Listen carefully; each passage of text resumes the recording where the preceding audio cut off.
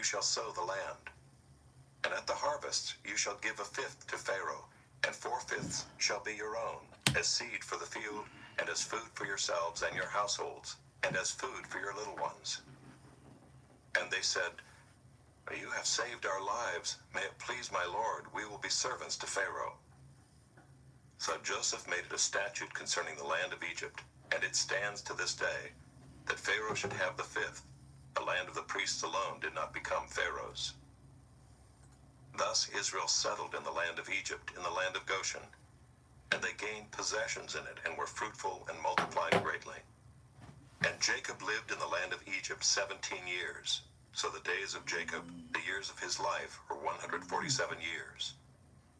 And when the time drew near that Israel must die, he called his son Joseph and said to him, If now I have found favor in your sight, put your hand under my thigh and promise to deal kindly and truly with me. Do not bury me in Egypt, but let me lie with my fathers. Carry me out of Egypt and bury me in their burying place. He answered, I will do as you have said. And he said, Swear to me. And he swore to him. Then Israel bowed himself upon the head of his bed.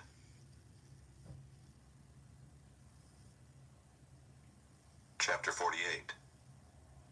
After this Joseph was told, Behold, your father is ill. So he took with him his 2 sons, Manasseh and Ephraim. And it was told to Jacob, Your son Joseph has come to you. Then Israel summoned his strength and sat up in bed. And Jacob said to Joseph, God Almighty appeared to me at Luz in the land of Canaan, and blessed me, and said to me, Behold, I will make you fruitful and multiply you, and I will make of you a company of peoples, and will give this land to your offspring after you for an everlasting possession.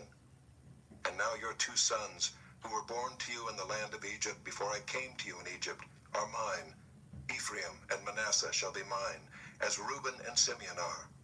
And the children that you fathered after them shall be yours. They shall be called by the name of their brothers in their inheritance. As for me, when I came from Paddan, to my sorrow Rachel died in the land of Canaan on the way, when there was still some distance to go to Ephrath. And I buried her there on the way to Ephrath, that is, Bethlehem. When Israel saw Joseph's sons, he said, Who are these? Joseph said to his father, They are my sons, whom God has given me here. And he said, Bring them to me, please, that I may bless them. Now the eyes of Israel were dim with age, so that he could not see. So Joseph brought them near him, and he kissed them and embraced them.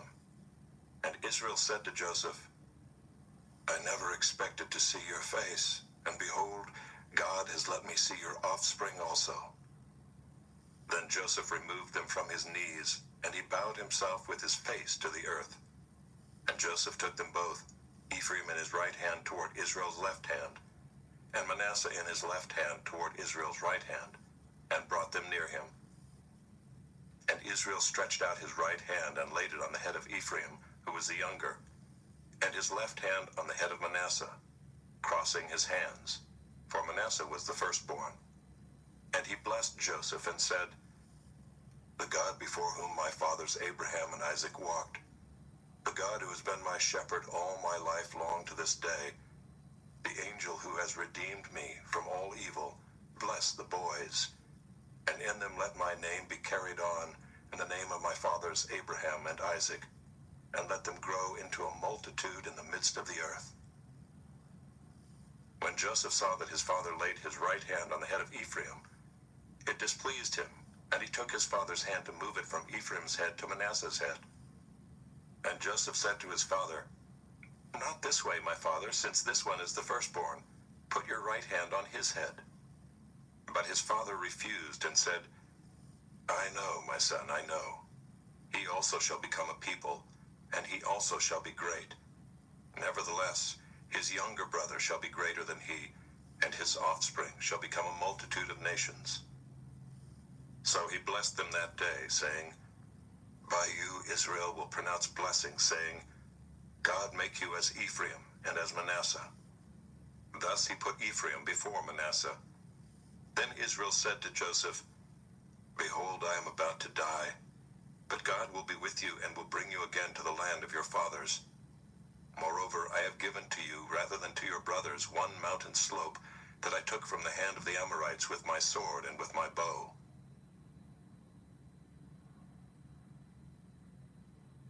Chapter 49.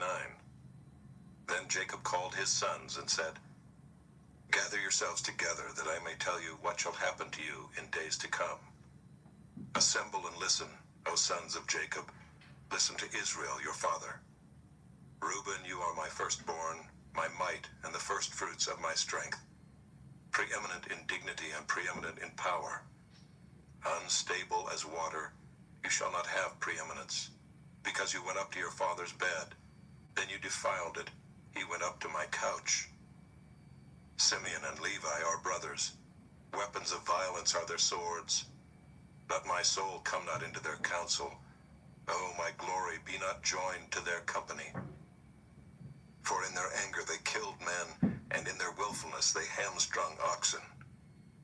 Cursed be their anger, for it is fierce, and their wrath, for it is cruel. I will divide them in Jacob and scatter them in Israel. Judah, your brothers shall praise you. Your hand shall be on the neck of your enemies. Your father's sons shall bow down before you. Judah is a lion's cub. From the prey, my son, you have gone up. He stooped down, he crouched as a lion and as a lioness. Who dares rouse him? The scepter shall not depart from Judah, nor the ruler's staff from between his feet, until tribute comes to him, and to him shall be the obedience of the peoples. Binding his foal to the vine, and his donkey's colt to the choice vine, he has washed his garments in wine, and his vesture in the blood of grapes. His eyes are darker than wine, and his teeth whiter than milk. Zebulun shall dwell at the shore of the sea. He shall become a haven for ships, and his border shall be at Sidon. Issachar is a strong donkey, crouching between the sheepfolds. He saw that a resting place was good, and that the land was pleasant. So he bowed his shoulder to bear, and became a servant at forced labor. Dan shall judge his people as one of the tribes of Israel.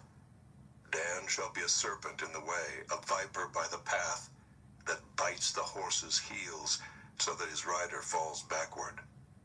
I wait for your salvation, O Lord. Raiders shall raid Gad, but he shall raid at their heels.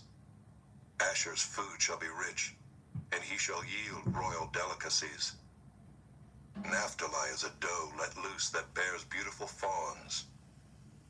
Joseph is a fruitful bough by a spring. His branches run over the wall. The archers bitterly attacked him, shot at him, and harassed him severely. Yet his bow remained unmoved. His arms were made agile by the hands of the mighty one of Jacob.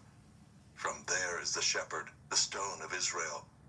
By the God of your father who will help you, by the Almighty who will bless you with blessings of heaven above, blessings of the deep that crouches beneath, blessings of the breasts and of the womb. The blessings of your father are mighty, beyond the blessings of my parents, up to the bounties of the everlasting hills. May they be on the head of Joseph, and on the brow of him who was set apart from his brothers. Benjamin is a ravenous wolf, in the morning devouring the prey, and at evening dividing the spoil. All these are the 12 tribes of Israel. This is what their father said to them as he blessed them, blessing each with the blessing suitable to him. Then he commanded them and said to them, I am to be gathered to my people. Bury me with my fathers in the cave that is in the field of Ephron the Hittite, in the cave that is in the field at Machpelah, to the east of Mamre in the land of Canaan, which Abraham bought with the field from Ephron the Hittite to possess as a burying place. There they buried Abraham and Sarah his wife. There they buried Isaac and Rebekah his wife. And there I buried Leah. The field and the cave that is in it were bought from the Hittites. When Jacob finished commanding his sons, he drew up his feet into the bed, and breathed his last, and was gathered to his people.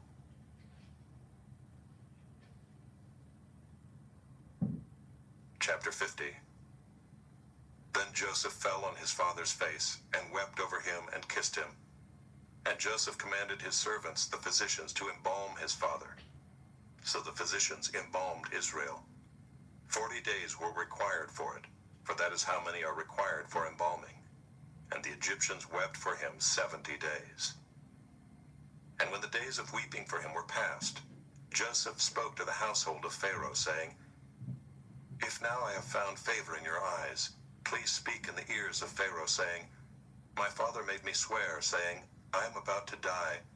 In my tomb that I hewed out for myself in the land of Canaan, there shall you bury me. Now therefore let me please go up and bury my father, then I will return. And Pharaoh answered, Go up and bury your father as he made you swear. So Joseph went up to bury his father. With him went up all the servants of Pharaoh, the elders of his household, and all the elders of the land of Egypt, as well as all the household of Joseph, his brothers, and his father's household. Only their children, their flocks, and their herds were left in the land of Goshen. And there went up with him both chariots and horsemen. It was a very great company. When they came to the threshing floor of Atad, which is beyond the Jordan, they lamented there with a very great and grievous lamentation. And he made a mourning for his father 7 days. When the inhabitants of the land, the Canaanites, saw the mourning on the threshing floor of Atad, they said, This is a grievous mourning by the Egyptians. Therefore the place was named Abel Mizraim. It is beyond the Jordan. Thus his sons did for him as he had commanded them.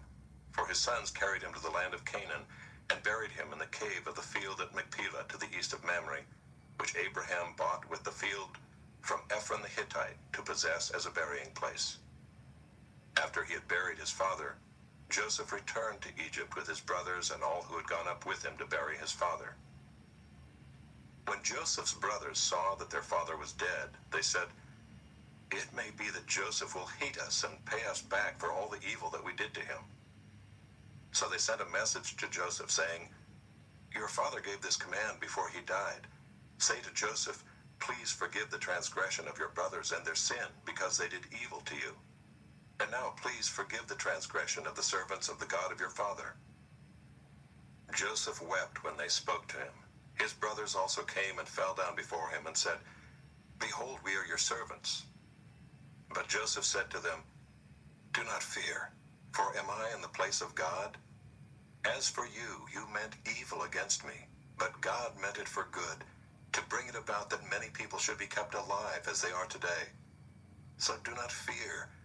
I will provide for you and your little ones. Thus he comforted them and spoke kindly to them.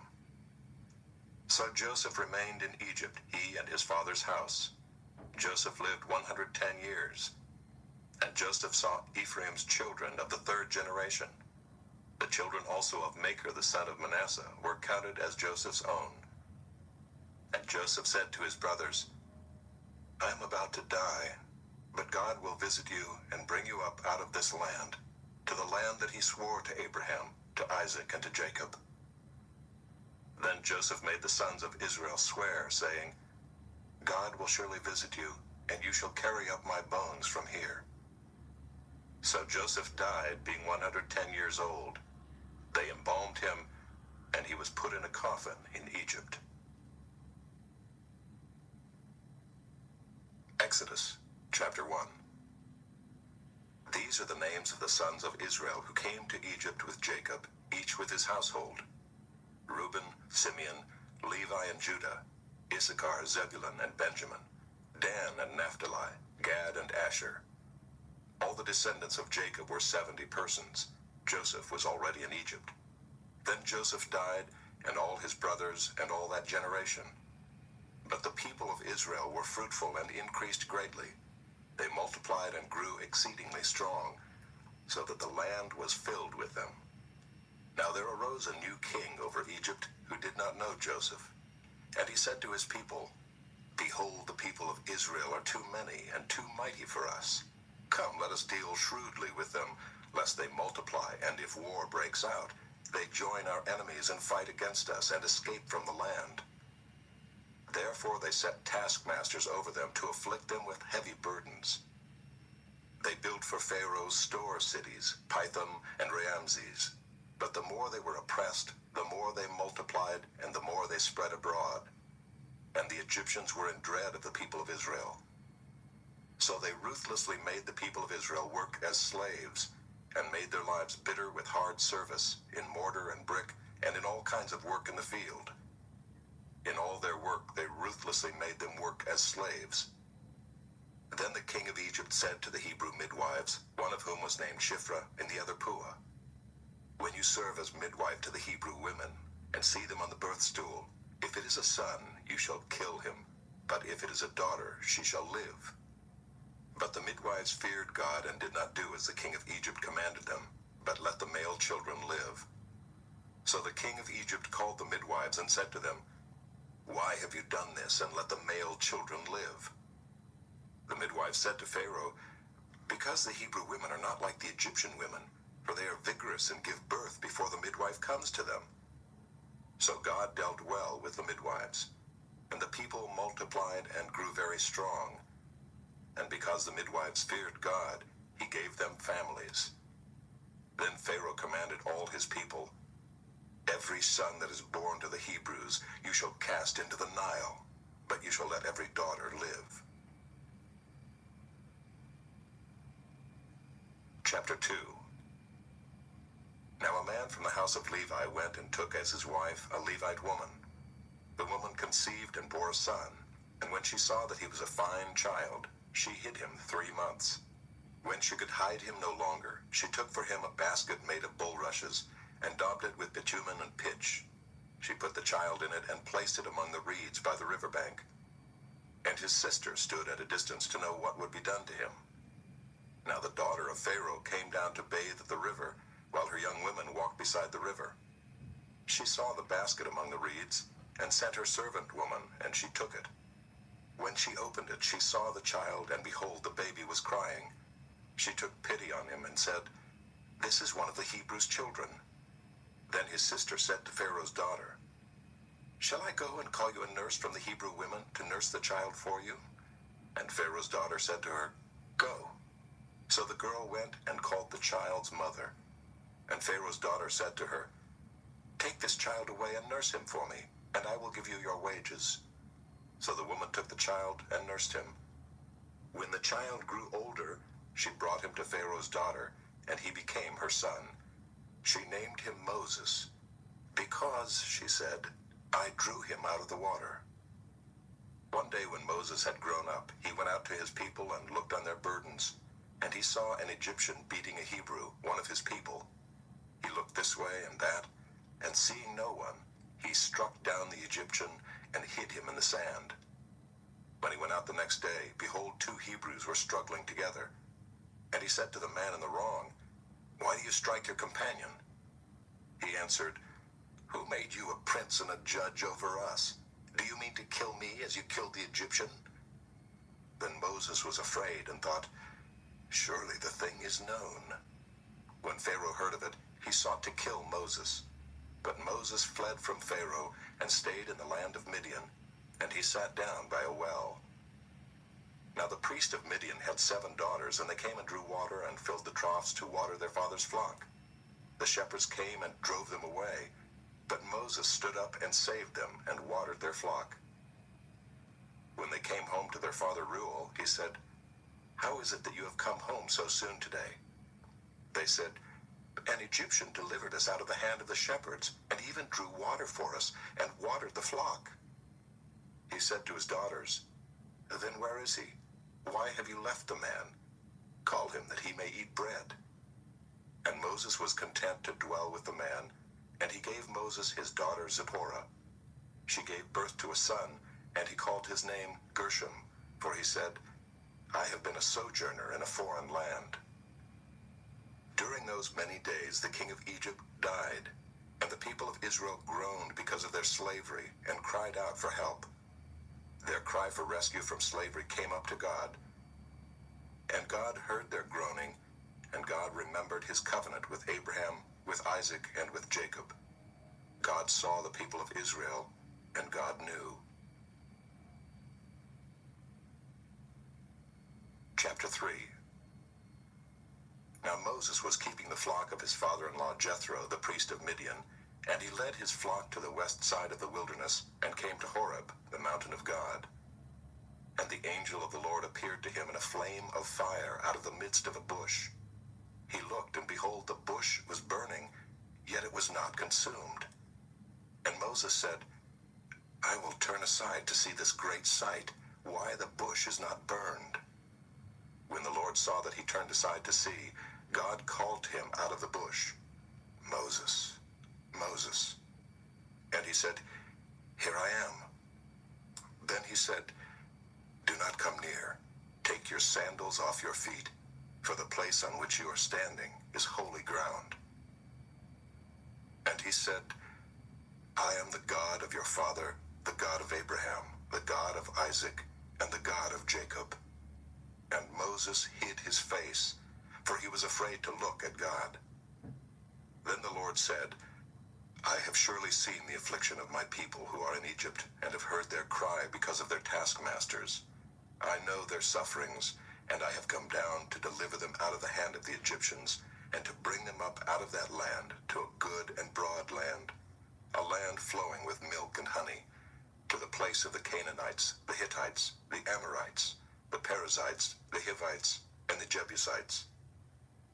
And now, behold, the cry of the people of Israel has come to me, and I have also seen the oppression with which the Egyptians oppress them.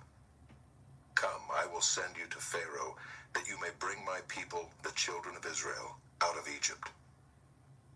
But Moses said to God, Who am I that I should go to Pharaoh and bring the children of Israel out of Egypt?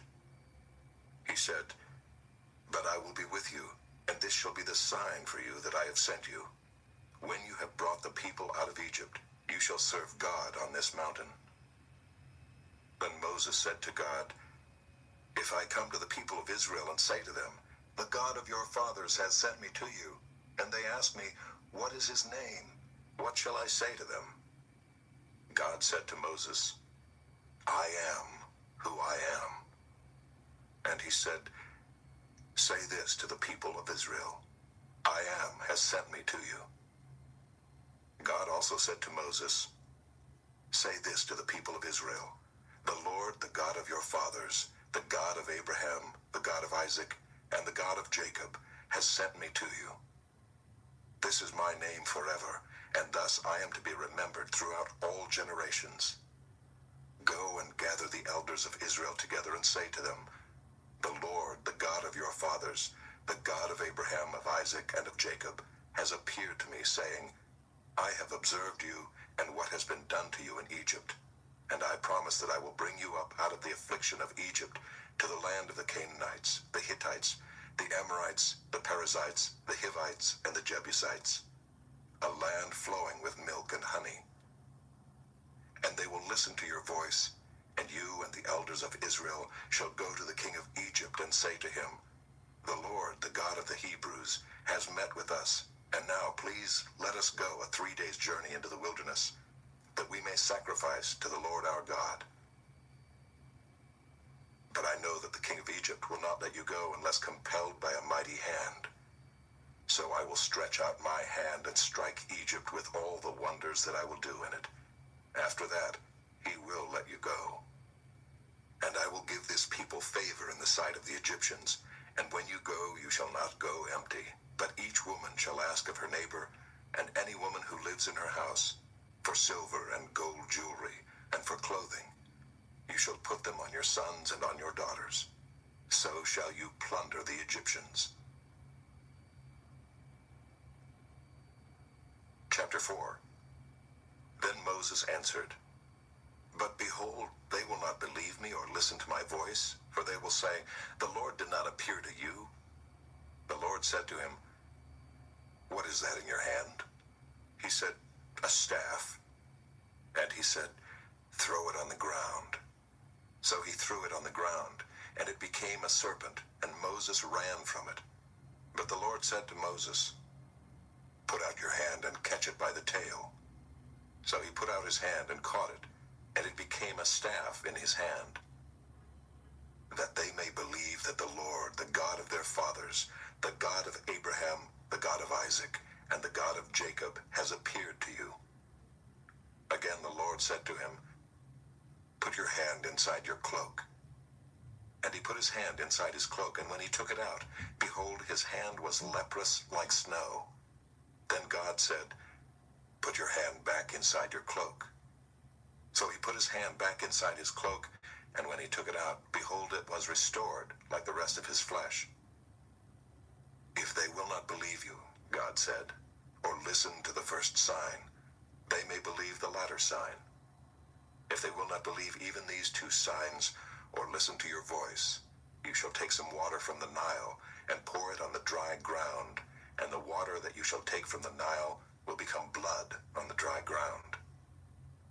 But Moses said to the Lord, "Oh, my Lord, I am not eloquent, either in the past or since you have spoken to your servant, but I am slow of speech and of tongue." Then the Lord said to him, "Who has made man's mouth? Who makes him mute or deaf or seeing or blind? Is it not I, the Lord? Now therefore go, and I will be with your mouth and teach you what you shall speak." But he said, "Oh, my Lord, please send someone else." Then the anger of the Lord was kindled against Moses, and he said, "Is there not Aaron your brother, the Levite? I know that he can speak well. Behold, he is coming out to meet you, and when he sees you, he will be glad in his heart. You shall speak to him and put the words in his mouth, and I will be with your mouth and with his mouth, and I will teach you both what to do. He shall speak for you to the people, and he shall be your mouth, and you shall be as God to him. And take in your hand this staff, with which you shall do the signs." Moses went back to Jethro, his father-in-law, and said to him, "Please let me go back to my brothers in Egypt to see whether they are still alive." And Jethro said to Moses, "Go in peace." And the Lord said to Moses in Midian, "Go back to Egypt, for all the men who were seeking your life are dead." So Moses took his wife and his sons and had them ride on a donkey and went back to the land of Egypt. And Moses took the staff of God in his hand. And the Lord said to Moses, "When you go back to Egypt, see that you do before Pharaoh all the miracles that I have put in your power. But I will harden his heart, so that he will not let the people go. Then you shall say to Pharaoh, 'Thus says the Lord, Israel is my firstborn son, and I say to you, let my son go that he may serve me. If you refuse to let him go, behold, I will kill your firstborn son.'" At a lodging place on the way, the Lord met him and sought to put him to death. Then Zipporah took a flint and cut off her son's foreskin and touched Moses' feet with it and said, "Surely you are a bridegroom of blood to me." So he let him alone. It was then that she said, "A bridegroom of blood," because of the circumcision. The Lord said to Aaron, "Go into the wilderness to meet Moses." So he went and met him at the mountain of God and kissed him. And Moses told Aaron all the words of the Lord with which he had sent him to speak, and all the signs that he had commanded him to do. Then Moses and Aaron went and gathered together all the elders of the people of Israel. Aaron spoke all the words that the Lord had spoken to Moses, and did the signs in the sight of the people. And the people believed, and when they heard that the Lord had visited the people of Israel, and that he had seen their affliction, they bowed their heads and worshipped.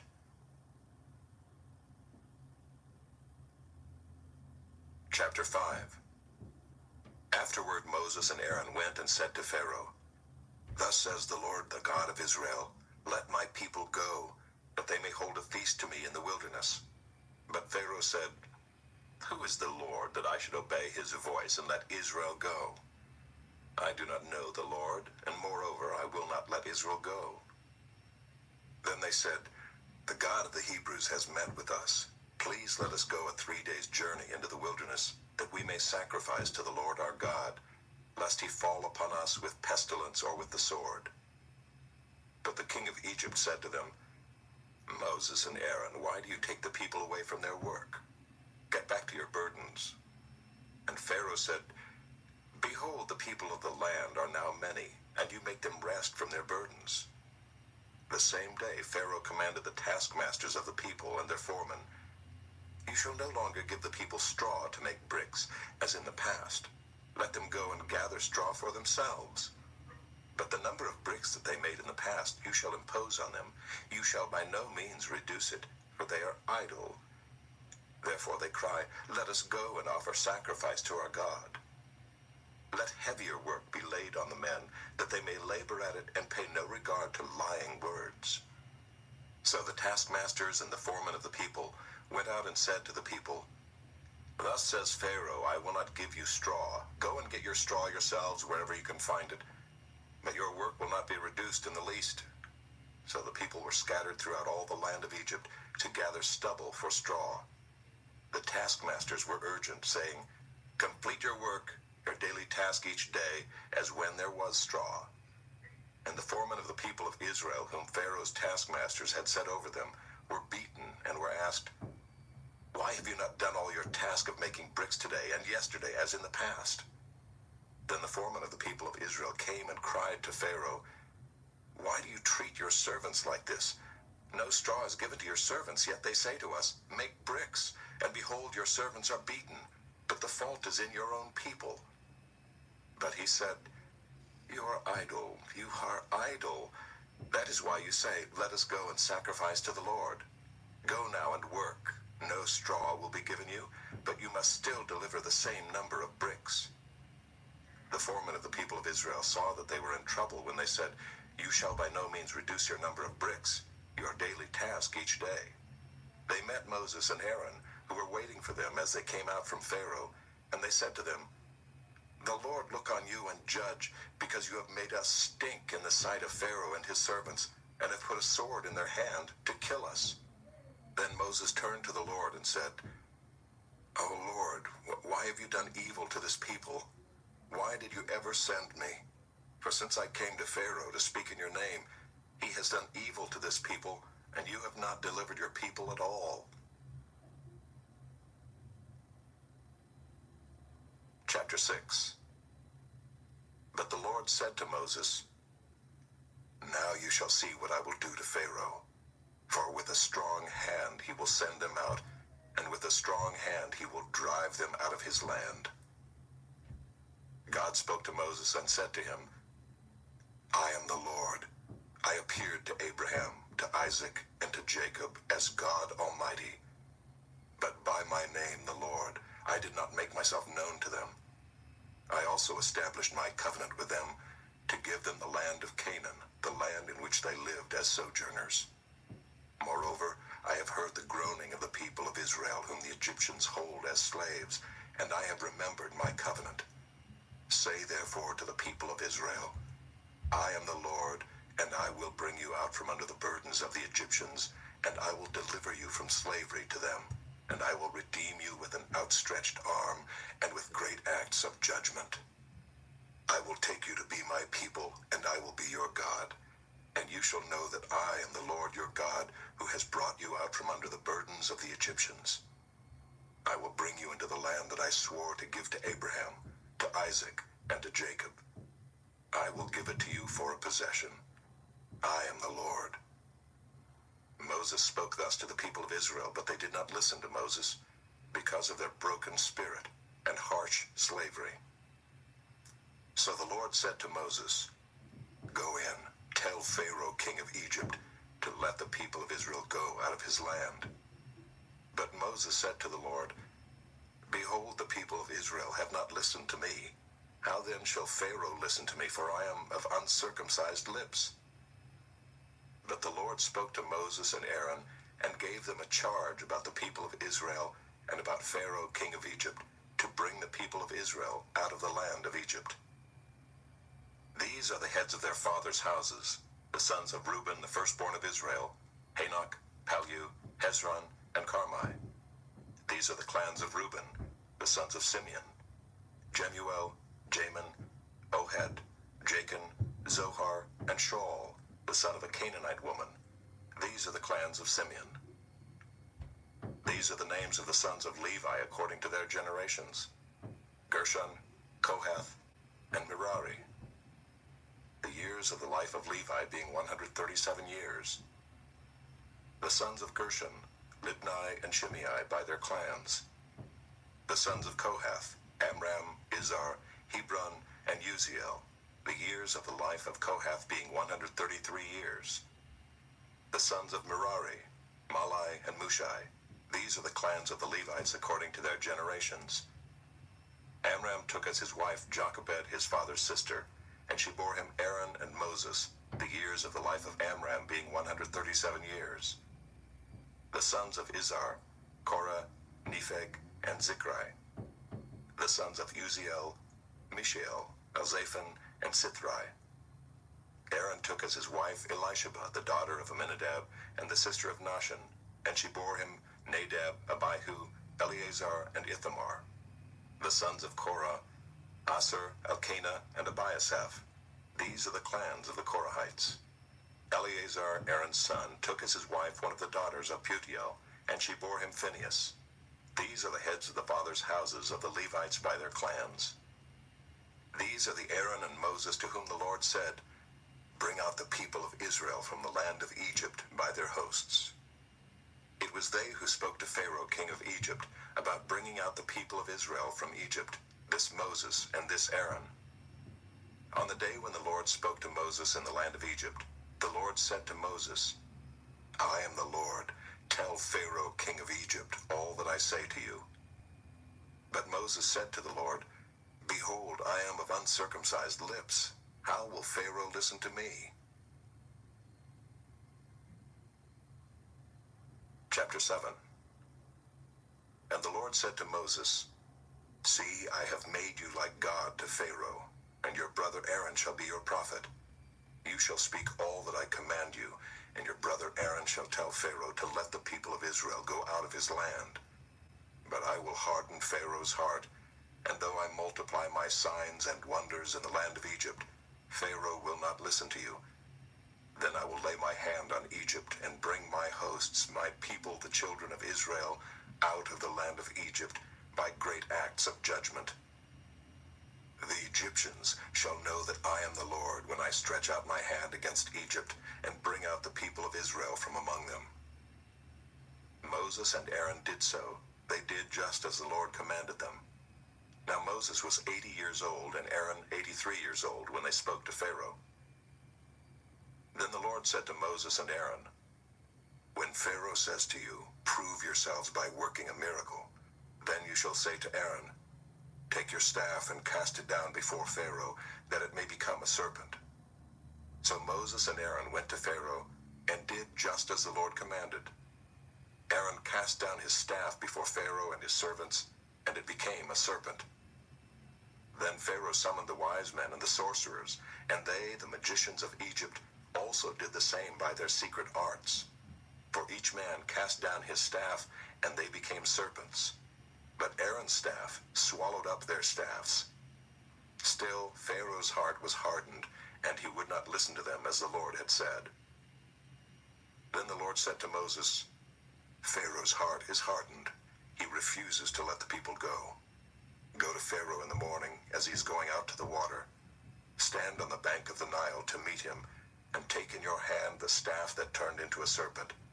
And you shall say to him, 'The Lord, the God of the Hebrews, sent me to you, saying, Let my people go, that they may serve me in the wilderness. But so far you have not obeyed. Thus says the Lord, By this you shall know that I am the Lord. Behold, with the staff that is in my hand, I will strike the water that is in the Nile, and it shall turn into blood.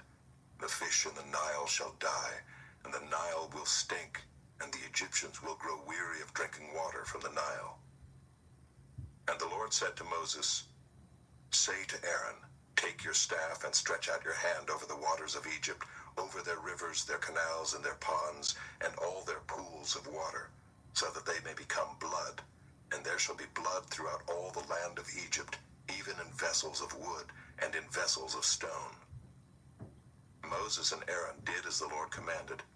In the sight of Pharaoh and in the sight of his servants, he lifted up the staff and struck the water in the Nile, and all the water in the Nile turned into blood.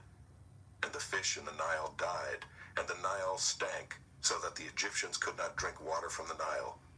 There was blood throughout all the land of Egypt, but the magicians of Egypt did the same by their secret arts.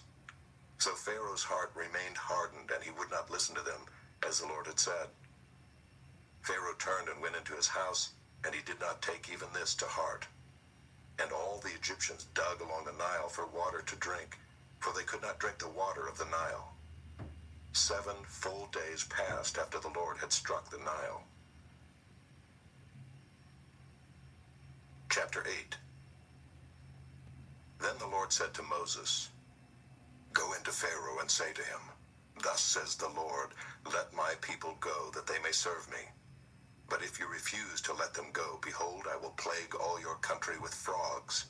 The Nile shall swarm with frogs that shall come up into your house and into your bedroom and on your bed and into the houses of your servants and your people and into your ovens and your kneading bowls. The frogs shall come up on you and on your people and on all your servants.'" And the Lord said to Moses, "Say to Aaron, stretch out your hand with your staff over the rivers, over the canals and over the pools, and make frogs come up on the land of Egypt." So Aaron stretched out his hand over the waters of Egypt, and the frogs came up and covered the land of Egypt. But the magicians did the same by their secret arts, and made frogs come up on the land of Egypt. Then Pharaoh called Moses and Aaron and said, "Plead with the Lord to take away the frogs from me and from my people, and I will let the people go to sacrifice to the Lord." Moses said to Pharaoh, "Be pleased to command me when I am to plead for you and for your servants and for your people, that the frogs be cut off from you and your houses, and be left only in the Nile."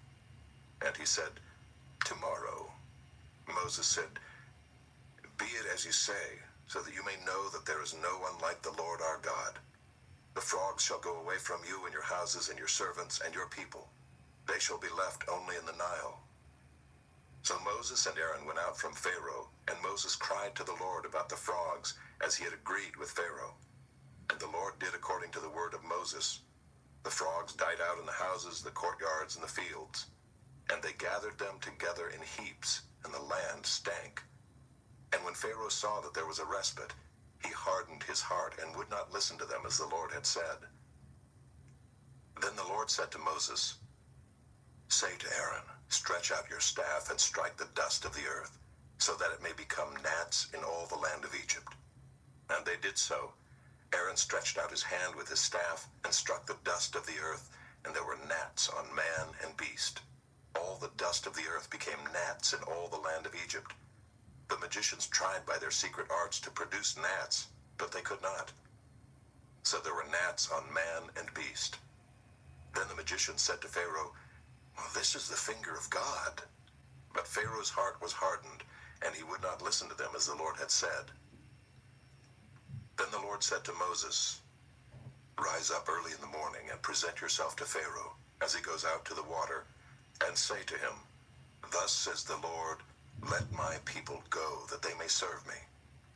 Or else if you will not let my people go, behold, I will send swarms of flies on you and your servants and your people and into your houses.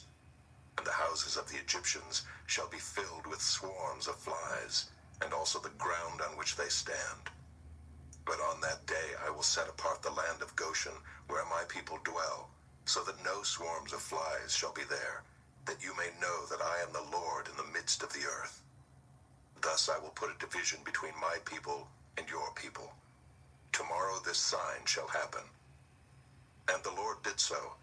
There came great swarms of flies into the house of Pharaoh and into his servants' houses. Throughout all the land of Egypt the land was ruined by the swarms of flies. Then Pharaoh called Moses and Aaron and said, 'Go, sacrifice to your God within the land.' But Moses said, 'It would not be right to do so, for the offerings we shall sacrifice to the Lord our God are an abomination to the Egyptians. If we sacrifice offerings abominable to the Egyptians before their eyes, will they not stone us? We must go 3 days' journey into the wilderness and sacrifice to the Lord our God as he tells us.' So Pharaoh said, 'I will let you go to sacrifice to the Lord your God in the wilderness, only you must not go very far away. Plead for me.' Then Moses said, Behold, I am going out from you, and I will plead with the Lord, that the swarms of flies may depart from Pharaoh, from his servants, and from his people tomorrow. Only let not Pharaoh cheat again by not letting the people go to sacrifice to the Lord.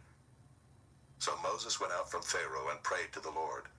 And the Lord did as Moses asked, and removed the swarms of flies from Pharaoh, from his servants, and from his people. Not one remained. But Pharaoh hardened his heart this time also, and did not let the people go. Chapter 9. Then the Lord said to Moses, Go into Pharaoh and say to him, Thus says the Lord, the God of the Hebrews, Let my people go, that they may serve me. For if you refuse to let them go, and still hold them, behold, the hand of the Lord will fall with a very severe plague upon your livestock that are in the field, the horses, the donkeys, the camels, the herds, and the flocks. But the Lord will make a distinction between the livestock of Israel and the livestock of Egypt, so that nothing of all that belongs to the people of Israel shall die. And the Lord set a time, saying, Tomorrow the Lord will do this thing in the land. And the next day the Lord did this thing. All the livestock of the Egyptians died, but not one of the livestock of the people of Israel died. And Pharaoh sent, and behold, not one of the livestock of Israel was dead. But the heart of Pharaoh was hardened, and he did not let the people go. And the Lord said to Moses and Aaron, Take handfuls of soot from the kiln, and let Moses throw them in the air in the sight of Pharaoh. It shall become fine dust over all the land of Egypt, and become boils breaking out in sores on man and beast throughout all the land of Egypt. So they took the soot from the kiln and stood before Pharaoh. And Moses threw it in the air, and it became boils breaking out in sores on man and beast. And the magicians could not stand before Moses because of the boils, for the boils came upon the magicians and upon all the Egyptians. But the Lord hardened the heart of Pharaoh, and he did not listen to them, as the Lord had spoken to Moses. Then the Lord said to Moses, Rise up early in the morning, and present yourself before Pharaoh, and say to him, Thus says the Lord, the God of the Hebrews, Let my people go, that they may serve me. For this time I will send all my plagues on you yourself, and on your servants, and your people, so that you may know that there is none like me in all the earth. For by now I could have put out my hand, and struck you and your people with pestilence, and you would have been cut off from the earth. But for this purpose I have raised you up, to show you my power, so that my name may be proclaimed in all the earth. You are still exalting yourself against my people, and will not let them go. Behold, about this time tomorrow, I will cause very heavy hail to fall, such as never has been in Egypt from the day it was founded until now. Now therefore send, get your livestock and all that you have in the field into safe shelter. For every man and beast that is in the field and is not brought home will die when the hail falls on them. Then whoever feared the word of the Lord among the servants of Pharaoh hurried his slaves and his livestock into the houses. But whoever did not pay attention to the word of the Lord left his slaves and his livestock in the field. Then the Lord said to Moses, Stretch out your hand toward heaven, so that there may be hail in all the land of Egypt, on man and beast, and every plant of the field in the land of Egypt. Then Moses stretched out his staff toward heaven, and the Lord sent thunder and hail, and fire ran down to the earth. And the Lord rained hail upon the land of Egypt. There was hail and fire flashing continually in the midst of the hail, very heavy hail, such as had never been in all the land of Egypt since it became a nation. The hail struck down everything that was in the field in all the land of Egypt, both man and beast. And the hail struck down every plant of the field, and broke every tree of the field. Only in the land of Goshen, where the people of Israel were, was there no hail. Then Pharaoh sent and called Moses and Aaron and said to them, This time I have sinned. The Lord is in the right, and I and my people are in the wrong. Plead with the Lord, for there has been enough of God's thunder and hail. I will let you go, and you shall stay no longer. Moses said to him, As soon as I have gone out of the city, I will stretch out my hands to the Lord, The thunder will cease, and there will be no more hail, so that you may know that the earth is the Lord's. But as for you and your servants, I know that you do not yet fear the Lord God. The flax and the barley were struck down, for the barley was in the ear, and the flax was in bud. But the wheat and the emmer were not struck down, for they are late in coming up. So Moses went out of the city from Pharaoh and stretched out his hands to the Lord, and the thunder and the hail ceased, and the rain no longer poured upon the earth. But when Pharaoh saw that the rain and the hail and the thunder had ceased, he sinned yet again, and hardened his heart, he and his servants. So the heart of Pharaoh was hardened, and he did not let the people of Israel go, just as the Lord had spoken through Moses. Chapter 10.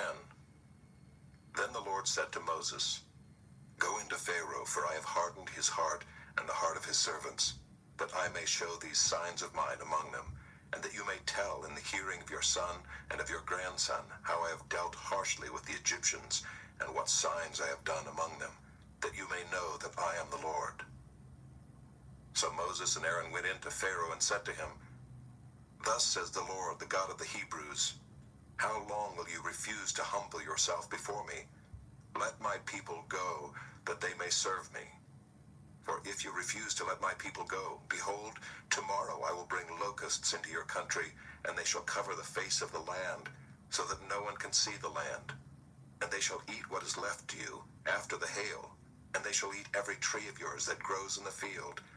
And they shall fill your houses and the houses of all your servants and of all the Egyptians, as neither your fathers nor your grandfathers have seen, from the day they came on earth to this day. Then he turned and went out from Pharaoh. Then Pharaoh's servants said to him, How long shall this man be a snare to us? Let the man go, that they may serve the Lord their God. Do you not yet understand that Egypt is ruined? So Moses and Aaron were brought back to Pharaoh, and he said to them, Go, serve the Lord your God. But which ones are to go? Moses said, We will go with our young and our old. We will go with our sons and daughters, and with our flocks and herds, for we must hold a feast to the Lord. But he said to them, The Lord be with you if ever I let you and your little ones go. Look, you have some evil purpose in mind. No. Go, the men among you, and serve the Lord, for that is what you are asking. And they were driven out from Pharaoh's presence. Then the Lord said to Moses, Stretch out your hand over the land of Egypt for the locusts, so that they may come upon the land of Egypt and eat every plant in the land, all that the hail has left. So Moses stretched out his staff over the land of Egypt, and the Lord brought an east wind upon the land all that day and all that night. When it was morning, the east wind had brought the locusts. The locusts came up over all the land of Egypt and settled on the whole country of Egypt, such a dense swarm of locusts as had never been before, nor ever will be again. They covered the face of the whole land, so that the land was darkened, and they ate all the plants in the land, and all the fruit of the trees that the hail had left. Not a green thing remained, neither tree nor plant of the field, through all the land of Egypt. Then Pharaoh hastily called Moses and Aaron and said, I have sinned against the Lord your God and against you. Now therefore, forgive my sin, please, only this once, and plead with the Lord your God only to remove this death from me. So he went out from Pharaoh and pleaded with the Lord. And the Lord turned the wind into a very strong west wind, which lifted the locusts and drove them into the Red Sea. Not a single locust was left in all the country of Egypt. But the Lord hardened Pharaoh's heart, and he did not let the people of Israel go. Then the Lord said to Moses, Stretch out your hand toward heaven, that there may be darkness over the land of Egypt, a darkness to be felt. So Moses stretched out his hand toward heaven, and there was pitch darkness in all the land of Egypt 3 days. They did not see one another, nor did anyone rise from his place for 3 days, but all the people of Israel had light where they lived. Then Pharaoh called Moses and said, Go, serve the Lord. Your little ones also may go with you. Only let your flocks and your herds remain behind. But Moses said, You must also let us have sacrifices and burnt offerings, that we may sacrifice to the Lord our God. Our livestock also must go with us. Not a hoof shall be left behind, for we must take of them to serve the Lord our God, and we do not know with what we must serve the Lord until we arrive there." But the Lord hardened Pharaoh's heart, and he would not let them go. Then Pharaoh said to him, "Get away from me. Take care never to see my face again, for on the day you see my face, you shall die." Moses said, "As you say, I will not see your face again." Chapter 11. The Lord said to Moses, "Yet one plague more I will bring upon Pharaoh and upon Egypt. Afterward he will let you go from here. When he lets you go, he will drive you away completely. Speak now in the hearing of the people, that they ask every man of his neighbor and every woman of her neighbor for silver and gold jewelry." And the Lord gave the people favor in the sight of the Egyptians. Moreover, the man Moses was very great in the land of Egypt, in the sight of Pharaoh's servants, and in the sight of the people. So Moses said, "Thus says the Lord, about midnight I will go out in the midst of Egypt, and every firstborn in the land of Egypt shall die, from the firstborn of Pharaoh who sits on his throne, even to the firstborn of the slave girl who is behind the handmill, and all the firstborn of the cattle. There shall be a great cry throughout all the land of Egypt, such as there has never been, nor ever will be again. But not a dog shall growl against any of the people of Israel, either man or beast, that you may know that the Lord makes a distinction between Egypt and Israel. And all these your servants shall come down to me, and bow down to me, saying, Get out, you and all the people who follow you. And after that I will go out." And he went out from Pharaoh in hot anger. Then the Lord said to Moses, "Pharaoh will not listen to you, that my wonders may be multiplied in the land of Egypt." Moses and Aaron did all these wonders before Pharaoh, and the Lord hardened Pharaoh's heart, and he did not let the people of Israel go out of his land. Chapter 12. The Lord said to Moses and Aaron in the land of Egypt, "This month shall be for you the beginning of months. It shall be the first month of the year for you. Tell all the congregation of Israel that on the 10th day of this month every man shall take a lamb according to their fathers' houses, a lamb for a household. And if the household is too small for a lamb, then he and his nearest neighbor shall take according to the number of persons. According to what each can eat, you shall make your count for the lamb. Your lamb shall be without blemish, a male a year old. You may take it from the sheep or from the goats, and you shall keep it until the 14th day of this month. And the whole assembly of the congregation of Israel shall kill their lambs at twilight. Then they shall take some of the blood and put it on the 2 doorposts and the lintel of the houses in which they eat it. They shall eat the flesh that night, roasted on the fire. With unleavened bread and bitter herbs they shall eat it. Do not eat any of it raw or boiled in water, but roasted, its head with its legs and its inner parts. And you shall let none of it remain until the morning. Anything that remains until the morning you shall burn. In this manner you shall eat it, with your belt fastened, your sandals on your feet, and your staff in your hand. And you shall eat it in haste. It is the Lord's Passover. For I will pass through the land of Egypt that night, and I will strike all the firstborn in the land of Egypt, both man and beast. And on all the gods of Egypt I will execute judgments. I am the Lord. The blood shall be a sign for you on the houses where you are. And when I see the blood, I will pass over you, and no plague will befall you to destroy you when I strike the land of Egypt. This day shall be for you a memorial day, and you shall keep it as a feast to the Lord throughout your generations, as a statute forever. You shall keep it as a feast. 7 days you shall eat unleavened bread. On the first day you shall remove leaven out of your houses. For if anyone eats what is leavened, from the first day until the 7th day, that person shall be cut off from Israel. On the first day you shall hold a holy assembly, and on the 7th day a holy assembly. No work shall be done on those days. But what everyone needs to eat, that alone may be prepared by you. And you shall observe the feast of unleavened bread, for on this very day I brought your hosts out of the land of Egypt. Therefore you shall observe this day throughout your generations as a statute forever. In the first month, from the 14th day of the month at evening, you shall eat unleavened bread until the 21st day of the month at evening. For 7 days no leaven is to be found in your houses. If anyone eats what is leavened, that person will be cut off from the congregation of Israel, whether he is a sojourner or a native of the land. You shall eat nothing leavened. In all your dwelling places you shall eat unleavened bread. Then Moses called all the elders of Israel and said to them, Go and select lambs for yourselves according to your clans, and kill the Passover lamb. Take a bunch of hyssop and dip it in the blood that is in the basin, and touch the lintel and the 2 doorposts with the blood that is in the basin. None of you shall go out of the door of his house until the morning. For the Lord will pass through to strike the Egyptians, and when he sees the blood on the lintel and on the 2 doorposts, the Lord will pass over the door, and will not allow the destroyer to enter your houses to strike you. You shall observe this rite as a statute for you and for your sons forever.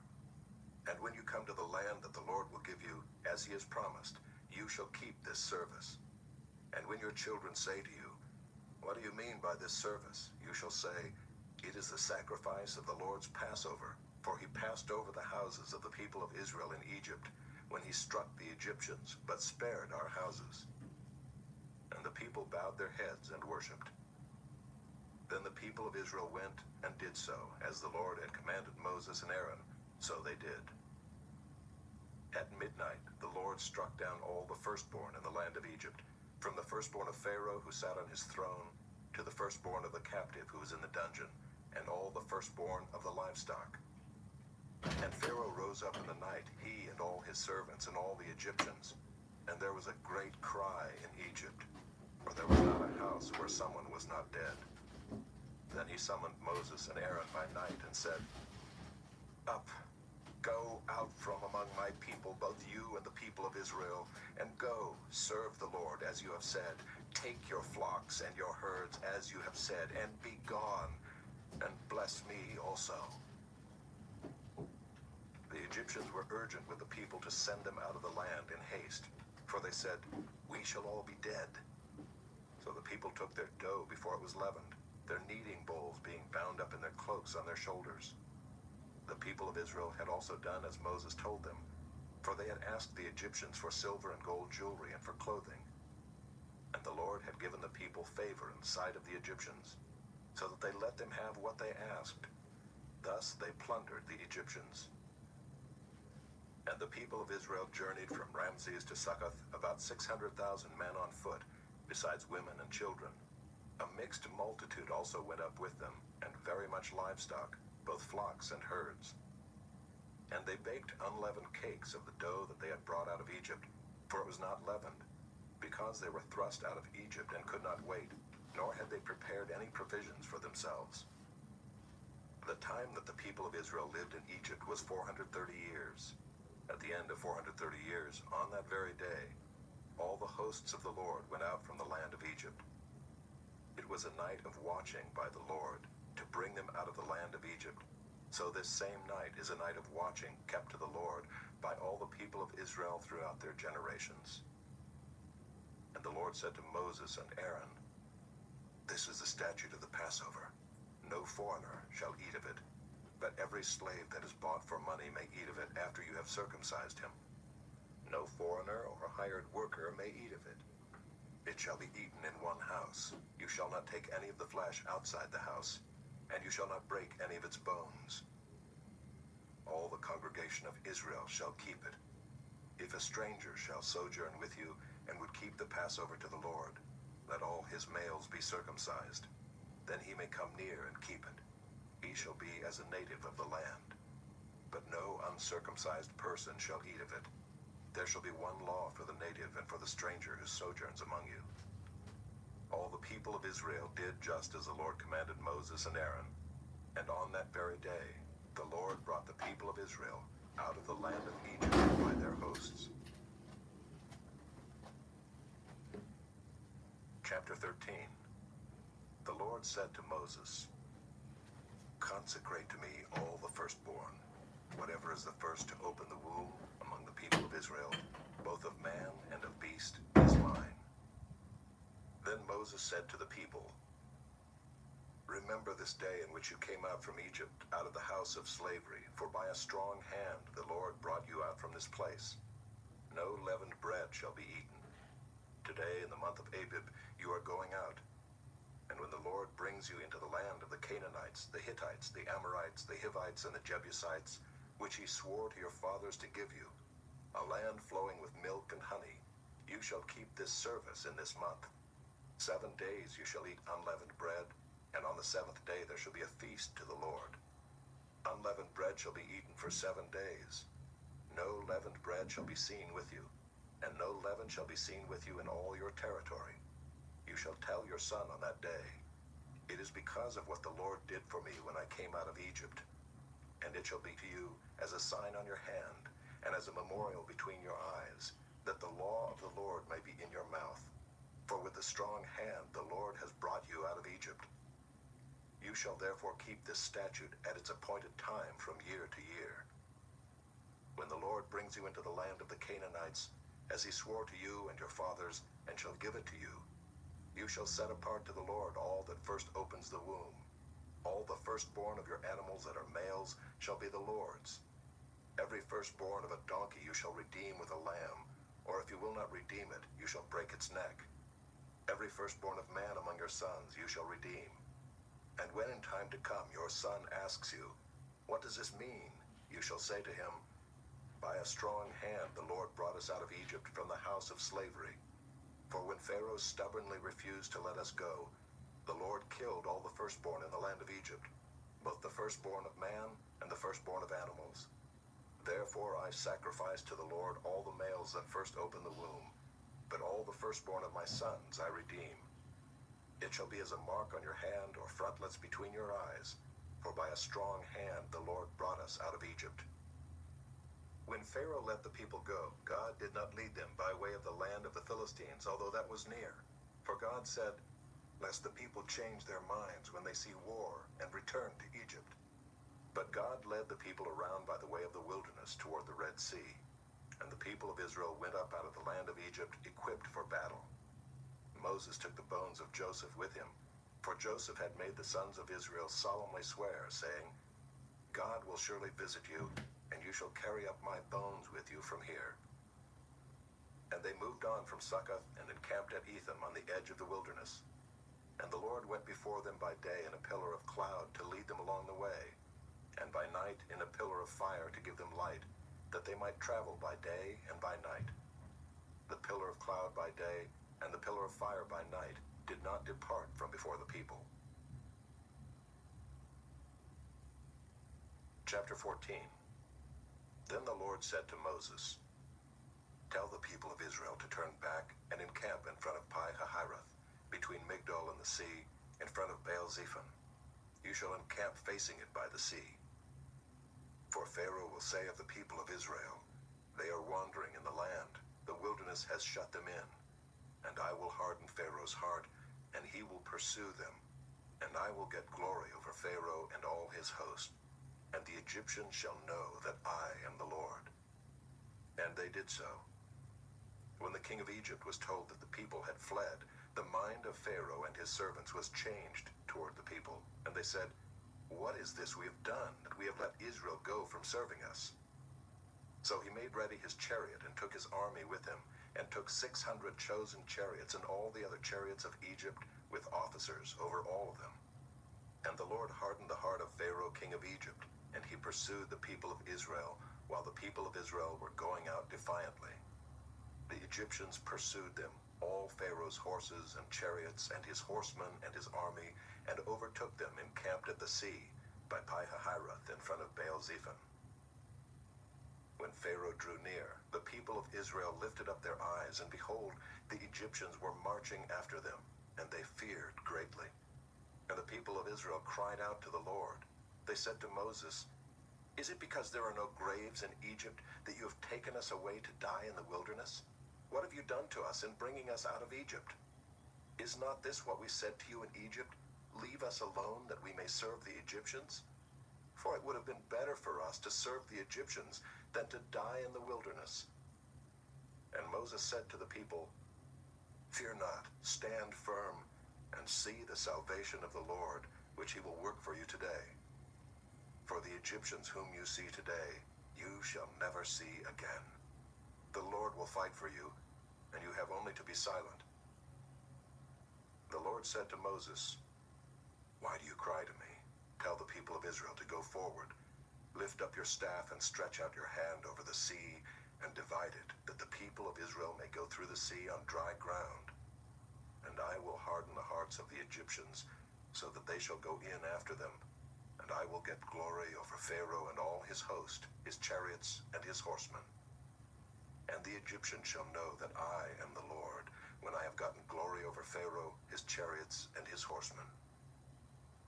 Then the angel of God, who was going before the host of Israel, moved and went behind them, and the pillar of cloud moved from before them and stood behind them, coming between the host of Egypt and the host of Israel. And there was the cloud and the darkness, and it lit up the night, without one coming near the other all night. Then Moses stretched out his hand over the sea, and the Lord drove the sea back by a strong east wind all night, and made the sea dry land, and the waters were divided. And the people of Israel went into the midst of the sea on dry ground, the waters being a wall to them on their right hand and on their left. The Egyptians pursued and went in after them into the midst of the sea, all Pharaoh's horses, his chariots, and his horsemen.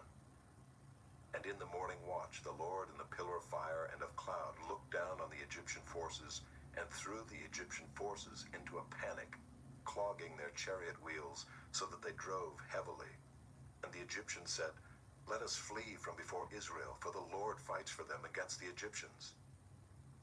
Then the Lord said to Moses, "Stretch out your hand over the sea, that the water may come back upon the Egyptians, upon their chariots, and upon their horsemen." So Moses stretched out his hand over the sea, and the sea returned to its normal course when the morning appeared. And as the Egyptians fled into it, the Lord threw the Egyptians into the midst of the sea.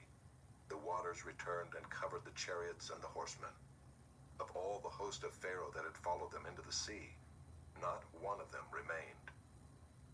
But the people of Israel walked on dry ground through the sea, the waters being a wall to them on their right hand and on their left. Thus the Lord saved Israel that day from the hand of the Egyptians, and Israel saw the Egyptians dead on the seashore. Israel saw the great power that the Lord used against the Egyptians, so the people feared the Lord, and they believed in the Lord and in his servant Moses. Chapter 15. Then Moses and the people of Israel sang this song to the Lord, saying, "I will sing to the Lord, for he has triumphed gloriously. The horse and his rider he has thrown into the sea. The Lord is my strength and my song, and he has become my salvation. This is my God, and I will praise him, my father's God, and I will exalt him. The Lord is a man of war, the Lord is his name. Pharaoh's chariots and his host he cast into the sea, and his chosen officers were sunk in the Red Sea. The floods covered them, they went down into the depths like a stone. Your right hand, O Lord, glorious in power. Your right hand, O Lord, shatters the enemy. In the greatness of your majesty you overthrow your adversaries. You send out your fury, it consumes them like stubble.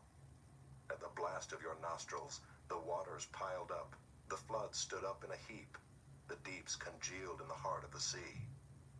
The enemy said, I will pursue, I will overtake, I will divide the spoil. My desire shall have its fill of them. I will draw my sword, my hand shall destroy them. You blew with your wind, the sea covered them. They sank like lead in the mighty waters. Who is like you, O Lord, among the gods? Who is like you, majestic in holiness, awesome in glorious deeds, doing wonders? You stretched out your right hand, the earth swallowed them. You have led in your steadfast love the people whom you have redeemed. You have guided them by your strength to your holy abode. The peoples have heard, they tremble. Pangs have seized the inhabitants of Philistia. Now are the chiefs of Edom dismayed. Trembling seizes the leaders of Moab. All the inhabitants of Canaan have melted away. Terror and dread fall upon them. Because of the greatness of your arm, they are still as a stone. Till your people, O Lord, pass by, till the people pass by whom you have purchased. You will bring them in and plant them on your own mountain, the place, O Lord, which you have made for your abode, the sanctuary, O Lord, which your hands have established. The Lord will reign forever and ever. For when the horses of Pharaoh with his chariots and his horsemen went into the sea, the Lord brought back the waters of the sea upon them, but the people of Israel walked on dry ground in the midst of the sea. Then Miriam the prophetess, the sister of Aaron, took a tambourine in her hand, and all the women went out after her with tambourines and dancing. And Miriam sang to them, "Sing to the Lord, for he has triumphed gloriously. The horse and his rider he has thrown into the sea." Then Moses made Israel set out from the Red Sea, and they went into the wilderness of Shur. They went 3 days in the wilderness and found no water. When they came to Marah, they could not drink the water of Marah because it was bitter. Therefore it was named Marah. And the people grumbled against Moses, saying, "What shall we drink?" And he cried to the Lord, and the Lord showed him a log, and he threw it into the water, and the water became sweet. There the Lord made for them a statute and a rule, and there he tested them, saying, "If you will diligently listen to the voice of the Lord your God, and do that which is right in his eyes, and give ear to his commandments, and keep all his statutes, I will put none of the diseases on you that I put on the Egyptians, for I am the Lord your healer." Then they came to Elim, where there were 12 springs of water and 70 palm trees, and they encamped there by the water. Chapter 16. They set out from Elim, and all the congregation of the people of Israel came to the wilderness of Sin, which is between Elim and Sinai, on the 15th day of the 2nd month after they had departed from the land of Egypt. And the whole congregation of the people of Israel grumbled against Moses and Aaron in the wilderness. And the people of Israel said to them, "Would that we had died by the hand of the Lord in the land of Egypt, when we sat by the meat pots and ate bread to the full. For you have brought us out into this wilderness to kill this whole assembly with hunger." Then the Lord said to Moses, "Behold, I am about to rain bread from heaven for you, and the people shall go out and gather a day's portion every day, that I may test them, whether they will walk in my law or not. On the 6th day, when they prepare what they bring in, it will be twice as much as they gather daily." So Moses and Aaron said to all the people of Israel, "At evening you shall know that it was the Lord who brought you out of the land of Egypt, and in the morning you shall see the glory of the Lord, because he has heard your grumbling against the Lord. For what are we that you grumble against us?" And Moses said, "When the Lord gives you in the evening meat to eat, and in the morning bread to the full, because the Lord has heard your grumbling, that you grumble against him, what are we? Your grumbling is not against us, but against the Lord." Then Moses said to Aaron, "Say to the whole congregation of the people of Israel, 'Come near before the Lord, for he has heard your grumbling.'" And as soon as Aaron spoke to the whole congregation of the people of Israel, they looked toward the wilderness, and behold, the glory of the Lord appeared in the cloud. And the Lord said to Moses, "I have heard the grumbling of the people of Israel. Say to them, at twilight you shall eat meat, and in the morning you shall be filled with bread. Then you shall know that I am the Lord your God." In the evening quail came up and covered the camp, and in the morning dew lay around the camp. And when the dew had gone up, there was on the face of the wilderness a fine, flake-like thing, fine as frost on the ground. When the people of Israel saw it, they said to one another, "What is it?" For they did not know what it was. And Moses said to them, "It is the bread that the Lord has given you to eat. This is what the Lord has commanded. Gather of it, each one of you, as much as he can eat. You shall each take an omer according to the number of the persons that each of you has in his tent." And the people of Israel did so. They gathered, some more, some less. But when they measured it with an omer, whoever gathered much had nothing left over, and whoever gathered little had no lack. Each of them gathered as much as he could eat. And Moses said to them, "Let no one leave any of it over till the morning." But they did not listen to Moses. Some left part of it till the morning, and it bred worms and stank. And Moses was angry with them. Morning by morning they gathered it, each as much as he could eat. But when the sun grew hot, it melted. On the 6th day they gathered twice as much bread, 2 omers each. And when all the leaders of the congregation came and told Moses, he said to them, "This is what the Lord has commanded. Tomorrow is a day of solemn rest, a holy Sabbath to the Lord. Bake what you will bake, and boil what you will boil, and all that is left over lay aside to be kept till the morning." So they laid it aside till the morning, as Moses commanded them, and it did not stink, and there were no worms in it.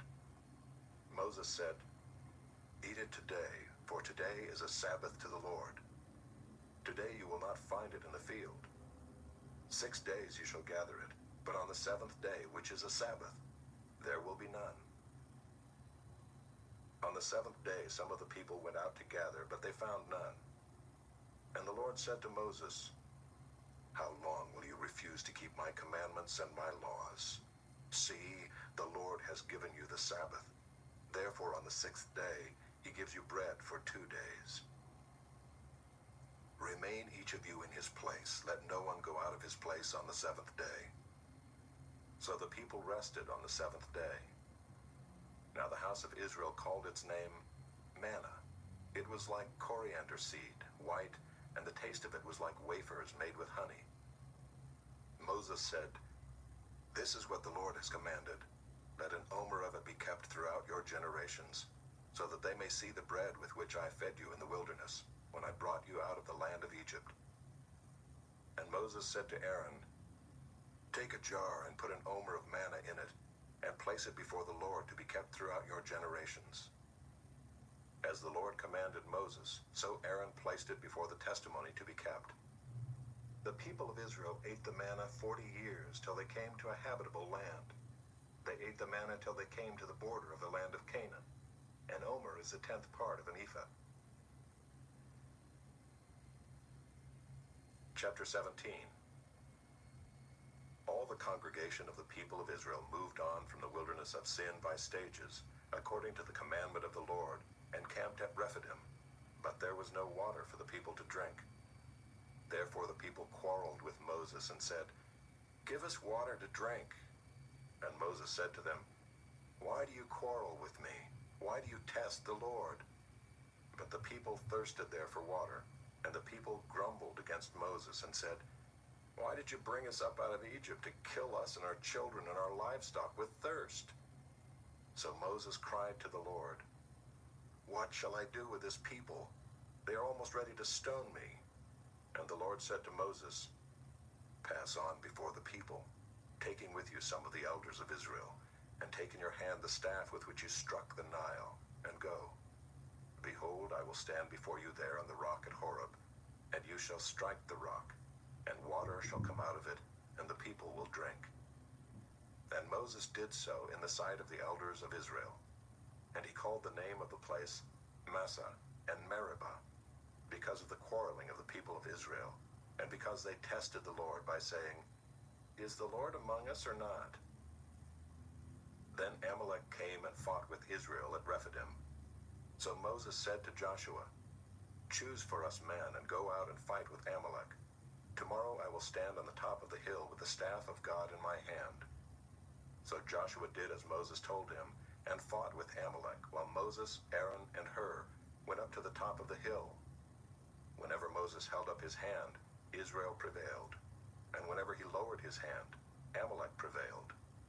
But Moses' hands grew weary, so they took a stone and put it under him, and he sat on it, while Aaron and Hur held up his hands, one on one side and the other on the other side. So his hands were steady until the going down of the sun. And Joshua overwhelmed Amalek and his people with the sword.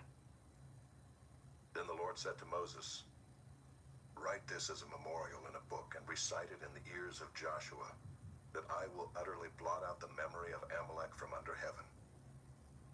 And Moses built an altar and called the Lord is my banner, saying, a hand upon the throne of the Lord. The Lord will have war with Amalek from generation to generation. Chapter 18. Jethro, the priest of Midian, Moses' father-in-law, heard of all that God had done for Moses and for Israel his people, how the Lord had brought Israel out of Egypt. Now Jethro, Moses' father-in-law, had taken Zipporah, Moses' wife, after he had sent her home, along with her 2 sons. The name of the one was Gershom, for he said, I have been a sojourner in a foreign land. And the name of the other, Eliezer, for he said, the God of my father was my help, and delivered me from the sword of Pharaoh. Jethro, Moses' father-in-law, came with his sons and his wife to Moses in the wilderness where he was encamped at the mountain of God.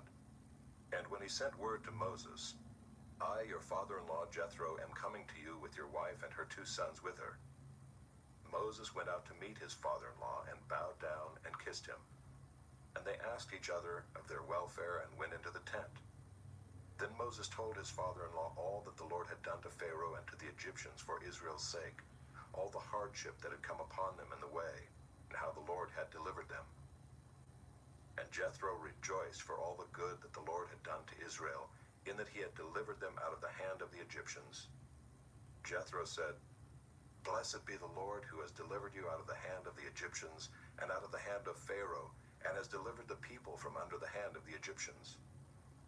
Now I know that the Lord is greater than all gods, because in this affair they dealt arrogantly with the people. And Jethro, Moses' father-in-law, brought a burnt offering and sacrifices to God. And Aaron came with all the elders of Israel to eat bread with Moses' father-in-law before God. The next day Moses sat to judge the people, and the people stood around Moses from morning till evening. When Moses' father-in-law saw all that he was doing for the people, he said, What is this that you are doing for the people? Why do you sit alone, and all the people stand around you from morning till evening? And Moses said to his father-in-law, Because the people come to me to inquire of God. When they have a dispute, they come to me, and I decide between one person and another, and I make them know the statutes of God and his laws. Moses' father-in-law said to him, What you are doing is not good. You and the people with you will certainly wear yourselves out, for the thing is too heavy for you. You are not able to do it alone. Now obey my voice. I will give you advice, and God be with you. You shall represent the people before God and bring their cases to God, and you shall warn them about the statutes and the laws, and make them know the way in which they must walk and what they must do.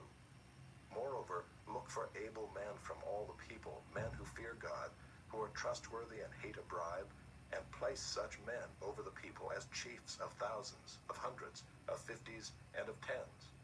And let them judge the people at all times. Every great matter they shall bring to you, but any small matter they shall decide themselves. So it will be easier for you, and they will bear the burden with you. If you do this, God will direct you, you will be able to endure, and all this people also will go to their place in peace. So Moses listened to the voice of his father-in-law, and did all that he had said. Moses chose able men out of all Israel and made them heads over the people, chiefs of thousands, of hundreds, of 50s, and of 10s. And they judged the people at all times. Any hard case they brought to Moses, but any small matter they decided themselves. Then Moses let his father-in-law depart, and he went away to his own country. Chapter 19. On the 3rd new moon after the people of Israel had gone out of the land of Egypt, on that day they came into the wilderness of Sinai. They set out from Rephidim and came into the wilderness of Sinai, and they encamped in the wilderness. There Israel encamped before the mountain, while Moses went up to God. The Lord called to him out of the mountain, saying, Thus you shall say to the house of Jacob, and tell the people of Israel, You yourselves have seen what I did to the Egyptians, and how I bore you on eagle's wings and brought you to myself. Now therefore, if you will indeed obey my voice and keep my covenant, you shall be my treasured possession among all peoples, for all the earth is mine, and you shall be to me a kingdom of priests and a holy nation. These are the words that you shall speak to the people of Israel. So Moses came and called the elders of the people and set before them all these words that the Lord had commanded him. All the people answered together and said, "All that the Lord has spoken we will do." And Moses reported the words of the people to the Lord. And the Lord said to Moses, "Behold, I am coming to you in a thick cloud, that the people may hear when I speak with you, and may also believe you forever." When Moses told the words of the people to the Lord said to Moses, "Go to the people and consecrate them today and tomorrow, and let them wash their garments and be ready for the third day. For on the third day the Lord will come down on Mount Sinai in the sight of all the people, and you shall set limits for the people all around, saying, 'Take care not to go up into the mountain or touch the edge of it. Whoever touches the mountain shall be put to death. No hand shall touch him, but he shall be stoned or shot. Whether beast or man, he shall not live. When the trumpet sounds a long blast, they shall come up to the mountain.'" So Moses went down from the mountain to the people and consecrated the people, and they washed their garments. And he said to the people, "Be ready for the third day. Do not go near a woman." On the morning of the third day there were thunders and lightnings and a thick cloud in the mountain, and a very loud trumpet blast, so that all the people in the camp trembled. Then Moses brought the people out of the camp to meet God, and they took their stand at the foot of the mountain. Now Mount Sinai was wrapped in smoke, because the Lord had descended on it in fire. The smoke of it went up like the smoke of a kill, and the whole mountain trembled greatly. And as the sound of the trumpet grew louder and louder, Moses spoke, and God answered him in thunder. The Lord came down on Mount Sinai to the top of the mountain, and the Lord called Moses to the top of the mountain, and Moses went up. And the Lord said to Moses, "Go down and warn the people, lest they break through to the Lord to look, and many of them perish. Also let the priests who come near to the Lord consecrate themselves, lest the Lord break out against them." And Moses said to the Lord, "The people cannot come up to Mount Sinai, for you yourself warned us, saying, 'Set limits around the mountain and consecrate it.' And the Lord said to him, 'Go down and come up, bringing Aaron with you.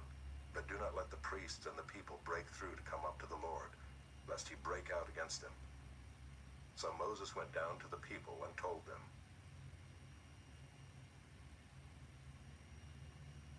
Chapter 20. And God spoke all these words, saying, "I am the Lord your God, who brought you out of the land of Egypt, out of the house of slavery. You shall have no other gods before me. You shall not make for yourself a carved image, or any likeness of anything that is in heaven above, or that is in the earth beneath, or that is in the water under the earth. You shall not bow down to them or serve them.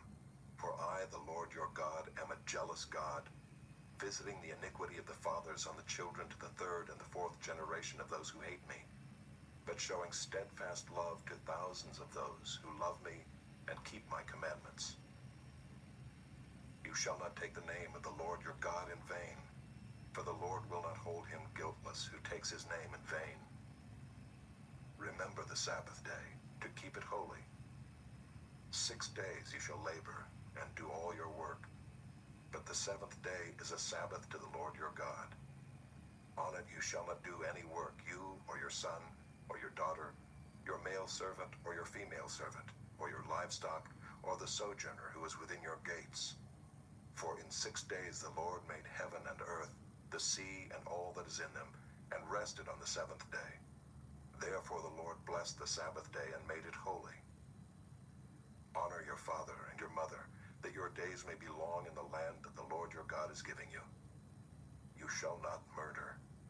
You shall not commit adultery. You shall not steal. You shall not bear false witness against your neighbor. You shall not covet your neighbor's house.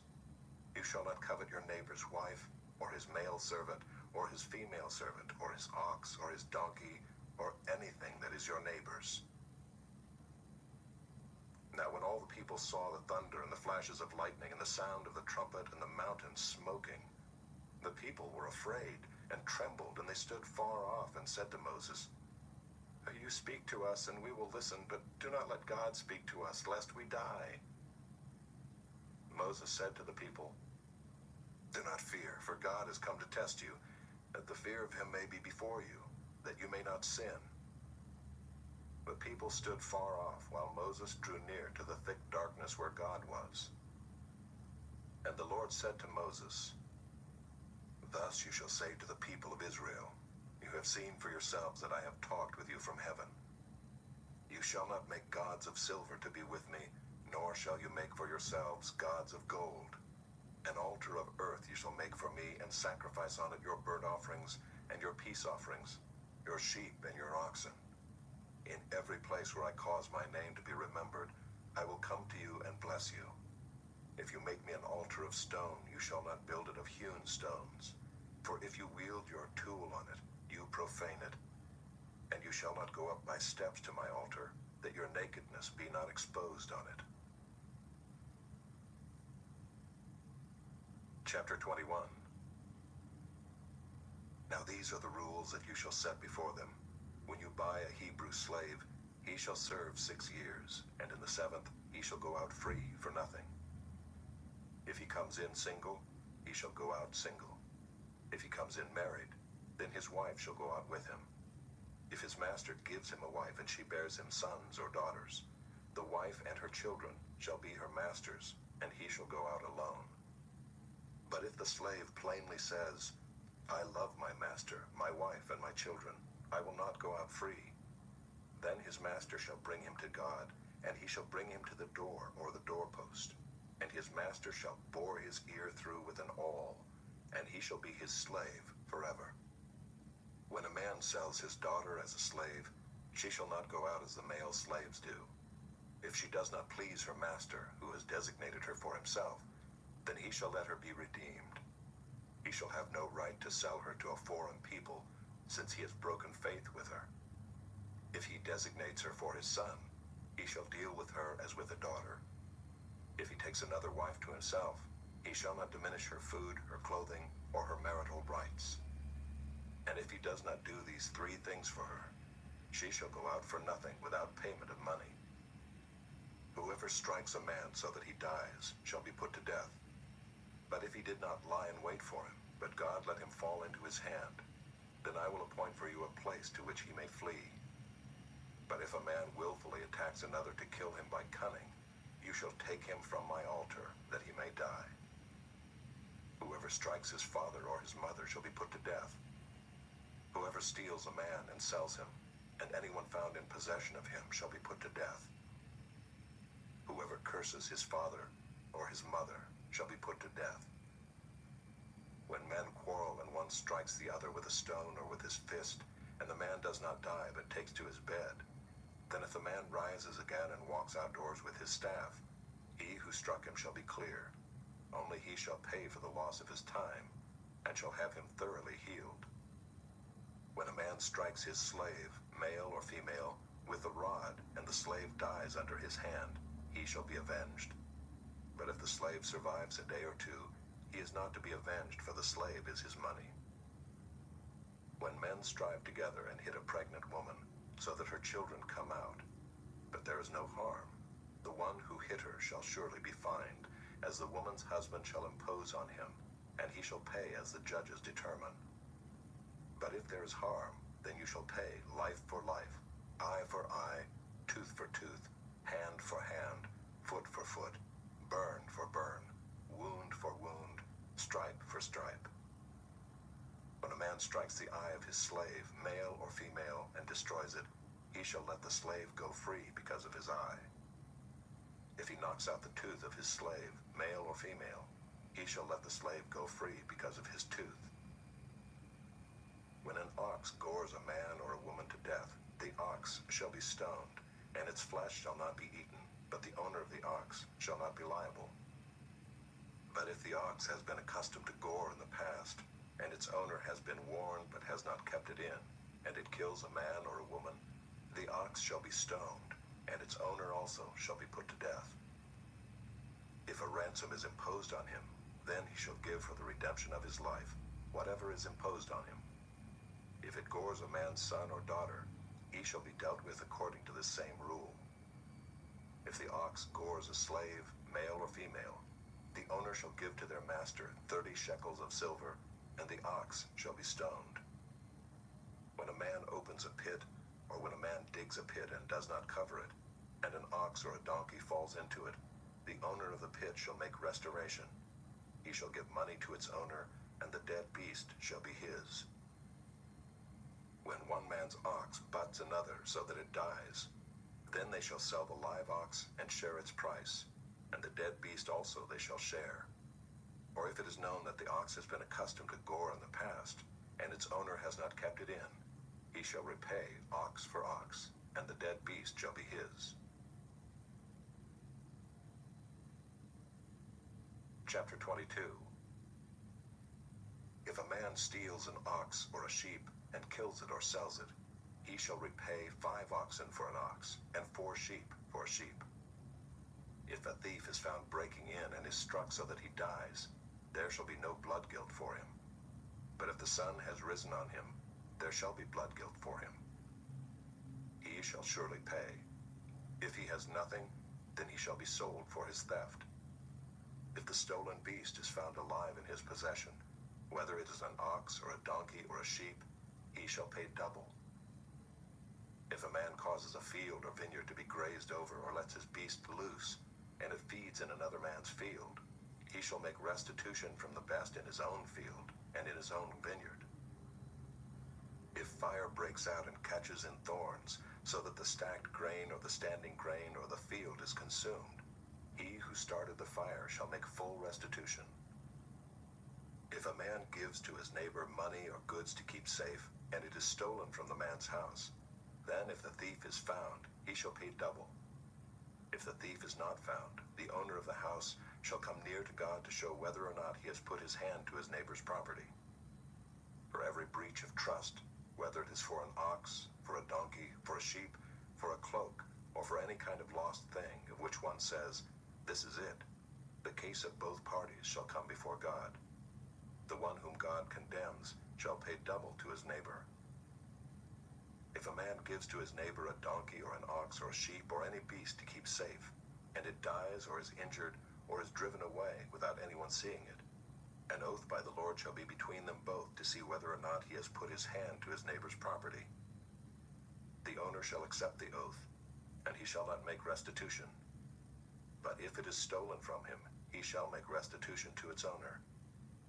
If it is torn by beasts, let him bring it as evidence. He shall not make restitution for what has been torn. If a man borrows anything of his neighbor, and it is injured or dies, the owner not being with it, he shall make full restitution. If the owner was with it, he shall not make restitution. If it was hired, it came for its hiring fee. If a man seduces a virgin who is not betrothed and lies with her, he shall give the bride price for her and make her his wife. If her father utterly refuses to give her to him, he shall pay money equal to the bride price for virgins. You shall not permit a sorceress to live. Whoever lies with an animal shall be put to death. Whoever sacrifices to any god other than the Lord alone shall be devoted to destruction. You shall not wrong a sojourner or oppress him, for you were sojourners in the land of Egypt. You shall not mistreat any widow or fatherless child. If you do mistreat them and they cry out to me, I will surely hear their cry, and my wrath will burn, and I will kill you with the sword, and your wives shall become widows and your children fatherless. If you lend money to any of my people with you who is poor, you shall not be like a moneylender to him, and you shall not exact interest from him. If ever you take your neighbor's cloak in pledge, you shall return it to him before the sun goes down, for that is his only covering, and it is his cloak for his body. In what else shall he sleep? And if he cries to me, I will hear, for I am compassionate. You shall not revile God, nor curse a ruler of your people.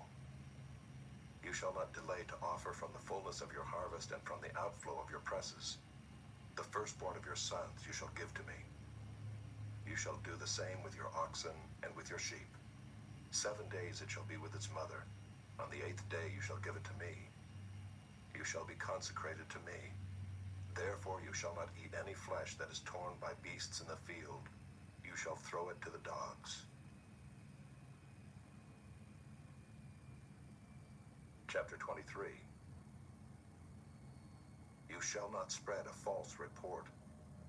You shall not join hands with a wicked man to be a malicious witness. You shall not fall in with the many to do evil, nor shall you bear witness in a lawsuit, siding with the many, so as to pervert justice, nor shall you be partial to a poor man in his lawsuit. If you meet your enemy's ox or his donkey going astray, you shall bring it back to him. If you see the donkey of one who hates you lying down under its burden, you shall refrain from leaving him with it. You shall rescue it with him. You shall not pervert the justice due to your poor in his lawsuit.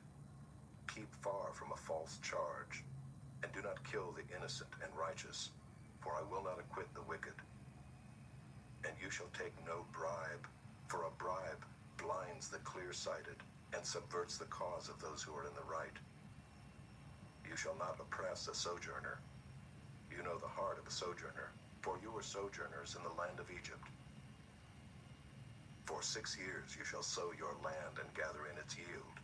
But the 7th year you shall let it rest and lie fallow, that the poor of your people may eat, and what they leave the beasts of the field may eat. You shall do likewise with your vineyard and with your olive orchard. 6 days you shall do your work, but on the 7th day you shall rest, that your ox and your donkey may have rest, and the son of your servant woman and the alien may be refreshed. Pay attention to all that I have said to you, and make no mention of the names of other gods, nor let it be heard on your lips. 3 times in the year you shall keep a feast to me. You shall keep the feast of unleavened bread. As I commanded you, you shall eat unleavened bread for 7 days at the appointed time in the month of Abib. For in it you came out of Egypt. None shall appear before me empty-handed. You shall keep the feast of harvest, of the first fruits of your labor, of what you sow in the field. You shall keep the feast of ingathering at the end of the year, when you gather in from the field the fruit of your labor. 3 times in the year shall all your males appear before the Lord God. You shall not offer the blood of my sacrifice with anything leavened, or let the fat of my feast remain until the morning. The best of the first fruits of your ground you shall bring into the house of the Lord your God. You shall not boil a young goat in its mother's milk. Behold, I send an angel before you to guard you on the way, and to bring you to the place that I have prepared. Pay careful attention to him and obey his voice. Do not rebel against him, for he will not pardon your transgression, for my name is in him. But if you carefully obey his voice and do all that I say, then I will be an enemy to your enemies, and an adversary to your adversaries. When my angel goes before you and brings you to the Amorites and the Hittites and the Perizzites and the Canaanites, the Hivites and the Jebusites, and I blot them out, you shall not bow down to their gods, nor serve them, nor do as they do, but you shall utterly overthrow them and break their pillars in pieces. You shall serve the Lord your God, and he will bless your bread and your water, and I will take sickness away from among you. None shall miscarry or be barren in your land. I will fulfill the number of your days. I will send my terror before you, and will throw into confusion all the people against whom you shall come. And I will make all your enemies turn their backs to you. And I will send hornets before you, which shall drive out the Hivites, the Canaanites, and the Hittites from before you. I will not drive them out from before you in 1 year, lest the land become desolate and the wild beasts multiply against you. Little by little I will drive them out from before you, until you have increased and possessed the land. And I will set your border from the Red Sea to the Sea of the Philistines, and from the wilderness to the Euphrates. For I will give the inhabitants of the land into your hand, and you shall drive them out before you. You shall make no covenant with them and their gods. They shall not dwell in your land, lest they make you sin against me. For if you serve their gods, it will surely be a snare to you. Chapter 24. Then he said to Moses, Come up to the Lord, you and Aaron, Nadab and Abihu, and 70 of the elders of Israel, and worship from afar. Moses alone shall come near to the Lord, but the others shall not come near, and the people shall not come up with him. Moses came and told the people all the words of the Lord and all the rules. And all the people answered with one voice and said, "All the words that the Lord has spoken we will do." And Moses wrote down all the words of the Lord. He rose early in the morning and built an altar at the foot of the mountain, and 12 pillars according to the 12 tribes of Israel. And he sent young men of the people of Israel, who offered burnt offerings and sacrificed peace offerings of oxen to the Lord. And Moses took half of the blood and put it in basins, and half of the blood he threw against the altar. Then he took the book of the covenant and read it in the hearing of the people.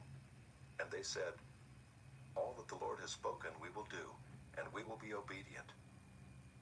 And Moses took the blood and threw it on the people and said, "Behold the blood of the covenant that the Lord has made with you in accordance with all these words." Then Moses and Aaron, Nadab and Abihu, and 70 of the elders of Israel went up, and they saw the God of Israel. There was under his feet as it were a pavement of sapphire stone, like the very heaven for clearness. And he did not lay his hand on the chief men of the people of Israel. They beheld God, and ate and drank. The Lord said to Moses, "Come up to me on the mountain and wait there, that I may give you the tablets of stone, with the law and the commandment which I have written for their instruction." So Moses rose with his assistant Joshua, and Moses went up into the mountain of God. And he said to the elders, "Wait here for us until we return to you. And behold, Aaron and Hur are with you. Whoever has a dispute, let him go to them." So Moses went up on the mountain, and the cloud covered the mountain. The glory of the Lord dwelt on Mount Sinai, and the cloud covered it 6 days. And on the 7th day he called to Moses out of the midst of the cloud. Now the appearance of the glory of the Lord was like a devouring fire on the top of the mountain in the sight of the people of Israel. Moses entered the cloud and went up on the mountain. And Moses was on the mountain 40 days and 40 nights.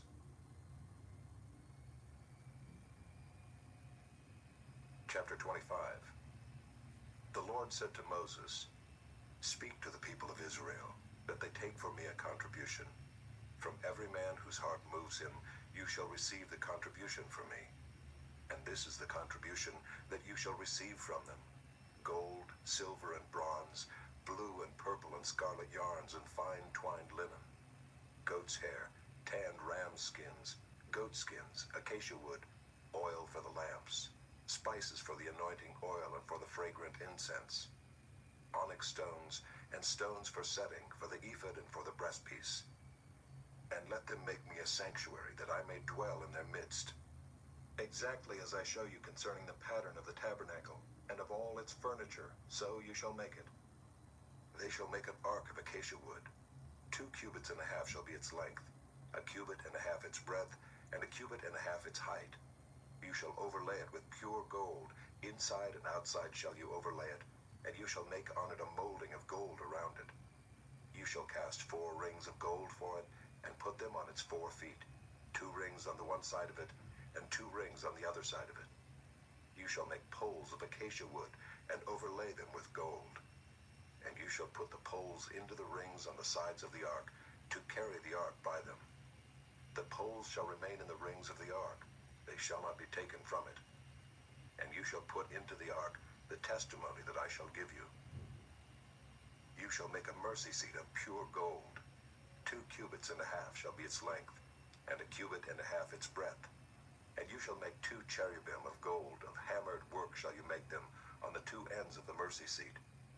Make 1 cherub on the one end, and 1 cherub on the other end. Of one piece with the mercy seat shall you make the cherubim on its 2 ends. The cherubim shall spread out their wings above, overshadowing the mercy seat with their wings, their faces one to another. Toward the mercy seat shall the faces of the cherubim be. And you shall put the mercy seat on the top of the ark, and in the ark you shall put the testimony that I shall give you. There I will meet with you, and from above the mercy seat, from between the 2 cherubim that are on the ark of the testimony, I will speak with you about all that I will give you in commandment for the people of Israel. You shall make a table of acacia wood. 2 cubits shall be its length, a cubit its breadth, and a cubit and a half its height. You shall overlay it with pure gold and make a molding of gold around it. And you shall make a rim around it, a handbreadth wide, and a molding of gold around the rim. And you shall make for it 4 rings of gold and fasten the rings to the 4 corners at its 4 legs. Close to the frame the rings shall lie as holders for the poles to carry the table. You shall make the poles of acacia wood and overlay them with gold, and the table shall be carried with these. And you shall make its plates and dishes for incense, and its flagons and bowls with which to pour drink offerings. You shall make them of pure gold. And you shall set the bread of the presence on the table before me regularly. You shall make a lampstand of pure gold. The lampstand shall be made of hammered work. Its base, its stem, its cups, its calices, and its flowers shall be of one piece with it. And there shall be 6 branches going out of its sides, 3 branches of the lampstand out of one side of it, and 3 branches of the lampstand out of the other side of it.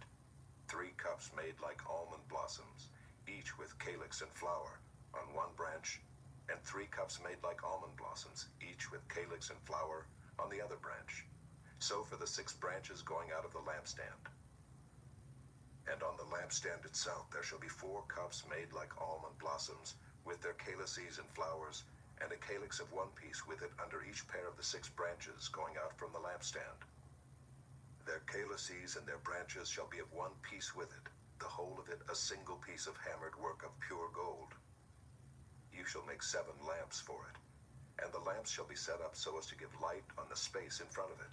Its tongs and their trays shall be of pure gold. It shall be made with all these utensils out of a talent of pure gold. And see that you make them after the pattern for them, which is being shown you on the mountain. Chapter 26. Moreover, you shall make the tabernacle with 10 curtains of fine twined linen, and blue and purple and scarlet yarns. You shall make them with cherubim skillfully worked into them. The length of each curtain shall be 28 cubits, and the breadth of each curtain 4 cubits. All the curtains shall be the same size. 5 curtains shall be coupled to one another, and the other 5 curtains shall be coupled to one another. And you shall make loops of blue on the edge of the outermost curtain in the first set. Likewise you shall make loops on the edge of the outermost curtain in the second set. 50 loops you shall make on the one curtain, and 50 loops you shall make on the edge of the curtain that is in the second set. The loops shall be opposite one another. And you shall make 50 clasps of gold, and couple the curtains one to the other with the clasps, so that the tabernacle may be a single whole. You shall also make curtains of goat's hair for a tent over the tabernacle. 11 curtains shall you make. The length of each curtain shall be 30 cubits, and the breadth of each curtain 4 cubits. The 11 curtains shall be the same size. You shall couple 5 curtains by themselves, and 6 curtains by themselves. And the 6th curtain you shall double over at the front of the tent. You shall make 50 loops on the edge of the curtain that is outermost in one set, and 50 loops on the edge of the curtain that is outermost in the second set. You shall make 50 clasps of bronze, and put the clasps into the loops, and couple the tent together, that it may be a single whole. And the part that remains of the curtains of the tent, the half curtain that remains, shall hang over the back of the tabernacle. And the extra that remains in the length of the curtains, the cubit on the one side and the cubit on the other side, shall hang over the sides of the tabernacle on this side and that side to cover it. And you shall make for the tent a covering of tanned ram skins and a covering of goat skins on top. You shall make upright frames for the tabernacle of acacia wood. 10 cubits shall be the length of a frame, and a cubit and a half the breadth of each frame. There shall be 2 tenons in each frame for fitting together. So shall you do for all the frames of the tabernacle. You shall make the frames for the tabernacle, 20 frames for the south side, and 40 bases of silver you shall make under the 20 frames, 2 bases under one frame for its 2 tenons, and 2 bases under the next frame for its 2 tenons. And for the second side of the tabernacle, on the north side, 20 frames, and there 40 bases of silver, 2 bases under one frame, and 2 bases under the next frame. And for the rear of the tabernacle westward you shall make 6 frames. And you shall make 2 frames for corners of the tabernacle in the rear. They shall be separate beneath, but joined at the top at the first ring. Thus shall it be with both of them. They shall form the 2 corners. And there shall be 8 frames with their bases of silver, 16 bases, 2 bases under one frame, and 2 bases under another frame. You shall make bars of acacia wood, 5 for the frames of the one side of the tabernacle, and 5 bars for the frames of the other side of the tabernacle, and 5 bars for the frames of the side of the tabernacle at the rear westward. The middle bar halfway up the frames shall run from end to end. You shall overlay the frames with gold, and shall make their rings of gold for holders for the bars, and you shall overlay the bars with gold. Then you shall erect the tabernacle according to the plan for it that you were shown on the mountain. And you shall make a veil of blue and purple and scarlet yarns, and fine twined linen. It shall be made with cherubim skillfully worked into it. And you shall hang it on 4 pillars of acacia overlaid with gold, with hooks of gold on 4 bases of silver. And you shall hang the veil from the clasps, and bring the ark of the testimony in there within the veil. And the veil shall separate for you the holy place from the most holy. You shall put the mercy seat on the ark of the testimony in the most holy place. And you shall set the table outside the veil, and the lampstand on the south side of the tabernacle opposite the table, and you shall put the table on the north side. You shall make a screen for the entrance of the tent of blue and purple and scarlet yarns, and fine twined linen, embroidered with needlework. And you shall make for the screen 5 pillars of acacia, and overlay them with gold. Their hooks shall be of gold, and you shall cast 5 bases of bronze for them. Chapter 27. You shall make the altar of acacia wood, 5 cubits long, and 5 cubits broad. The altar shall be square, and its height shall be 3 cubits. And you shall make horns for it on its 4 corners. Its horns shall be of one piece with it, and you shall overlay it with bronze. You shall make pots for it to receive its ashes, and shovels and basins and forks and fire pans. You shall make all its utensils of bronze. You shall also make for it a grating, a network of bronze, and on the net you shall make 4 bronze rings at its 4 corners. And you shall set it under the ledge of the altar, so that the net extends halfway down the altar. And you shall make poles for the altar, poles of acacia wood, and overlay them with bronze. And the poles shall be put through the rings, so that the poles are on the 2 sides of the altar when it is carried. You shall make it hollow with boards. As it has been shown you on the mountain, so shall it be made. You shall make the court of the tabernacle. On the south side the court shall have hangings of fine twined linen, 100 cubits long for one side. Its 20 pillars and their 20 bases shall be of bronze, but the hooks of the pillars and their fillets shall be of silver.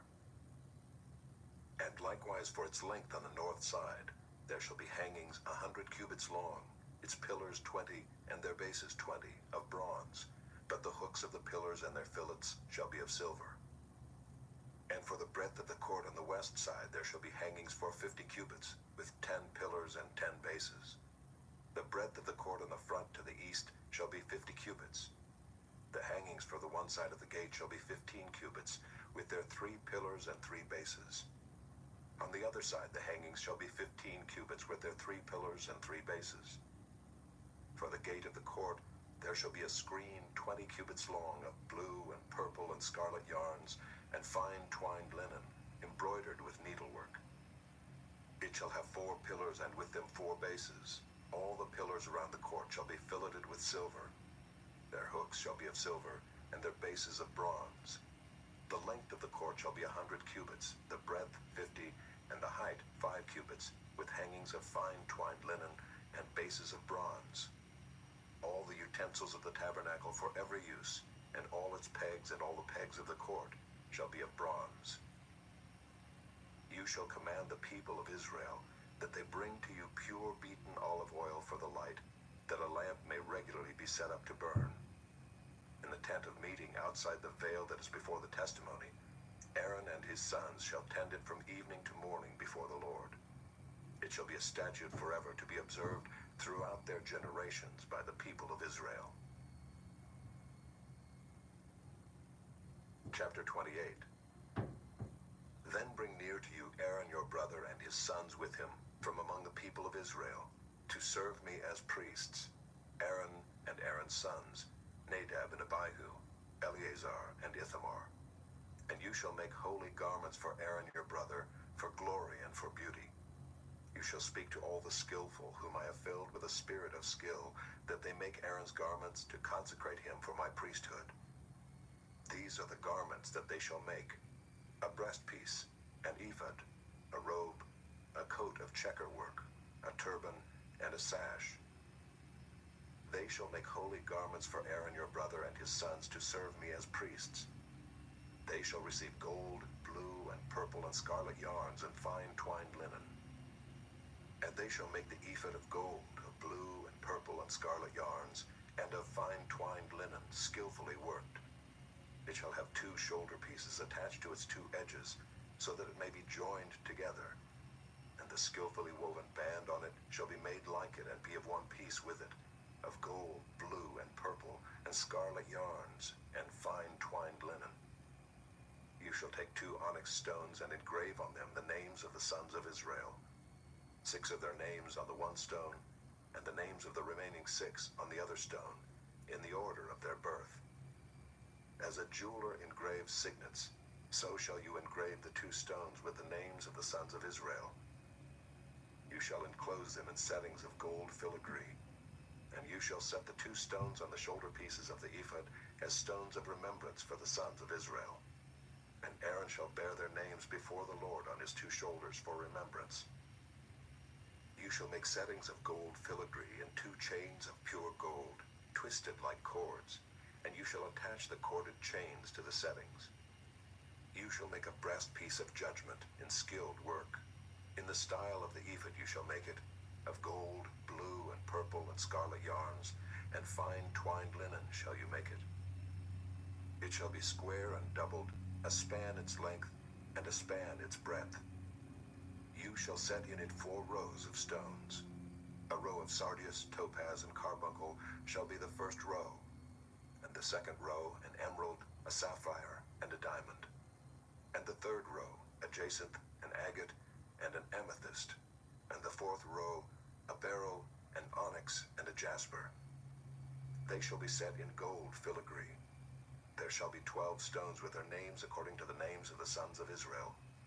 They shall be like signets, each engraved with its name for the 12 tribes. You shall make for the breastpiece twisted chains like cords of pure gold.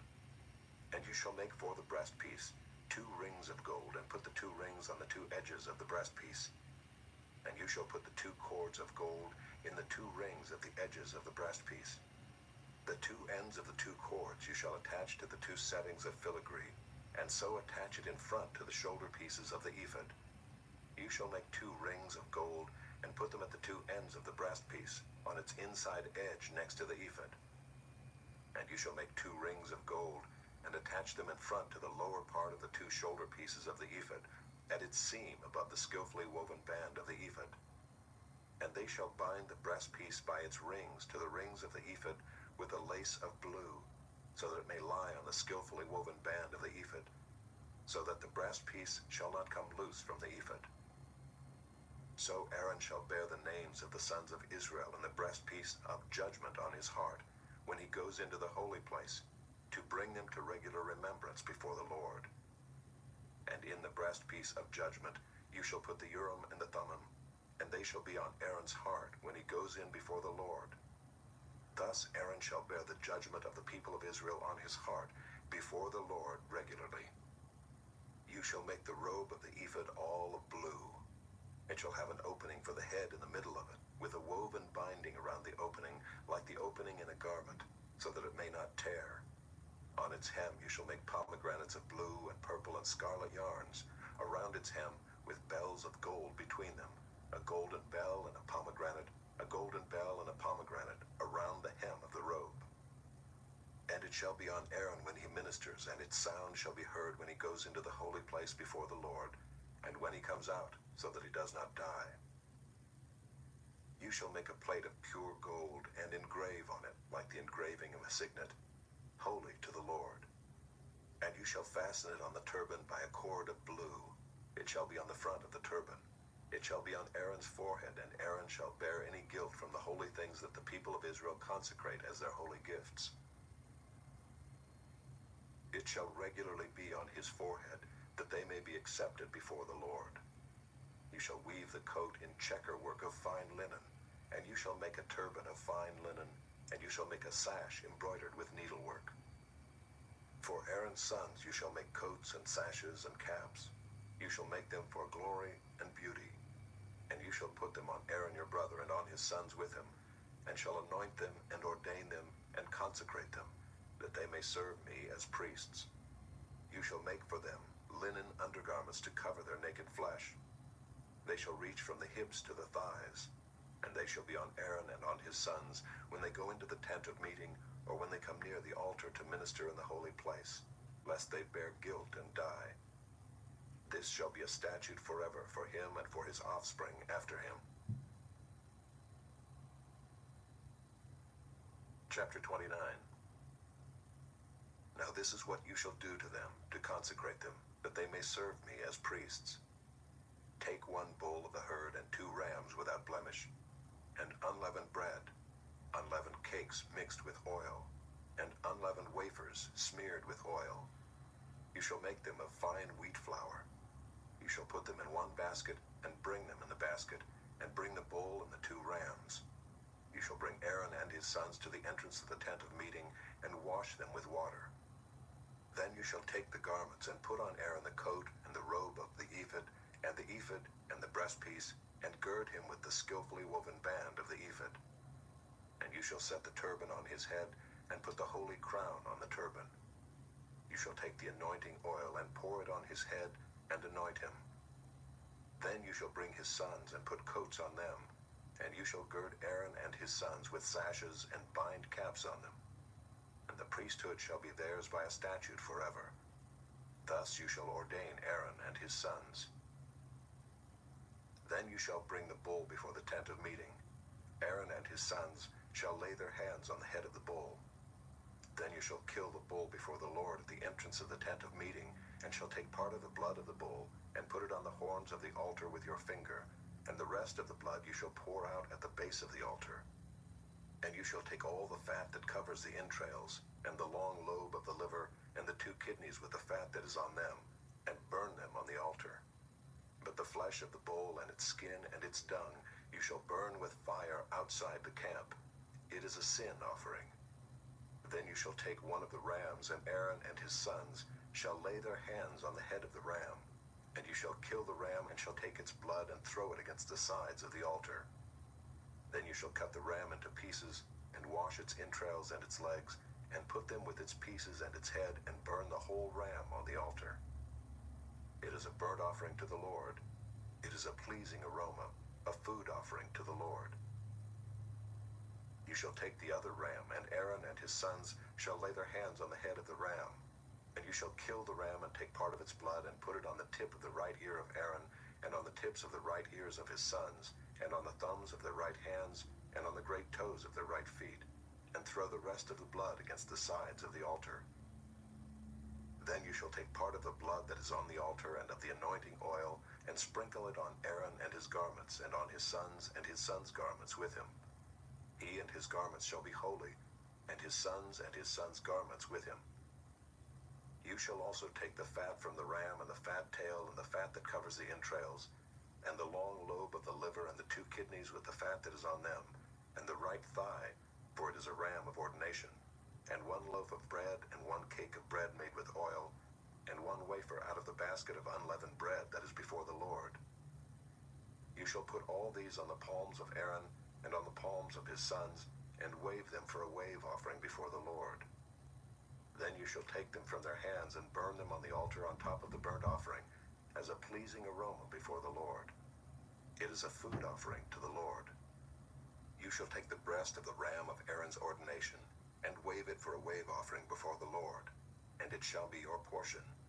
And you shall consecrate the breast of the wave offering that is waved, and the thigh of the priest's portion that is contributed from the ram of ordination, from what was Aaron's and his sons. It shall be for Aaron and his sons as a perpetual due from the people of Israel, for it is a contribution. It shall be a contribution from the people of Israel, from their peace offerings, their contribution to the Lord. The holy garments of Aaron shall be for his sons after him. They shall be anointed in them and ordained in them. The son who succeeds him as priest, who comes into the tent of meeting to minister in the holy place, shall wear them 7 days.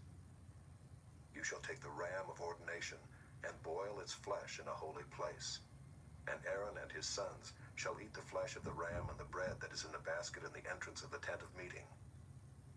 They shall eat those things with which atonement was made at their ordination and consecration, but an outsider shall not eat of them, because they are holy. And if any of the flesh for the ordination or of the bread remain until the morning, then you shall burn the remainder with fire. It shall not be eaten, because it is holy. Thus you shall do to Aaron and to his sons according to all that I have commanded you. Through 7 days shall you ordain them, and every day you shall offer a bull as a sin offering for atonement. Also you shall purify the altar when you make atonement for it, and shall anoint it to consecrate it. 7 days you shall make atonement for the altar and consecrate it, and the altar shall be most holy. Whatever touches the altar shall become holy. Now this is what you shall offer on the altar: 2 lambs a year old, day by day regularly. 1 lamb you shall offer in the morning, and the other lamb you shall offer at twilight. And with the first lamb 1/10 measure of fine flour, mingled with 1/4 of a hin of beaten oil, and 1/4 of a hin of wine for a drink offering. The other lamb you shall offer at twilight, and shall offer with it a grain offering and its drink offering, as in the morning, for a pleasing aroma, a food offering to the Lord. It shall be a regular burnt offering throughout your generations at the entrance of the tent of meeting before the Lord, where I will meet with you to speak to you there. There I will meet with the people of Israel, and it shall be sanctified by my glory. I will consecrate the tent of meeting and the altar. Aaron also and his sons I will consecrate to serve me as priests. I will dwell among the people of Israel, and will be their God. And they shall know that I am the Lord their God, who brought them out of the land of Egypt, that I might dwell among them. I am the Lord their God. Chapter 30. You shall make an altar on which to burn incense. You shall make it of acacia wood. A cubit shall be its length, and a cubit its breadth. It shall be square, and 2 cubits shall be its height. Its horns shall be of one piece with it. You shall overlay it with pure gold, its top and around its sides and its horns. And you shall make a molding of gold around it. And you shall make 2 golden rings for it. Under its molding on 2 opposite sides of it you shall make them, and they shall be holders for poles with which to carry it. You shall make the poles of acacia wood, and overlay them with gold. And you shall put it in front of the veil that is above the ark of the testimony, in front of the mercy seat that is above the testimony, where I will meet with you. And Aaron shall burn fragrant incense on it. Every morning when he dresses the lamps he shall burn it, and when Aaron sets up the lamps at twilight he shall burn it, a regular incense offering before the Lord throughout your generations. You shall not offer unauthorized incense on it, or a burnt offering, or a grain offering, and you shall not pour a drink offering on it. Aaron shall make atonement on its horns once a year. With the blood of the sin offering of atonement he shall make atonement for it once in the year throughout your generations. It is most holy to the Lord. The Lord said to Moses, when you take the census of the people of Israel, then each shall give a ransom for his life to the Lord when you number them, that there be no plague among them when you number them. Each one who is numbered in the census shall give this, half a shekel, according to the shekel of the sanctuary. The shekel is 20 gerahs, half a shekel as an offering to the Lord. Everyone who is numbered in the census, from 20 years old and upward, shall give the Lord's offering. The rich shall not give more, and the poor shall not give less, Then the half shekel, when you give the Lord's offering to make atonement for your lives. You shall take the atonement money from the people of Israel, and shall give it for the service of the tent of meeting, that it may bring the people of Israel to remembrance before the Lord, so as to make atonement for your lives. The Lord said to Moses, You shall also make a basin of bronze with its stand of bronze for washing. You shall put it between the tent of meeting and the altar, and you shall put water in it, with which Aaron and his sons shall wash their hands and their feet. When they go into the tent of meeting, or when they come near the altar to minister, to burn a food offering to the Lord, they shall wash with water, so that they may not die. They shall wash their hands and their feet, so that they may not die. It shall be a statute forever to them, even to him and to his offspring throughout their generations. The Lord said to Moses, Take the finest spices, of liquid myrrh 500 shekels, and of sweet-smelling cinnamon half as much, that is 250, and 250 of aromatic cane, and 500 of cassia, according to the shekel of the sanctuary, and a hin of olive oil. And you shall make of these a sacred anointing oil, blended as by the perfumer. It shall be a holy anointing oil. With it you shall anoint the tent of meeting and the ark of the testimony, and the table and all its utensils, and the lampstand and its utensils, and the altar of incense, and the altar of burnt offering with all its utensils, and the basin and its stand.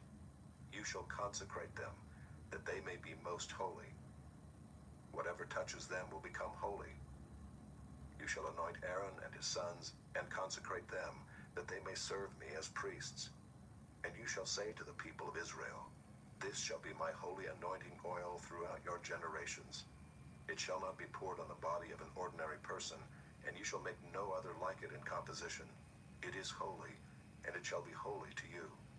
Whoever compounds any like it, or whoever puts any of it on an outsider, shall be cut off from his people. The Lord said to Moses, Take sweet spices, stacte and onycha and galbanum, sweet spices with pure frankincense, of each there shall be an equal part, and make an incense blended as by the perfumer, seasoned with salt, pure and holy. You shall beat some of it very small, and put part of it before the testimony in the tent of meeting, where I shall meet with you. It shall be most holy for you. And the incense that you shall make according to its composition you shall not make for yourselves. It shall be for you holy to the Lord.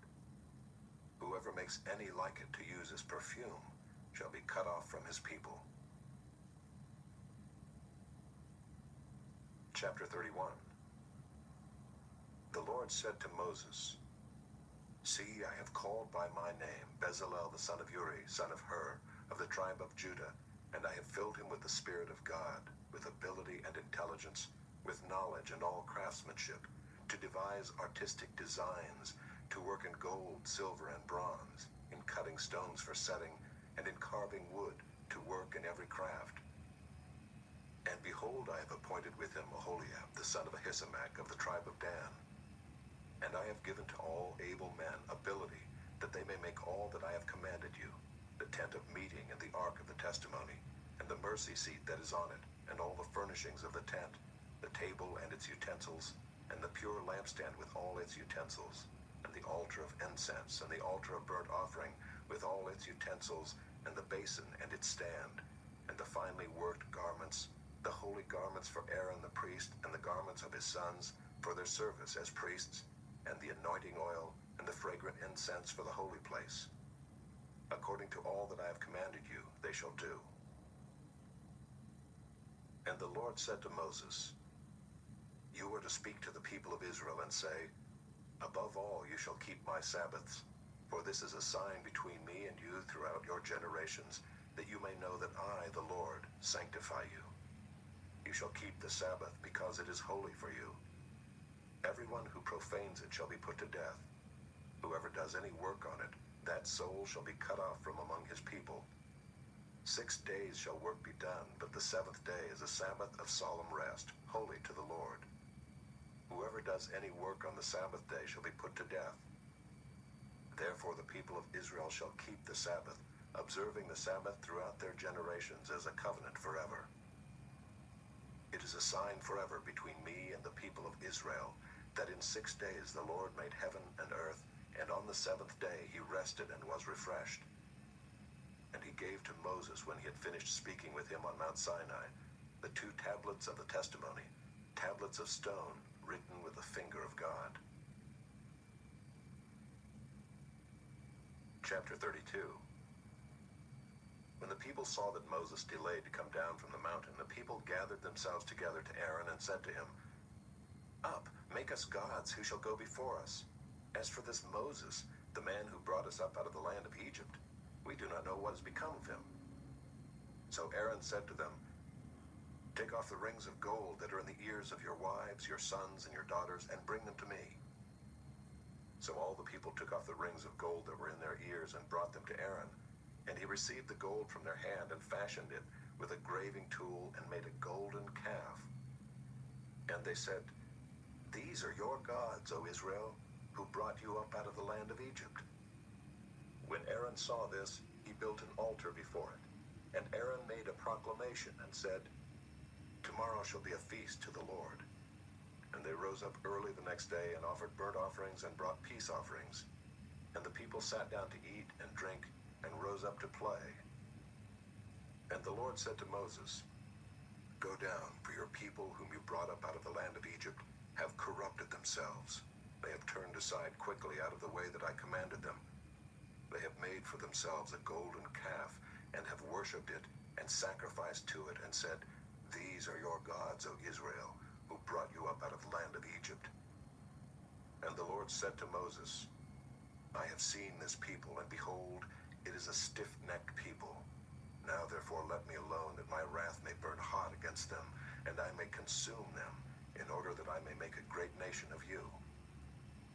But Moses implored the Lord his God and said, 'O Lord, why does your wrath burn hot against your people, whom you have brought out of the land of Egypt with great power and with a mighty hand? Why should the Egyptians say, with evil intent did he bring them out, to kill them in the mountains and to consume them from the face of the earth? Turn from your burning anger and relent from this disaster against your people. Remember Abraham, Isaac, and Israel, your servants, to whom you swore by your own self, and said to them, I will multiply your offspring as the stars of heaven, and all this land that I have promised I will give to your offspring, and they shall inherit it forever.' And the Lord relented from the disaster that he had spoken of bringing on his people. Then Moses turned and went down from the mountain with the 2 tablets of the testimony in his hand, tablets that were written on both sides. On the front and on the back they were written. The tablets were the work of God, and the writing was the writing of God, engraved on the tablets. When Joshua heard the noise of the people as they shouted, he said to Moses, 'There is a noise of war in the camp.' But he said, 'It is not the sound of shouting for victory, or the sound of the cry of defeat, but the sound of singing that I hear.'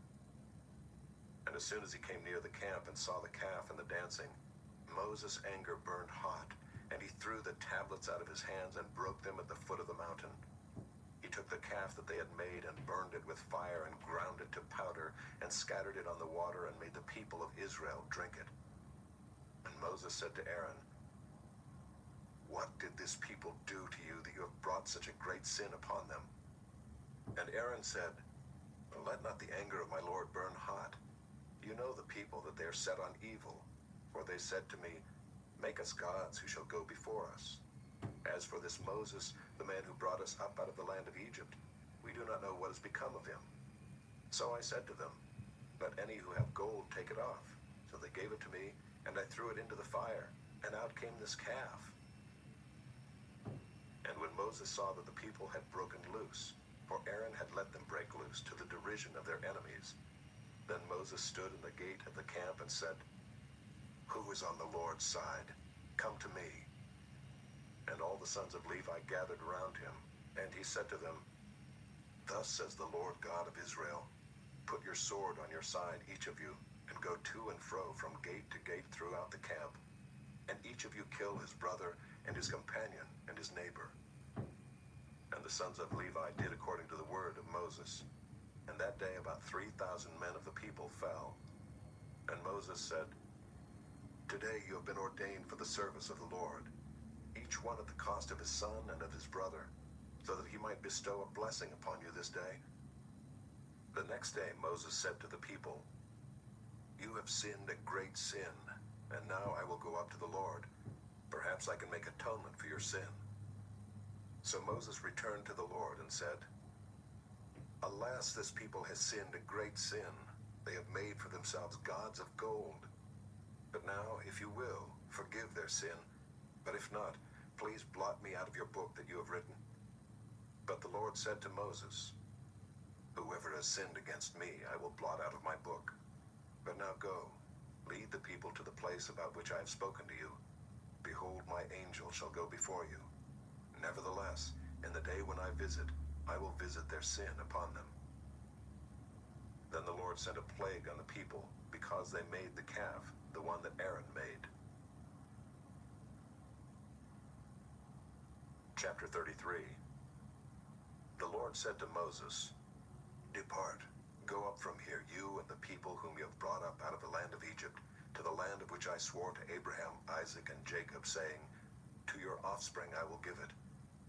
I will send an angel before you, and I will drive out the Canaanites, the Amorites, the Hittites, the Perizzites, the Hivites, and the Jebusites. Go up to a land flowing with milk and honey. But I will not go up among you, lest I consume you on the way, for you are a stiff-necked people. When the people heard this disastrous word, they mourned, and no one put on his ornaments. For the Lord had said to Moses, Say to the people of Israel, You are a stiff-necked people. If for a single moment I should go up among you, I would consume you. So now take off your ornaments, that I may know what to do with you. Therefore the people of Israel stripped themselves of their ornaments from Mount Horeb onward. Now Moses used to take the tent and pitch it outside the camp, far off from the camp, and he called it the tent of meeting. And everyone who sought the Lord would go out to the tent of meeting, which was outside the camp. Whenever Moses went out to the tent, all the people would rise up, and each would stand at his tent door and watch Moses until he had gone into the tent. When Moses entered the tent, the pillar of cloud would descend and stand at the entrance of the tent, and the Lord would speak with Moses. And when all the people saw the pillar of cloud standing at the entrance of the tent, all the people would rise up and worship, each at his tent door. Thus the Lord used to speak to Moses face to face, as a man speaks to his friend. When Moses turned again into the camp, his assistant Joshua the son of Nun, a young man, would not depart from the tent. Moses said to the Lord, See, you say to me, Bring up this people, but you have not let me know whom you will send with me. Yet you have said, I know you by name, and you have also found favor in my sight. Now therefore, if I have found favor in your sight, please show me now your ways, that I may know you in order to find favor in your sight. Consider too that this nation is your people. And he said, My presence will go with you, and I will give you rest. And he said to him, If your presence will not go with me, do not bring us up from here. For how shall it be known that I have found favor in your sight, I and your people? Is it not in your going with us, so that we are distinct, I and your people, from every other people on the face of the earth? And the Lord said to Moses, This very thing that you have spoken I will do, for you have found favor in my sight, and I know you by name. Moses said, Please show me your glory. And he said, I will make all my goodness pass before you, and will proclaim before you my name, the Lord. And I will be gracious to whom I will be gracious, and will show mercy on whom I will show mercy. But, he said, You cannot see my face, for man shall not see me and live. And the Lord said, Behold, there is a place by me where you shall stand on the rock, and while my glory passes by, I will put you in a cleft of the rock, and I will cover you with my hand until I have passed by. Then I will take away my hand, and you shall see my back, but my face shall not be seen. Chapter 34. The Lord said to Moses, Cut for yourself 2 tablets of stone like the first, and I will write on the tablets the words that were on the first tablets which you broke. Be ready by the morning, and come up Mount Sinai, and present yourself there to me on the top of the mountain.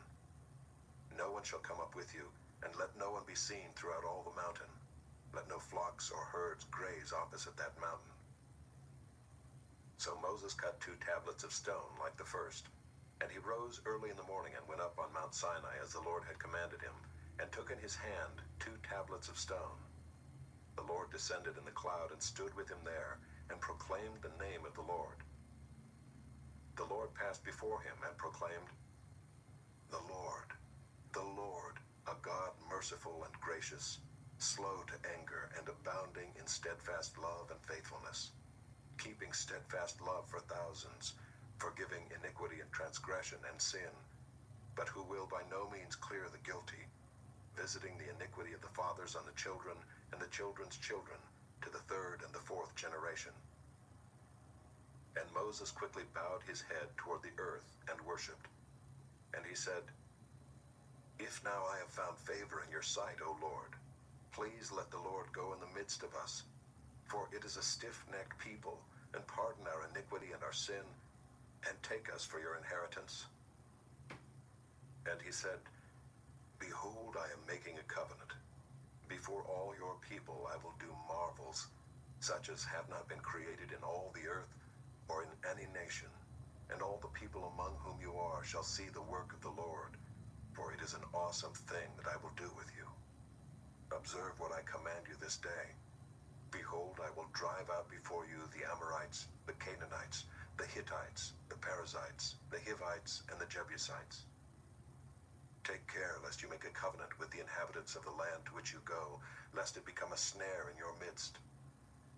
You shall tear down their altars and break their pillars, and cut down their Asherim. For you shall worship no other God, for the Lord, whose name is jealous, is a jealous God, lest you make a covenant with the inhabitants of the land, and when they whore after their gods and sacrifice to their gods, and you are invited, you eat of his sacrifice, and you take of their daughters for your sons, and their daughters whore after their gods, and make your sons whore after their gods. You shall not make for yourself any gods of cast metal. You shall keep the feast of unleavened bread. 7 days you shall eat unleavened bread, as I commanded you, at the time appointed in the month Abib. For in the month Abib you came out from Egypt. All that open the womb are mine. All your male livestock, the firstborn of cow and sheep. The firstborn of a donkey you shall redeem with a lamb. Or if you will not redeem it, you shall break its neck. All the firstborn of your sons you shall redeem, and none shall appear before me empty-handed. 6 days you shall work, but on the 7th day you shall rest. In plowing time and in harvest you shall rest. You shall observe the Feast of Weeks, the firstfruits of wheat harvest, and the Feast of Ingathering at the year's end. 3 times in the year shall all your males appear before the Lord God, the God of Israel. For I will cast out nations before you, and enlarge your borders. No one shall covet your land, when you go up to appear before the Lord your God 3 times in the year. You shall not offer the blood of my sacrifice with anything leavened, or let the sacrifice of the feast of the Passover remain until the morning. The best of the firstfruits of your ground you shall bring to the house of the Lord your God. You shall not boil a young goat in its mother's milk. And the Lord said to Moses, Write these words, for in accordance with these words I have made a covenant with you and with Israel. So he was there with the Lord 40 days and 40 nights. He neither ate bread nor drank water, and he wrote on the tablets the words of the covenant, the 10 commandments. When Moses came down from Mount Sinai with the 2 tablets of the testimony in his hand as he came down from the mountain, Moses did not know that the skin of his face shone because he had been talking with God. Aaron and all the people of Israel saw Moses, and behold, the skin of his face shone, and they were afraid to come near him. But Moses called to them, and Aaron and all the leaders of the congregation returned to him, and Moses talked with them. Afterward all the people of Israel came near, and he commanded them all that the Lord had spoken with him in Mount Sinai. And when Moses had finished speaking with them, he put a veil over his face. Whenever Moses went in before the Lord to speak with him, he would remove the veil until he came out. And when he came out and told the people of Israel what he was commanded, the people of Israel would see the face of Moses, that the skin of Moses' face was shining. And Moses would put the veil over his face again until he went in to speak with him. Chapter 35. Moses assembled all the congregation of the people of Israel and said to them, "These are the things that the Lord has commanded you to do. 6 days' work shall be done, but on the seventh day you shall have a Sabbath of solemn rest, holy to the Lord. Whoever does any work on it shall be put to death. You shall kindle no fire in all your dwelling places on the Sabbath day." Moses said to all the congregation of the people of Israel, "This is the thing that the Lord has commanded. Take from among you a contribution to the Lord. Whoever is of a generous heart, let him bring the Lord's contribution: gold, silver, and bronze, blue and purple and scarlet yarns, and fine twined linen, goat's hair, tanned ram skins and goat skins, acacia wood, oil for the light, spices for the anointing oil and for the fragrant incense, and onyx stones and stones for setting, for the ephod and for the breastpiece. Let every skillful craftsman among you come and make all that the Lord has commanded: the tabernacle, its tent and its covering, its hooks and its frames, its bars, its pillars and its bases, the ark with its poles, the mercy seat and the veil of the screen, the table with its poles and all its utensils, and the bread of the presence, the lampstand also for the light with its utensils and its lamps, and the oil for the light, and the altar of incense with its poles, and the anointing oil and the fragrant incense, and the screen for the door at the door of the tabernacle, the altar of burnt offering with its grating of bronze, its poles and all its utensils, the basin and its stand, the hangings of the court, its pillars and its bases, and the screen for the gate of the court, the pegs of the tabernacle and the pegs of the court and their cords, the finely worked garments for ministering in the holy place, the holy garments for Aaron the priest, and the garments of his sons for their service as priests." Then all the congregation of the people of Israel departed from the presence of Moses, and they came, everyone whose heart stirred him, and everyone whose spirit moved him, and brought the Lord's contribution to be used for the tent of meeting, and for all its service, and for the holy garments. So they came, both men and women. All who were of a willing heart brought brooches and earrings and signet rings and armlets, all sorts of gold objects, every man dedicating an offering of gold to the Lord. And everyone who possessed blue or purple or scarlet yarns or fine linen or goat's hair or tanned ram skins or goat skins brought them. Everyone who could make a contribution of silver or bronze brought it as the Lord's contribution. And everyone who possessed acacia wood of any use in the work brought it. And every skillful woman spun with her hands, and they all brought what they had spun in blue and purple and scarlet yarns and fine twined linen. All the women whose hearts stirred them to use their skill spun the goat's hair. And the leaders brought onyx stones and stones to be set for the ephod and for the breastpiece, and spices and oil for the light, and for the anointing oil, and for the fragrant incense. All the men and women, the people of Israel, whose heart moved them to bring anything for the work that the Lord had commanded by Moses to be done, brought it as a freewill offering to the Lord. Then Moses said to the people of Israel, "See, the Lord has called by name Bezalel the son of Uri, son of Hur, of the tribe of Judah, and he has filled him with the Spirit of God, with skill, with intelligence, with knowledge, and with all craftsmanship, to devise artistic designs, to work in gold and silver and bronze, in cutting stones for setting, and in carving wood, for work in every skilled craft. And he has inspired him to teach, both him and Aholiab the son of Ahisamach of the tribe of Dan. He has filled him with skill to do every sort of work done by an engraver or by a designer, or by an embroiderer in blue and purple and scarlet yarns and fine twined linen, or by a weaver, by any sort of workman or skilled designer." Chapter 36. Bezalel and Aholiab, and every craftsman in whom the Lord has put skill and intelligence to know how to do any work in the construction of the sanctuary, shall work in accordance with all that the Lord has commanded. And Moses called Bezalel and Aholiab and every craftsman in whose mind the Lord had put skill, everyone whose heart stirred him up to come to do the work. And they received from Moses all the contribution that the people of Israel had brought for doing the work on the sanctuary. They still kept bringing him free will offerings every morning, so that all the craftsmen who were doing every sort of task on the sanctuary came, each from the task that he was doing, and said to Moses, "The people bring much more than enough for doing the work that the Lord has commanded us to do." So Moses gave command, and word was proclaimed throughout the camp, "Let no man or woman do anything more for the contribution for the sanctuary." So the people were restrained from bringing, for the material they had was sufficient to do all the work and more.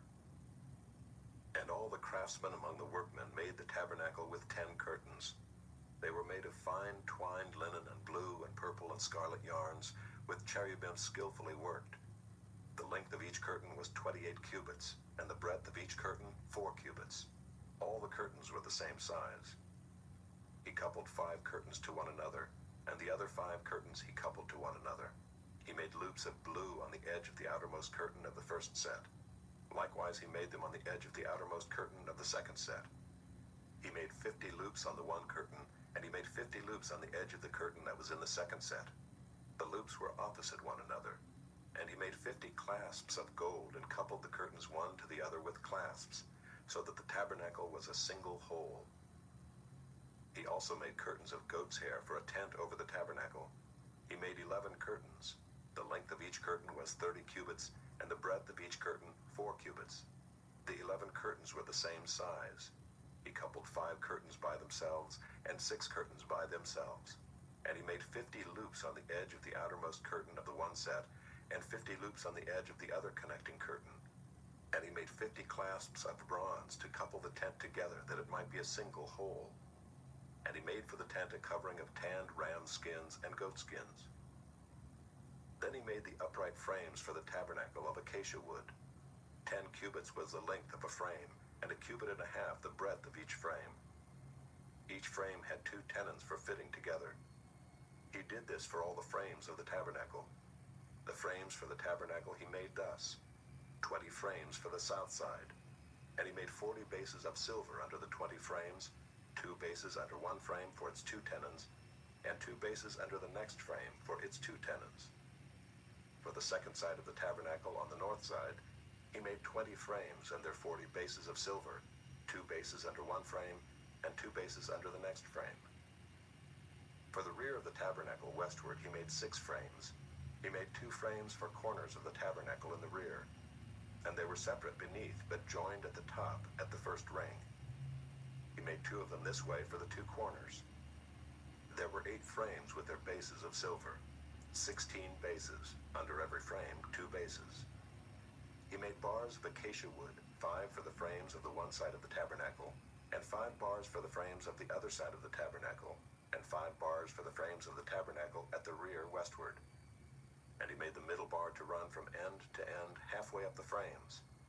And he overlaid the frames with gold, and made the rings of gold for holders for the bars, and overlaid the bars with gold. He made the veil of blue and purple and scarlet yarns and fine twined linen, with cherubim skillfully worked into it he made it. And for it he made 4 pillars of acacia, and overlaid them with gold. Their hooks were of gold, and he cast for them 4 bases of silver. He also made a screen for the entrance of the tent of blue and purple and scarlet yarns, and fine twined linen, embroidered with needlework, and its 5 pillars with their hooks. He overlaid their capitals, and their fillets were of gold, but their 5 bases were of bronze. Chapter 37. Bezalel made the ark of acacia wood. 2.5 cubits was its length, 1.5 cubits its breadth, and 1.5 cubits its height. And he overlaid it with pure gold inside and outside, and made a molding of gold around it.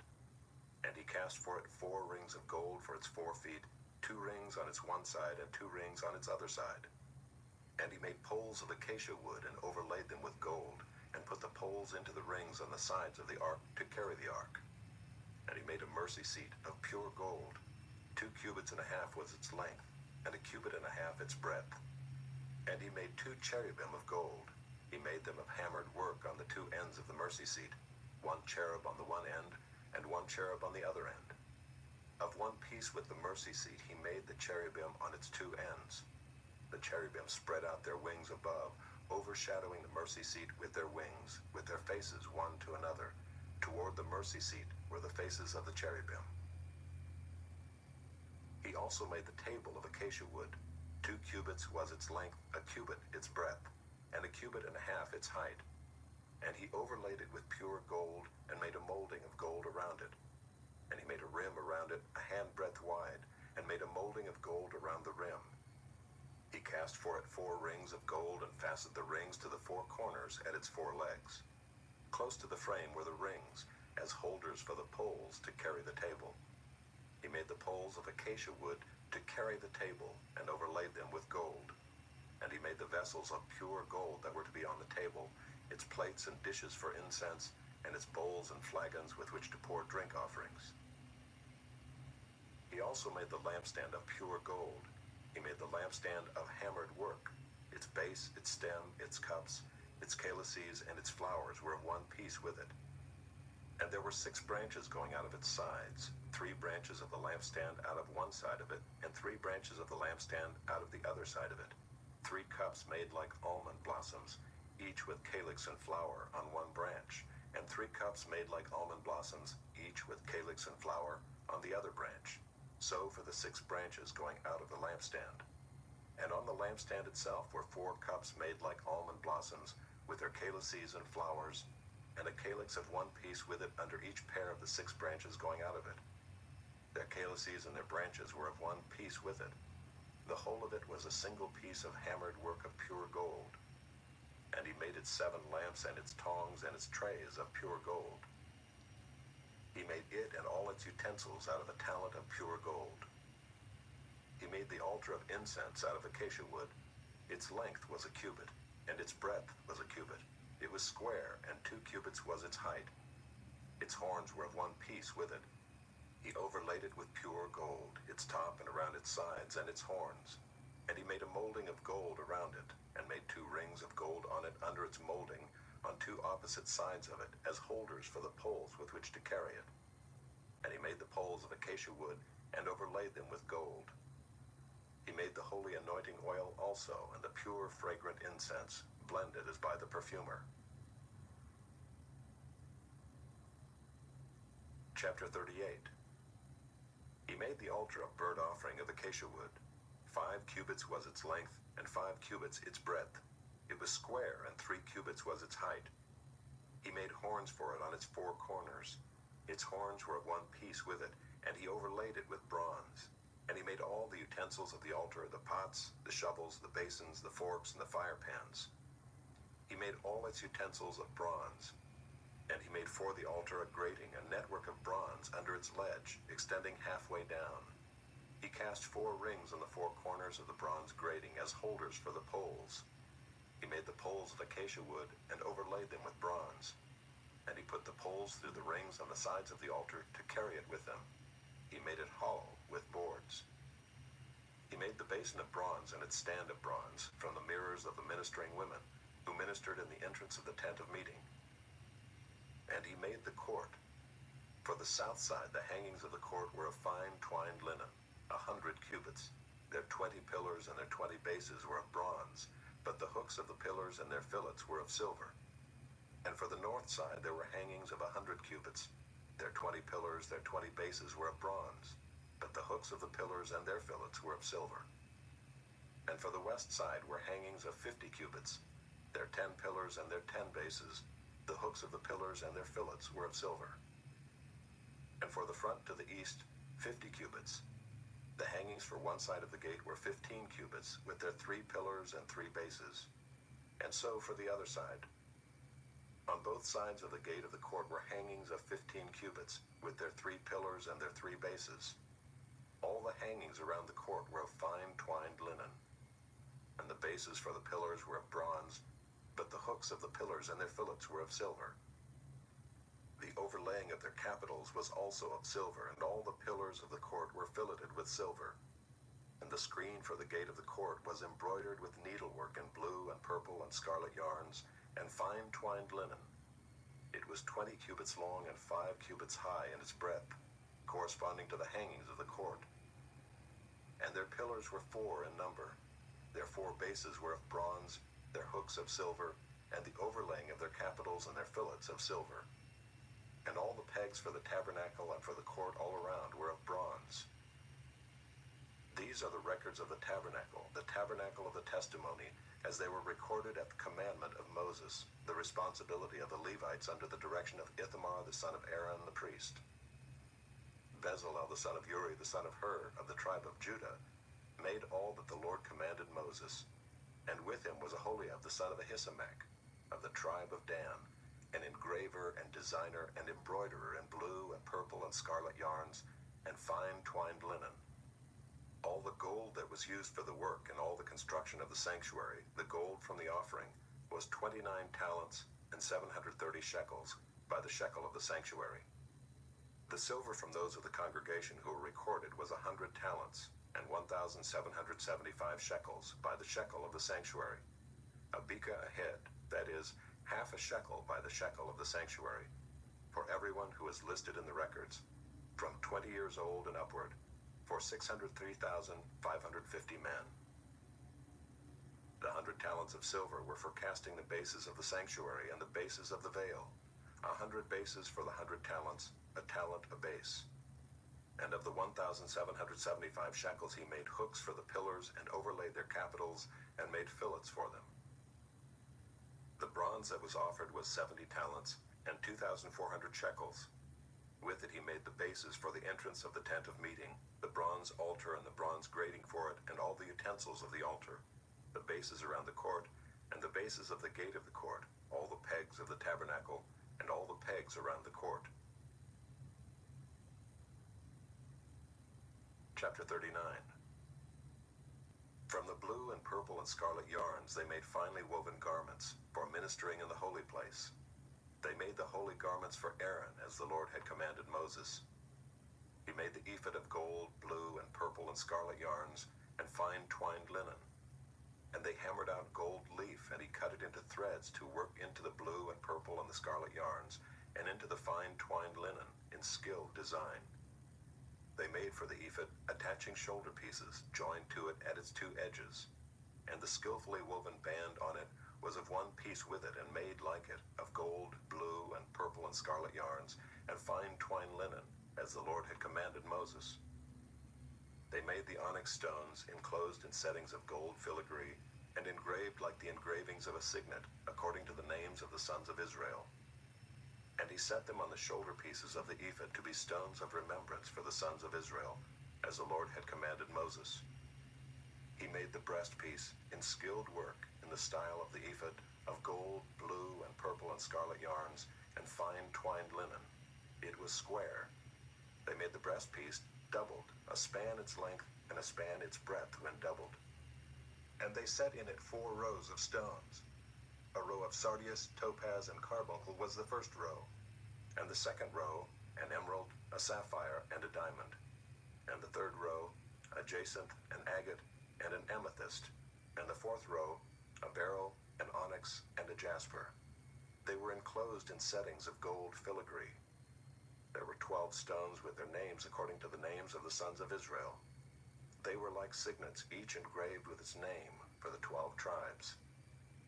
And they made on the breastpiece twisted chains like cords of pure gold.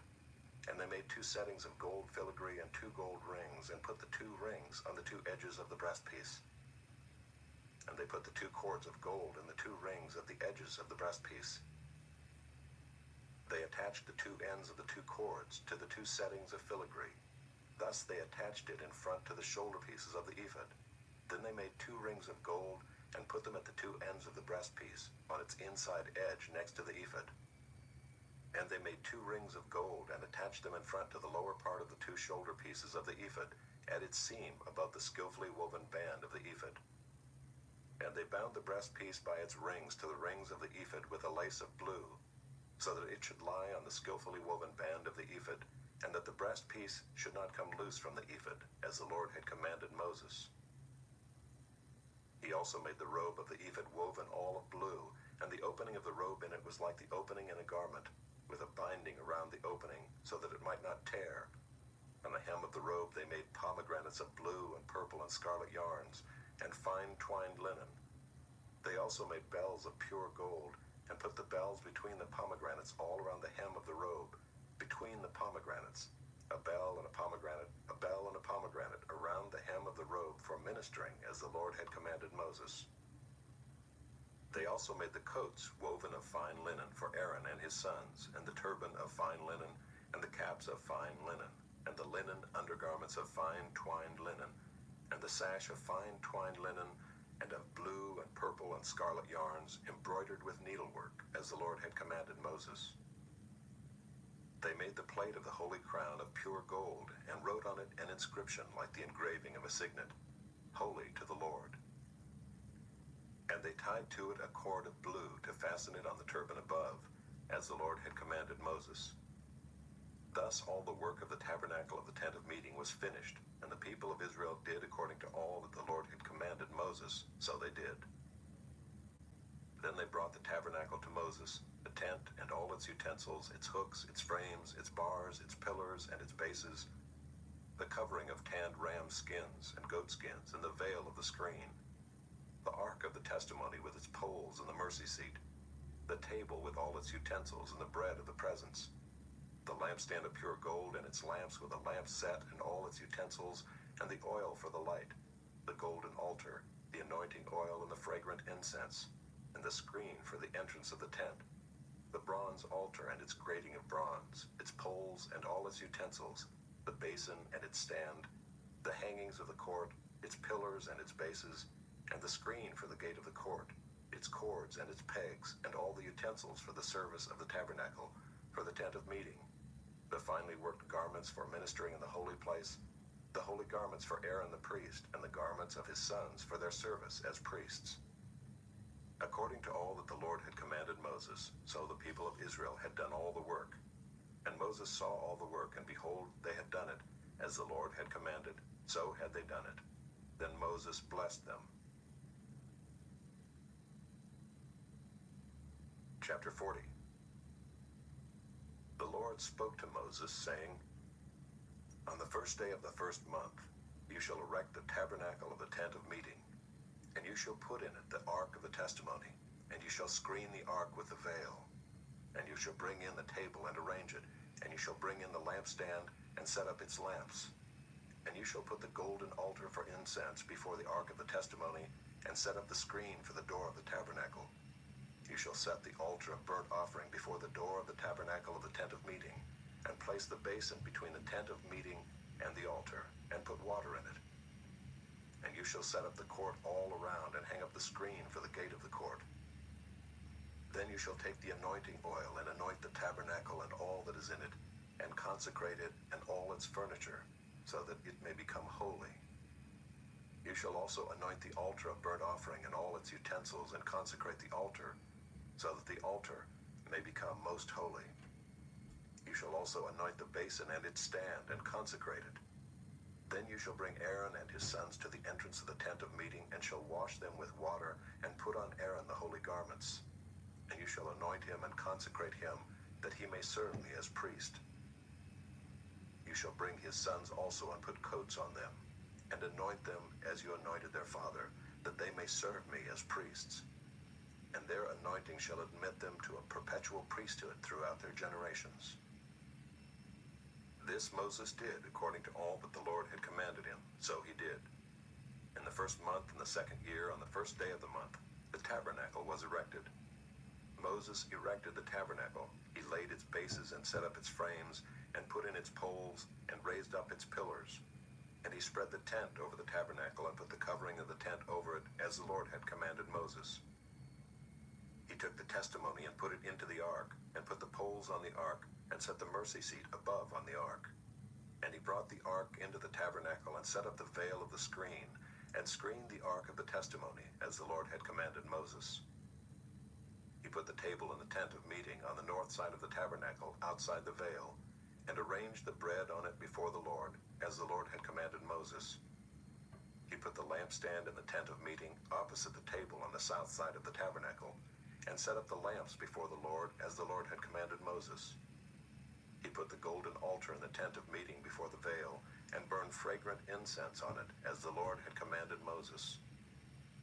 He put in place the screen for the door of the tabernacle.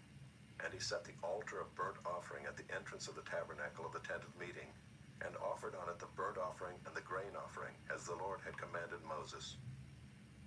He set the basin between the tent of meeting and the altar, and put water in it for washing, with which Moses and Aaron and his sons washed their hands and their feet. When they went into the tent of meeting, and when they approached the altar, they washed as the Lord commanded Moses. And he erected the court around the tabernacle and the altar, and set up the screen at the gate of the court.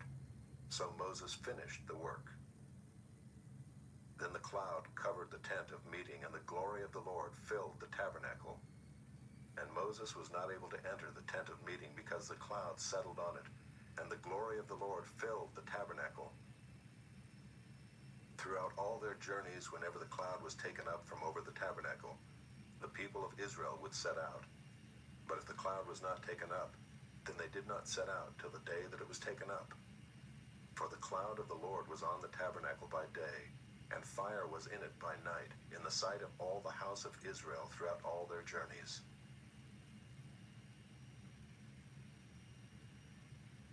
This audiobook has been broken into multiple parts to make the download faster.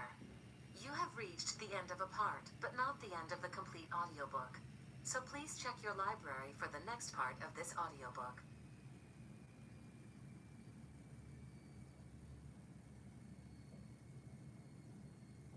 You are listening to the ESV Hear the Word Audio Bible, read by David Cochran Heath, produced in 2008 by Crossway Bibles.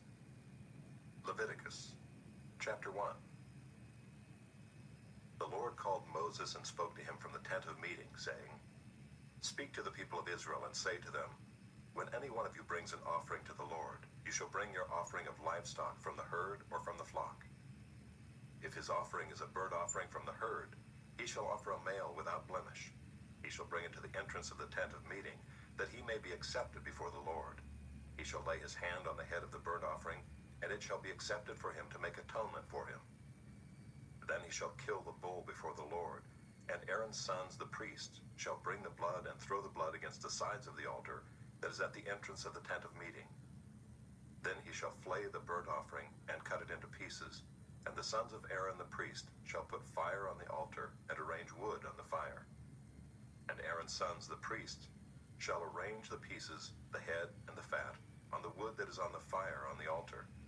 But its entrails and its legs he shall wash with water, and the priest shall burn all of it on the altar as a burnt offering, a food offering, with a pleasing aroma to the Lord.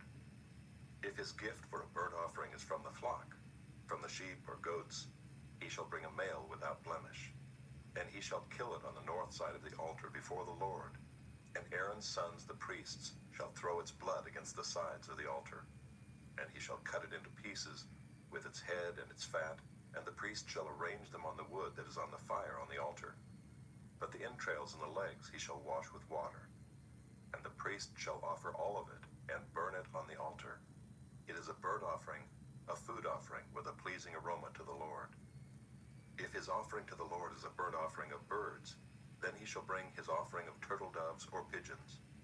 And the priest shall bring it to the altar, and wring off its head, and burn it on the altar. Its blood shall be drained out on the side of the altar. He shall remove its crop with its contents, and cast it beside the altar on the east side, in the place for ashes. He shall tear it open by its wings, but shall not sever it completely. And the priest shall burn it on the altar, on the wood that is on the fire. It is a burnt offering, a food offering, with a pleasing aroma to the Lord. Chapter 2. When anyone brings a grain offering as an offering to the Lord, his offering shall be of fine flour. He shall pour oil on it, and put frankincense on it, and bring it to Aaron's sons, the priests. And he shall take from it a handful of the fine flour and oil, with all of its frankincense, and the priest shall burn this as its memorial portion on the altar, a food offering with a pleasing aroma to the Lord. But the rest of the grain offering shall be for Aaron and his sons. It is a most holy part of the Lord's food offerings. When you bring a grain offering baked in the oven as an offering, it shall be unleavened loaves of fine flour mixed with oil, or unleavened wafers smeared with oil. And if your offering is a grain offering baked on a griddle, it shall be of fine flour unleavened, mixed with oil. You shall break it in pieces and pour oil on it. It is a grain offering. And if your offering is a grain offering cooked in a pan, it shall be made of fine flour with oil. And you shall bring the grain offering that is made of these things to the Lord. And when it is presented to the priest, he shall bring it to the altar. And the priest shall take from the grain offering its memorial portion, and burn this on the altar, a food offering with a pleasing aroma to the Lord. But the rest of the grain offering shall be for Aaron and his sons. It is a most holy part of the Lord's food offerings. No grain offering that you bring to the Lord shall be made with leaven, for you shall burn no leaven, nor any honey as a food offering to the Lord.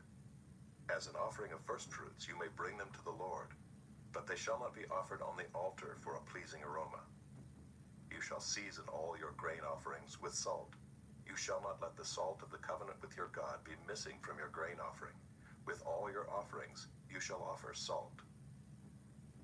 If you offer a grain offering of firstfruits to the Lord, you shall offer for the grain offering of your firstfruits fresh ears, roasted with fire, crushed new grain. And you shall put oil on it and lay frankincense on it. It is a grain offering. And the priest shall burn as its memorial portion some of the crushed grain, and some of the oil with all of its frankincense. It is a food offering to the Lord. Chapter 3. If his offering is a sacrifice of peace offering, if he offers an animal from the herd, male or female, he shall offer it without blemish before the Lord. And he shall lay his hand on the head of his offering and kill it at the entrance of the tent of meeting. And Aaron's sons, the priests, shall throw the blood against the sides of the altar. And from the sacrifice of the peace offering, as a food offering to the Lord, he shall offer the fat covering the entrails, and all the fat that is on the entrails, and the 2 kidneys with the fat that is on them at the loins, and the long lobe of the liver that he shall remove with the kidneys.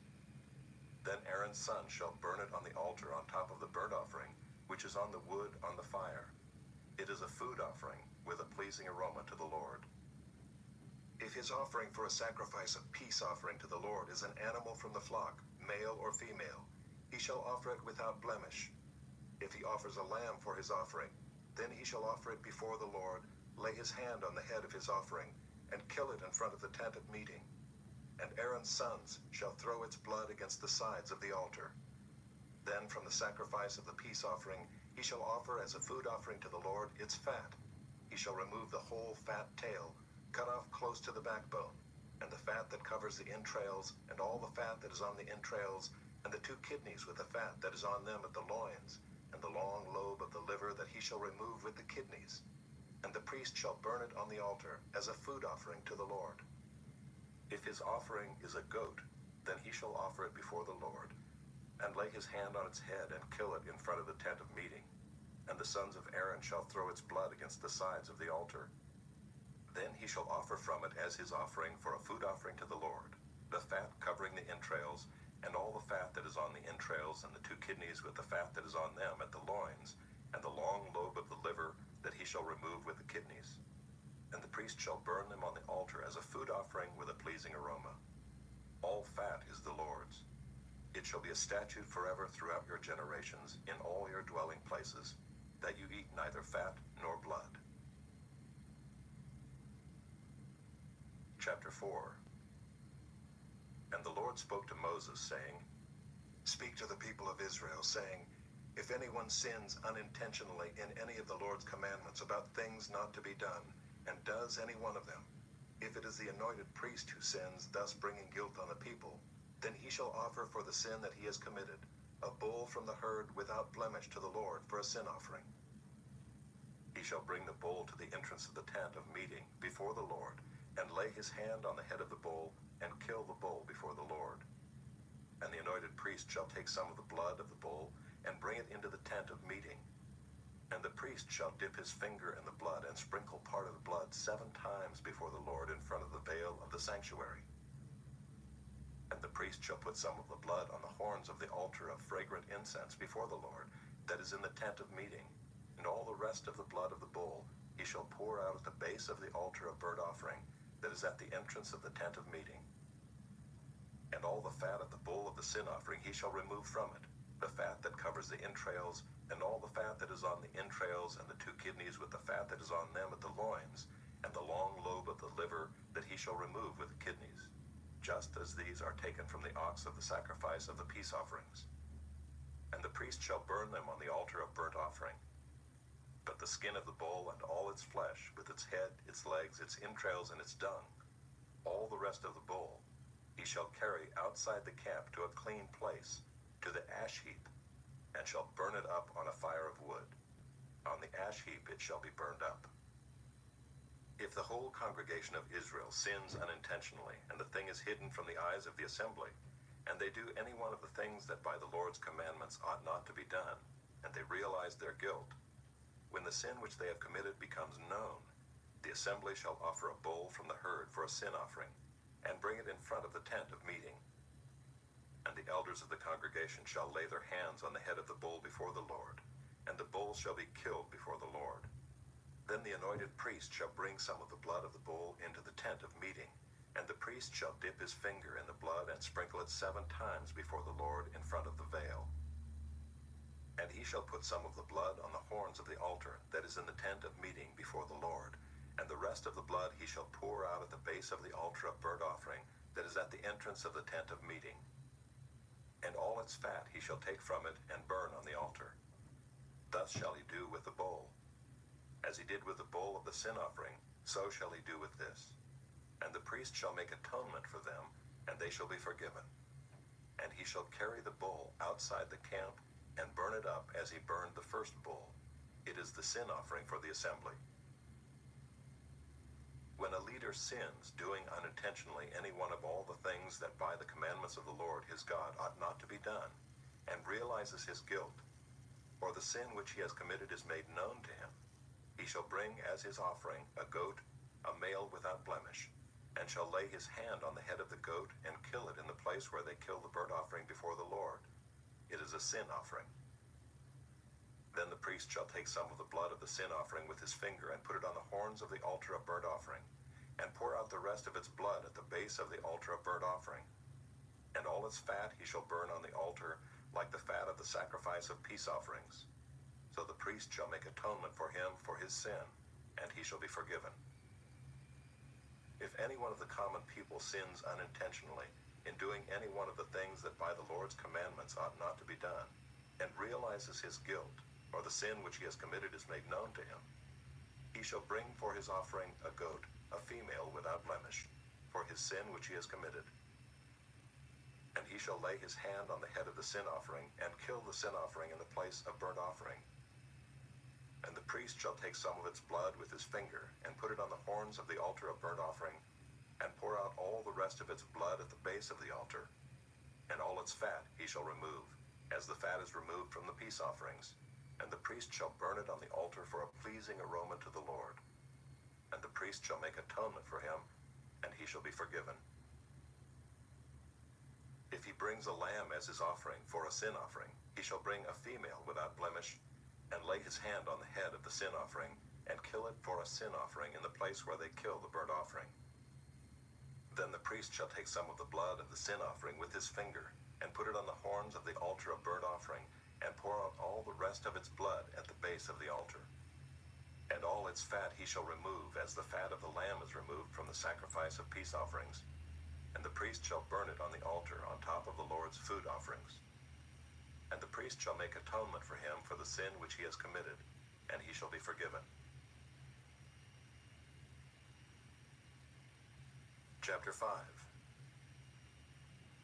If anyone sins in that he hears a public adjuration to testify, and though he is a witness, whether he has seen or come to know the matter, yet does not speak, he shall bear his iniquity. Or if anyone touches an unclean thing, whether a carcass of an unclean wild animal, or a carcass of unclean livestock, or a carcass of unclean swarming things, and it is hidden from him, and he has become unclean, and he realizes his guilt. Or if he touches human uncleanness, of whatever sort the uncleanness may be with which one becomes unclean, and it is hidden from him, when he comes to know it and realizes his guilt. Or if anyone utters with his lips a rash oath to do evil or to do good, any sort of rash oath that people swear, and it is hidden from him when he comes to know it, and he realizes his guilt in any of these. When he realizes his guilt in any of these and confesses the sin he has committed, he shall bring to the Lord as his compensation for the sin that he has committed a female from the flock, a lamb or a goat for a sin offering. And the priest shall make atonement for him for his sin. But if he cannot afford a lamb, then he shall bring to the Lord as his compensation for the sin that he has committed 2 turtle doves or 2 pigeons, one for a sin offering and the other for a burnt offering. He shall bring them to the priest, who shall offer first the one for the sin offering. He shall wring its head from its neck, but shall not sever it completely. And he shall sprinkle some of the blood of the sin offering on the side of the altar, while the rest of the blood shall be drained out at the base of the altar. It is a sin offering. Then he shall offer the second for a burnt offering according to the rule. And the priest shall make atonement for him for the sin that he has committed, and he shall be forgiven. But if he cannot afford 2 turtle doves or 2 pigeons, then he shall bring as his offering for the sin that he has committed 1/10 of an ephah of fine flour for a sin offering. He shall put no oil on it, and shall put no frankincense on it, for it is a sin offering. And he shall bring it to the priest, and the priest shall take a handful of it as its memorial portion, and burn this on the altar, on the Lord's food offerings. It is a sin offering. Thus the priest shall make atonement for him for the sin which he has committed in any one of these things, and he shall be forgiven. And the remainder shall be for the priest, as in the grain offering. The Lord spoke to Moses, saying, If anyone commits a breach of faith and sins unintentionally in any of the holy things of the Lord, he shall bring to the Lord as his compensation a ram without blemish out of the flock, valued in silver shekels, according to the shekel of the sanctuary, for a guilt offering. He shall also make restitution for what he has done amiss in the holy thing, and shall add 1/5 to it, and give it to the priest. And the priest shall make atonement for him with the ram of the guilt offering, and he shall be forgiven. If anyone sins doing any of the things that by the Lord's commandments ought not to be done, though he did not know it, then realizes his guilt, he shall bear his iniquity. He shall bring to the priest a ram without blemish out of the flock, or its equivalent for a guilt offering. And the priest shall make atonement for him for the mistake that he made unintentionally, and he shall be forgiven. It is a guilt offering. He has indeed incurred guilt before the Lord. Chapter 6. The Lord spoke to Moses, saying, If anyone sins and commits a breach of faith against the Lord by deceiving his neighbor in a matter of deposit or security, or through robbery, or if he has oppressed his neighbor, or has found something lost and lied about it, swearing falsely, in any of all the things that people do and sin thereby, if he has sinned and has realized his guilt and will restore what he took by robbery, or what he got by oppression, or the deposit that was committed to him, or the lost thing that he found, or anything about which he has sworn falsely, he shall restore it in full, and shall add 1/5 to it, and give it to him to whom it belongs on the day he realizes his guilt. And he shall bring to the priest as his compensation to the Lord a ram without blemish out of the flock, or its equivalent, for a guilt offering. And the priest shall make atonement for him before the Lord, and he shall be forgiven for any of the things that one may do, and thereby become guilty. The Lord spoke to Moses, saying, Command Aaron and his sons, saying, This is the law of the burnt offering. The burnt offering shall be on the hearth on the altar all night until the morning, and the fire of the altar shall be kept burning on it. And the priest shall put on his linen garment, and put his linen undergarment on his body. And he shall take up the ashes to which the fire has reduced the burnt offering on the altar, and put them beside the altar.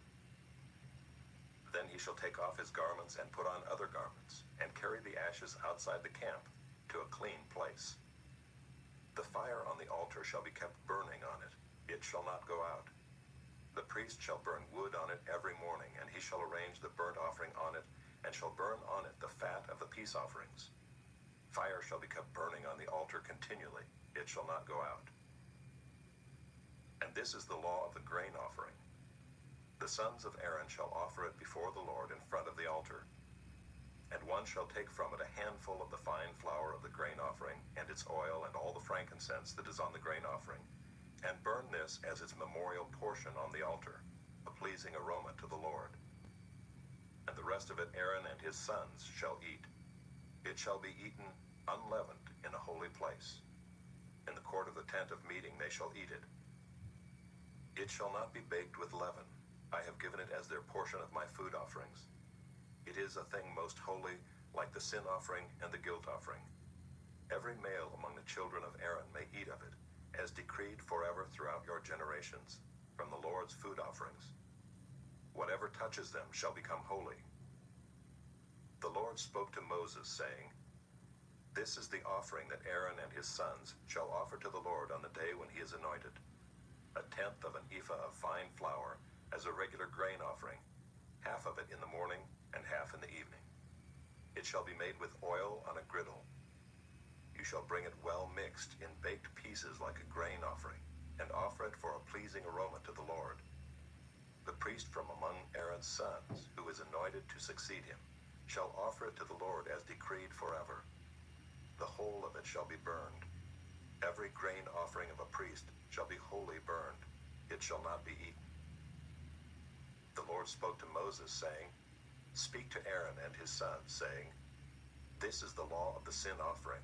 In the place where the burnt offering is killed shall the sin offering be killed before the Lord. It is most holy. The priest who offers it for sin shall eat it. In a holy place it shall be eaten, in the court of the tent of meeting. Whatever touches its flesh shall be holy, and when any of its blood is splashed on a garment, you shall wash that on which it was splashed in a holy place. And the earthenware vessel in which it is boiled shall be broken. But if it is boiled in a bronze vessel, that shall be scoured and rinsed in water. Every male among the priests may eat of it. It is most holy. But no sin offering shall be eaten from which any blood is brought into the tent of meeting to make atonement in the holy place. It shall be burned up with fire. Chapter 7. This is the law of the guilt offering. It is most holy. In the place where they kill the burnt offering, they shall kill the guilt offering, and its blood shall be thrown against the sides of the altar. And all its fat shall be offered, the fat tail, the fat that covers the entrails, the 2 kidneys with the fat that is on them at the loins, and the long lobe of the liver that he shall remove with the kidneys. The priest shall burn them on the altar as a food offering to the Lord. It is a guilt offering. Every male among the priests may eat of it. It shall be eaten in a holy place. It is most holy. The guilt offering is just like the sin offering. There is one law for them. The priest who makes atonement with it shall have it. And the priest who offers any man's burnt offering shall have for himself the skin of the burnt offering that he has offered. And every grain offering baked in the oven, and all that is prepared on a pan or a griddle, shall belong to the priest who offers it. And every grain offering mixed with oil or dry shall be shared equally among all the sons of Aaron. And this is the law of the sacrifice of peace offerings that one may offer to the Lord. If he offers it for a thanksgiving, then he shall offer with the thanksgiving sacrifice unleavened loaves mixed with oil, unleavened wafers smeared with oil, and loaves of fine flour well mixed with oil. With the sacrifice of his peace offerings for thanksgiving, he shall bring his offering with loaves of leavened bread. And from it he shall offer 1 loaf from each offering, as a gift to the Lord. It shall belong to the priest who throws the blood of the peace offerings. And the flesh of the sacrifice of his peace offerings for thanksgiving shall be eaten on the day of his offering. He shall not leave any of it until the morning. But if the sacrifice of his offering is a vow offering or a free will offering, it shall be eaten on the day that he offers his sacrifice, and on the next day what remains of it shall be eaten. But what remains of the flesh of the sacrifice on the 3rd day shall be burned up with fire. If any of the flesh of the sacrifice of his peace offering is eaten on the 3rd day, he who offers it shall not be accepted, neither shall it be credited to him. It is tainted, and he who eats of it shall bear his iniquity. Flesh that touches any unclean thing shall not be eaten. It shall be burned up with fire. All who are clean may eat flesh, but the person who eats of the flesh of the sacrifice of the Lord's peace offerings, while an uncleanness is on him, that person shall be cut off from his people. And if anyone touches an unclean thing, whether human uncleanness, or an unclean beast, or any unclean, detestable creature, and then eats some flesh from the sacrifice of the Lord's peace offerings, that person shall be cut off from his people. The Lord spoke to Moses, saying, Speak to the people of Israel, saying, You shall eat no fat of ox or sheep or goat, the fat of an animal that dies of itself, and the fat of one that is torn by beasts may be put to any other use, but on no account shall you eat it. For every person who eats of the fat of an animal of which a food offering may be made to the Lord shall be cut off from his people. Moreover, you shall eat no blood whatever, whether of fowl or of animal, in any of your dwelling places. Whoever eats any blood, that person shall be cut off from his people. The Lord spoke to Moses, saying, Speak to the people of Israel, saying, Whoever offers the sacrifice of his peace offerings to the Lord shall bring his offering to the Lord from the sacrifice of his peace offerings. His own hands shall bring the Lord's food offerings. He shall bring the fat with the breast, that the breast may be waved as a wave offering before the Lord. The priest shall burn the fat on the altar, but the breast shall be for Aaron and his sons. And the right thigh you shall give to the priest as a contribution from the sacrifice of your peace offerings. Whoever among the sons of Aaron offers the blood of the peace offerings and the fat shall have the right thigh for a portion. For the breast that is waved and the thigh that is contributed, I have taken from the people of Israel, out of the sacrifices of their peace offerings, and have given them to Aaron the priest and to his sons, as a perpetual due from the people of Israel. This is the portion of Aaron and of his sons from the Lord's food offerings, from the day they were presented to serve as priests of the Lord. The Lord commanded this to be given them by the people of Israel, from the day that he anointed them. It is a perpetual due throughout their generations. This is the law of the burnt offering, of the grain offering, of the sin offering, of the guilt offering, of the ordination offering, and of the peace offering, which the Lord commanded Moses on Mount Sinai, on the day that he commanded the people of Israel to bring their offerings to the Lord in the wilderness of Sinai.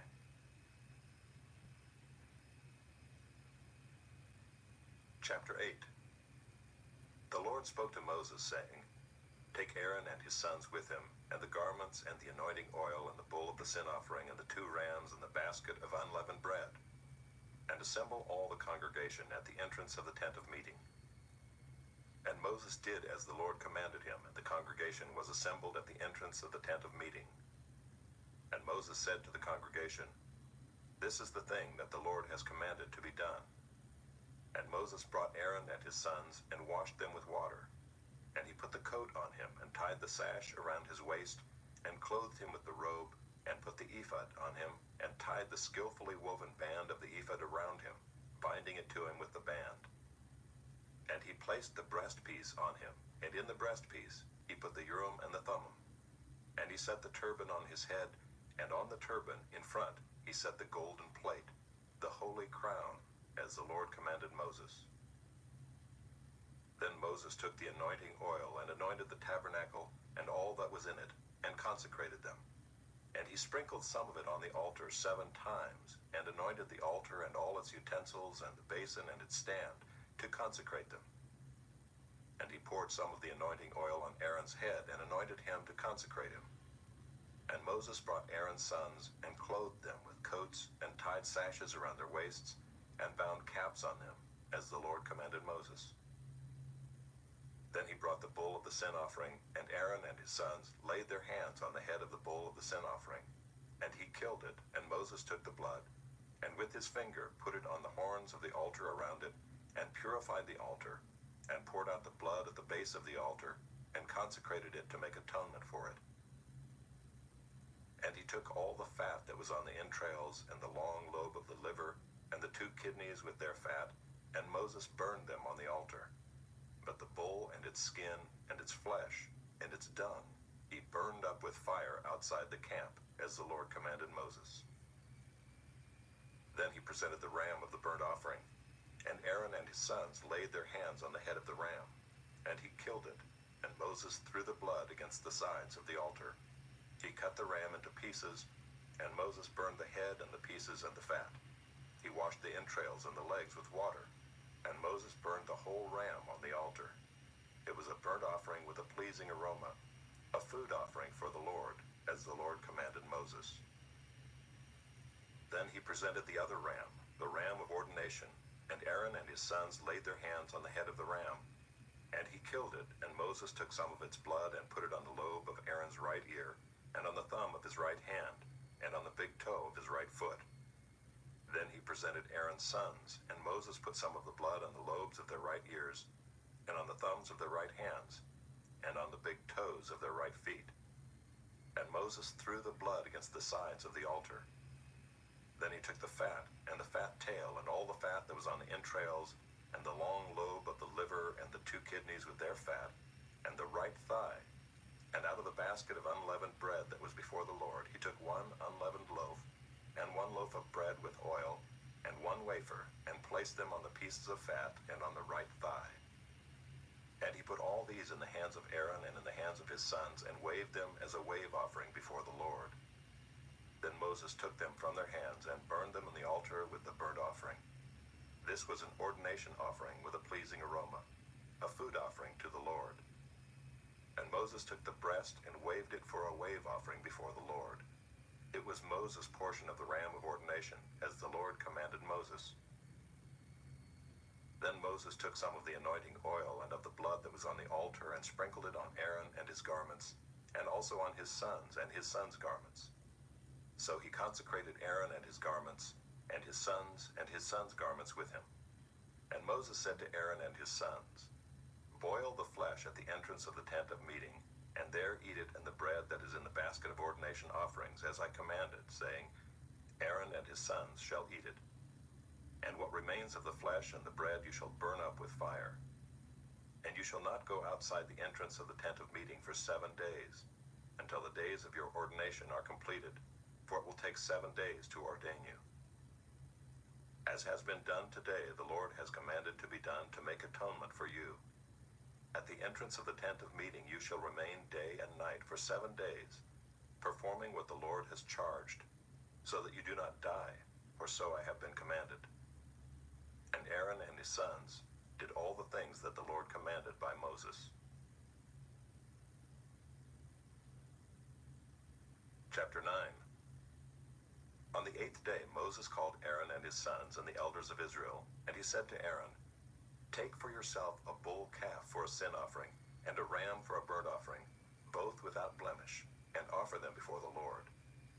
And say to the people of Israel, Take a male goat for a sin offering, and a calf and a lamb, both a year old without blemish, for a burnt offering, and an ox and a ram for peace offerings, to sacrifice before the Lord, and a grain offering mixed with oil, for today the Lord will appear to you."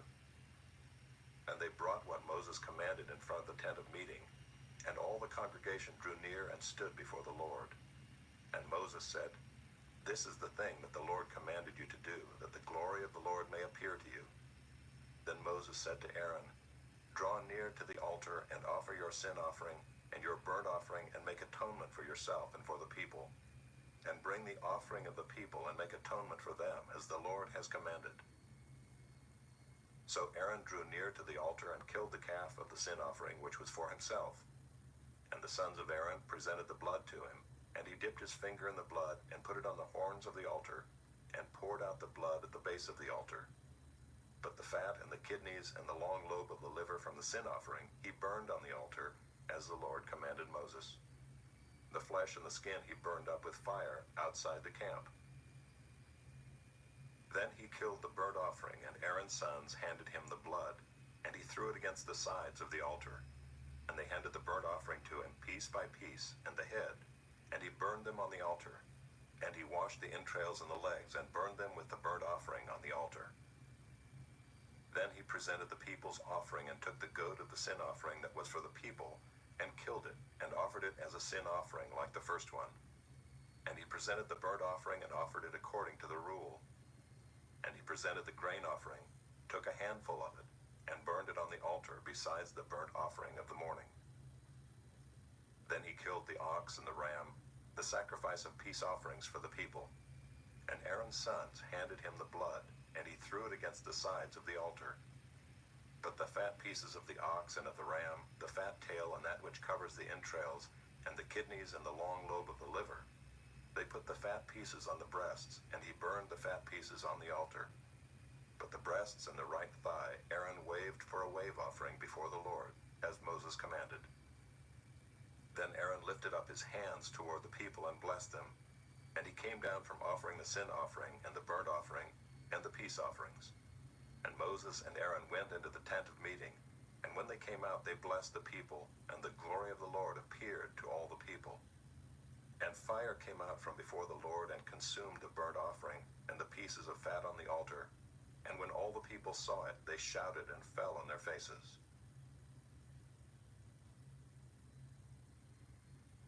Chapter 10. Now Nadab and Abihu, the sons of Aaron, each took his censer and put fire in it, and laid incense on it, and offered unauthorized fire before the Lord, which he had not commanded them. And fire came out from before the Lord and consumed them, and they died before the Lord. Then Moses said to Aaron, "This is what the Lord has said. Among those who are near me I will be sanctified, and before all the people I will be glorified."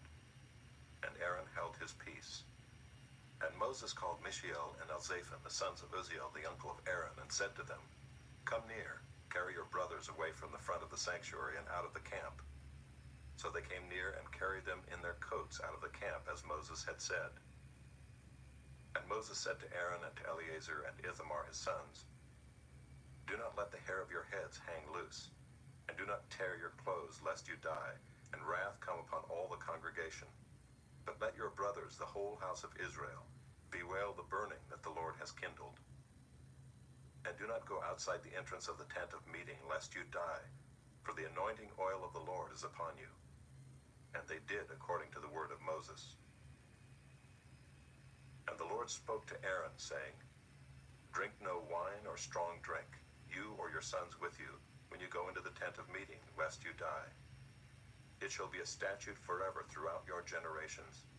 You are to distinguish between the holy and the common, and between the unclean and the clean. And you are to teach the people of Israel all the statutes that the Lord has spoken to them by Moses." Moses spoke to Aaron and to Eleazar and Ithamar his surviving sons, "Take the grain offering that is left of the Lord's food offerings, and eat it unleavened beside the altar, for it is most holy. You shall eat it in a holy place, because it is your due, and your sons' due, from the Lord's food offerings, for so I am commanded. But the breast that is waved and the thigh that is contributed you shall eat in a clean place, you and your sons and your daughters with you, for they are given as your due, and your sons' due, from the sacrifices of the peace offerings of the people of Israel. The thigh that is contributed and the breast that is waved they shall bring with the food offerings of the fat pieces, to wave for a wave offering before the Lord. And it shall be yours and your sons with you as a due forever, as the Lord has commanded." Now Moses diligently inquired about the goat of the sin offering, and behold, it was burned up. And he was angry with Eleazar and Ithamar, the surviving sons of Aaron, saying, "Why have you not eaten the sin offering in the place of the sanctuary, since it is a thing most holy and has been given to you, that you may bear the iniquity of the congregation, to make atonement for them before the Lord? Behold, its blood was not brought into the inner part of the sanctuary. You certainly ought to have eaten it in the sanctuary, as I commanded." And Aaron said to Moses, "Behold, today they have offered their sin offering and their burnt offering before the Lord, and yet such things as these have happened to me. If I had eaten the sin offering today, would the Lord have approved?" And when Moses heard that, he approved. Chapter 11.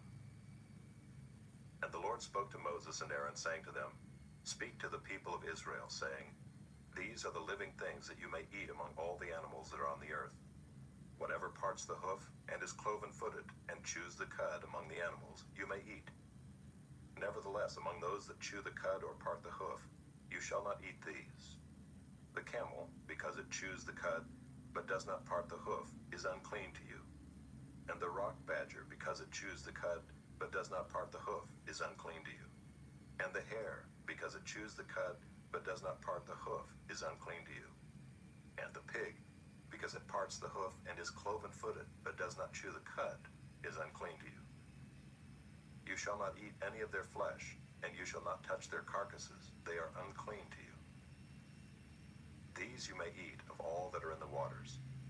Everything in the waters that has fins and scales, whether in the seas or in the rivers, you may eat.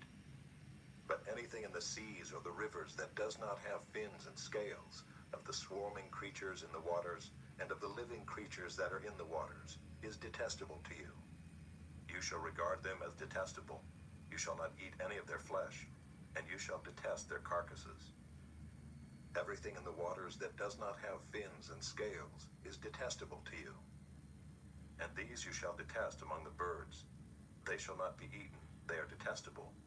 The eagle, the bearded vulture, the black vulture, the kite, the falcon of any kind, every raven of any kind, the ostrich, the nighthawk, the seagull, the hawk of any kind, the little owl, the cormorant, the short-eared owl, the barn owl, the tawny owl, the carrion vulture, the stork, the heron of any kind, the hoopoe and the bat.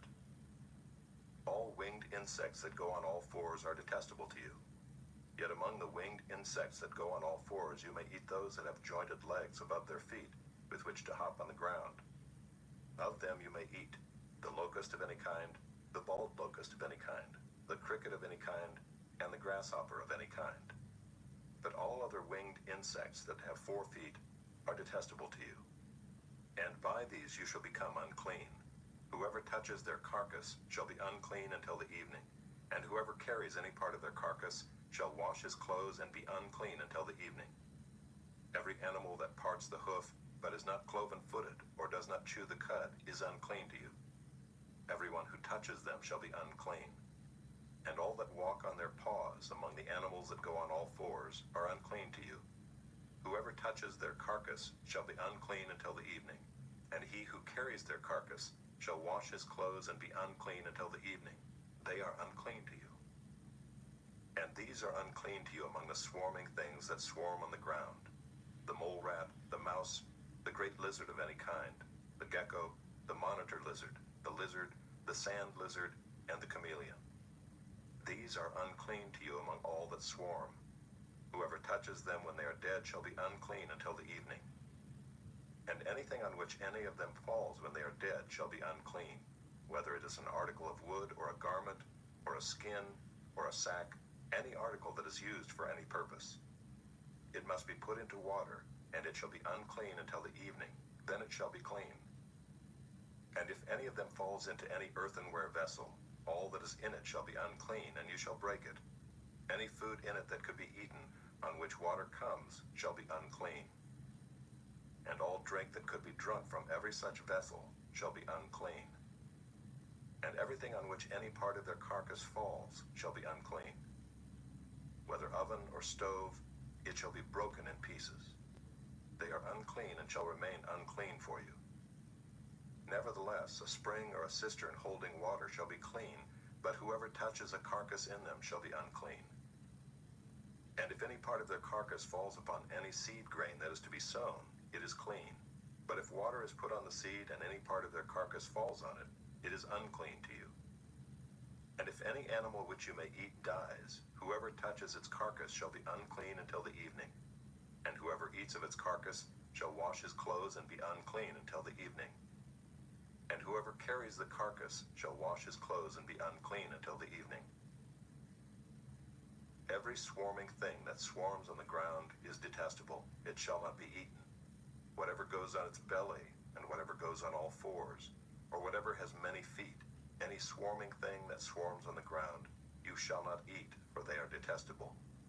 You shall not make yourselves detestable with any swarming thing that swarms, and you shall not defile yourselves with them and become unclean through them.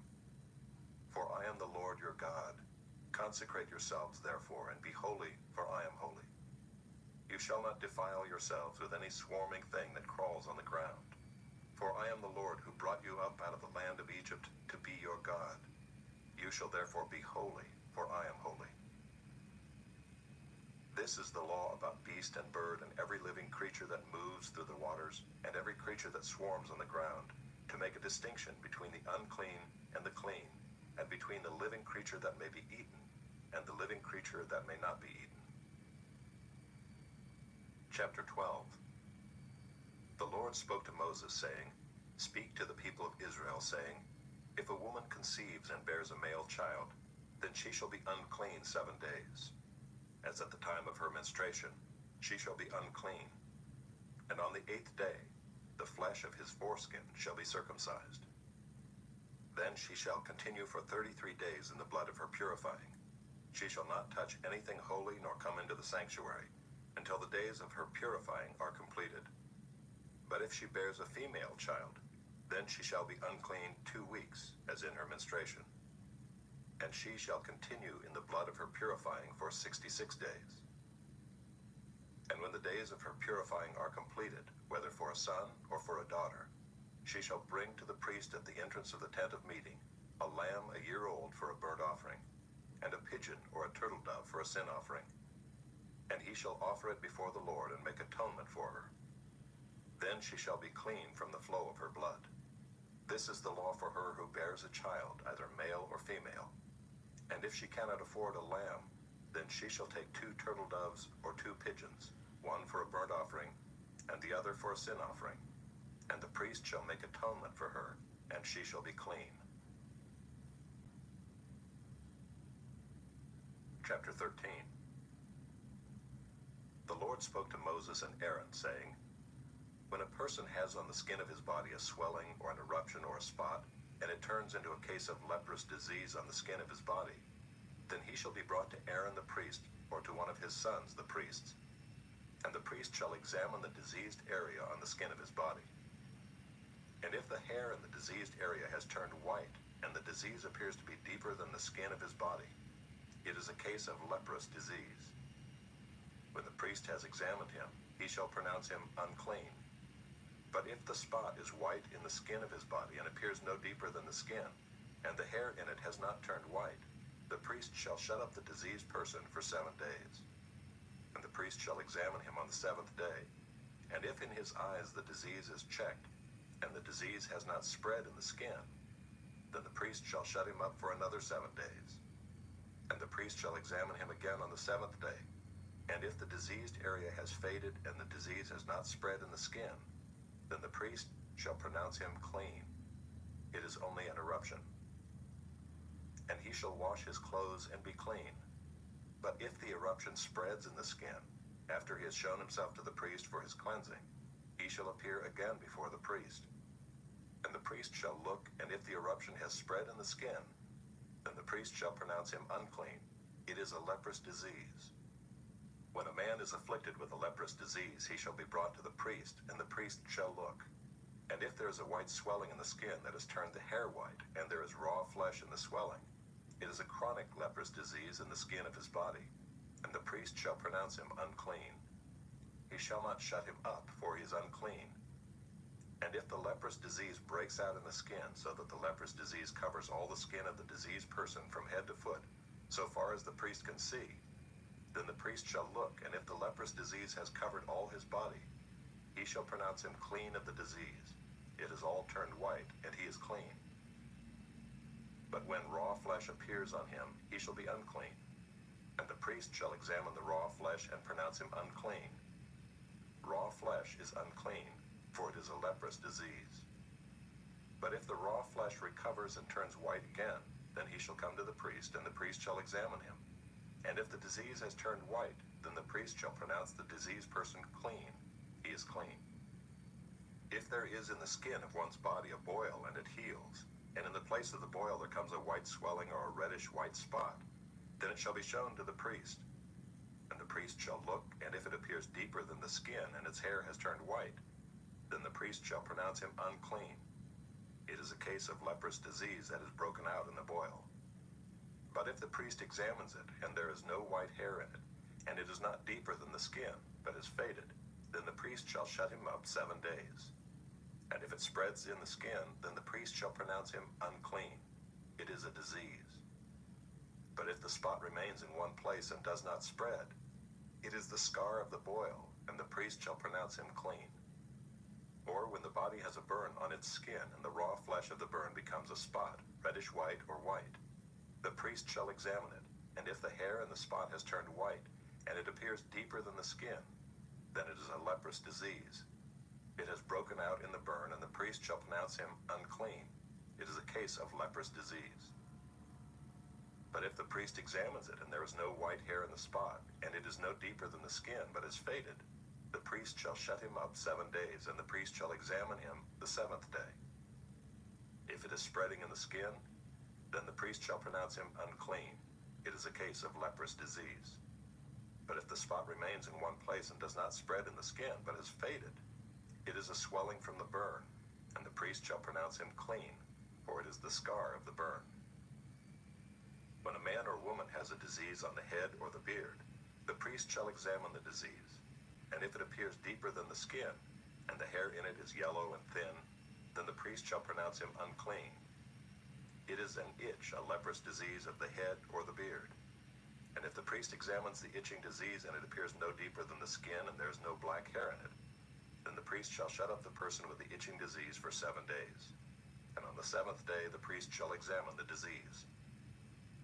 If the itch has not spread, and there is in it no yellow hair, and the itch appears to be no deeper than the skin, then he shall shave himself, but the itch he shall not shave. And the priest shall shut up the person with the itching disease for another 7 days. And on the 7th day the priest shall examine the itch, and if the itch has not spread in the skin, and it appears to be no deeper than the skin, then the priest shall pronounce him clean, and he shall wash his clothes and be clean. But if the itch spreads in the skin after his cleansing, then the priest shall examine him, and if the itch has spread in the skin, the priest need not seek for the yellow hair, he is unclean.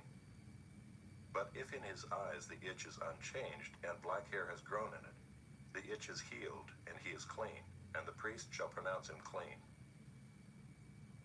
When a man or a woman has spots on the skin of the body, white spots, the priest shall look, and if the spots on the skin of the body are of a dull white, it is leukoderma that is broken out in the skin. He is clean. If a man's hair falls out from his head, he is bald. He is clean. And if a man's hair falls out from his forehead, he has baldness of the forehead. He is clean. But if there is on the bald head or the bald forehead a reddish-white diseased area, it is a leprous disease breaking out on his bald head or his bald forehead.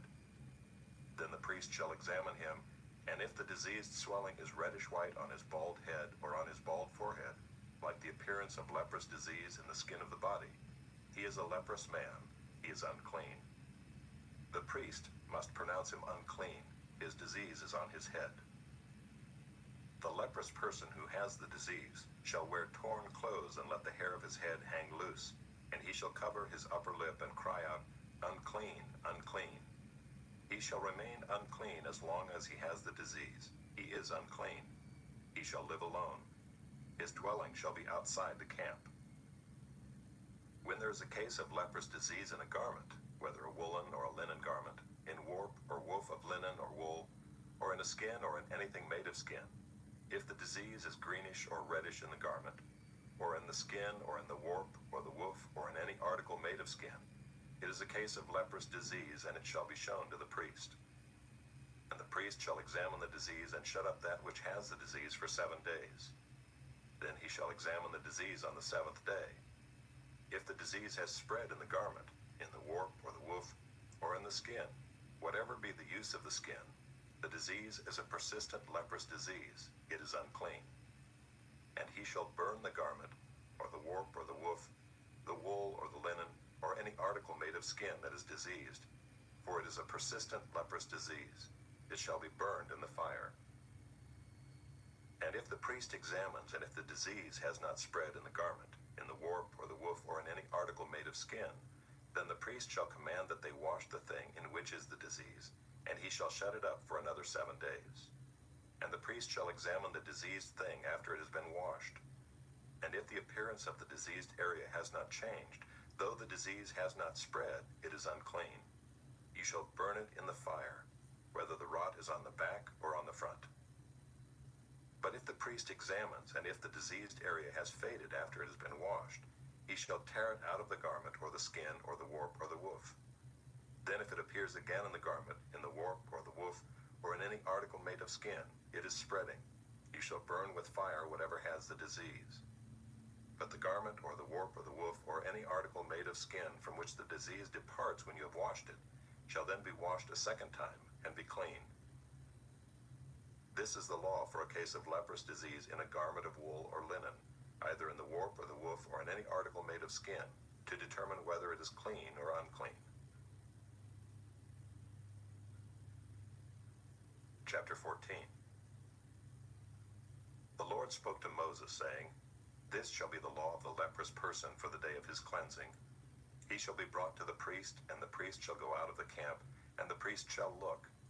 Then if the case of leprous disease is healed in the leprous person, the priest shall command them to take for him who is to be cleansed 2 live clean birds, and cedar wood, and scarlet yarn, and hyssop. And the priest shall command them to kill one of the birds in an earthenware vessel over fresh water. He shall take the live bird with the cedar wood and the scarlet yarn and the hyssop, and dip them and the live bird in the blood of the bird that was killed over the fresh water. And he shall sprinkle it 7 times on him who is to be cleansed of the leprous disease. Then he shall pronounce him clean, and shall let the living bird go into the open field.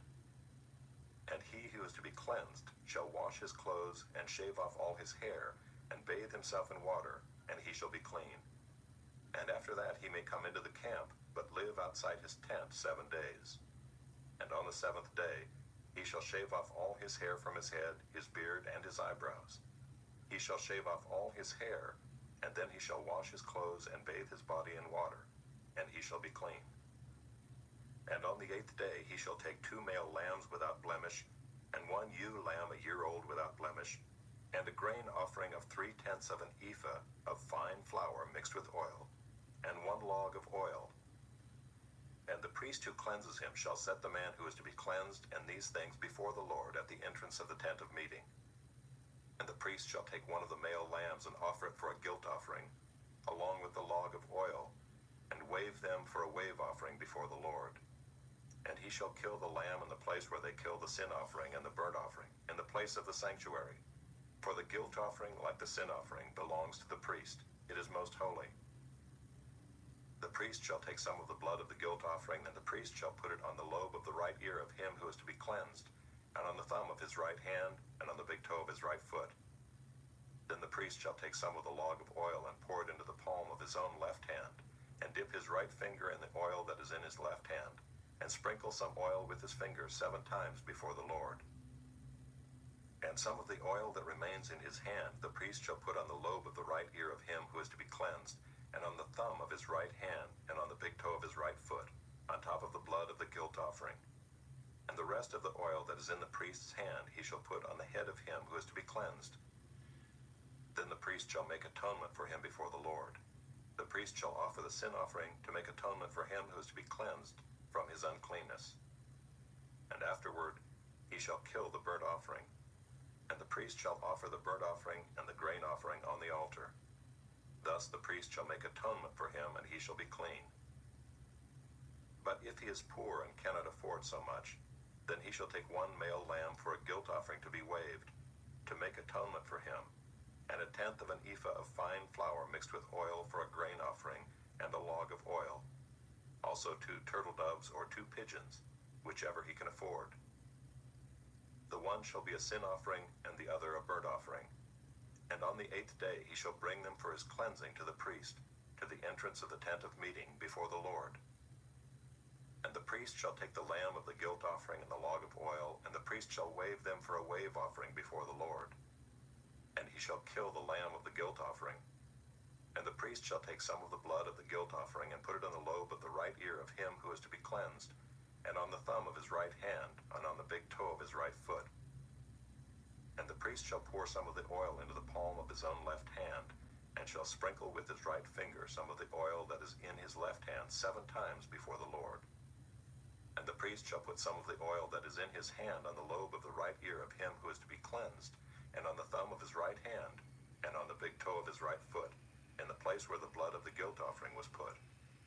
And the rest of the oil that is in the priest's hand he shall put on the head of him who is to be cleansed, to make atonement for him before the Lord. And he shall offer of the turtle doves or pigeons, whichever he can afford, 1 for a sin offering, and the other for a burnt offering, along with a grain offering. And the priest shall make atonement before the Lord for him who is being cleansed. This is the law for him in whom is a case of leprous disease, who cannot afford the offerings for his cleansing.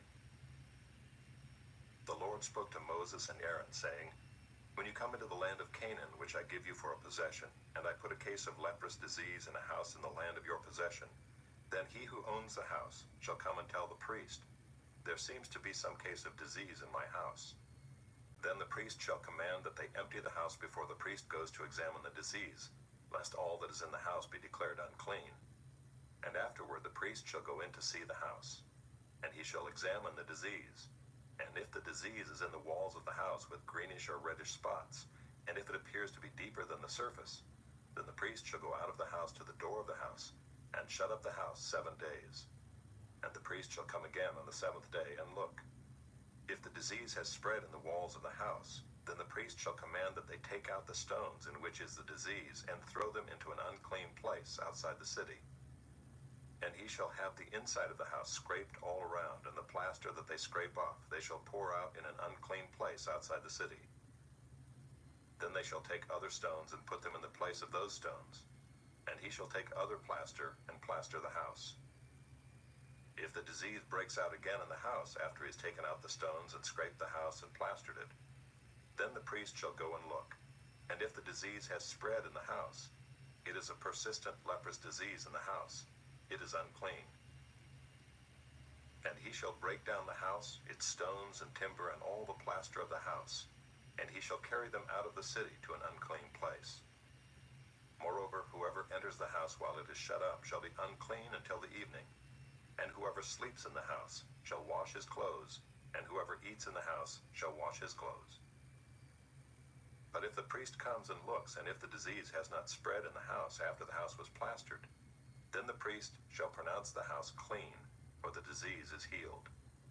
And for the cleansing of the house he shall take 2 small birds, with cedar wood and scarlet yarn and hyssop, and shall kill one of the birds in an earthenware vessel over fresh water, and shall take the cedar wood and the hyssop and the scarlet yarn, along with the live bird, and dip them in the blood of the bird that was killed, and in the fresh water, and sprinkle the house 7 times. Thus he shall cleanse the house with the blood of the bird, and with the fresh water, and with the live bird, and with the cedar wood, and hyssop, and scarlet yarn. And he shall let the live bird go out of the city into the open country. So he shall make atonement for the house, and it shall be clean. This is the law for any case of leprous disease, for an itch, for leprous disease in a garment or in a house, and for a swelling or an eruption or a spot, to show when it is unclean and when it is clean. This is the law for leprous disease.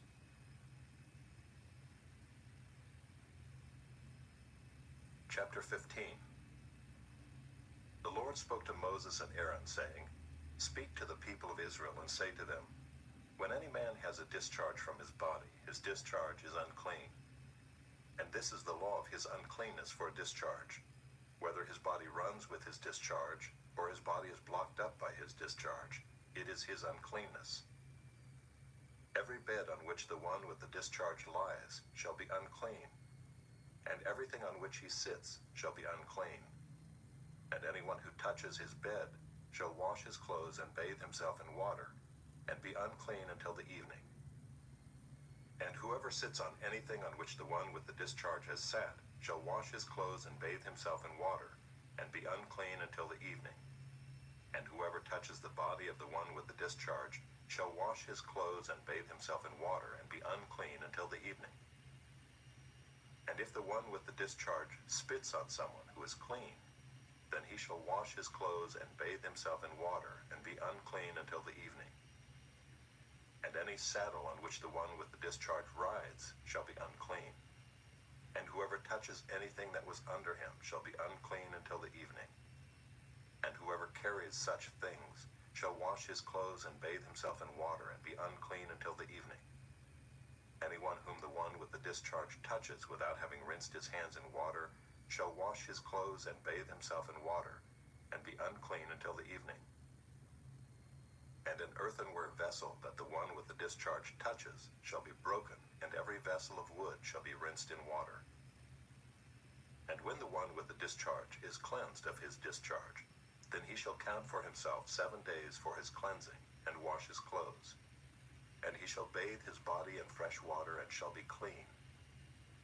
And on the 8th day he shall take 2 turtle doves or 2 pigeons, and come before the Lord to the entrance of the tent of meeting, and give them to the priest.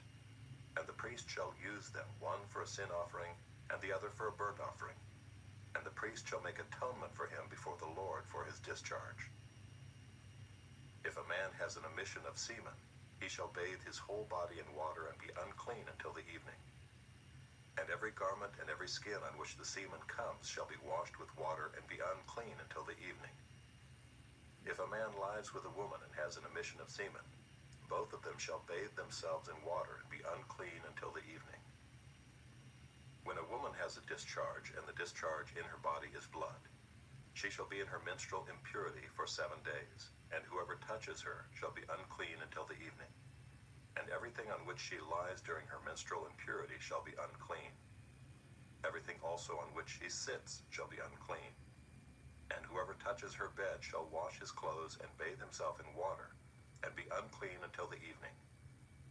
And whoever touches anything on which she sits shall wash his clothes and bathe himself in water, and be unclean until the evening. Whether it is the bed or anything on which she sits, when he touches it he shall be unclean until the evening. And if any man lies with her, and her menstrual impurity comes upon him, he shall be unclean 7 days, and every bed on which he lies shall be unclean. If a woman has a discharge of blood for many days, not at the time of her menstrual impurity, or if she has a discharge beyond the time of her impurity, all the days of the discharge she shall continue in uncleanness. As in the days of her impurity, she shall be unclean. Every bed on which she lies all the days of her discharge shall be to her as the bed of her impurity, and everything on which she sits shall be unclean, as in the uncleanness of her menstrual impurity. And whoever touches these things shall be unclean, and shall wash his clothes and bathe himself in water, and be unclean until the evening. But if she is cleansed of her discharge, she shall count for herself 7 days, and after that she shall be clean. And on the 8th day she shall take 2 turtle doves or 2 pigeons, and bring them to the priest, to the entrance of the tent of meeting. And the priest shall use one for a sin offering, and the other for a burnt offering. And the priest shall make atonement for her before the Lord for her unclean discharge. Thus you shall keep the people of Israel separate from their uncleanness, lest they die in their uncleanness by defiling my tabernacle that is in their midst. This is the law for him who has a discharge, and for him who has an emission of semen, becoming unclean thereby. Also for her who is unwell with her menstrual impurity, that is, for anyone, male or female, who has a discharge, and for the man who lies with a woman who is unclean.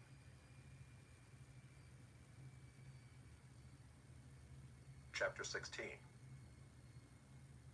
The Lord spoke to Moses after the death of the 2 sons of Aaron, when they drew near before the Lord and died. And the Lord said to Moses, "Tell Aaron your brother not to come at any time into the holy place inside the veil, before the mercy seat that is on the ark, so that he may not die. For I will appear in the cloud over the mercy seat. But in this way Aaron shall come into the holy place, with a bull from the herd for a sin offering, and a ram for a burnt offering. He shall put on the holy linen coat, and shall have the linen undergarment on his body, and he shall tie the linen sash around his waist, and wear the linen turban. These are the holy garments. He shall bathe his body in water, and then put them on. And he shall take from the congregation of the people of Israel 2 male goats for a sin offering, and 1 ram for a burnt offering. Aaron shall offer the bull as a sin offering for himself, and shall make atonement for himself and for his house. Then he shall take the 2 goats and set them before the Lord at the entrance of the tent of meeting. And Aaron shall cast lots over the 2 goats, 1 lot for the Lord, and the other lot for Azazel. And Aaron shall present the goat on which the lot fell for the Lord, and use it as a sin offering.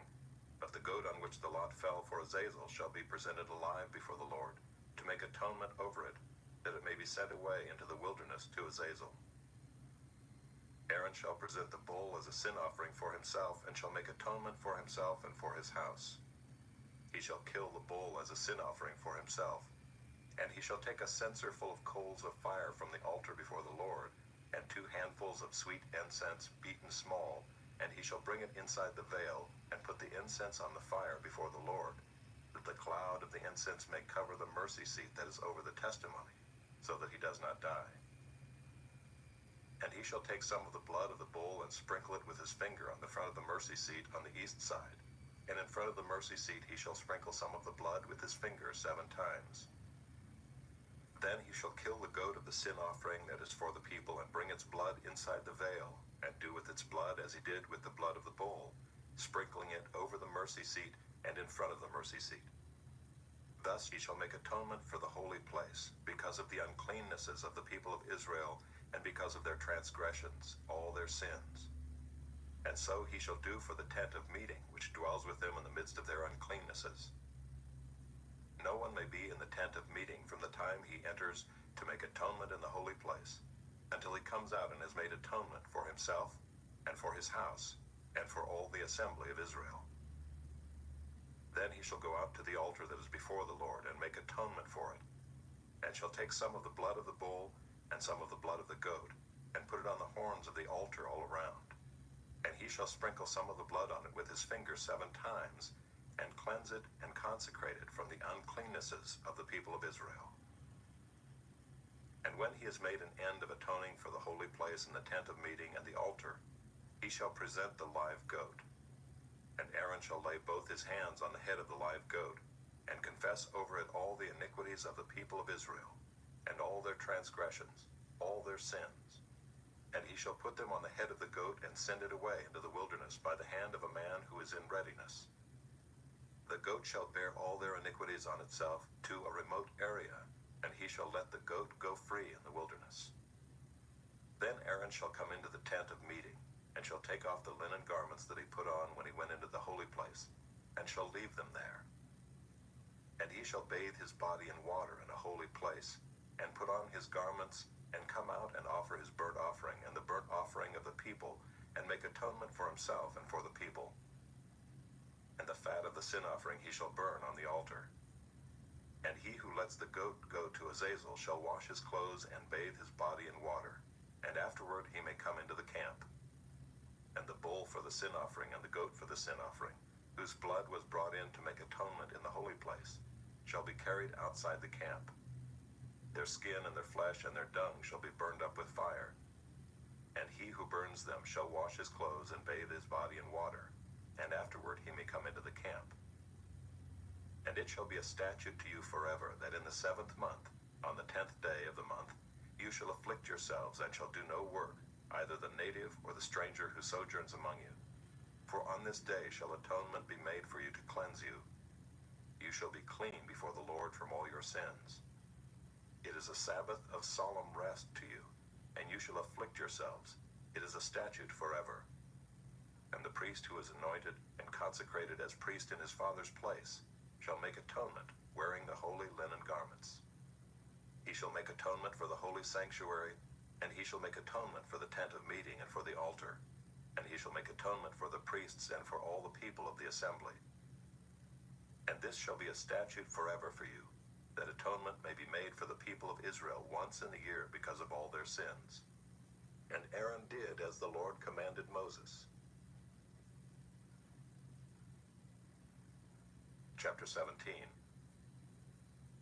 And the Lord spoke to Moses, saying, Speak to Aaron and his sons and to all the people of Israel, and say to them, This is the thing that the Lord has commanded.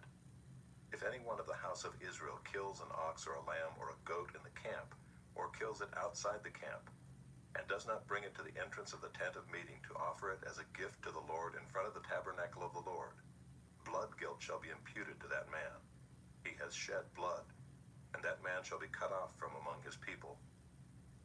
This is to the end that the people of Israel may bring their sacrifices that they sacrifice in the open field, that they may bring them to the Lord, to the priest at the entrance of the tent of meeting, and sacrifice them as sacrifices of peace offerings to the Lord. And the priest shall throw the blood on the altar of the Lord at the entrance of the tent of meeting, and burn the fat for a pleasing aroma to the Lord. So they shall no more sacrifice their sacrifices to goat demons, after whom they whore. This shall be a statute forever for them throughout their generations. And you shall say to them, Any one of the house of Israel or of the strangers who sojourn among them, who offers a burnt offering or sacrifice and does not bring it to the entrance of the tent of meeting, to offer it to the Lord, that man shall be cut off from his people. If any one of the house of Israel or of the strangers who sojourn among them eats any blood, I will set my face against that person who eats blood and will cut him off from among his people. For the life of the flesh is in the blood, and I have given it for you on the altar to make atonement for your souls, for it is the blood that makes atonement by the life. Therefore I have said to the people of Israel, no person among you shall eat blood, neither shall any stranger who sojourns among you eat blood. Anyone also of the people of Israel, or of the strangers who sojourn among them, who takes in hunting any beast or bird that may be eaten, shall pour out its blood and cover it with earth. For the life of every creature is its blood. Its blood is its life. Therefore I have said to the people of Israel, you shall not eat the blood of any creature, for the life of every creature is its blood. Whoever eats it shall be cut off, and every person who eats what dies of itself or what is torn by beasts, whether he is a native or a sojourner, shall wash his clothes and bathe himself in water, and be unclean until the evening. Then he shall be clean. But if he does not wash them or bathe his flesh, he shall bear his iniquity. Chapter 18. And the Lord spoke to Moses, saying, Speak to the people of Israel and say to them, I am the Lord your God. You shall not do as they do in the land of Egypt where you lived, and you shall not do as they do in the land of Canaan to which I am bringing you. You shall not walk in their statutes. You shall follow my rules and keep my statutes and walk in them. I am the Lord your God. You shall therefore keep my statutes and my rules. If a person does them, he shall live by them. I am the Lord. None of you shall approach any one of his close relatives to uncover nakedness. I am the Lord. You shall not uncover the nakedness of your father, which is the nakedness of your mother. She is your mother. You shall not uncover her nakedness. You shall not uncover the nakedness of your father's wife. It is your father's nakedness. You shall not uncover the nakedness of your sister, your father's daughter, or your mother's daughter, whether brought up in the family or in another home. You shall not uncover the nakedness of your son's daughter, or of your daughter's daughter, for their nakedness is your own nakedness. You shall not uncover the nakedness of your father's wife's daughter, brought up in your father's family, since she is your sister. You shall not uncover the nakedness of your father's sister. She is your father's relative. You shall not uncover the nakedness of your mother's sister, for she is your mother's relative. You shall not uncover the nakedness of your father's brother. That is, you shall not approach his wife. She is your aunt. You shall not uncover the nakedness of your daughter-in-law. She is your son's wife. You shall not uncover her nakedness. You shall not uncover the nakedness of your brother's wife. It is your brother's nakedness. You shall not uncover the nakedness of a woman and of her daughter, and you shall not take her son's daughter or her daughter's daughter to uncover her nakedness.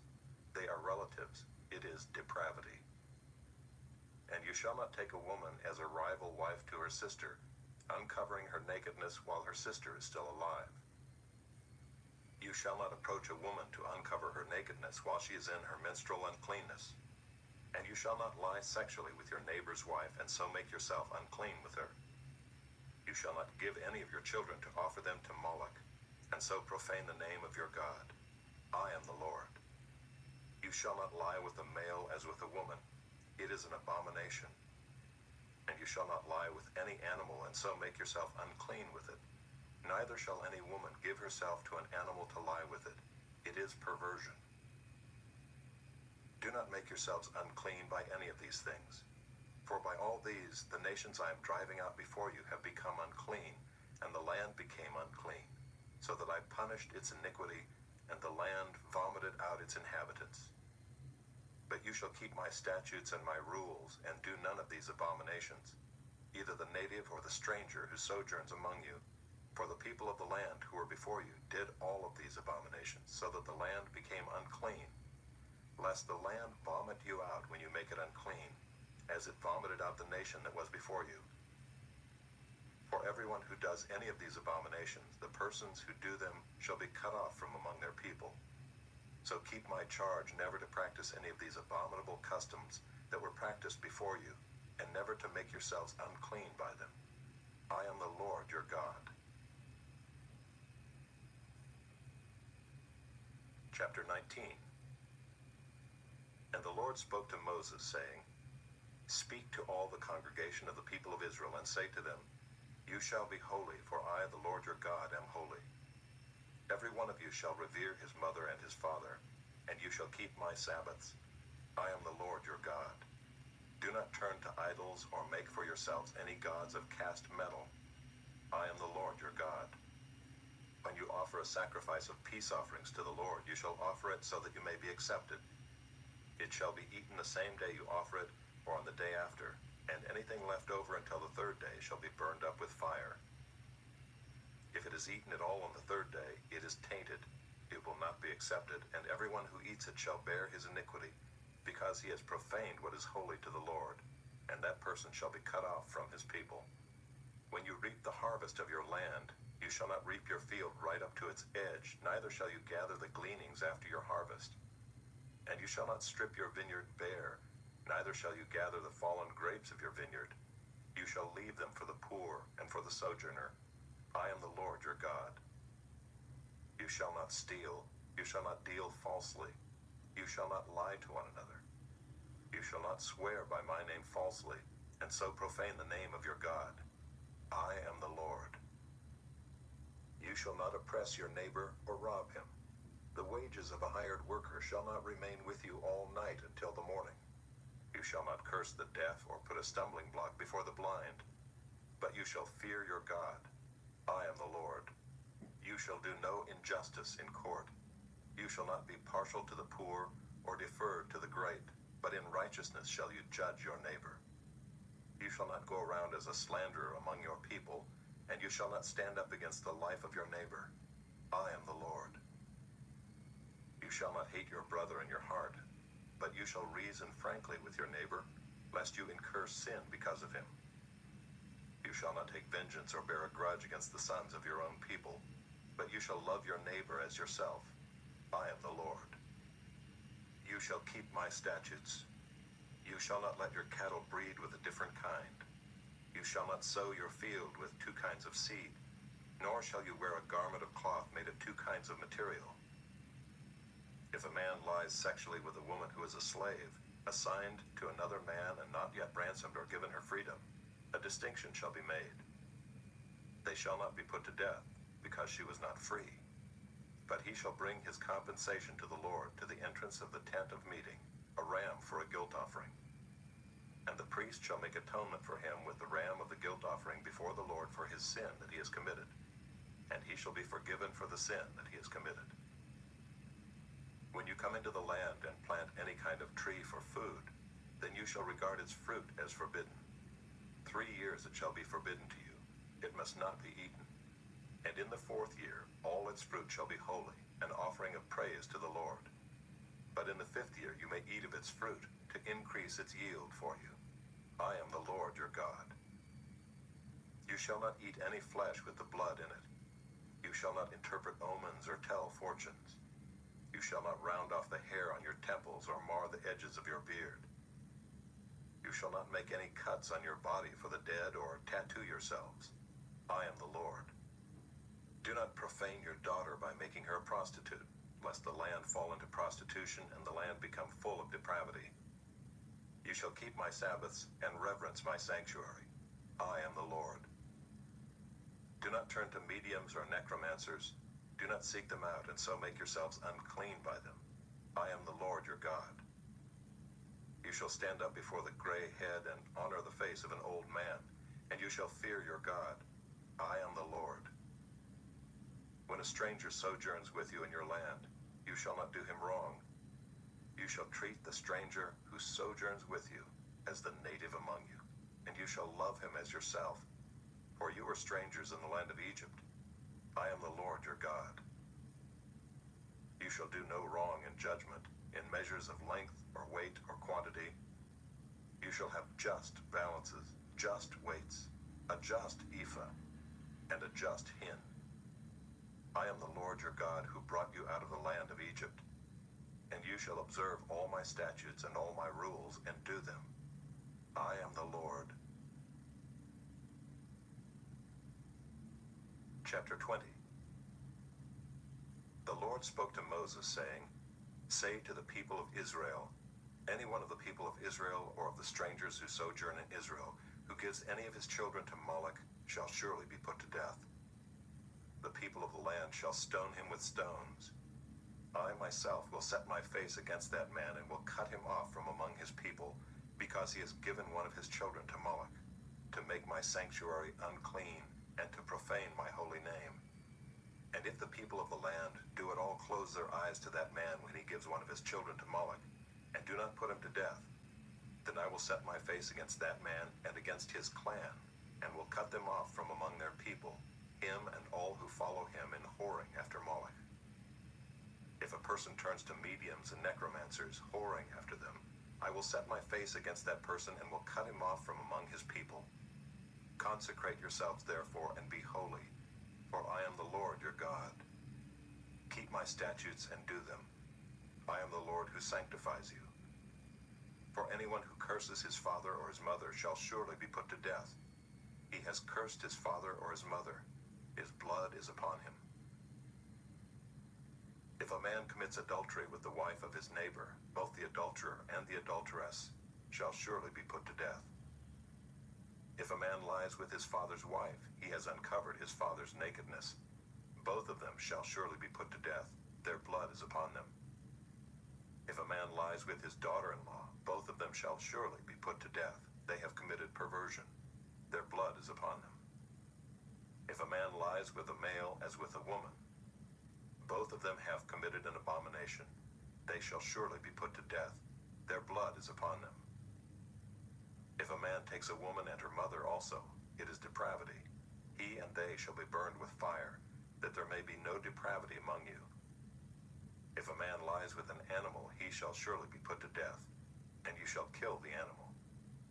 If a woman approaches any animal and lies with it, you shall kill the woman and the animal.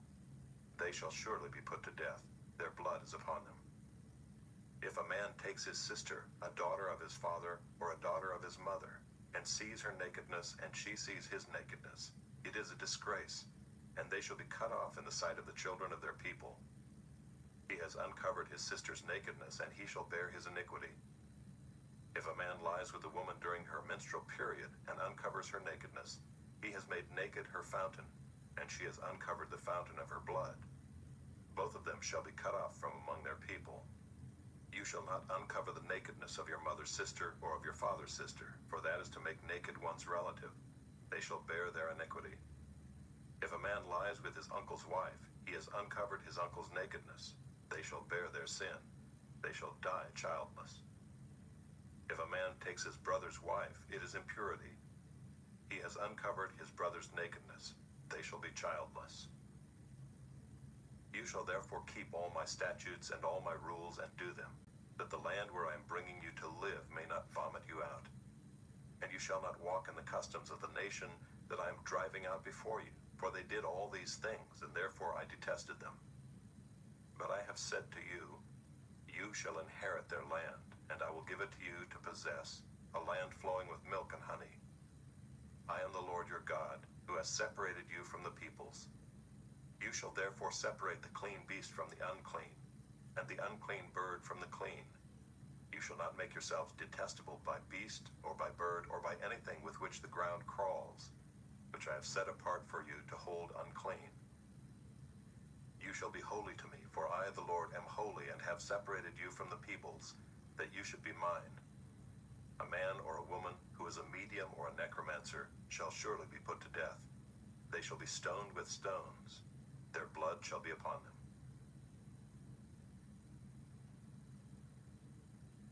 Chapter 21. And the Lord said to Moses, Speak to the priests, the sons of Aaron, and say to them, No one shall make himself unclean for the dead among his people, except for his closest relatives, his mother, his father, his son, his daughter, his brother, or his virgin sister, who is near to him because she has had no husband. For her he may make himself unclean. He shall not make himself unclean as a husband among his people, and so profane himself. They shall not make bald patches on their heads, nor shave off the edges of their beards, nor make any cuts on their body. They shall be holy to their God, and not profane the name of their God. For they offer the Lord's food offerings, the bread of their God. Therefore they shall be holy. They shall not marry a prostitute or a woman who has been defiled. Neither shall they marry a woman divorced from her husband, for the priest is holy to his God. You shall sanctify him, for he offers the bread of your God. He shall be holy to you, for I, the Lord, who sanctify you, am holy. And the daughter of any priest, if she profanes herself by whoring, profanes her father, she shall be burned with fire. The priest who is chief among his brothers, on whose head the anointing oil is poured, and who has been consecrated to wear the garments, shall not let the hair of his head hang loose, nor tear his clothes. He shall not go into any dead bodies, nor make himself unclean, even for his father or for his mother. He shall not go out of the sanctuary, lest he profane the sanctuary of his God. For the consecration of the anointing oil of his God is on him. I am the Lord. And he shall take a wife in her virginity, a widow or a divorced woman, or a woman who has been defiled, or a prostitute. These he shall not marry. But he shall take as his wife a virgin of his own people, that he may not profane his offspring among his people. For I am the Lord who sanctifies him. And the Lord spoke to Moses, saying, Speak to Aaron, saying, None of your offspring throughout their generations who has a blemish may approach to offer the bread of his God. For no one who has a blemish shall draw near, a man blind or lame, or one who has a mutilated face, or a limb too long, or a man who has an injured foot, or an injured hand, or a hunchback, or a dwarf, or a man with a defect in his sight, or an itching disease, or scabs, or crushed testicles. No man of the offspring of Aaron the priest who has a blemish shall come near to offer the Lord's food offerings. Since he has a blemish, he shall not come near to offer the bread of his God. He may eat the bread of his God, both of the most holy and of the holy things, but he shall not go through the veil or approach the altar, because he has a blemish, that he may not profane my sanctuaries. For I am the Lord who sanctifies them.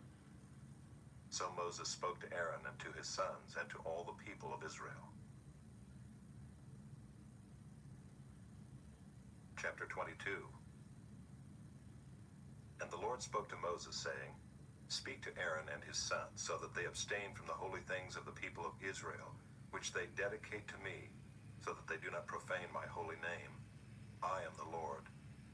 Say to them, If any one of all your offspring throughout your generations approaches the holy things that the people of Israel dedicate to the Lord, while he has an uncleanness, that person shall be cut off from my presence. I am the Lord. None of the offspring of Aaron who has a leprous disease or a discharge may eat of the holy things until he is clean.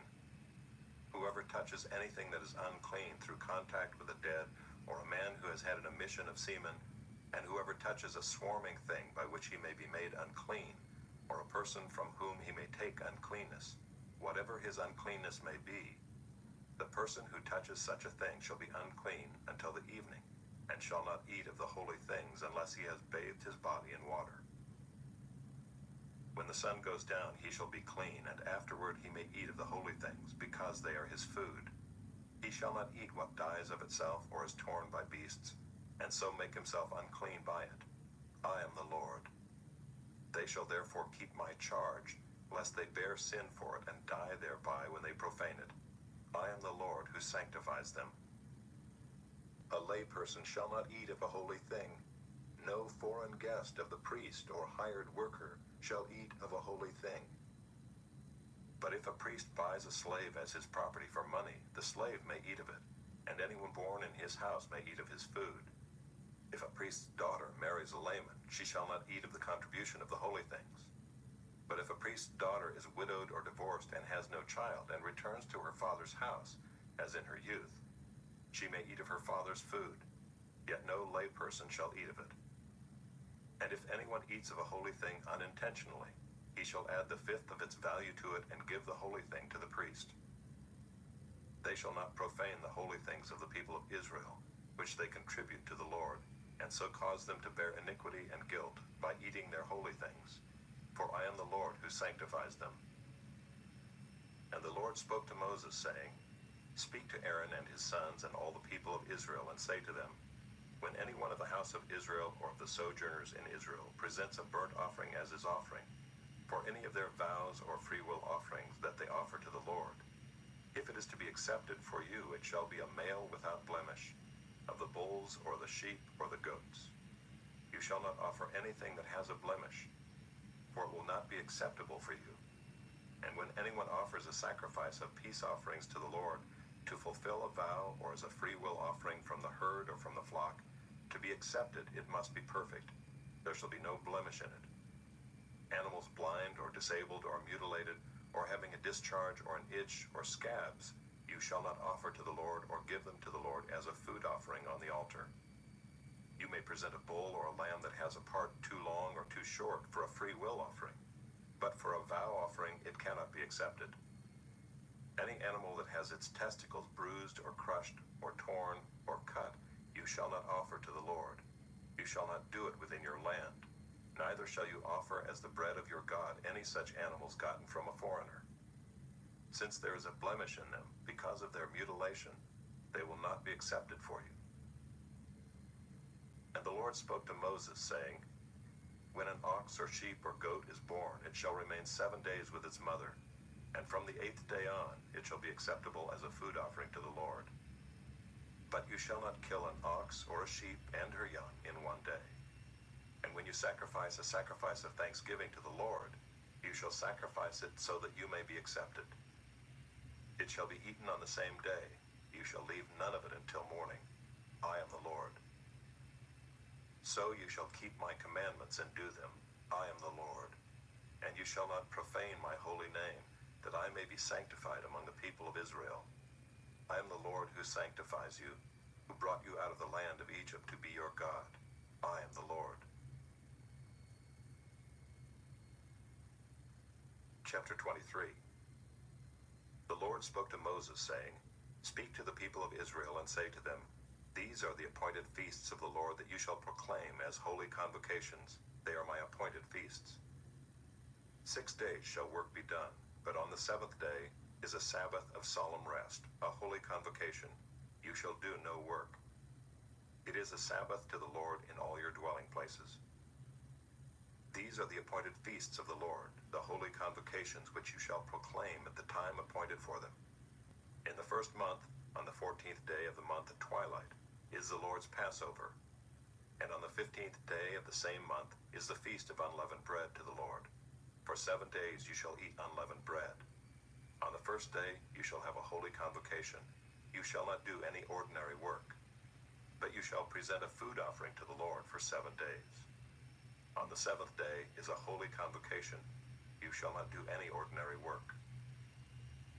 And the Lord spoke to Moses, saying, Speak to the people of Israel and say to them, When you come into the land that I give you and reap its harvest, you shall bring the sheaf of the firstfruits of your harvest to the priest, and he shall wave the sheaf before the Lord, so that you may be accepted.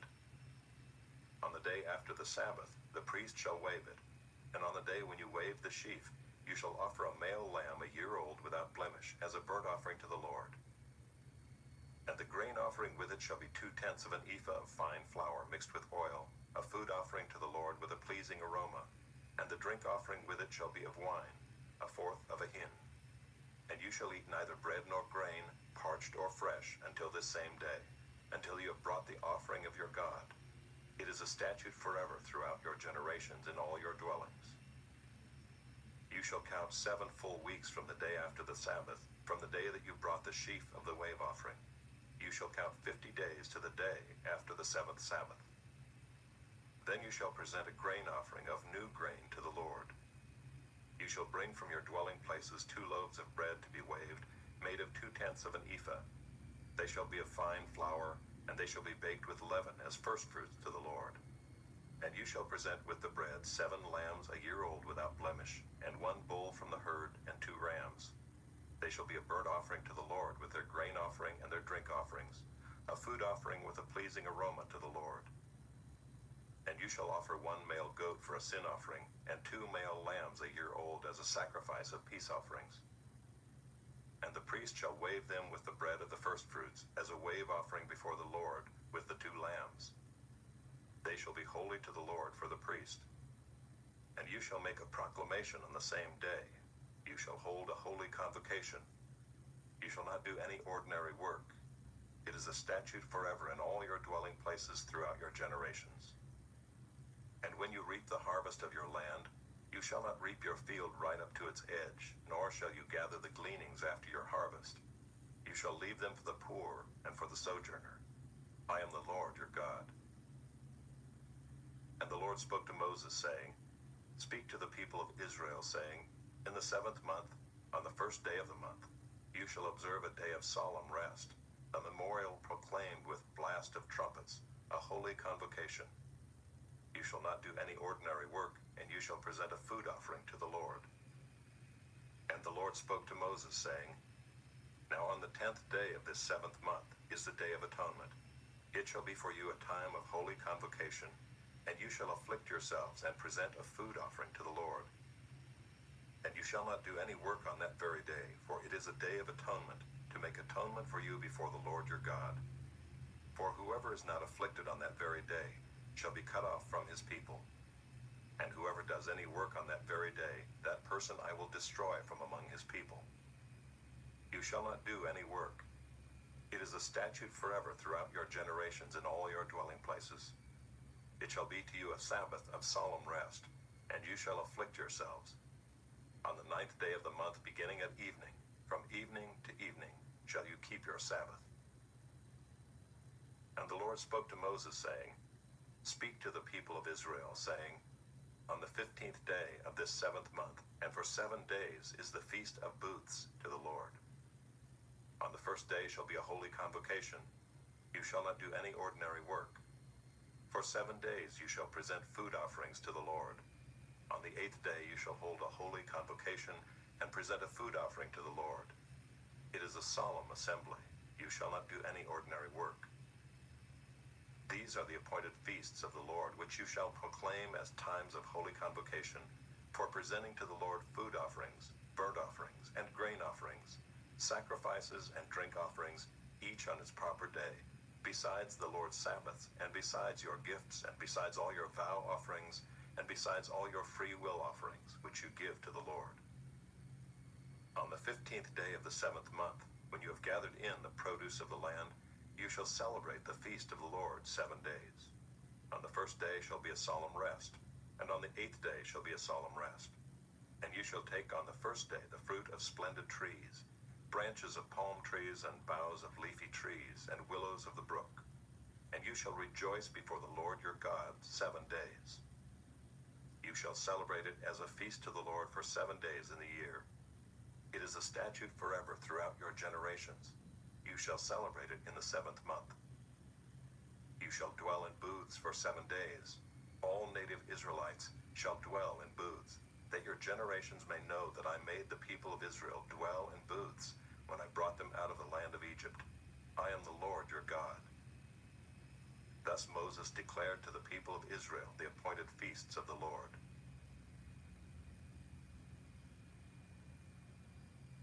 Chapter 24. The Lord spoke to Moses, saying, Command the people of Israel to bring you pure oil from beaten olives for the lamp, that a light may be kept burning regularly. Outside the veil of the testimony in the tent of meeting, Aaron shall arrange it from evening to morning before the Lord regularly. It shall be a statute forever throughout your generations. He shall arrange the lamps on the lampstand of pure gold before the Lord regularly. You shall take fine flour and bake 12 loaves from it. 2/10 of an ephah shall be in each loaf. And you shall set them in 2 piles, 6 in a pile, on the table of pure gold before the Lord. And you shall put pure frankincense on each pile, that it may go with the bread as a memorial portion, as a food offering to the Lord. Every Sabbath day Aaron shall arrange it before the Lord regularly. It is from the people of Israel as a covenant forever. And it shall be for Aaron and his sons, and they shall eat it in a holy place, since it is for him a most holy portion out of the Lord's food offerings, a perpetual due. Now an Israelite woman's son, whose father was an Egyptian, went out among the people of Israel. And the Israelite woman's son and a man of Israel fought in the camp, and the Israelite woman's son blasphemed the name and cursed. Then they brought him to Moses. His mother's name was Shelomith, the daughter of Dibri, of the tribe of Dan. And they put him in custody till the will of the Lord should be clear to them. Then the Lord spoke to Moses, saying, Bring out of the camp the one who cursed, and let all who heard him lay their hands on his head, and let all the congregation stone him. And speak to the people of Israel, saying, Whoever curses his God shall bear his sin. Whoever blasphemes the name of the Lord shall surely be put to death. All the congregation shall stone him. The sojourner as well as the native, when he blasphemes the name, shall be put to death. Whoever takes a human life shall surely be put to death. Whoever takes an animal's life shall make it good, life for life. If anyone injures his neighbor, as he has done, it shall be done to him, fracture for fracture, eye for eye, tooth for tooth. Whatever injury he has given a person shall be given to him. Whoever kills an animal shall make it good, and whoever kills a person shall be put to death. You shall have the same rule for the sojourner and for the native, for I am the Lord your God. So Moses spoke to the people of Israel, and they brought out of the camp the one who had cursed and stoned him with stones. Thus the people of Israel did as the Lord commanded Moses. Chapter 25. The Lord spoke to Moses on Mount Sinai, saying, Speak to the people of Israel and say to them, When you come into the land that I give you, the land shall keep a Sabbath to the Lord. For 6 years you shall sow your field, and for 6 years you shall prune your vineyard and gather in its fruits. But in the 7th year there shall be a Sabbath of solemn rest for the land, a Sabbath to the Lord. You shall not sow your field or prune your vineyard. You shall not reap what grows of itself in your harvest, or gather the grapes of your undressed vine. It shall be a year of solemn rest for the land. The Sabbath of the land shall provide food for you, for yourself and for your male and female slaves, and for your hired worker and the sojourner who lives with you, and for your cattle and for the wild animals that are in your land. All its yield shall be for food. You shall count 7 weeks of years, 7 times 7 years, so that the time of the 7 weeks of years shall give you 49 years. Then you shall sound the loud trumpet on the 10th day of the 7th month. On the Day of Atonement you shall sound the trumpet throughout all your land, and you shall consecrate the 50th year and proclaim liberty throughout the land to all its inhabitants. It shall be a jubilee for you, when each of you shall return to his property, and each of you shall return to his clan. That 50th year shall be a jubilee for you. In it you shall neither sow nor reap what grows of itself, nor gather the grapes from the undressed vines. For it is a jubilee. It shall be holy to you. You may eat the produce of the field. In this year of jubilee each of you shall return to his property. And if you make a sale to your neighbor or buy from your neighbor, you shall not wrong one another. You shall pay your neighbor according to the number of years after the jubilee, and he shall sell to you according to the number of years for crops. If the years are many, you shall increase the price, and if the years are few, you shall reduce the price. For it is the number of the crops that he is selling to you. You shall not wrong one another, but you shall fear your God, for I am the Lord your God. Therefore you shall do my statutes and keep my rules and perform them, and then you will dwell in the land securely. The land will yield its fruit, and you will eat your fill and dwell in it securely. And if you say, What shall we eat in the 7th year, if we may not sow or gather in our crop? I will command my blessing on you in the 6th year, so that it will produce a crop sufficient for 3 years. When you sow in the 8th year, you will be eating some of the old crop. You shall eat the old until the 9th year, when its crop arrives. The land shall not be sold in perpetuity, for the land is mine, for you are strangers and sojourners with me. And in all the country you possess, you shall allow a redemption of the land. If your brother becomes poor and sells part of his property, then his nearest redeemer shall come and redeem what his brother has sold. If a man has no one to redeem it, and then himself becomes prosperous and finds sufficient means to redeem it, let him calculate the years since he sold it and pay back the balance to the man to whom he sold it, and then return to his property. But if he does not have sufficient means to recover it, then what he sold shall remain in the hand of the buyer until the year of Jubilee. In the Jubilee it shall be released, and he shall return to his property. If a man sells a dwelling house in a walled city, he may redeem it within a year of its sale. For a full year he shall have the right of redemption. If it is not redeemed within a full year, then the house in the walled city shall belong in perpetuity to the buyer throughout his generations. It shall not be released in the Jubilee. But the houses of the villages that have no wall around them shall be classified with the fields of the land. They may be redeemed, and they shall be released in the Jubilee. As for the cities of the Levites may redeem at any time the houses in the cities they possess. And if one of the Levites exercises his right of redemption, then the house that was sold in a city they possess shall be released in the Jubilee. For the houses in the cities of the Levites are their possession among the people of Israel. But the fields of pasture land belonging to their cities may not be sold, for that is their possession forever. If your brother becomes poor and cannot maintain himself with you, you shall support him as though he were a stranger and a sojourner, and he shall live with you. Take no interest from him or profit, but fear your God, that your brother may live beside you. You shall not lend him your money at interest, nor give him your food for profit. I am the Lord your God, who brought you out of the land of Egypt, to give you the land of Canaan, and to be your God. If your brother becomes poor beside you and sells himself to you, you shall not make him serve as a slave. He shall be with you as a hired worker and as a sojourner. He shall serve with you until the year of the Jubilee. Then he shall go out from you, he and his children with him, and go back to his own clan and return to the possession of his fathers. For they are my servants, whom I brought out of the land of Egypt. They shall not be sold as slaves. You shall not rule over him ruthlessly, but shall fear your God. As for your male and female slaves whom you may have, you may buy male and female slaves from among the nations that are around you. You may also buy from among the strangers who sojourn with you and their clans that are with you, who have been born in your land, and they may be your property. You may bequeath them to your sons after you to inherit as a possession forever. You may make slaves of them, but over your brothers, the people of Israel, you shall not rule one over another ruthlessly.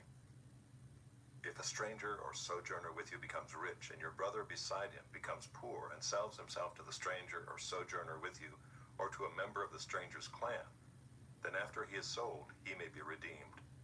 One of his brothers may redeem him, or his uncle or his cousin may redeem him, or a close relative from his clan may redeem him. Or if he grows rich, he may redeem himself.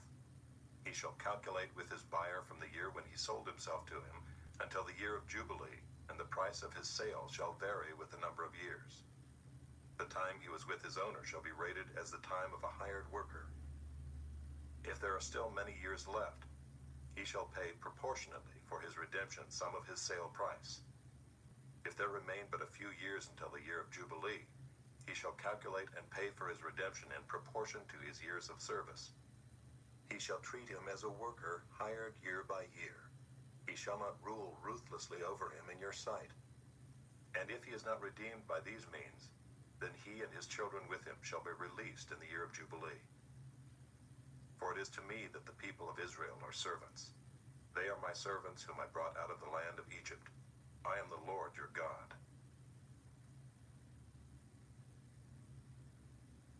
Chapter 26. You shall not make idols for yourselves, or erect an image or pillar, and you shall not set up a figured stone in your land to bow down to it. For I am the Lord your God. You shall keep my Sabbaths and reverence my sanctuary. I am the Lord.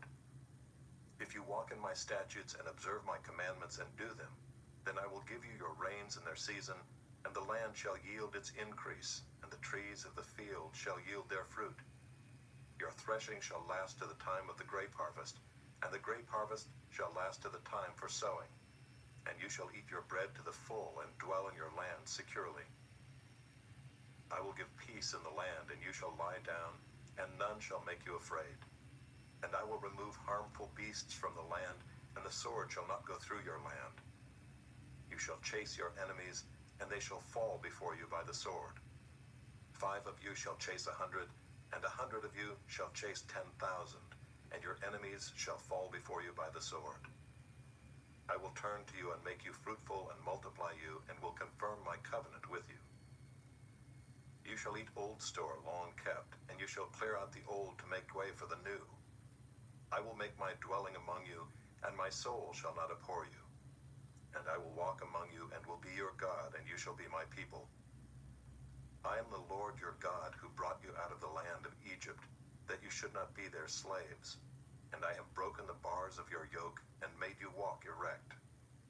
But if you will not listen to me, and will not do all these commandments, if you spurn my statutes, and if your soul abhors my rules, so that you will not do all my commandments, but break my covenant, then I will do this to you. I will visit you with panic, with wasting disease and fever that consume the eyes and make the heart ache. And you shall sow your seed in vain, or your enemies shall eat it. I will set my face against you, and you shall be struck down before your enemies. Those who hate you shall rule over you, and you shall flee when none pursues you. And if in spite of this you will not listen to me, then I will discipline you again sevenfold for your sins, and I will break the pride of your power, and I will make your heavens like iron and your earth like bronze. And your strength shall be spent in vain, for your land shall not yield its increase, and the trees of the land shall not yield their fruit. Then if you walk contrary to me and will not listen to me, I will continue striking you sevenfold for your sins. And I will let loose the wild beasts against you, which shall bereave you of your children, and destroy your livestock, and make you few in number, so that your roads shall be deserted. And if by this discipline you are not turned to me, but walk contrary to me, then I also will walk contrary to you, and I myself will strike you sevenfold for your sins. And I will bring a sword upon you, that shall execute vengeance for the covenant.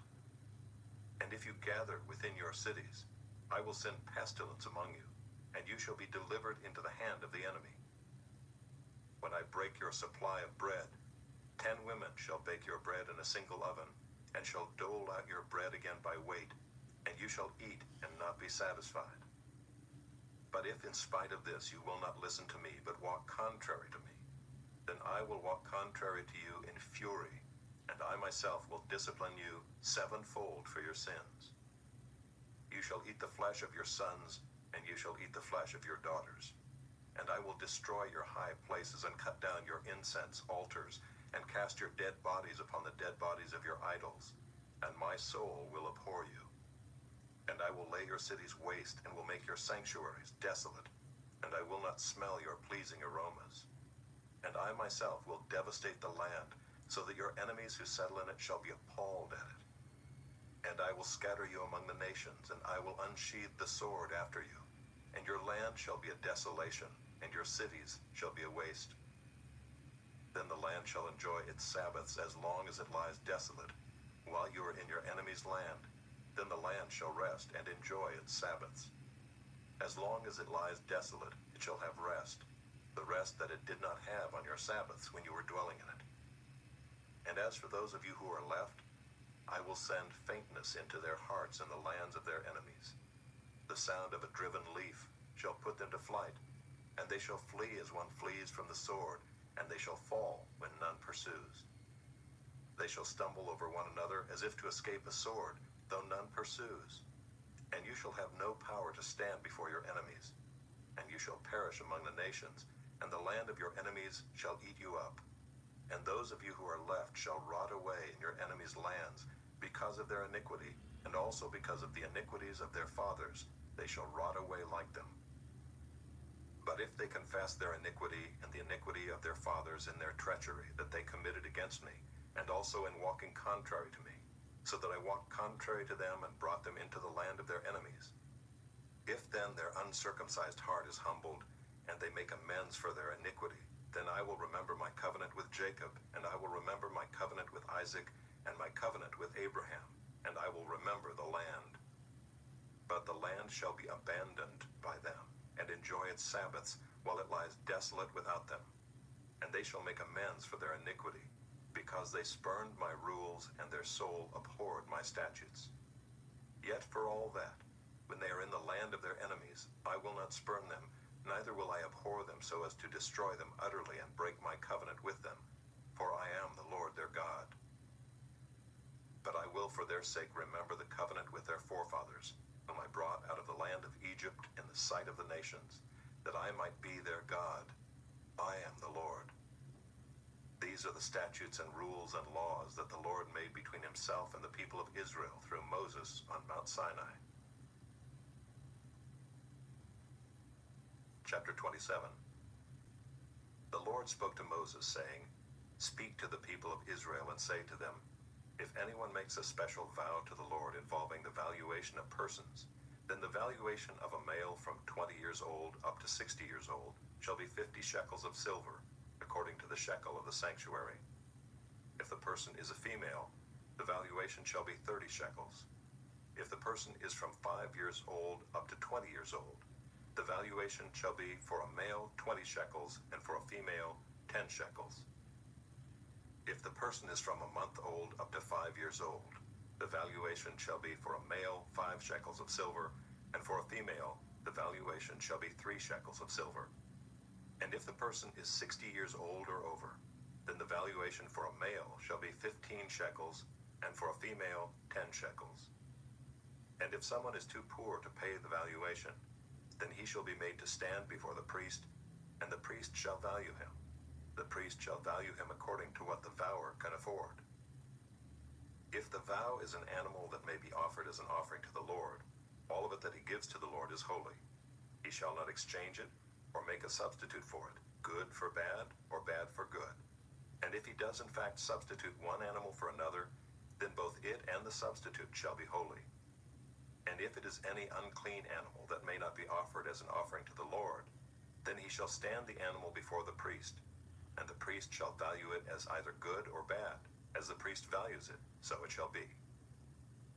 But if he wishes to redeem it, he shall add a fifth to the valuation. When a man dedicates his house as a holy gift to the Lord, the priest shall value it as either good or bad. As the priest values it, so it shall stand. And if the donor wishes to redeem his house, he shall add a fifth to the valuation price, and it shall be his. If a man dedicates to the Lord part of the land that is his possession, then the valuation shall be in proportion to its seed. A homer of barley seed shall be valued at 50 shekels of silver. If he dedicates his field from the year of Jubilee, the valuation shall stand. But if he dedicates his field after the Jubilee, then the priest shall calculate the price according to the years that remain until the year of Jubilee, and a deduction shall be made from the valuation. And if he who dedicates the field wishes to redeem it, then he shall add a fifth to its valuation price, and it shall remain his.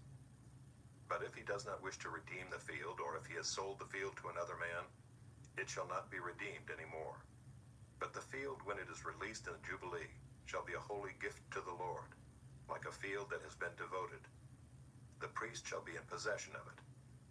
If he dedicates to the Lord a field that he has bought, which is not a part of his possession, then the priest shall calculate the amount of the valuation for it up to the year of Jubilee, and the man shall give the valuation on that day as a holy gift to the Lord.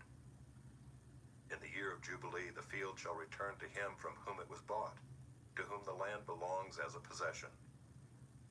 Every valuation shall be according to the shekel of the sanctuary. 20 gerahs shall make a shekel. But a firstborn of animals which as a firstborn belongs to the Lord, no man may dedicate, whether ox or sheep, it is the Lord's. And if it is an unclean animal, then he shall buy it back at the valuation, and add a fifth to it, or if it is not redeemed, it shall be sold at the valuation. But no devoted thing that a man devotes to the Lord, of anything that he has, whether man or beast, or of his inherited field, shall be sold or redeemed. Every devoted thing is most holy to the Lord. No one devoted who is to be devoted for destruction from mankind shall be ransomed. He shall surely be put to death. Every tithe of the land, whether of the seed of the land or of the fruit of the trees, is the Lord's. It is holy to the Lord. If a man wishes to redeem some of his tithe, he shall add a fifth to it. And every tithe of herds and flocks, every 10th animal of all that pass under the herdsman's staff, shall be holy to the Lord. One shall not differentiate between good or bad, neither shall he make a substitute for it. And if he does substitute for it, then both it and the substitute shall be holy. It shall not be redeemed. These are the commandments that the Lord commanded Moses for the people of Israel on Mount Sinai.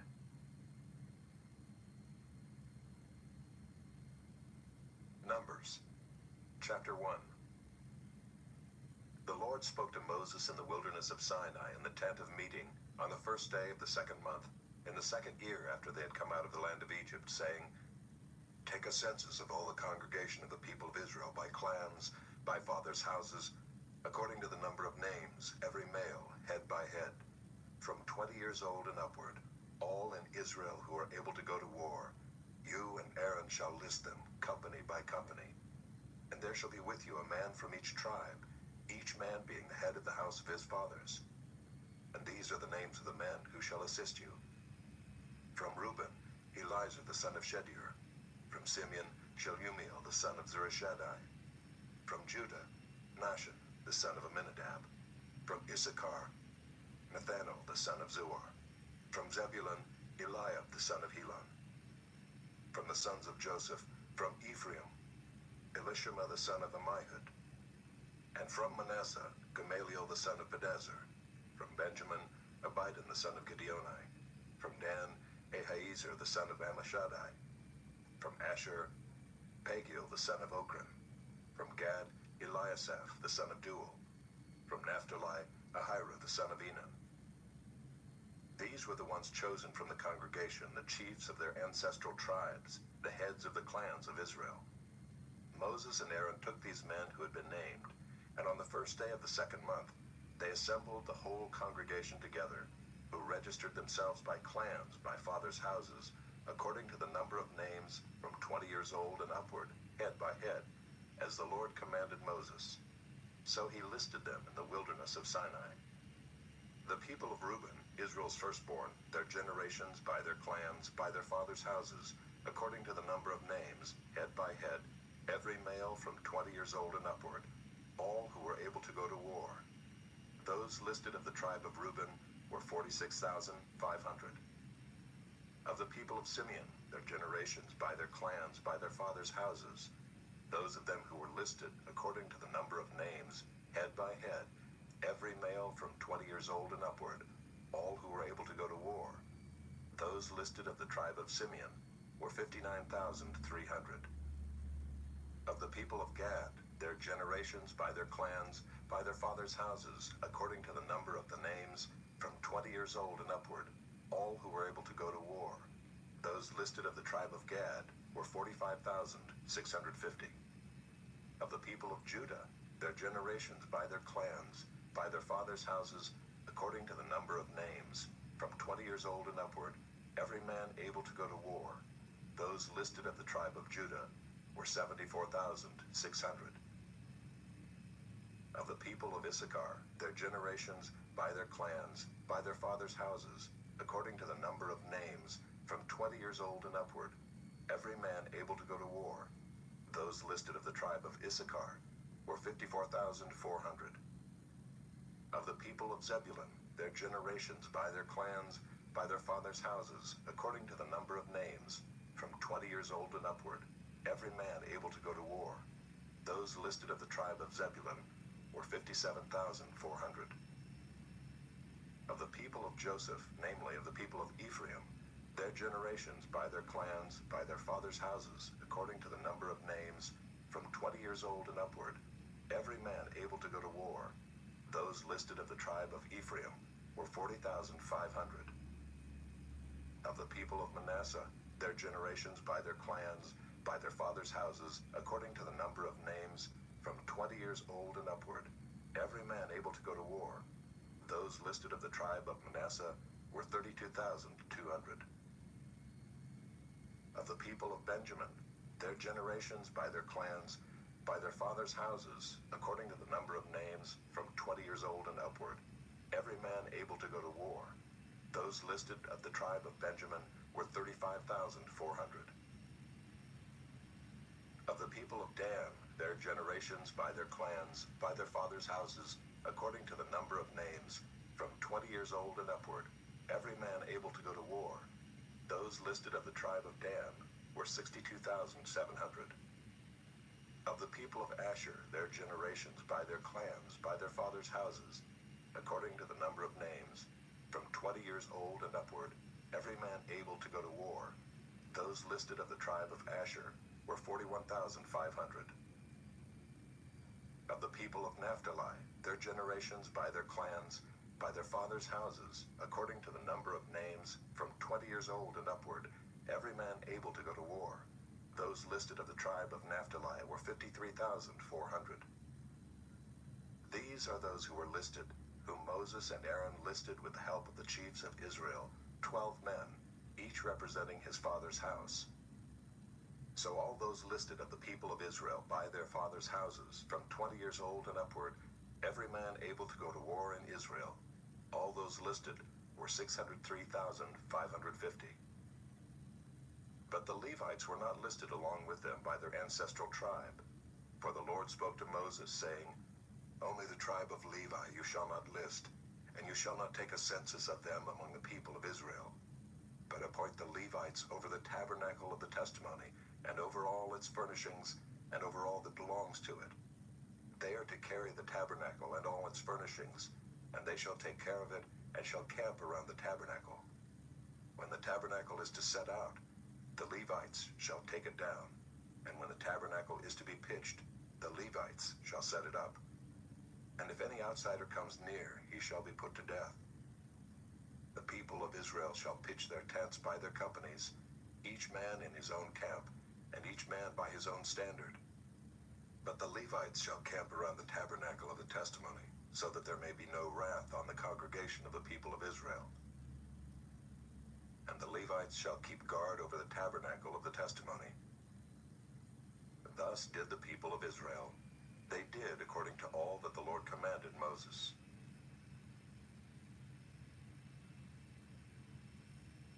Chapter 2. The Lord spoke to Moses and Aaron, saying, The people of Israel shall camp each by his own standard, with the banners of their fathers' houses. They shall camp facing the tent of meeting on every side. Those to camp on the east side toward the sunrise shall be of the standard of the camp of Judah by their companies, the chief of the people of Judah being Nahshon the son of Amminadab. His company as listed being 74,600. Those to camp next to him shall be the tribe of Issachar, the chief of the people of Issachar being Nathanael the son of Zuar. His company as listed being 54,400. Then the tribe of Zebulun, the chief of the people of Zebulun, being Eliab the son of Helon. His company as listed being 57,400. All those listed of the camp of Judah by their companies were 186,400. They shall set out first on the march. On the south side shall be the standard of the camp of Reuben by their companies, the chief of the people of Reuben being Elizur the son of Shedeur, his company as listed being 46,500. And those to camp next to him shall be the tribe of Simeon, the chief of the people of Simeon being Shelumiel the son of Zurishaddai, his company as listed being 59,300. Then the tribe of Gad, the chief of the people of Gad being Eliasaph the son of Reuel, his company as listed being 45,650. All those listed of the camp of Reuben by their companies were 151,450. They shall set out second. Then the tent of meeting shall set out, with the camp of the Levites in the midst of the camps. As they camp, so shall they set out, each in position, standard by standard. On the west side shall be the standard of the camp of Ephraim by their companies, the chief of the people of Ephraim being Elishama the son of Ammihud, his company as listed being 40,500. And next to him shall be the tribe of Manasseh, the chief of the people of Manasseh being Gamaliel the son of Pedazur, his company as listed being 32,200. Then the tribe of Benjamin, the chief of the people of Benjamin, being Abidan the son of Gideoni, his company as listed being 35,400. All those listed of the camp of Ephraim by their companies were 108,100. They shall set out third on the march. On the north side shall be the standard of the camp of Dan by their companies, the chief of the people of Dan being Ahiezer the son of Ammishaddai, his company is listed, being 62,700. And those to camp next to him shall be the tribe of Asher, the chief of the people of Asher being Pagiel the son of Ochran, his company as listed being 41,500. Then the tribe of Naphtali, the chief of the people of Naphtali being Ahira the son of Enan, his company as listed being 53,400. All those listed of the camp of Dan were 157,600. They shall set out last, standard by standard. These are the people of Israel as listed by their fathers' houses. All those listed in the camps by their companies were 603,550. But the Levites were not listed among the people of Israel as the Lord commanded Moses. Thus did the people of Israel, according to all that the Lord commanded Moses, so they camped by their standards, and so they set out, each one in his clan, according to his father's house. Chapter 3. These are the generations of Aaron and Moses at the time when the Lord spoke with Moses on Mount Sinai. These are the names of the sons of Aaron: Nadab the firstborn, and Abihu, Eleazar, and Ithamar. These are the names of the sons of Aaron, the anointed priests, whom he ordained to serve as priests. But Nadab and Abihu died before the Lord when they offered unauthorized fire before the Lord in the wilderness of Sinai, and they had no children. So Eleazar and Ithamar served as priests in the lifetime of Aaron their father. And the Lord spoke to Moses, saying, Bring the tribe of Levi near, and set them before Aaron the priest, that they may minister to him. They shall keep guard over him and over the whole congregation before the tent of meeting, as they minister at the tabernacle. They shall guard all the furnishings of the tent of meeting, and keep guard over the people of Israel as they minister at the tabernacle. And you shall give the Levites to Aaron and his sons. They are wholly given to him from among the people of Israel. And you shall appoint Aaron and his sons, and they shall guard their priesthood. But if any outsider comes near, he shall be put to death. And the Lord spoke to Moses, saying, Behold, I have taken the Levites from among the people of Israel, instead of every firstborn who opens the womb among the people of Israel. The Levites shall be mine, for all the firstborn are mine. On the day that I struck down all the firstborn in the land of Egypt, I consecrated for my own all the firstborn in Israel, both of man and of beast. They shall be mine. I am the Lord.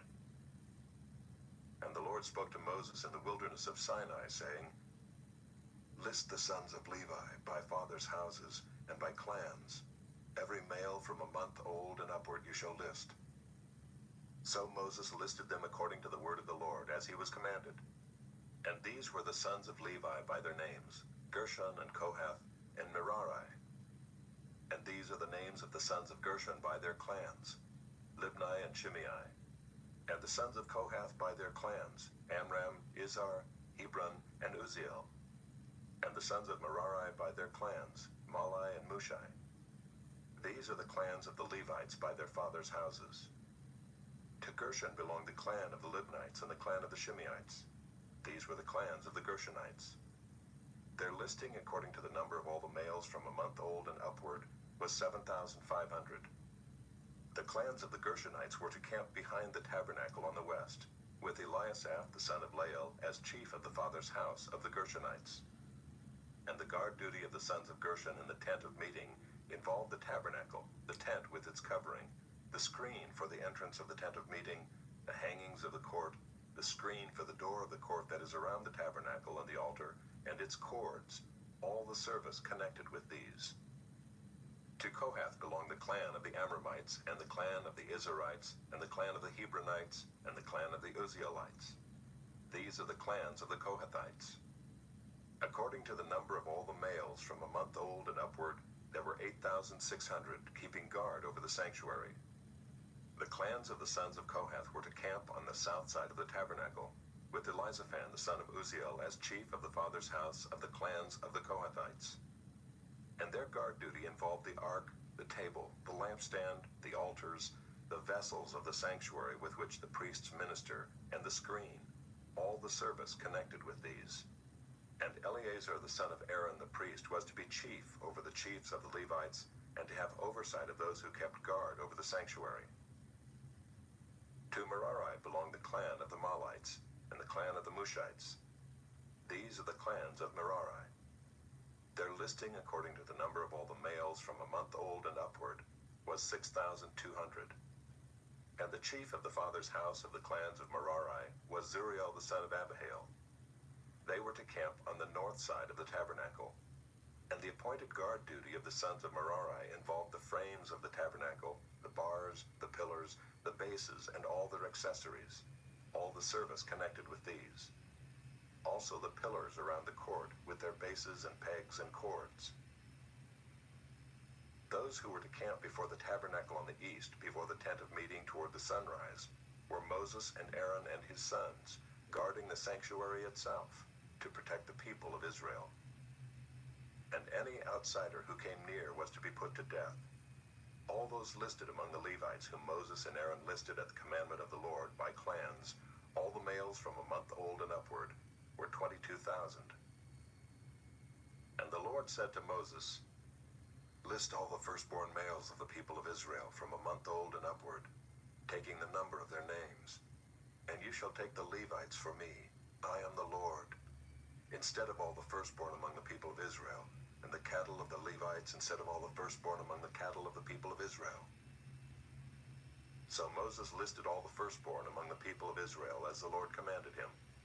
And all the firstborn males, according to the number of names, from a month old and upward as listed, were 22,273.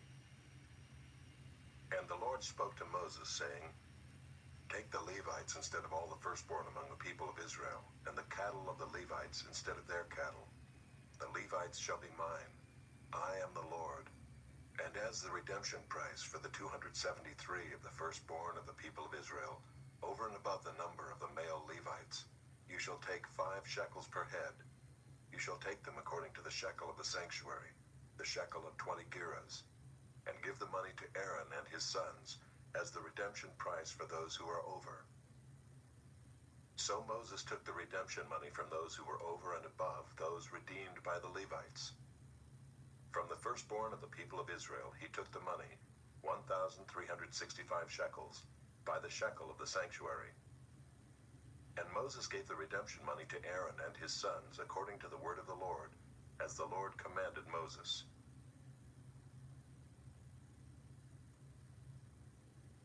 Chapter 4. The Lord spoke to Moses and Aaron, saying, "Take a census of the sons of Kohath from among the sons of Levi, by their clans and their fathers' houses, from 30 years old up to 50 years old, all who can come on duty to do the work in the tent of meeting. This is the service of the sons of Kohath in the tent of meeting, the most holy things. And the camp is to set out. Aaron and his sons shall go in and take down the veil of the screen and cover the ark of the testimony with it. Then they shall put on it a covering of goatskin, and spread on top of that a cloth all of blue, and shall put in its poles. And over the table of the bread of the presence they shall spread a cloth of blue, and put on it the plates, the dishes for incense, the bowls and the flagons for the drink offering. The regular showbread also shall be on it. Then they shall spread over them a cloth of scarlet, and cover the same with a covering of goatskin, and shall put in its poles. And they shall take a cloth of blue, and cover the lampstand for the light, with its lamps, its tongs, its trays, and all the vessels for oil with which it is supplied. And they shall put it with all its utensils in a covering of goatskin, and put it on the carrying frame. And over the golden altar they shall spread a cloth of blue, and cover it with a covering of goatskin, and shall put in its poles. And they shall take all the vessels of the service that are used in the sanctuary, and put them in a cloth of blue, and cover them with a covering of goatskin, and put them on the carrying frame. And they shall take away the ashes from the altar, and spread a purple cloth over it. And they shall put on it all the utensils of the altar which are used for the service there, the fire pans, the forks, the shovels, and the basins, all the utensils of the altar. And they shall spread on it a covering of goatskin, and shall put in its poles. And when Aaron and his sons have finished covering the sanctuary and all the furnishings of the sanctuary as the camp sets out, after that the sons of Kohath shall come to carry these. But they must not touch the holy things, lest they die. These are the things of the tent of meeting that the sons of Kohath are to carry. And Eleazar the son of Aaron the priest shall have charge of the oil for the light, the fragrant incense, the regular grain offering, and the anointing oil, with the oversight of the whole tabernacle and all that is in it, of the sanctuary and its vessels. The Lord spoke to Moses and Aaron, saying, Let not the tribe of the clans of the Kohathites be destroyed from among the Levites, but deal thus with them, that they may live and not die when they come near to the most holy things. Aaron and his sons shall go in and appoint them each to his task and to his burden. But they shall not go in to look on the holy things even for a moment, lest they die. The Lord spoke to Moses, saying, Take a census of the sons of Gershon also, by their fathers' houses and by their clans. From 30 years old up to 50 years old you shall list them, all who can come to do duty, to do service in the tent of meeting. This is the service of the clans of the Gershonites in serving and bearing burdens. They shall carry the curtains of the tabernacle, and the tent of meeting with its covering, and the covering of goatskin that is on top of it, and the screen for the entrance of the tent of meeting, and the hangings of the court, and the screen for the entrance of the gate of the court that is around the tabernacle and the altar, and their cords, and all the equipment for their service. And they shall do all that needs to be done with regard to them. All the service of the sons of the Gershonites shall be at the command of Aaron and his sons, in all that they are to carry, and in all that they have to do. And you shall assign to their charge all that they are to carry. This is the service of the clans of the sons of the Gershonites in the tent of meeting, and their guard duty is to be under the direction of Ithamar the son of Aaron the priest. As for the sons of Merari, you shall list them by their clans and their fathers' houses. From 30 years old up to 50 years old you shall list them, everyone who can come on duty, to do the service of the tent of meeting. And this is what they are charged to carry, as the whole of their service in the tent of meeting. The frames of the tabernacle, with its bars, pillars, and bases, and the pillars around the court with their bases, pegs, and cords, with all their equipment and all their accessories. And you shall list by name the objects that they are required to carry. This is the service of the clans of the sons of Merari, the whole of their service in the tent of meeting, under the direction of Ithamar the son of Aaron the priest.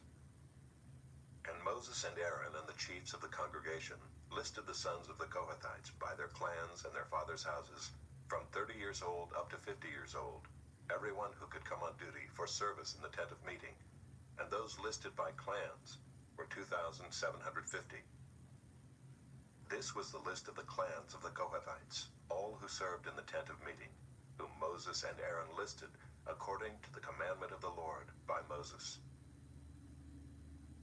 Those listed of the sons of Gershon by their clans and their fathers' houses, from 30 years old up to 50 years old, everyone who could come on duty for service in the tent of meeting. Those listed by their clans and their fathers' houses were 2,630. This was the list of the clans of the sons of Gershon, all who served in the tent of meeting, whom Moses and Aaron listed according to the commandment of the Lord. Those listed of the clans of the sons of Merari by their clans and their fathers' houses, from 30 years old up to 50 years old, everyone who could come on duty for service in the tent of meeting, those listed by clans were 3,200.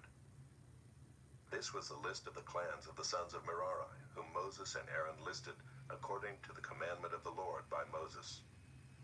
All those who were listed of the Levites, whom Moses and Aaron and the chiefs of Israel listed by their clans and their fathers' houses, from 30 years old up to 50 years old, everyone who could come to do the service of ministry and the service of bearing burdens in the tent of meeting, those listed were 8,580. According to the commandment of the Lord through Moses they were listed, each one with his task of serving or carrying. Thus they were listed by him as the Lord commanded Moses.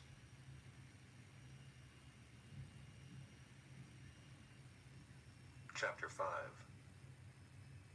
The Lord spoke to Moses, saying, Command the people of Israel that they put out of the camp everyone who is leprous or has a discharge, and everyone who is unclean through contact with the dead. You shall put out both male and female, putting them outside the camp, that they may not defile their camp in the midst of which I dwell. And the people of Israel did so, and put them outside the camp. As the Lord said to Moses, so the people of Israel did. And the Lord spoke to Moses, saying, Speak to the people of Israel. When a man or woman commits any of the sins that people commit by breaking faith with the Lord, and that person realizes his guilt, he shall confess his sin that he has committed, and he shall make full restitution for his wrong, adding a fifth to it, and giving it to him to whom he did the wrong. But if the man has no next of kin to whom restitution may be made for the wrong, the restitution for wrong shall go to the Lord for the priest, in addition to the ram of atonement, with which atonement is made for him. And every contribution, all the holy donations of the people of Israel, which they bring to the priest, shall be his. Each one shall keep his holy donations. Whatever anyone gives to the priest shall be his.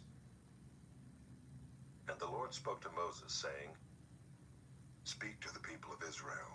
If any man's wife goes astray and breaks faith with him, if a man lies with her sexually, and it is hidden from the eyes of her husband, and she is undetected, though she has defiled herself, and there is no witness against her, since she was not taken in the act, and if the spirit of jealousy comes over him, and he is jealous of his wife who has defiled herself, or if the spirit of jealousy comes over him, and he is jealous of his wife, though she has not defiled herself, then the man shall bring his wife to the priest, and bring the offering required of her, 1/10 of an ephah of barley flour.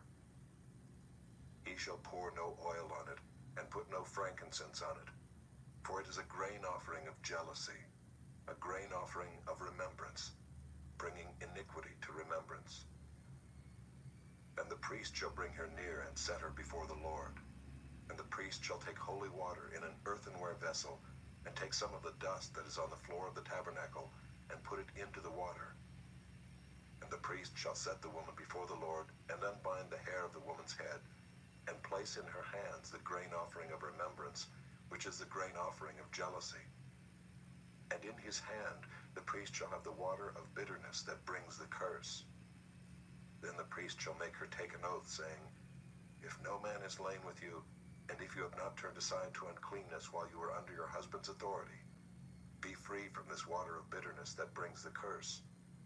But if you have gone astray, though you are under your husband's authority, and if you have defiled yourself, and some man other than your husband has lain with you, then let the priest make the woman take the oath of the curse, and say to the woman, The Lord make you a curse and an oath among your people, when the Lord makes your thigh fall away and your body swell. May this water that brings the curse pass into your bowels, and make your womb swell, and your thigh fall away. And the woman shall say, Amen, Amen. Then the priest shall write these curses in a book, and wash them off into the water of bitterness. And he shall make the woman drink the water of bitterness that brings the curse, and the water that brings the curse shall enter into her, and cause bitter pain. And the priest shall take the grain offering of jealousy out of the woman's hand, and shall wave the grain offering before the Lord, and bring it to the altar. And the priest shall take a handful of the grain offering as its memorial portion, and burn it on the altar, and afterward shall make the woman drink the water. And when he has made her drink the water, then if she has defiled herself and has broken faith with her husband, the water that brings the curse shall enter into her and cause bitter pain, and her womb shall swell, and her thigh shall fall away, and the woman shall become a curse among her people. But if the woman has not defiled herself and is clean, then she shall be free and shall conceive children.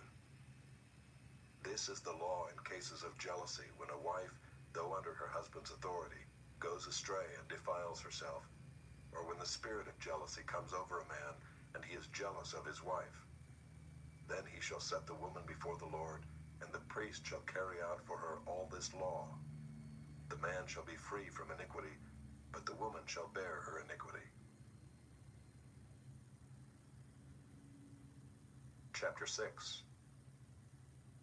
And the Lord spoke to Moses, saying, Speak to the people of Israel and say to them, when either a man or a woman makes a special vow, the vow of a Nazirite, to separate himself to the Lord, he shall separate himself from wine and strong drink. He shall drink no vinegar made from wine or strong drink, and shall not drink any juice of grapes, or eat grapes, fresh or dried. All the days of his separation he shall eat nothing that is produced by the grapevine, not even the seeds or the skins. All the days of his vow of separation no razor shall touch his head. Until the time is completed for which he separates himself to the Lord, he shall be holy. He shall let the locks of hair of his head grow long.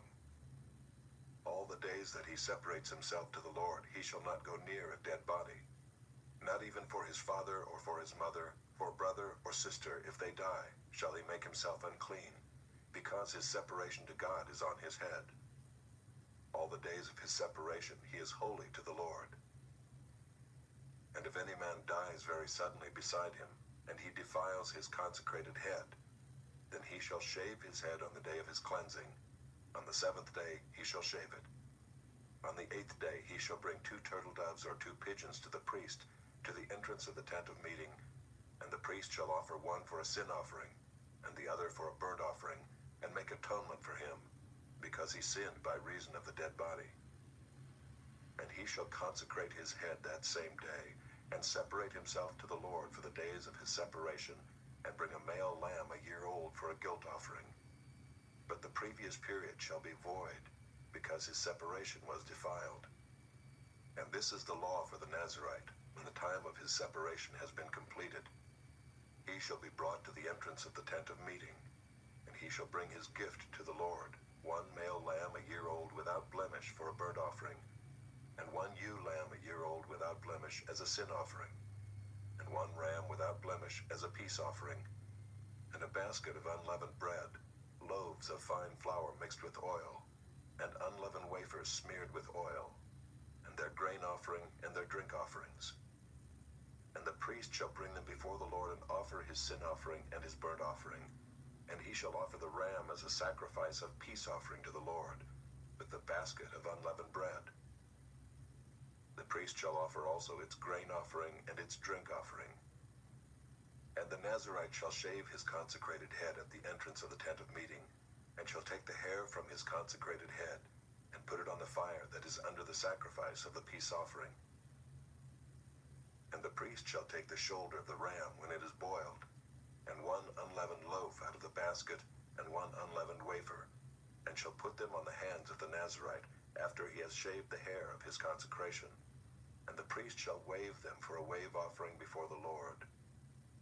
They are a holy portion for the priest, together with the breast that is waved and the thigh that is contributed. And after that the Nazirite may drink wine. This is the law of the Nazirite.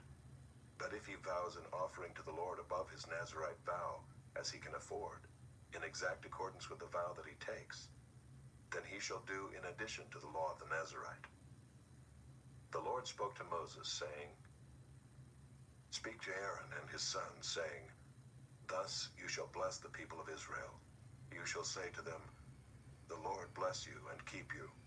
The Lord make his face to shine upon you, and be gracious to you. The Lord lift up his countenance upon you and give you peace. So shall they put my name upon the people of Israel, and I will bless them. Chapter 7. On the day when Moses had finished setting up the tabernacle, and had anointed and consecrated it with all its furnishings, and had anointed and consecrated the altar with all its utensils, the chiefs of Israel, heads of their fathers' houses, who were the chiefs of the tribes, who were over those who were listed, approached and brought their offerings before the Lord, 6 wagons and 12 oxen, a wagon for every 2 of the chiefs, and for each one an ox. They brought them before the tabernacle. Then the Lord said to Moses, Accept these from them, that they may be used in the service of the tent of meeting, and give them to the Levites, to each man according to his service. So Moses took the wagons and the oxen, and gave them to the Levites. 2 wagons and 4 oxen he gave to the sons of Gershon, according to their service. And 4 4 wagons and 8 oxen he gave to the sons of Merari, according to their service, under the direction of Ithamar the son of Aaron the priest. But to the sons of Kohath he gave none, because they were charged with the service of the holy things that had to be carried on the shoulder. And the chiefs offered offerings for the dedication of the altar on the day it was anointed. And the chiefs offered their offering before the altar. And the Lord said to Moses, "They shall offer their offerings, 1 chief each day, for the dedication of the altar." He who offered his offering the first day was Nahshon the son of Amminadab, of the tribe of Judah. And his offering was 1 silver plate, whose weight was 130 shekels, 1 silver basin of 70 shekels, according to the shekel of the sanctuary, both of them full of fine flour mixed with oil for a grain offering, 1 golden dish of 10 shekels, full of incense, 1 bull from the herd, 1 ram, 1 male lamb a year old for a burnt offering, 1 male goat for a sin offering, and for the sacrifice of peace offerings, 2 oxen, 5 rams, 5 male goats, and 5 male lambs a year old. This was the offering of Nahshon the son of Amminadab. On the second day, Nathanael the son of Zuar, the chief of Issachar, made an offering. He offered for his offering 1 silver plate, whose weight was 130 shekels, 1 silver basin of 70 shekels, according to the shekel of the sanctuary, both of them full of fine flour mixed with oil for a grain offering, 1 golden dish of 10 shekels, full of incense, 1 bull from the herd, 1 ram, 1 male lamb a year old for a burnt offering, 1 male goat for a sin offering, and for the sacrifice of peace offerings, 2 oxen, 5 rams, 5 male goats, and 5 male lambs a year old. This was the offering of Nathanael the son of Zuar. On the third day, Eliab the son of Helon, the chief of the people of Zebulun.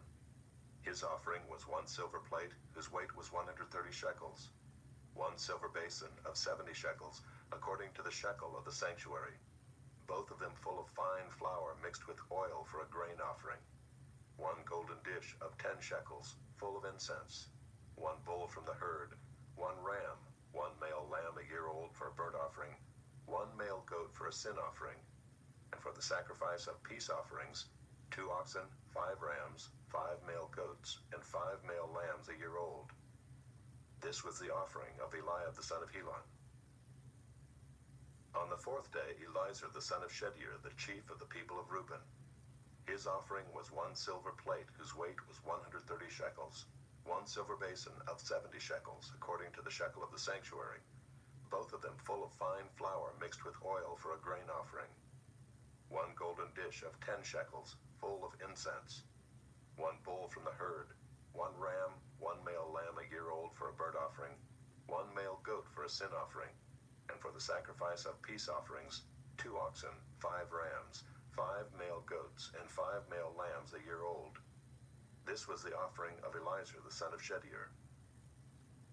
On the fifth day, Shelumiel the son of Zurishaddai, the chief of the people of Simeon. His offering was 1 silver plate, whose weight was 130 shekels, 1 silver basin of 70 shekels, according to the shekel of the sanctuary, both of them full of fine flour mixed with oil for a grain offering, 1 golden dish of 10 shekels, full of incense, 1 bull from the herd, 1 ram, 1 male lamb a year old for a burnt offering, 1 male goat for a sin offering, and for the sacrifice of peace offerings, 2 oxen, 5 rams, 5 male goats, and 5 male lambs a year old. This was the offering of Shelumiel the son of Zurishaddai. On the sixth day, Eliasaph the son of Deuel, the chief of the people of Gad. His offering was 1 silver plate, whose weight was 130 shekels, 1 silver basin of 70 shekels, according to the shekel of the sanctuary, both of them full of fine flour mixed with oil for a grain offering, 1 golden dish of 10 shekels, full of incense, 1 bull from the herd, 1 ram, 1 male lamb a year old for a burnt offering, 1 male goat for a sin offering, and for the sacrifice of peace offerings, 2 oxen, 5 rams, 5 male goats, and 5 male lambs a year old. This was the offering of Eliasaph the son of Deuel. On the seventh day, Elishama the son of Ammihud, the chief of the people of Ephraim. His offering was 1 silver plate whose weight was 130 shekels, 1 silver basin of 70 shekels according to the shekel of the sanctuary, both of them full of fine flour mixed with oil for a grain offering, 1 golden dish of 10 shekels full of incense, 1 bull from the herd, 1 ram, 1 male lamb a year old for a burnt offering, 1 male goat for a sin offering, and for the sacrifice of peace offerings, 2 oxen, 5 rams, 5 male goats, and 5 male lambs a year old. This was the offering of Elishama the son of Ammihud. On the 8th day, Gamaliel the son of Pedazur, the chief of the people of Manasseh, his offering was 1 silver plate whose weight was 130 shekels, 1 silver basin of 70 shekels, according to the shekel of the sanctuary, both of them full of fine flour mixed with oil for a grain offering, 1 golden dish of 10 shekels full of incense, 1 bull from the herd, 1 ram, 1 male lamb a year old for a burnt offering, 1 male goat for a sin offering, and for the sacrifice of peace offerings, 2 oxen, 5 rams, 5 male goats, and 5 male lambs a year old. This was the offering of Gamaliel the son of Pedazur. On the 9th day, Abidan the son of Gideoni, the chief of the people of Benjamin, his offering was 1 silver plate whose weight was 130 shekels, 1 silver basin of 70 shekels, according to the shekel of the sanctuary, both of them full of fine flour mixed with oil for a grain offering, 1 golden dish of 10 shekels, full of incense, 1 bull from the herd, 1 ram, 1 male lamb a year old for a burnt offering, 1 male goat for a sin offering, and for the sacrifice of peace offerings, 2 oxen, 5 rams, 5 male goats, and 5 male lambs a year old. This was the offering of Abidan the son of Gideoni. On the 10th day, Ahiezer the son of Ammishaddai, the chief of the people of Dan, his offering was 1 silver plate whose weight was 130 shekels, 1 silver basin of 70 shekels according to the shekel of the sanctuary, both of them full of fine flour mixed with oil for a grain offering, 1 golden dish of 10 shekels, full of incense, 1 bull from the herd, 1 ram, 1 male lamb a year old for a burnt offering, 1 male goat for a sin offering, and for the sacrifice of peace offerings, 2 oxen, 5 rams, 5 male goats, and 5 male lambs a year old. This was the offering of Ahiezer the son of Ammishaddai. On the 11th day, Pagiel the son of Ochran, the chief of the people of Asher, his offering was 1 silver plate whose weight was 130 shekels, 1 silver basin of 70 shekels, according to the shekel of the sanctuary, both of them full of fine flour mixed with oil for a grain offering, 1 golden dish of 10 shekels, full of incense, 1 bull from the herd, 1 ram, 1 male lamb a year old for a burnt offering, 1 male goat for a sin offering, and for the sacrifice of peace offerings, 2 oxen, 5 rams, 5 male goats, and 5 male lambs a year old. This was the offering of Pagiel the son of Ochran. On the 12th day, Ahira the son of Enan, the chief of the people of Naphtali, his offering was 1 silver plate whose weight was 130 shekels, 1 silver basin of 70 shekels, according to the shekel of the sanctuary, both of them full of fine flour mixed with oil for a grain offering, 1 golden dish of 10 shekels, full of incense, 1 bull from the herd, 1 ram, 1 male lamb a year old for a burnt offering, 1 male goat for a sin offering, and for the sacrifice of peace offerings, 2 oxen, 5 rams, 5 male goats, and 5 male lambs a year old. This was the offering of Ahira the son of Enan. This was the dedication offering for the altar on the day when it was anointed, from the chiefs of Israel, 12 silver plates, 12 silver basins, 12 golden dishes, each silver plate weighing 130 shekels, and each basin 70. All the silver of the vessels, 2,400 shekels according to the shekel of the sanctuary.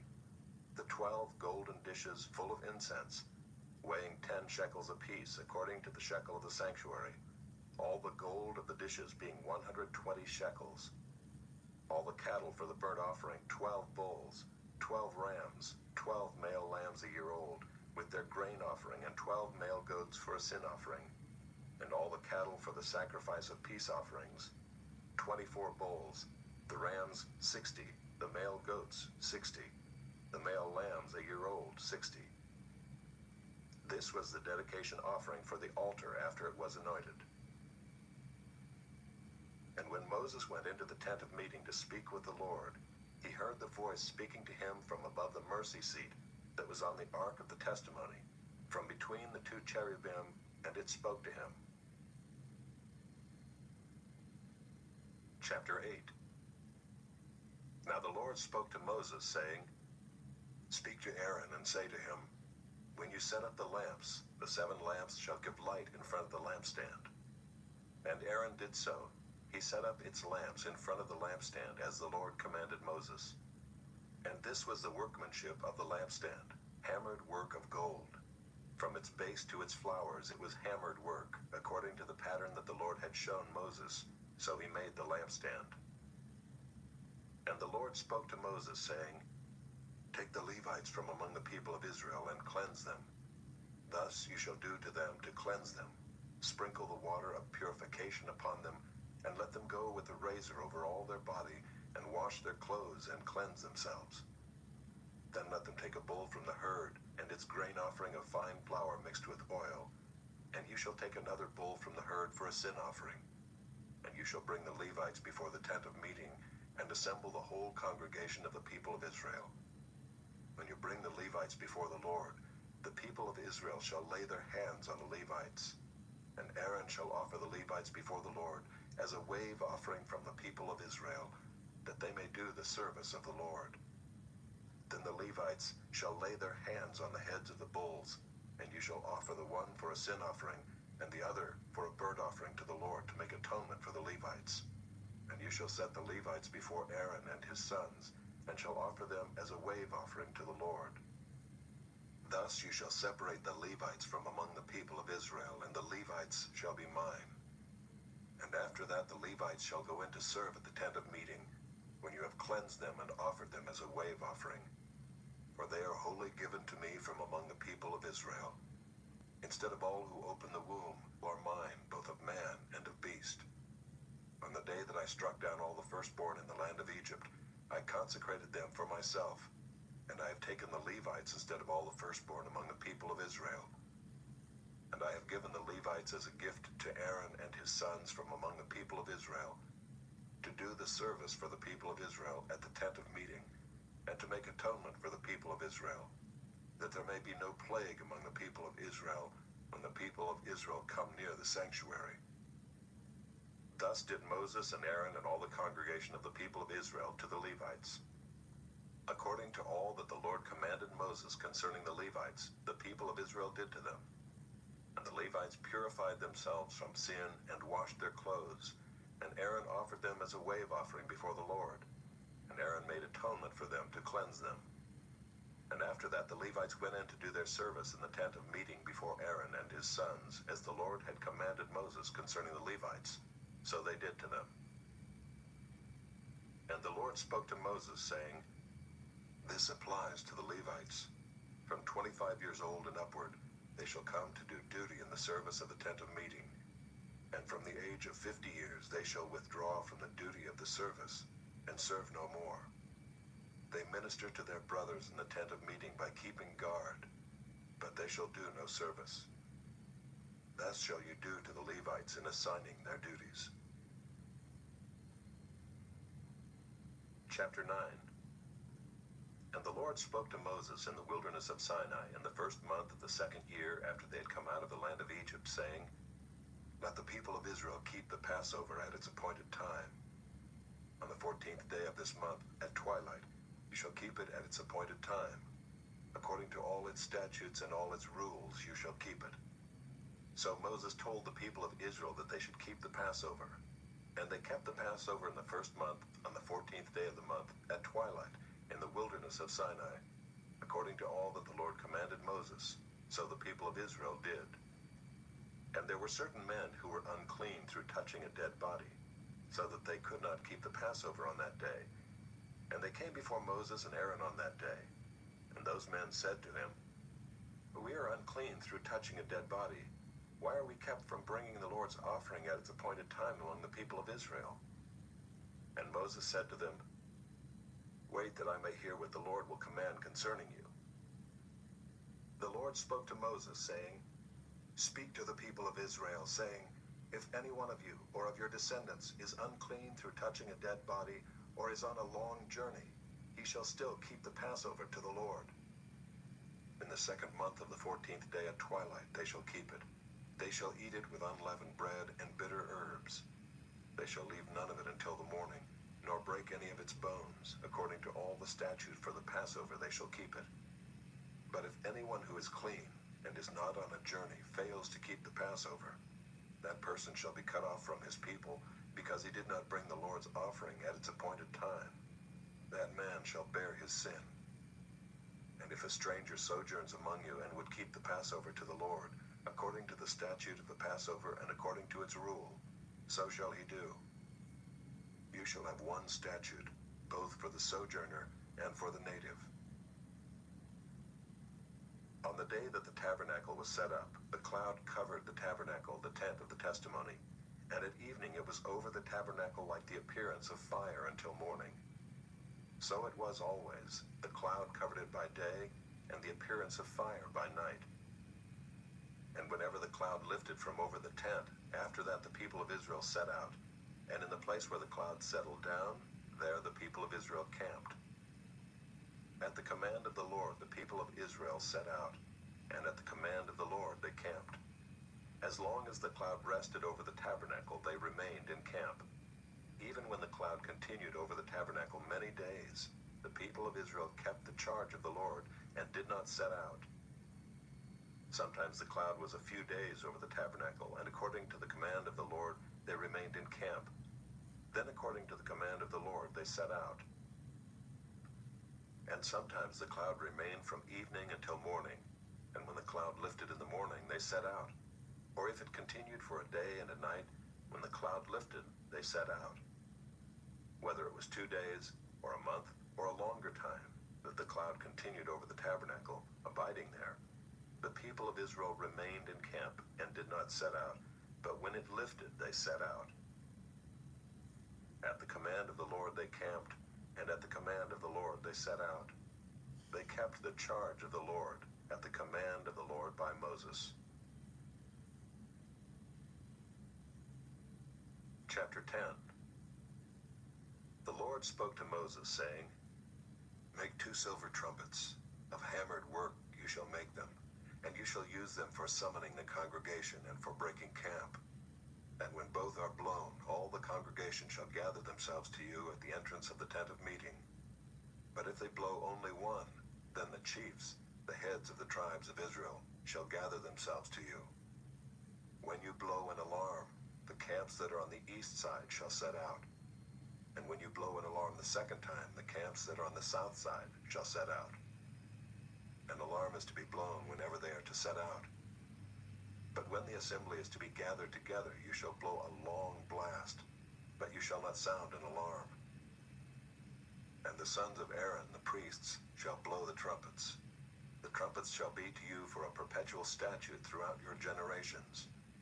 And when you go to war in your land against the adversary who oppresses you, then you shall sound an alarm with the trumpets, that you may be remembered before the Lord your God, and you shall be saved from your enemies. On the day of your gladness also, and at your appointed feasts, and at the beginnings of your months, you shall blow the trumpets over your burnt offerings and over the sacrifices of your peace offerings. They shall be a reminder of you before your God. I am the Lord your God. In the 2nd year, in the 2nd month, on the 20th day of the month, the cloud lifted from over the tabernacle of the testimony, and the people of Israel set out by stages from the wilderness of Sinai. And the cloud settled down in the wilderness of Paran. They set out for the first time at the command of the Lord by Moses. The standard of the camp of the people of Judah set out first by their companies, and over their company was Nahshon the son of Amminadab. And over the company of the tribe of the people of Issachar was Nathanael the son of Zuar. And over the company of the tribe of the people of Zebulun was Eliab the son of Helon. And when the tabernacle was taken down, the sons of Gershon and the sons of Merari, who carried the tabernacle, set out. And the standard of the camp of Reuben set out by their companies, and over their company was Elizur the son of Shedeur. And over the company of the tribe of the people of Simeon was Shelumiel the son of Zurishaddai. And over the company of the tribe of the people of Gad was Eliasaph the son of Deuel. Then the Kohathites set out, carrying the holy things, and the tabernacle was set up before their arrival. And the standard of the camp of the people of Ephraim set out by their companies, and over their company was Elishama the son of Ammihud. And over the company of the tribe of the people of Manasseh was Gamaliel the son of Pedazur. And over the company of the tribe of the people of Benjamin was Abidan the son of Gideoni. Then the standard of the camp of the people of Dan, acting as the rear guard of all the camps, set out by their companies, and over their company was Ahiezer the son of Ammishaddai.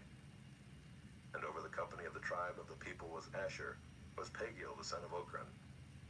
And over the company of the tribe of the people of Naphtali was Ahira the son of Enan. This was the order of march of the people of Israel by their companies when they set out. And Moses said to Hobab the son of Reuel the Midianite, Moses' father-in-law, "We are setting out for the place of which the Lord said, 'I will give it to you.' Come with us, and we will do good to you, for the Lord has promised good to Israel." But he said to him, "I will not go. I will depart to my own land and to my kindred." And he said, "Please do not leave us, for you know where we should camp in the wilderness, and you will serve as eyes for us. And if you do go with us, whatever good the Lord will do to us, the same will we do to you." So they set out from the mount of the Lord 3 days' journey, and the ark of the covenant of the Lord went before them 3 days' journey, to seek out a resting place for them. And the cloud of the Lord was over them by day, whenever they set out from the camp. And whenever the ark set out, Moses said, "Arise, O Lord, and let your enemies be scattered, and let those who hate you flee before you." And when it rested, he said, "Return, O Lord, to the 10,000 thousands of Israel."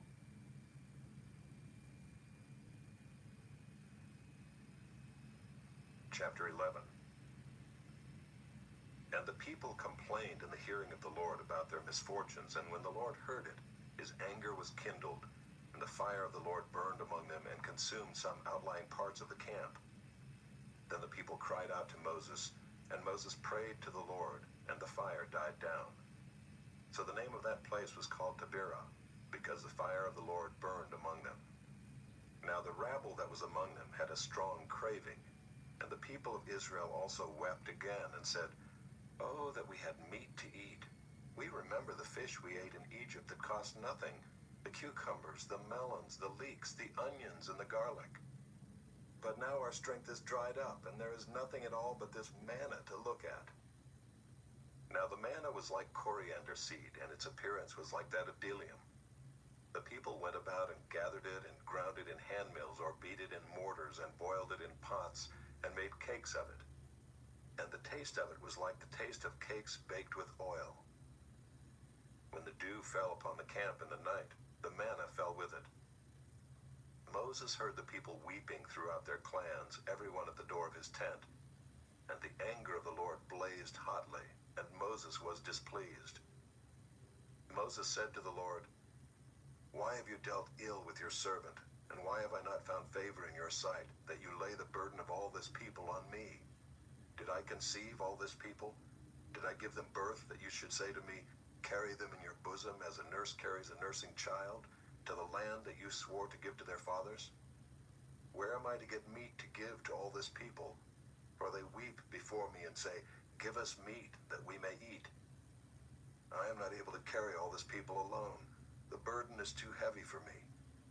If you will treat me like this, kill me at once, if I find favor in your sight, that I may not see my wretchedness." Then the Lord said to Moses, "Gather for me 70 men of the elders of Israel, whom you know to be the elders of the people and officers over them, and bring them to the tent of meeting, and let them take their stand there with you. And I will come down and talk with you there. And I will take some of the spirit that is on you and put it on them, and they shall bear the burden of the people with you. so that you may not bear it yourself alone. And say to the people, consecrate yourselves for tomorrow, and you shall eat meat, for you have wept in the hearing of the Lord, saying, who will give us meat to eat? For it was better for us in Egypt. Therefore the Lord will give you meat, and you shall eat. You shall not eat just 1 day, or 2 days, or 5 days, or 10 days, or 20 days, but a whole month, until it comes out at your nostrils and becomes loathsome to you, because you have rejected the Lord who is among you, and have wept before him, saying, why did we come out of Egypt? But Moses said, the people among whom I am number 600,000 on foot, and you have said, I will give them meat, that they may eat a whole month. Shall flocks and herds be slaughtered for them, and be enough for them? Or shall all the fish of the sea be gathered together for them, and be enough for them? And the Lord said to Moses, is the Lord's hand shortened? Now you shall see whether my word will come true for you or not. So Moses went out and told the people the words of the Lord, and he gathered 70 men of the elders of the people, and placed them around the tent. Then the Lord came down in the cloud and spoke to him, and took some of the Spirit that was on him, and put it on the 70 elders. And as soon as the Spirit rested on them, they prophesied, but they did not continue doing it. Now 2 men remained in the camp, one named Eldad, and the other named Medad, and the Spirit rested on them. They were among those registered, but they had not gone out to the tent, and so they prophesied in the camp. And a young man ran and told Moses, Eldad and Medad are prophesying in the camp. And Joshua the son of Nun, the assistant of Moses from his youth, said, my lord Moses, stop them. But Moses said to him, are you jealous for my sake? Would that all the Lord's people were prophets, that the Lord would put his Spirit on them. And Moses and the elders of Israel returned to the camp. Then a wind from the Lord sprang up, and it brought quail from the sea, and let them fall beside the camp, about a day's journey on this side, and a day's journey on the other side, around the camp, and about 2 cubits above the ground. And the people rose all that day and all night, and all the next day, and gathered the quail. Those who gathered least gathered 10 homers. And they spread them out for themselves all around the camp. While the meat was yet between their teeth, before it was consumed, the anger of the Lord was kindled against the people, and the Lord struck down the people with a very great plague. Therefore the name of that place was called Kibroth-Hattaavah, because there they buried the people who had the craving. From Kibroth-Hattaavah the people journeyed to Hazeroth, and they remained at Hazeroth.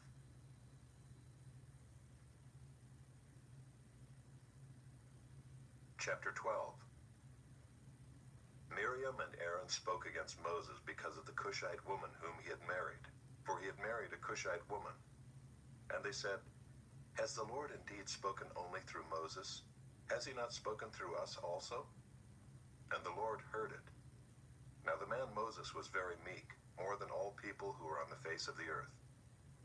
And suddenly the Lord said to Moses and to Aaron and Miriam, come out, you 3, to the tent of meeting. And the 3 of them came out. And the Lord came down in a pillar of cloud, and stood at the entrance of the tent, and called Aaron and Miriam, and they both came forward. And he said, hear my words. If there is a prophet among you, I, the Lord, make myself known to him in a vision. I speak with him in a dream. Not so with my servant Moses. He is faithful in all my house. With him I speak mouth to mouth, clearly and not in riddles. And he beholds the form of the Lord. Why then were you not afraid to speak against my servant Moses? And the anger of the Lord was kindled against them, and he departed. When the cloud removed from over the tent, behold, Miriam was leprous, like snow. And Aaron turned toward Miriam, and behold, she was leprous. And Aaron said to Moses, O my Lord, do not punish us, because we have done foolishly and have sinned. Let her not be as one dead, whose flesh is half eaten away when he comes out of his mother's womb. And Moses cried to the Lord, O God, please heal her, please. But the Lord said to Moses, if her father had but spit in her face, should she not be shamed 7 days? Let her be shut outside the camp 7 days. and after that she may be brought in again." So Miriam was shut outside the camp 7 days, and the people did not set out on the march till Miriam was brought in again. After that the people set out from Hazeroth and camped in the wilderness of Paran.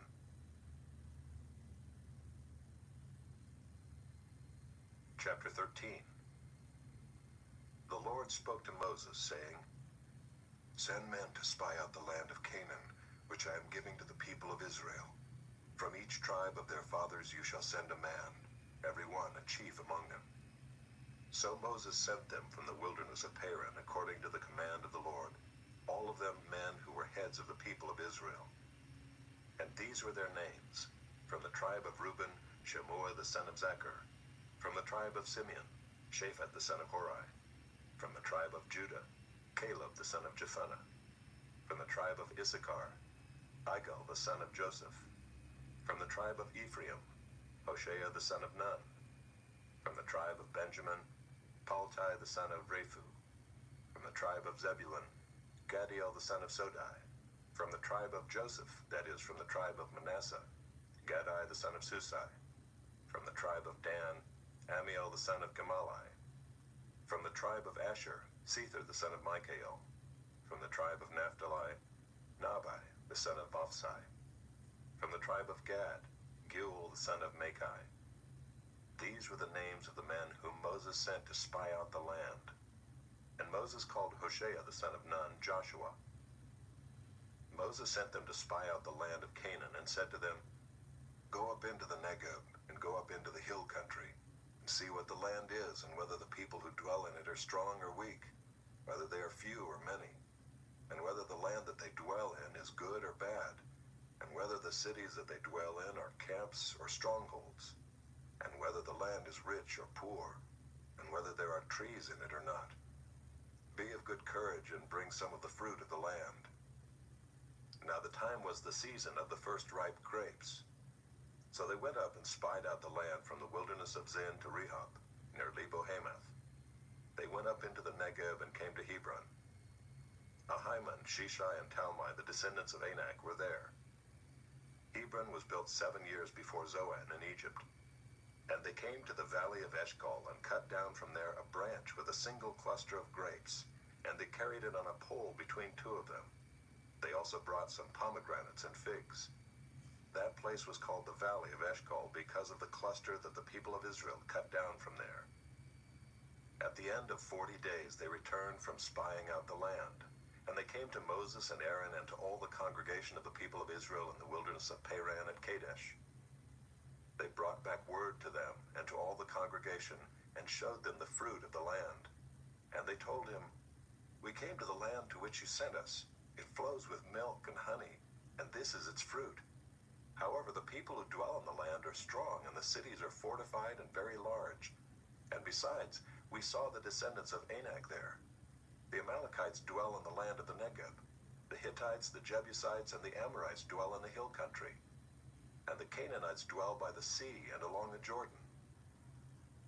But Caleb quieted the people before Moses and said, "Let us go up at once and occupy it, for we are well able to overcome it."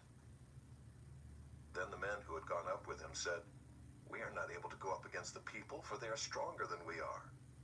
So they brought to the people of Israel a bad report of the land that they had spied out, saying, "The land through which we have gone to spy it out is a land that devours its inhabitants, and all the people that we saw in it are of great height. And there we saw the Nephilim, the sons of Anak, who come from the Nephilim. And we seemed to ourselves like grasshoppers, and so we seemed to them."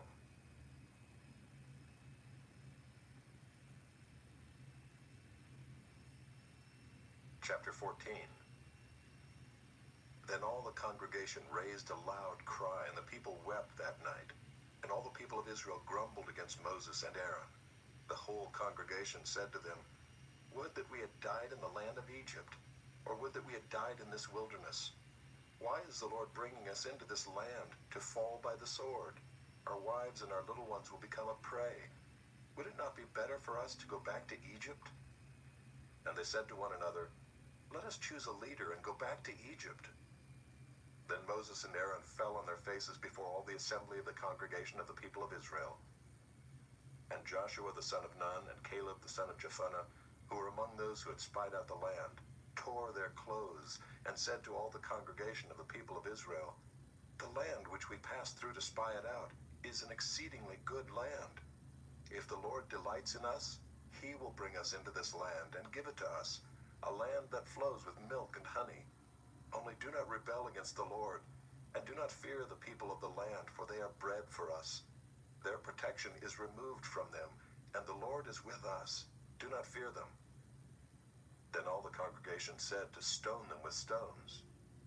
But the glory of the Lord appeared at the tent of meeting to all the people of Israel. And the Lord said to Moses, "How long will this people despise me? And how long will they not believe in me, in spite of all the signs that I have done among them? I will strike them with the pestilence and disinherit them, and I will make of you a nation greater and mightier than they." But Moses said to the Lord, "Then the Egyptians will hear of it, for you brought up this people in your might from among them, and they will tell the inhabitants of this land. They have heard that you, O Lord, are in the midst of this people, for you, O Lord, are seen face to face, and your cloud stands over them, and you go before them in a pillar of cloud by day, and in a pillar of fire by night. Now if you kill this people as one man, then the nations who have heard your fame will say, 'It is because the Lord was not able to bring this people into the land that he swore to give to them, that he has killed them in the wilderness.' And now please let the power of the Lord be great as you have promised, saying, 'The Lord is slow to anger and abounding in steadfast love, forgiving iniquity and transgression.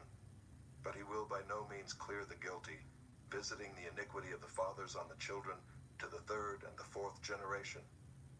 Please pardon the iniquity of this people, according to the greatness of your steadfast love, just as you have forgiven this people from Egypt until now.' Then the Lord said, 'I have pardoned according to your word. But truly as I live, and as all the earth shall be filled with the glory of the Lord, none of the men who have seen my glory and my signs that I did in Egypt and in the wilderness, and yet have put me to the test these 10 times, and have not obeyed my voice, shall see the land that I swore to give to their fathers. And none of those who despised me shall see it. But my servant Caleb, because he has a different spirit, and has followed me fully, I will bring into the land into which he went, and his descendants shall possess it. Now since the Amalekites and the Canaanites dwell in the valleys, turn tomorrow and set out for the wilderness by the way to the Red Sea." And the Lord spoke to Moses and to Aaron, saying, "How long shall this wicked congregation grumble against me? I have heard the grumblings of the people of Israel, which they grumble against me. Say to them, 'As I live, declares the Lord, what you have said in my hearing I will do to you.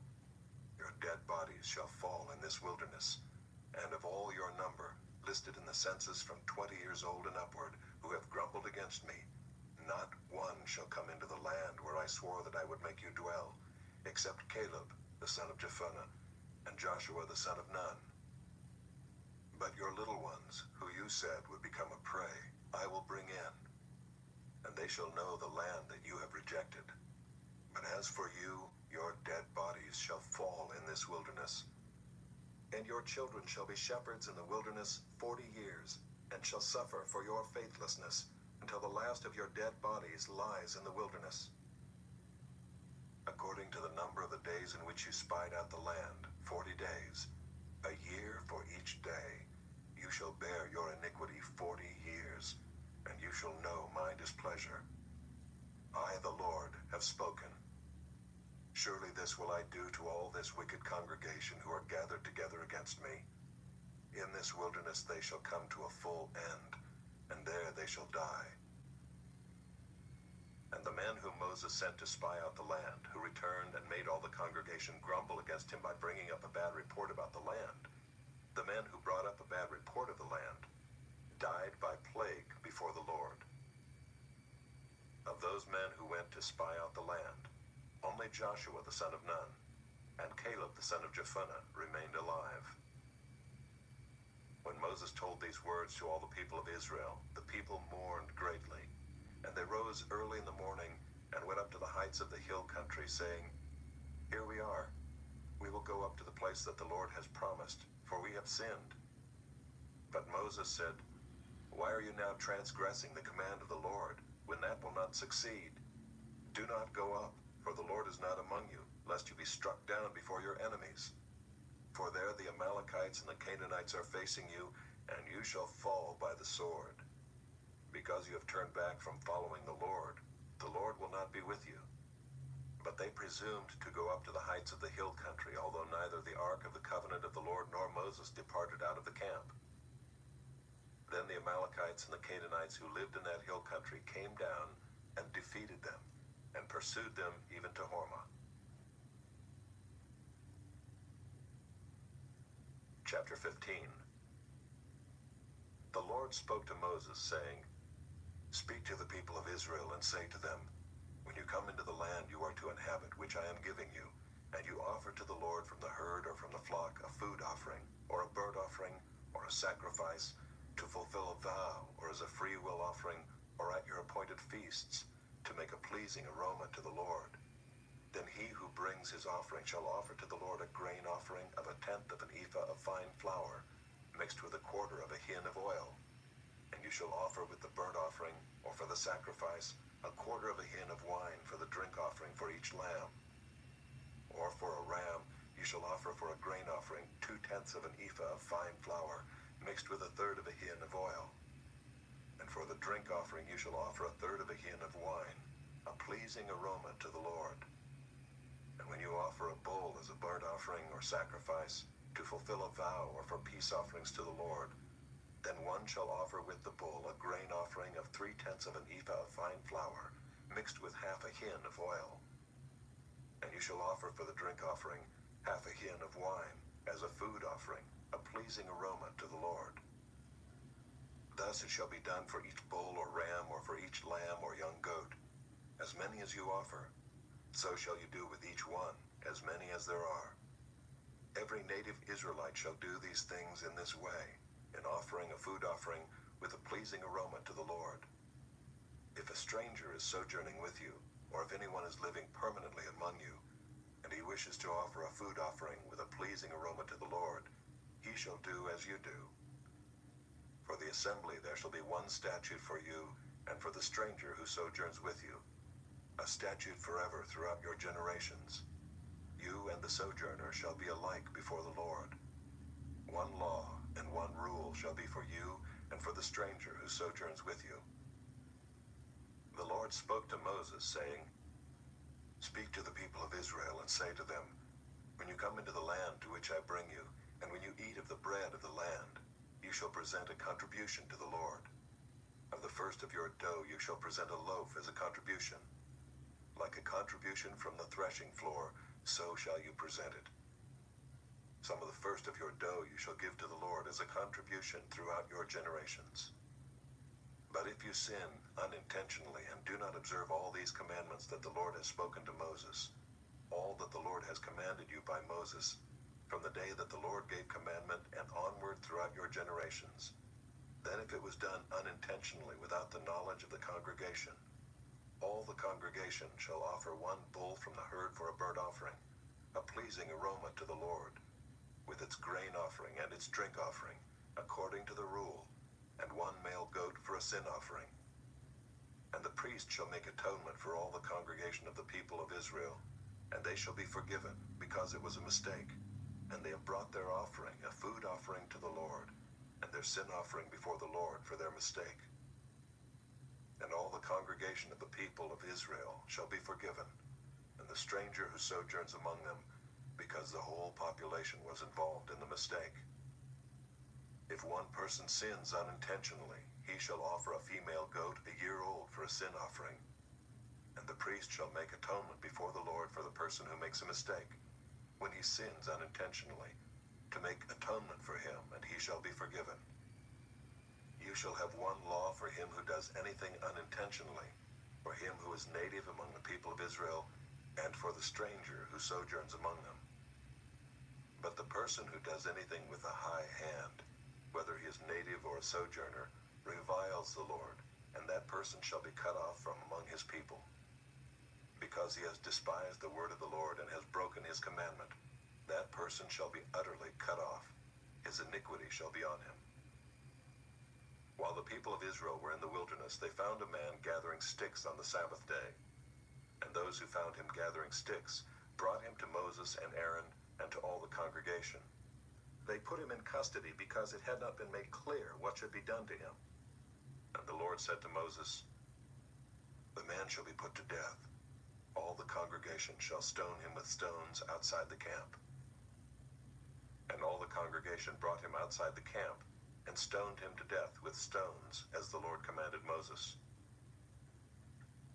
The Lord said to Moses, "Speak to the people of Israel, and tell them to make tassels on the corners of their garments throughout their generations, and to put a cord of blue on the tassel of each corner. And it shall be a tassel for you to look at and remember all the commandments of the Lord, to do them, not to follow after your own heart and your own eyes, which you are inclined to whore after. So you shall remember and do all my commandments, and be holy to your God. I am the Lord your God, who brought you out of the land of Egypt to be your God. I am the Lord your God."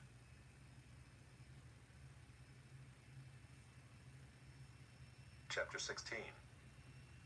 Now Korah, the son of Izhar, son of Kohath, son of Levi, and Dathan and Abiram, the sons of Eliab, and On, the son of Peleth, sons of Reuben, took men. And they rose up before Moses with a number of the people of Israel, 250 chiefs of the congregation, chosen from the assembly, well-known men. They assembled themselves together against Moses and against Aaron, and said to them, "You have gone too far. For all in the congregation are holy, every one of them, and the Lord is among them. Why then do you exalt yourselves above the assembly of the Lord?" When Moses heard it, he fell on his face, and he said to Korah and all his company, "In the morning the Lord will show who is his and who is holy, and will bring him near to him. The one whom he chooses, he will bring near to him. Do this: take censers, Korah and all his company, put fire in them and put incense on them before the Lord tomorrow. The man whom the Lord chooses shall be the Holy One. You have gone too far, sons of Levi." And Moses said to Korah, "Hear now, you sons of Levi. Is it too small a thing for you that the God of Israel has separated you from the congregation of Israel, to bring you near to himself, to do service in the tabernacle of the Lord, and to stand before the congregation to minister to them, and that he has brought you near him, and all your brothers the sons of Levi with you? And would you seek the priesthood also? Therefore it is against the Lord that you and all your company have gathered together. What is Aaron that you grumble against him?" And Moses sent to call Dathan and Abiram the sons of Eliab, and they said, "We will not come up. Is it a small thing that you have brought us up out of a land flowing with milk and honey to kill us in the wilderness, that you must also make yourself a prince over us? Moreover, you have not brought us into a land flowing with milk and honey, nor given us inheritance of fields and vineyards. Will you put out the eyes of these men? We will not come up." And Moses was very angry and said to the Lord, "Do not respect their offering. I have not taken one donkey from them, and I have not harmed one of them." And Moses said to Korah, "Be present, you and all your company, before the Lord, you and they and Aaron, tomorrow. And let every one of you take his censer and put incense on it, and every one of you bring before the Lord his censer, 250 censers, you also and Aaron, each his censer." So every man took his censer and put fire in them and laid incense on them, and stood at the entrance of the tent of meeting with Moses and Aaron. Then Korah assembled all the congregation against them at the entrance of the tent of meeting, and the glory of the Lord appeared to all the congregation. And the Lord spoke to Moses and to Aaron, saying, "Separate yourselves from among this congregation, that I may consume them in a moment." And they fell on their faces and said, "O God, the God of the spirits of all flesh, shall one man sin, and will you be angry with all the congregation?" And the Lord spoke to Moses, saying, "Say to the congregation, get away from the dwelling of Korah, Dathan, and Abiram." Then Moses rose and went to Dathan and Abiram, and the elders of Israel followed him. And he spoke to the congregation, saying, "Depart, please, from the tents of these wicked men, and touch nothing of theirs, lest you be swept away with all their sins."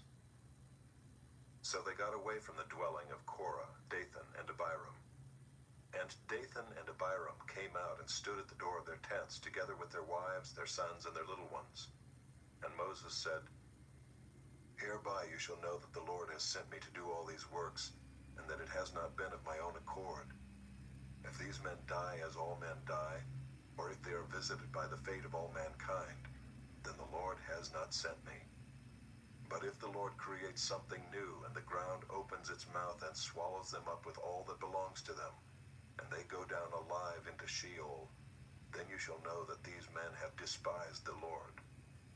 And as soon as he had finished speaking all these words, the ground under them split apart, and the earth opened its mouth and swallowed them up, with their households and all the people who belonged to Korah and all their goods.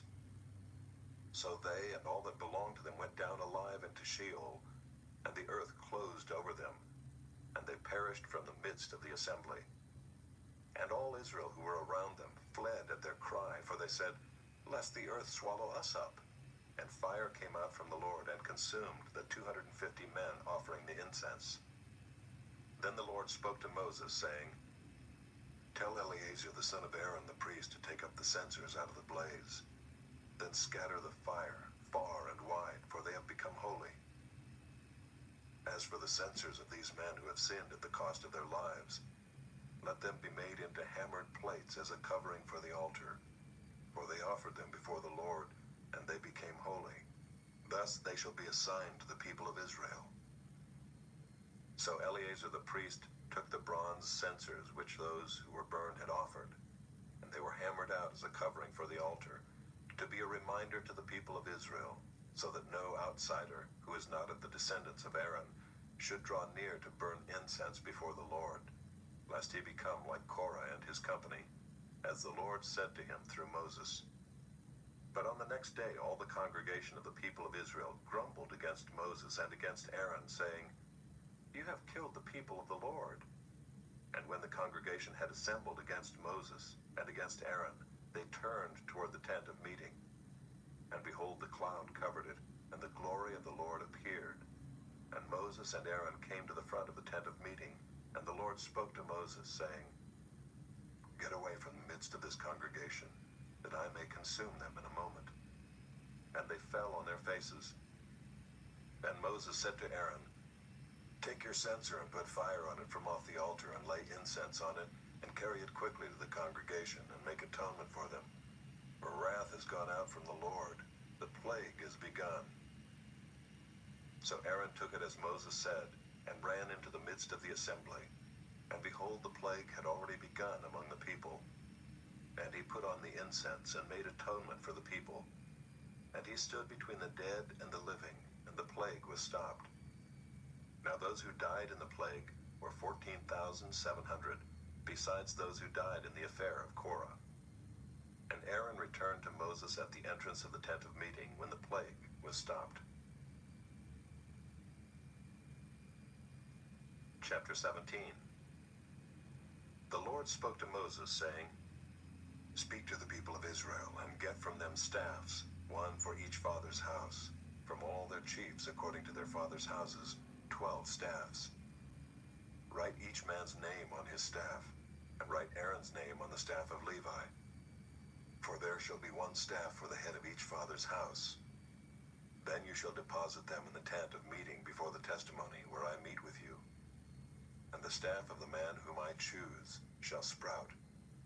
Thus I will make to cease from me the grumblings of the people of Israel, which they grumble against you." Moses spoke to the people of Israel, and all their chiefs gave him staffs, one for each chief, according to their fathers' houses, 12 staffs.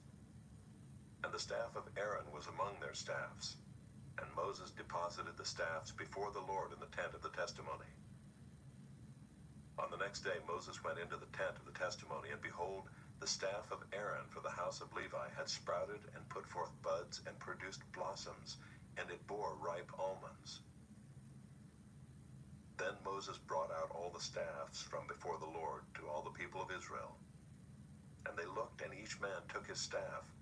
And the Lord said to Moses, "Put back the staff of Aaron before the testimony, to be kept as a sign for the rebels, that you may make an end of their grumblings against me, lest they die." Thus did Moses, as the Lord commanded him, so he did. And the people of Israel said to Moses, "Behold, we perish, we are undone, we are all undone.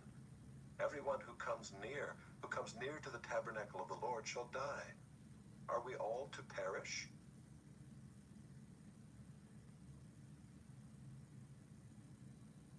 Chapter 18.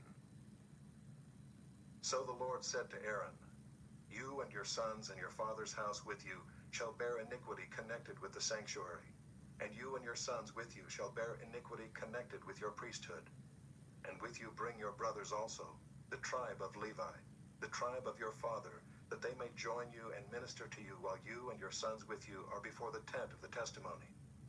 They shall keep guard over you and over the whole tent, but shall not come near to the vessels of the sanctuary or to the altar, lest they and you die. They shall join you and keep guard over the tent of meeting for all the service of the tent, and no outsider shall come near you. And you shall keep guard over the sanctuary and over the altar, that there may never again be wrath on the people of Israel. And behold, I have taken your brothers, the Levites, from among the people of Israel. They are a gift to you, given to the Lord, to do the service of the tent of meeting. And you and your sons with you shall guard your priesthood for all that concerns the altar, and that is within the veil, and you shall serve. I give your priesthood as a gift, and any outsider who comes near shall be put to death." Then the Lord spoke to Aaron, "Behold, I have given you charge of the contributions made to me, all the consecrated things of the people of Israel. I have given them to you as a portion and to your sons as a perpetual due.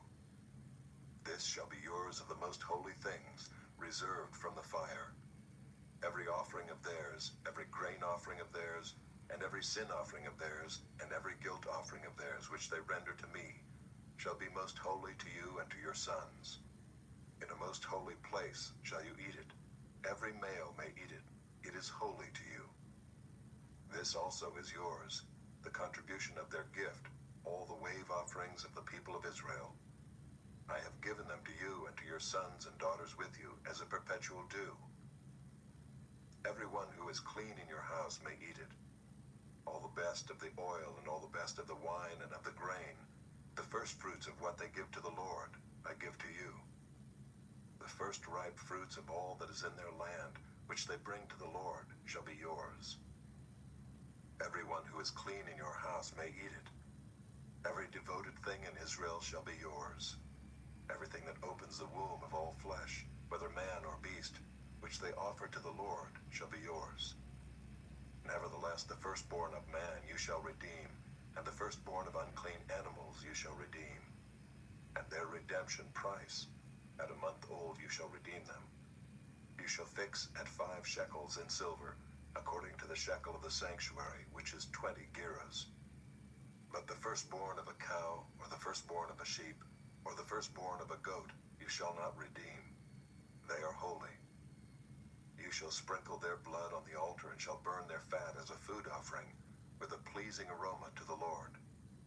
But their flesh shall be yours, as the breast that is waved, and as the right thigh are yours.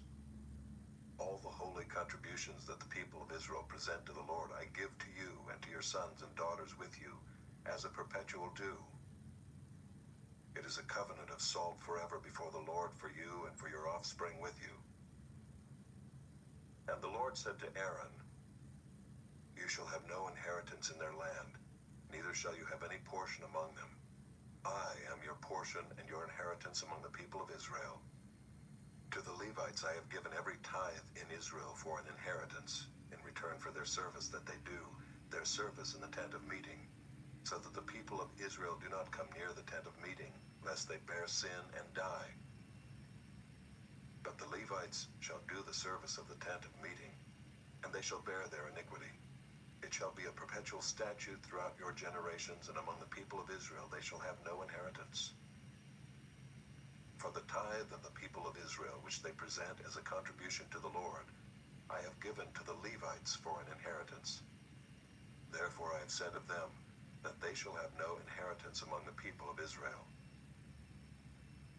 And the Lord spoke to Moses, saying, Moreover, you shall speak and say to the Levites, when you take from the people of Israel the tithe that I have given you from them for your inheritance, then you shall present a contribution from it to the Lord, a tithe of the tithe.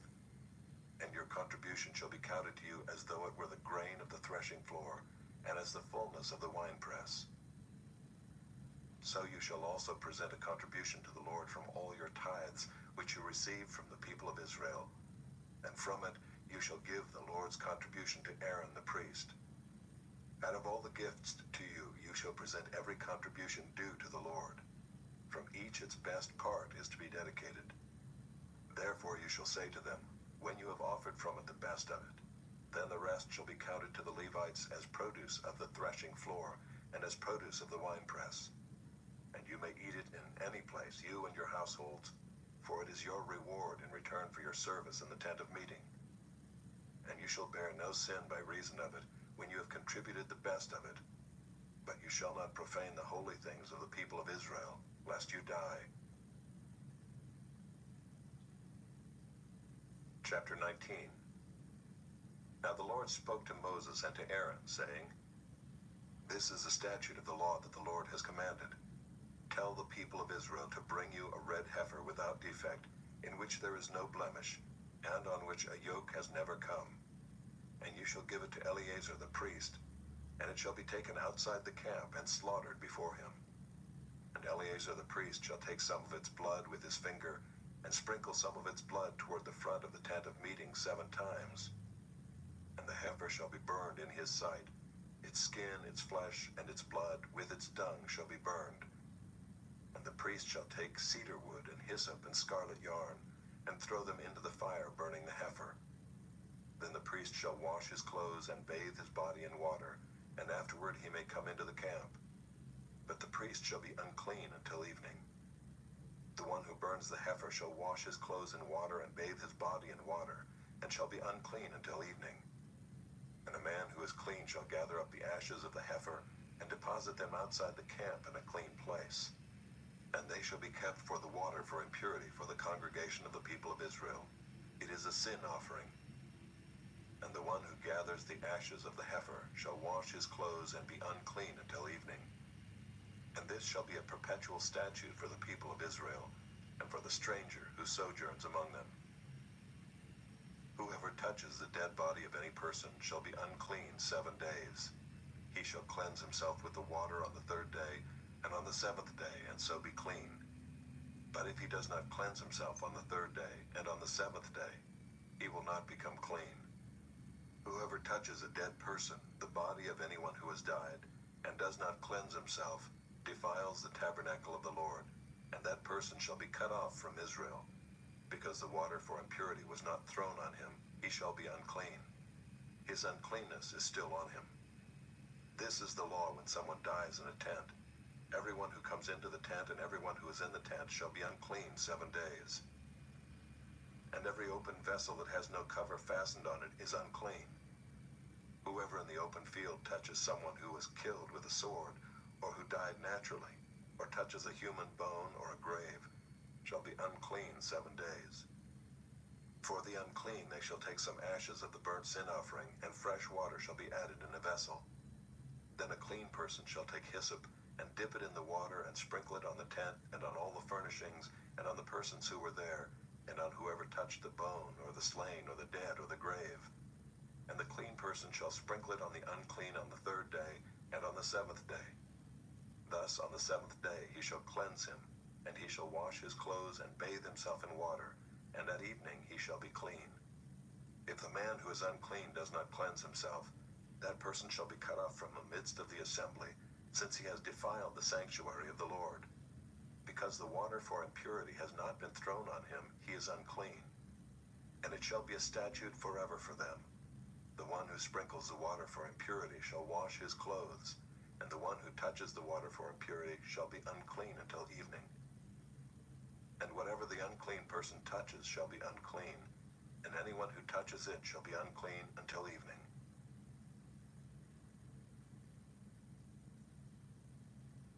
Chapter 20. And the people of Israel, the whole congregation, came into the wilderness of Zin in the first month, and the people stayed in Kadesh. And Miriam died there and was buried there. Now there was no water for the congregation, and they assembled themselves together against Moses and against Aaron. And the people quarreled with Moses and said, Would that we had perished when our brothers perished before the Lord. Why have you brought the assembly of the Lord into this wilderness, that we should die here, both we and our cattle? And why have you made us come up out of Egypt to bring us to this evil place? It is no place for grain or figs or vines or pomegranates, and there is no water to drink. Then Moses and Aaron went from the presence of the assembly to the entrance of the tent of meeting, and fell on their faces. And the glory of the Lord appeared to them. And the Lord spoke to Moses, saying, Take the staff and assemble the congregation, you and Aaron your brother, and tell the rock before their eyes to yield its water. So you shall bring water out of the rock for them, and give drink to the congregation and their cattle. And Moses took the staff from before the Lord, as he commanded him. Then Moses and Aaron gathered the assembly together before the rock, and he said to them, Hear now, you rebels, shall we bring water for you out of this rock? And Moses lifted up his hand and struck the rock with his staff twice, and water came out abundantly, and the congregation drank and their livestock. And the Lord said to Moses and Aaron, Because you did not believe in me to uphold me as holy in the eyes of the people of Israel, therefore you shall not bring this assembly into the land that I have given them. These are the waters of Meribah, where the people of Israel quarreled with the Lord, and through them he showed himself holy. Moses sent messengers from Kadesh to the king of Edom. Thus says your brother Israel, You know all the hardship that we have met, how our fathers went down to Egypt, and we lived in Egypt a long time, and the Egyptians dealt harshly with us and our fathers. And when we cried to the Lord, he heard our voice and sent an angel and brought us out of Egypt. And here we are in Kadesh, a city on the edge of your territory. Please let us pass through your land. We will not pass through field or vineyard, or drink water from a well. We will go along the king's highway. We will not turn aside to the right hand or to the left until we have passed through your territory. But Edom said to him, You shall not pass through, lest I come out with the sword against you. And the people of Israel said to him, We will go up by the highway, and if we drink of your water, I and my livestock, then I will pay for it. Let me only pass through on foot, nothing more. But he said, You shall not pass through. And Edom came out against them with a large army and with a strong force.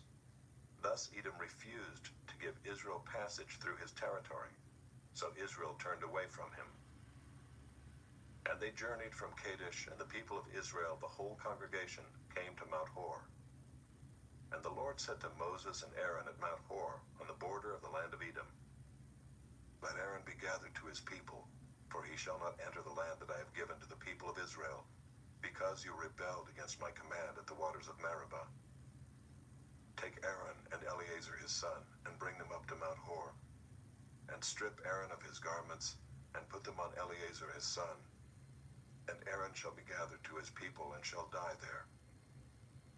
Moses did as the Lord commanded, and they went up to Mount Hor in the sight of all the congregation.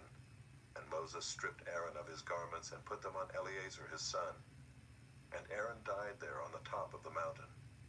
Then Moses and Eleazar came down from the mountain, and when all the congregation saw that Aaron had perished, all the house of Israel wept for Aaron 30 days.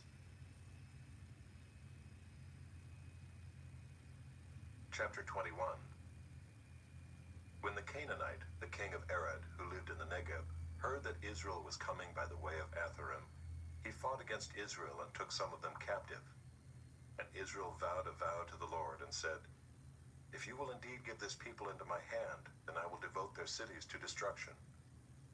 And the Lord heeded the voice of Israel and gave over the Canaanites, and they devoted them and their cities to destruction.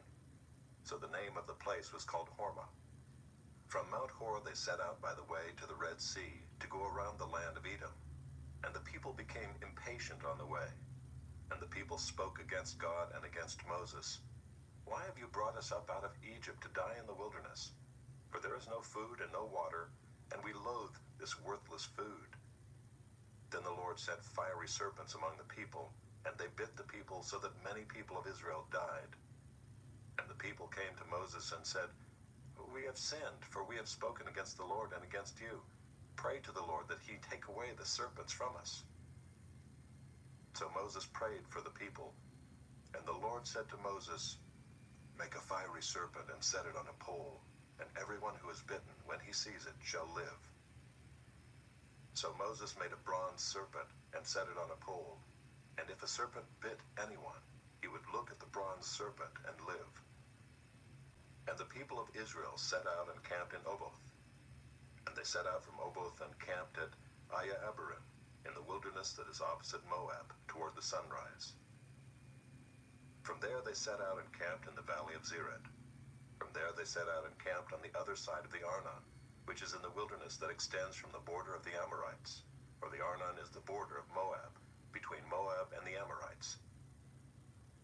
Therefore it is said in the book of the wars of the Lord, "Wahab and Suphah, and the valleys of the Arnon, and the slope of the valleys that extends to the seat of Ar, and leans to the border of Moab." And from there they continued to Beer, that is the well of which the Lord said to Moses, "Gather the people together, so that I may give them water." Then Israel sang this song: "Spring up, O well, sing to it, the well that the princes made, that the nobles of the people dug, with the scepter and with their staffs."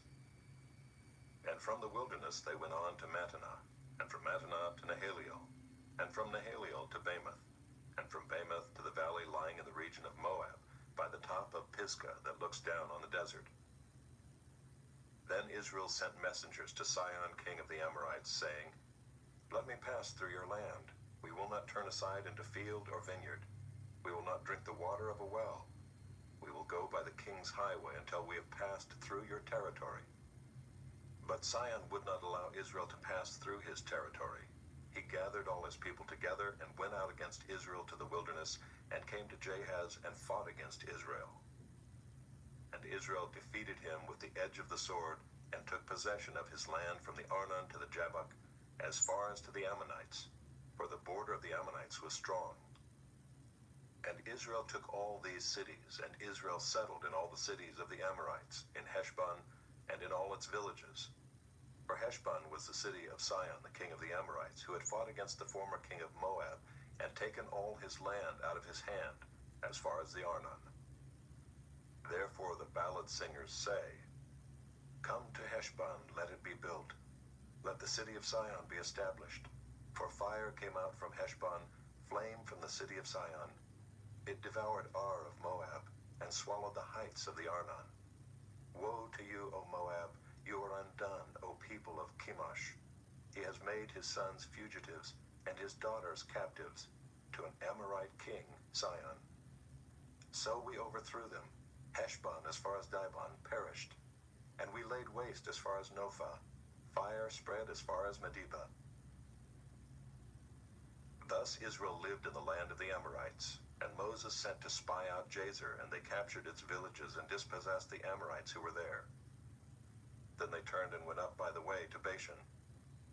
And Og the king of Bashan came out against them, he and all his people, to battle at Edrei. But the Lord said to Moses, "Do not fear him, for I have given him into your hand, and all his people and his land. And you shall do to him as you did to Sihon king of the Amorites, who lived at Heshbon." So they defeated him and his sons and all his people, until he had no survivor left, and they possessed his land.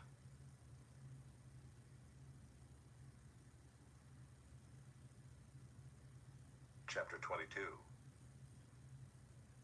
Then the people of Israel set out and camped in the plains of Moab, beyond the Jordan at Jericho. And Balak the son of Zippor saw all that Israel had done to the Amorites. And Moab was in great dread of the people, because they were many. Moab was overcome with fear of the people of Israel. And Moab said to the elders of Midian, "This horde will now lick up all that is around us, as the ox licks up the grass of the field." So Balak the son of Zippor, who was king of Moab at that time, sent messengers to Balaam the son of Beor at Pethor. which is near the river in the land of the people of Ammon, to call him, saying, Behold, a people has come out of Egypt. They cover the face of the earth, and they are dwelling opposite me. Come now, curse this people for me, since they are too mighty for me. Perhaps I shall be able to defeat them and drive them from the land, for I know that he whom you bless is blessed, and he whom you curse is cursed. So the elders of Moab and the elders of Midian departed with the fees for divination in their hand. And they came to Balaam and gave him Balak's message. And he said to them, Lodge here tonight, and I will bring back word to you as the Lord speaks to me. So the princes of Moab stayed with Balaam. And God came to Balaam and said, Who are these men with you? And Balaam said to God, Balak the son of Zippor, king of Moab, has sent to me, saying, Behold, a people has come out of Egypt, and it covers the face of the earth.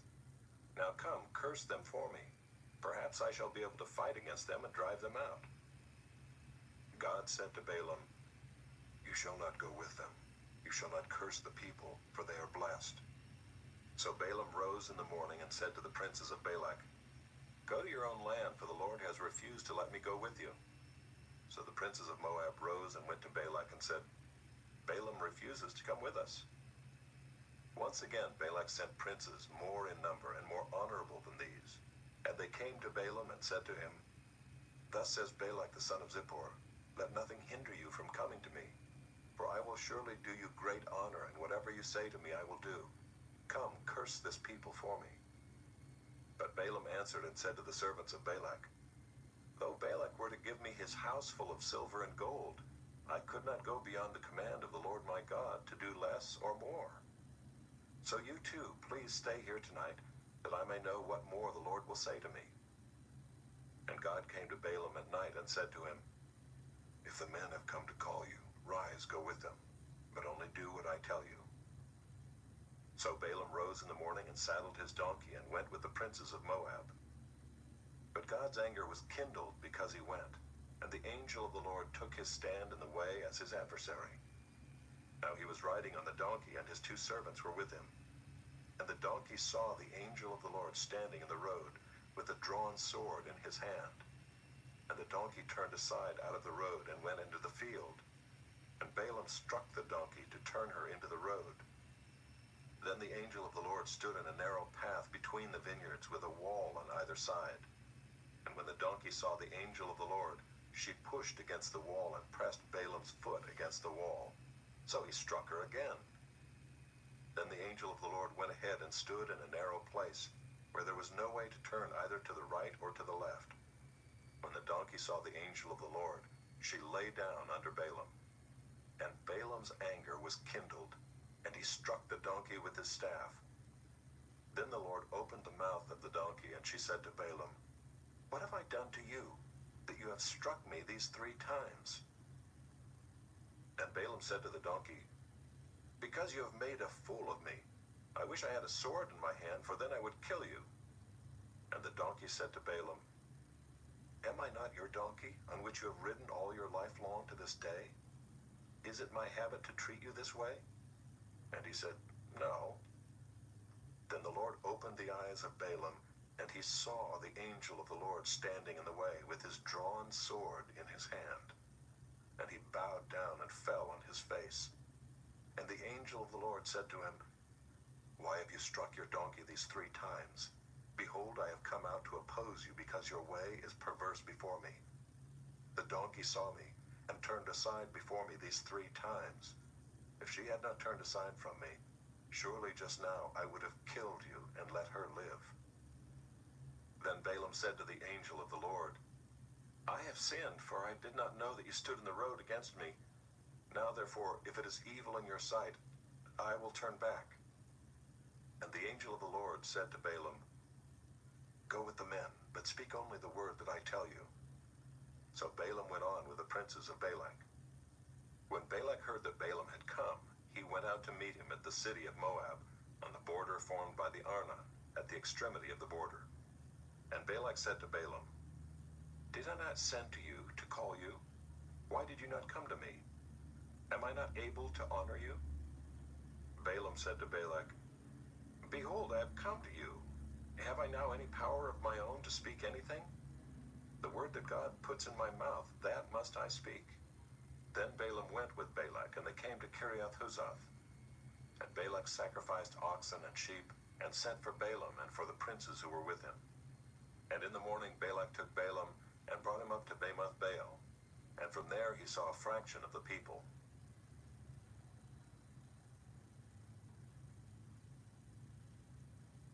Chapter 23. And Balaam said to Balak, "Build for me here 7 altars, and prepare for me here 7 bulls and 7 rams." Balak did as Balaam had said, and Balak and Balaam offered on each altar a bull and a ram. And Balaam said to Balak, "Stand beside your burnt offering, and I will go. Perhaps the Lord will come to meet me, and whatever he shows me, I will tell you." And he went to a bare height, and God met Balaam. And Balaam said to him, "I have arranged the 7 altars, and I have offered on each altar a bull and a ram."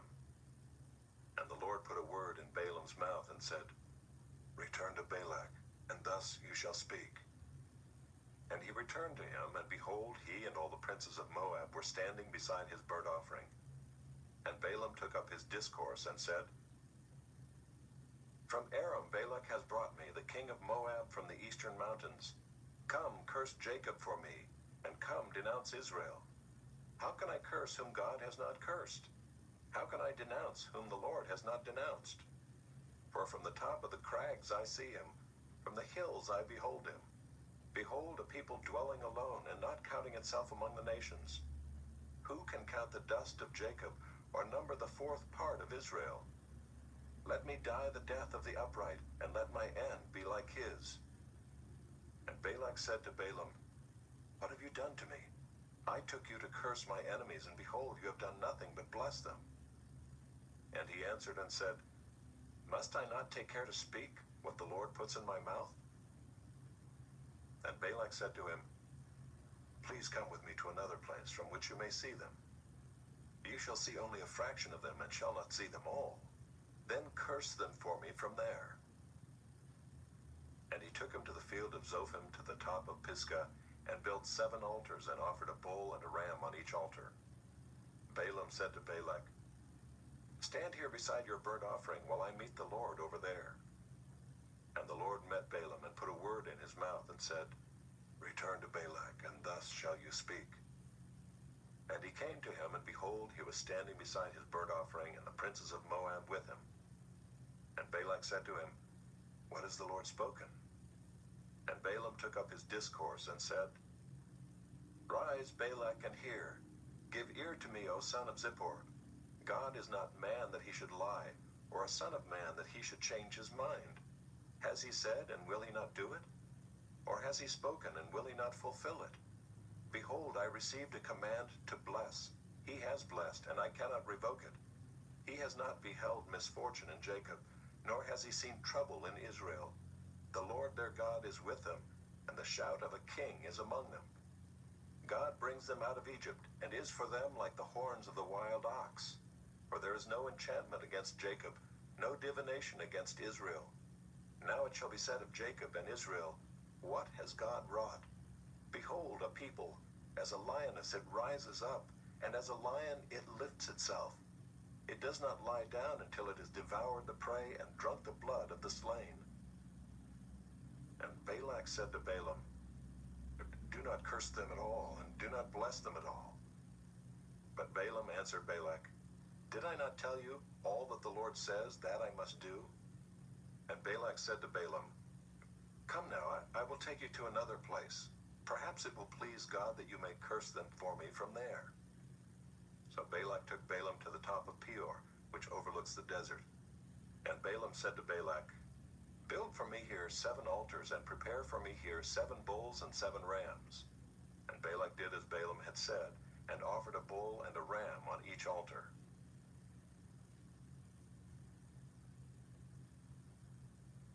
Chapter 24. When Balaam saw that it pleased the Lord to bless Israel, he did not go, as at other times, to look for omens, but set his face toward the wilderness. And Balaam lifted up his eyes, and saw Israel camping tribe by tribe. And the Spirit of God came upon him. And he took up his discourse and said, The oracle of Balaam the son of Beor, the oracle of the man whose eye is opened, the oracle of him who hears the words of God, who sees the vision of the Almighty, falling down with his eyes uncovered. How lovely are your tents, O Jacob, your encampments, O Israel, like palm groves that stretch afar, like gardens beside a river, like aloes that the Lord has planted, like cedar trees beside the waters. Water shall flow from his buckets, and his seed shall be in many waters. His king shall be higher than Agag, and his kingdom shall be exalted. God brings him out of Egypt, and is for him like the horns of the wild ox. He shall eat up the nations, his adversaries, and shall break their bones in pieces, and pierce them through with his arrows. He crouched, he lay down like a lion, and like a lioness. Who will rouse him up? Blessed are those who bless you, and cursed are those who curse you. And Balak's anger was kindled against Balaam, and he struck his hands together. And Balak said to Balaam, I called you to curse my enemies, and behold, you have blessed them these 3 times. Therefore now flee to your own place. I said, I will certainly honor you, but the Lord has held you back from honor. And Balaam said to Balak, Did I not tell your messengers whom you sent to me, if Balak should give me his house full of silver and gold, I would not be able to go beyond the word of the Lord, to do either good or bad of my own will? What the Lord speaks, that will I speak. And now, behold, I am going to my people. Come, I will let you know what this people will do to your people in the latter days. And he took up his discourse and said, The oracle of Balaam the son of Beor, the oracle of the man whose eye is opened, the oracle of him who hears the words of God and knows the knowledge of the Most High, who sees the vision of the Almighty, falling down with his eyes uncovered. I see him, but not now. I behold him, but not near.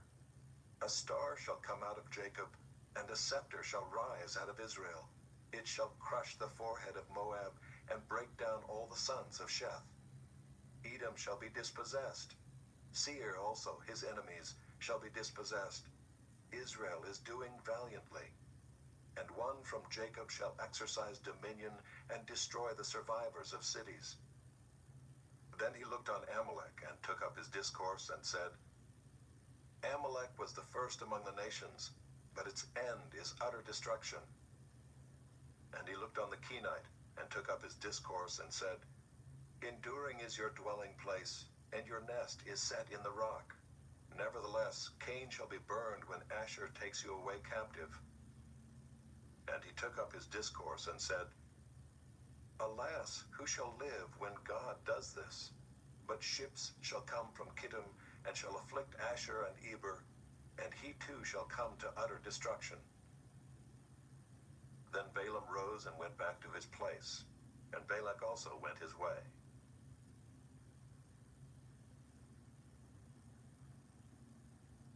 Chapter 25. While Israel lived in Shittim, the people began to whore with the daughters of Moab. These invited the people to the sacrifices of their gods, and the people ate and bowed down to their gods. So Israel yoked himself to Baal of Peor, and the anger of the Lord was kindled against Israel. And the Lord said to Moses, Take all the chiefs of the people and hang them in the sun before the Lord, that the fierce anger of the Lord may turn away from Israel. And Moses said to the judges of Israel, Each of you kill those of his men who have yoked themselves to Baal of Peor. And behold, one of the people of Israel came and brought a Midianite woman to his family, in the sight of Moses and in the sight of the whole congregation of the people of Israel, while they were weeping in the entrance of the tent of meeting. When Phinehas the son of Eleazar, son of Aaron the priest, saw it, he rose and left the congregation, and took a spear in his hand, and went after the man of Israel into the chamber, and pierced both of them, the man of Israel and the woman through her belly. Thus the plague on the people of Israel was stopped. Nevertheless, those who died by the plague were 24,000. And the Lord said to Moses, Phinehas the son of Eleazar, son of Aaron the priest, has turned back my wrath from the people of Israel, in that he was jealous with my jealousy among them, so that I did not consume the people of Israel in my jealousy. Therefore say, Behold, I give to him my covenant of peace, and it shall be to him and to his descendants after him the covenant of a perpetual priesthood, because he was jealous for his God and made atonement for the people of Israel. The name of the slain man of Israel who was killed with the Midianite woman was Zimri the son of Salu, chief of a father's house belonging to the Simeonites. And the name of the Midianite woman who was killed was Cosbi the daughter of Zur, who was the tribal head of a father's house in Midian. And the Lord spoke to Moses, saying, Harass the Midianites and strike them down, for they have harassed you with their wiles, with which they beguiled you in the matter of Peor, and in the matter of Cosbi the daughter of the chief of Midian, their sister, who was killed on the day of the plague on account of Peor.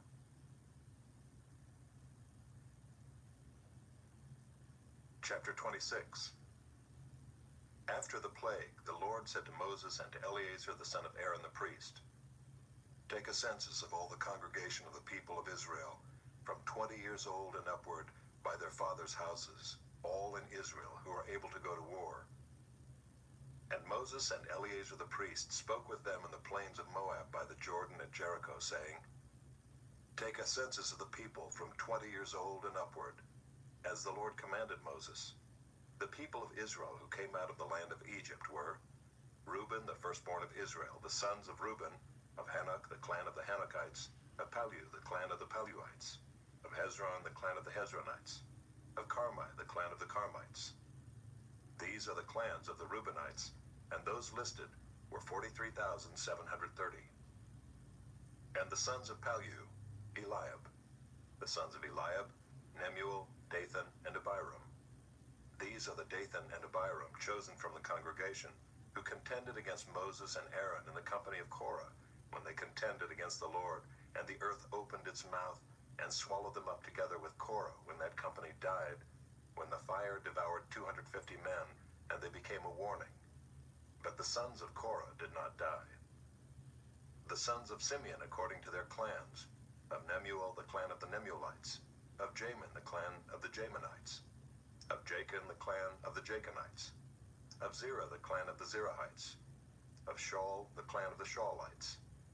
These are the clans of the Simeonites, 22,200. The sons of Gad according to their clans, of Zephon the clan of the Zephonites, of Haggai the clan of the Haggites, of Shunai the clan of the Shunites, of Ozni the clan of the Oznites, of Eri the clan of the Erites, of Arod the clan of the Arodites, of Areli the clan of the Arelites. These are the clans of the sons of Gad as they were listed, 40,500.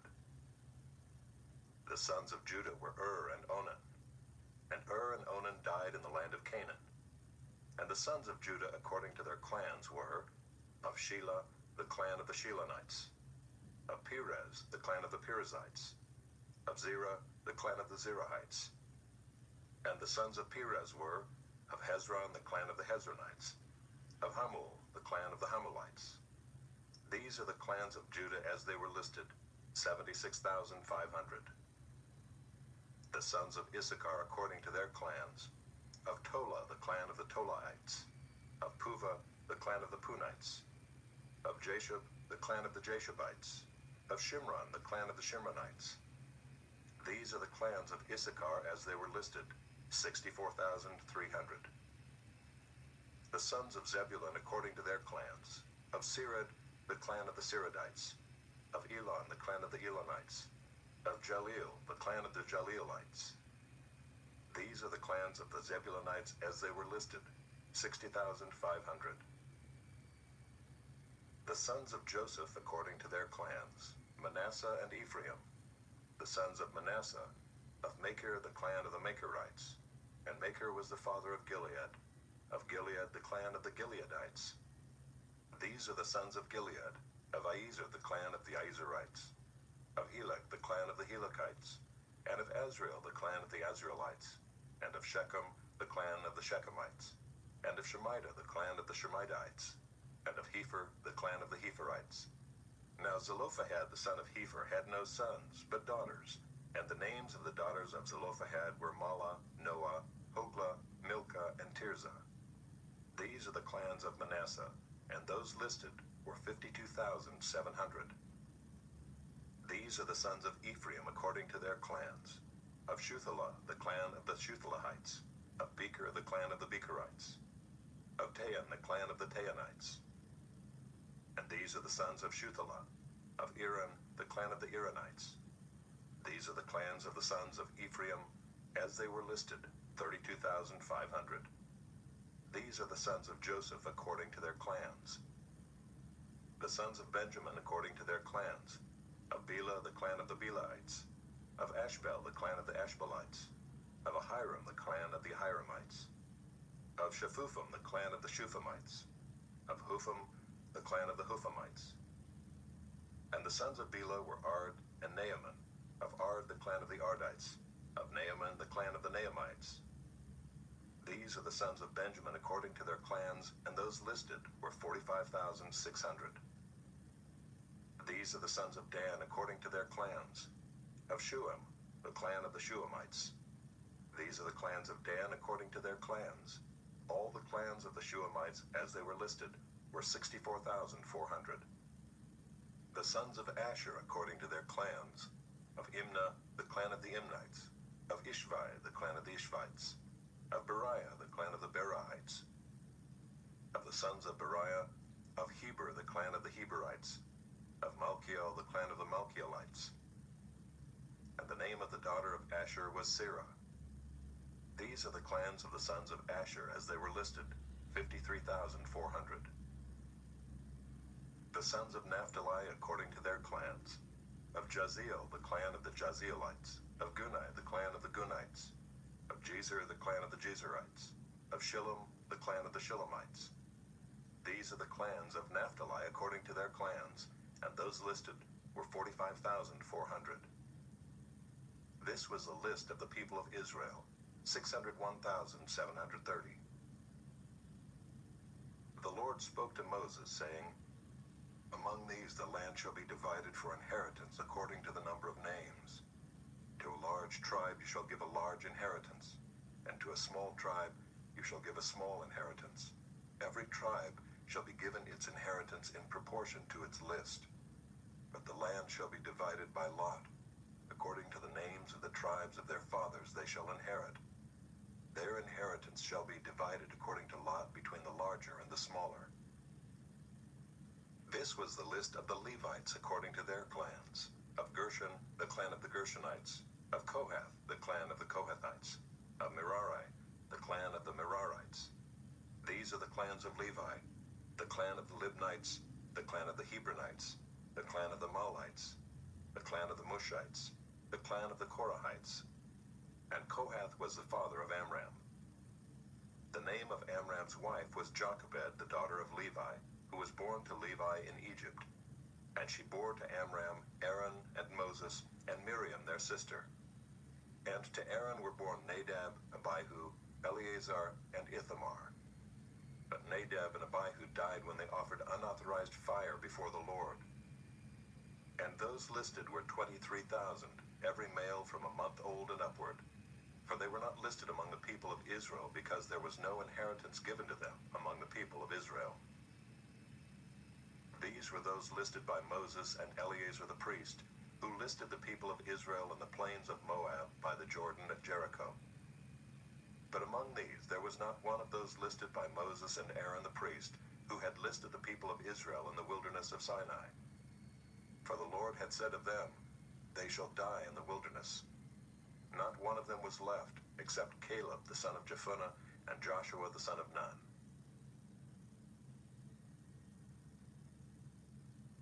Chapter 27. Then drew near the daughters of Zelophehad the son of Hepher, son of Gilead, son of Machir, son of Manasseh, from the clans of Manasseh the son of Joseph. The names of his daughters were Mahlah, Noah, Hoglah, Milcah, and Tirzah. And they stood before Moses and before Eleazar the priest and before the chiefs and all the congregation at the entrance of the tent of meeting, saying, Our father died in the wilderness. He was not among the company of those who gathered themselves together against the Lord in the company of Korah, but died for his own sin. And he had no sons. Why should the name of our father be taken away from his clan because he had no son? give to us a possession among our father's brothers." Moses brought their case before the Lord, and the Lord said to Moses, "The daughters of Zelophehad are right. You shall give them possession of an inheritance among their father's brothers, and transfer the inheritance of their father to them. And you shall speak to the people of Israel, saying, If a man dies and has no son, then you shall transfer his inheritance to his daughter. And if he has no daughter, then you shall give his inheritance to his brothers. And if he has no brothers, then you shall give his inheritance to his father's brothers. And if his father has no brothers, then you shall give his inheritance to the nearest kinsman of his clan, and he shall possess it.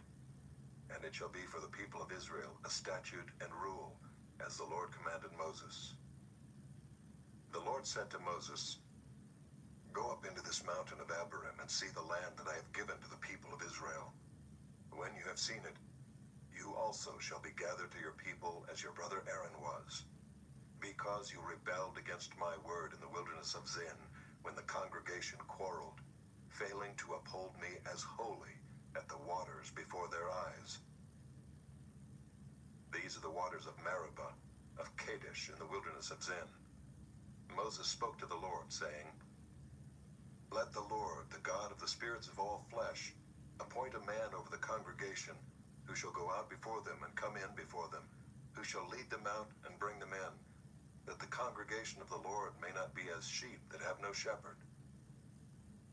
So the Lord said to Moses, "Take Joshua the son of Nun, a man in whom is the Spirit, and lay your hand on him.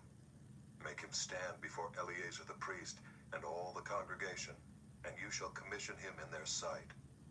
You shall invest him with some of your authority, that all the congregation of the people of Israel may obey. And he shall stand before Eleazar the priest, who shall inquire for him by the judgment of the Urim before the Lord. At his word they shall go out, and at his word they shall come in, both he and all the people of Israel with him, the whole congregation." And Moses did as the Lord commanded him. He took Joshua and made him stand before Eleazar the priest and the whole congregation, and he laid his hands on him and commissioned him as the Lord directed through Moses.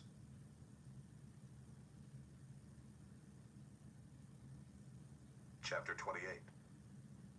The Lord spoke to Moses, saying, "Command the people of Israel and say to them, My offering, my food for my food offerings, my pleasing aroma, you shall be careful to offer to me at its appointed time. And you shall say to them, This is the food offering that you shall offer to the Lord: 2 male lambs a year old without blemish, day by day as a regular offering. The one lamb you shall offer in the morning, and the other lamb you shall offer at twilight. Also 1/10 of an ephah of fine flour for a grain offering, mixed with 1/4 of a hin of beaten oil. It is a regular burnt offering, which was ordained at Mount Sinai for a pleasing aroma, a food offering to the Lord. Its drink offering shall be 1/4 of a hin for each lamb. In the holy place you shall pour out a drink offering of strong drink to the Lord. The other lamb you shall offer at twilight. Like the grain offering of the morning and like its drink offering, you shall offer it as a food offering with a pleasing aroma to the Lord.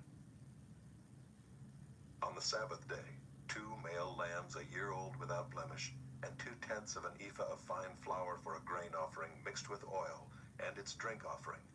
This is the burnt offering of every Sabbath, besides the regular burnt offering and its drink offering.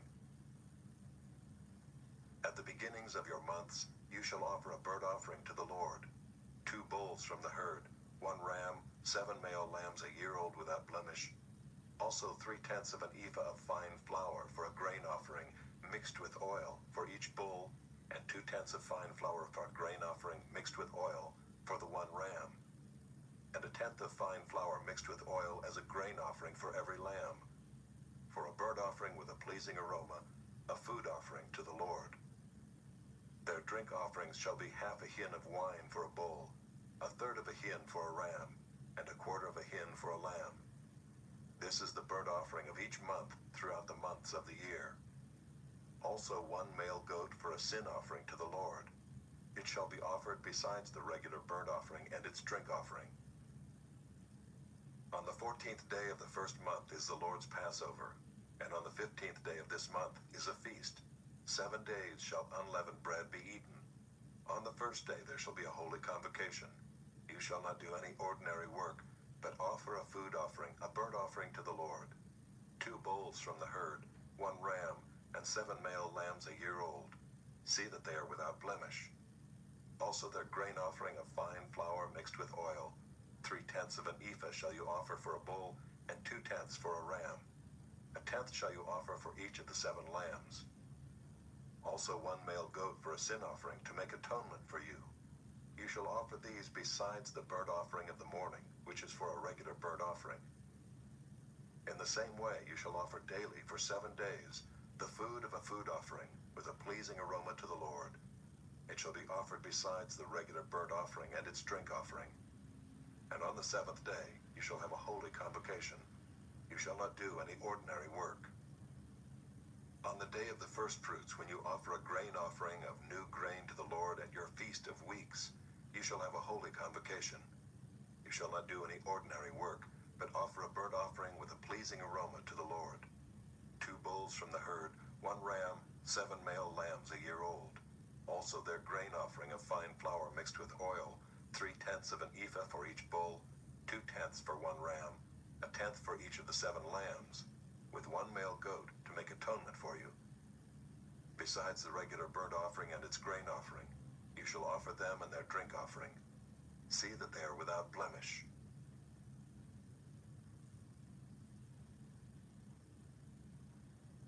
Chapter 29. On the first day of the 7th month, you shall have a holy convocation. You shall not do any ordinary work. It is a day for you to blow the trumpets, and you shall offer a burnt offering for a pleasing aroma to the Lord. 1 bull from the herd, 1 ram, 7 male lambs a year old without blemish. Also their grain offering of fine flour mixed with oil, 3/10 of an ephah for the bull, 2/10 for the ram, and 1/10 for each of the 7 lambs, with 1 male goat for a sin offering to make atonement for you. Besides the burnt offering of the new moon, and its grain offering, and the regular burnt offering and its grain offering, and their drink offering according to the rule for them, for a pleasing aroma, a food offering to the Lord. On the 10th day of this 7th month, you shall have a holy convocation and afflict yourselves. You shall do no work, but you shall offer a burnt offering to the Lord, a pleasing aroma, 1 bull from the herd, 1 ram, 7 male lambs a year old. See that they are without blemish.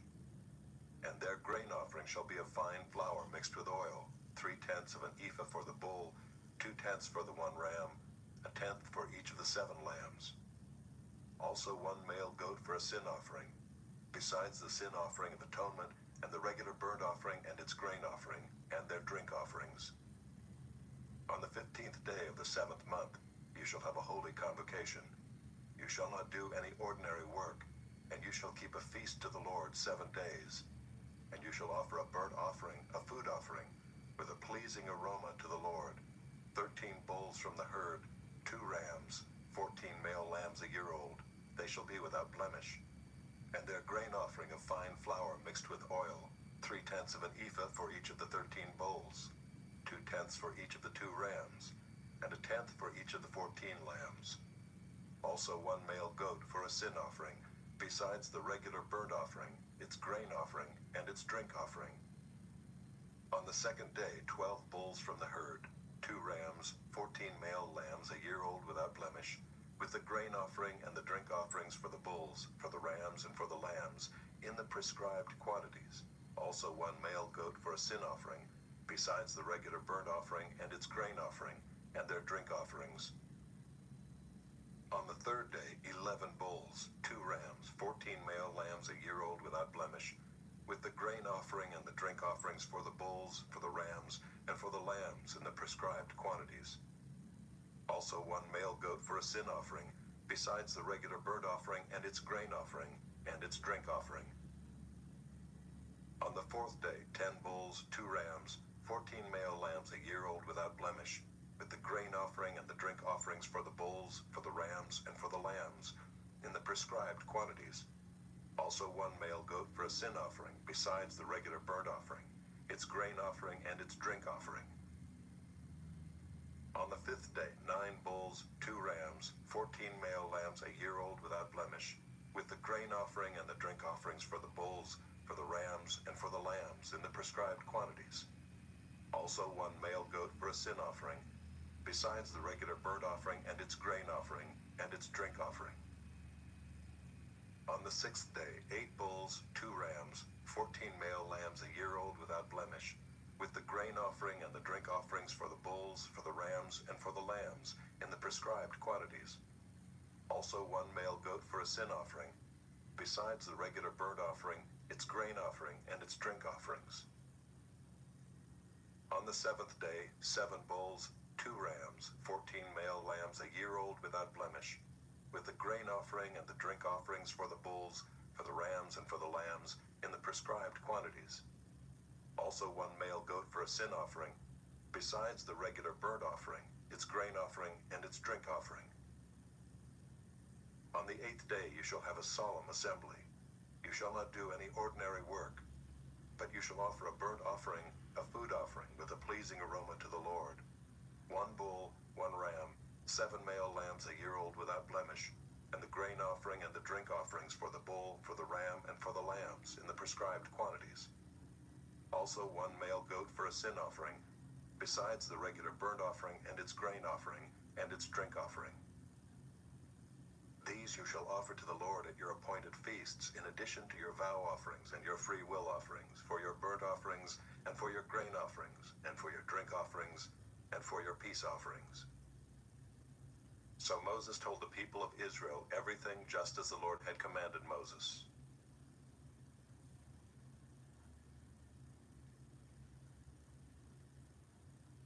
Chapter 30.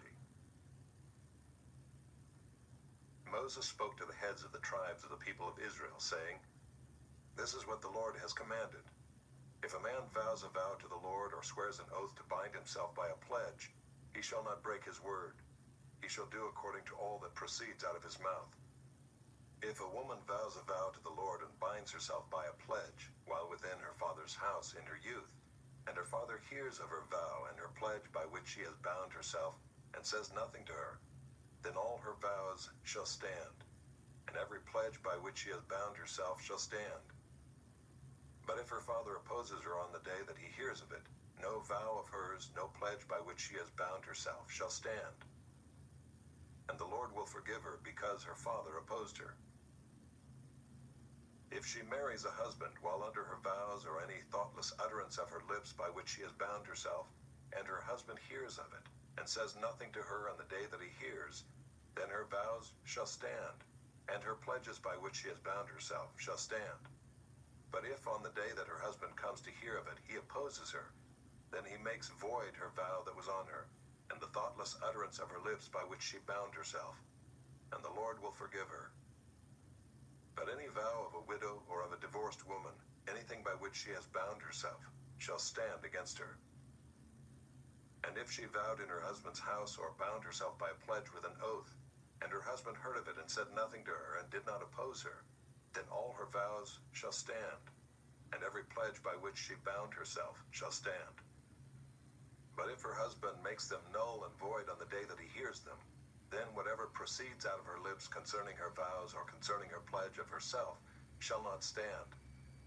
Her husband has made them void, and the Lord will forgive her.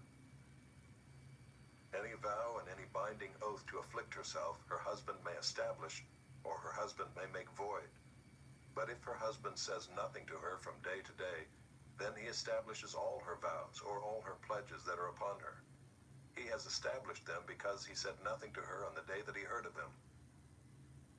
But if he makes them null and void after he has heard of them, then he shall bear her iniquity. These are the statutes that the Lord commanded Moses about a man and his wife, and about a father and his daughter while she is in her youth within her father's house.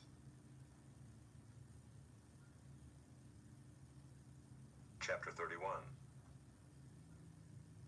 The Lord spoke to Moses, saying, "Avenge the people of Israel on the Midianites. Afterward you shall be gathered to your people."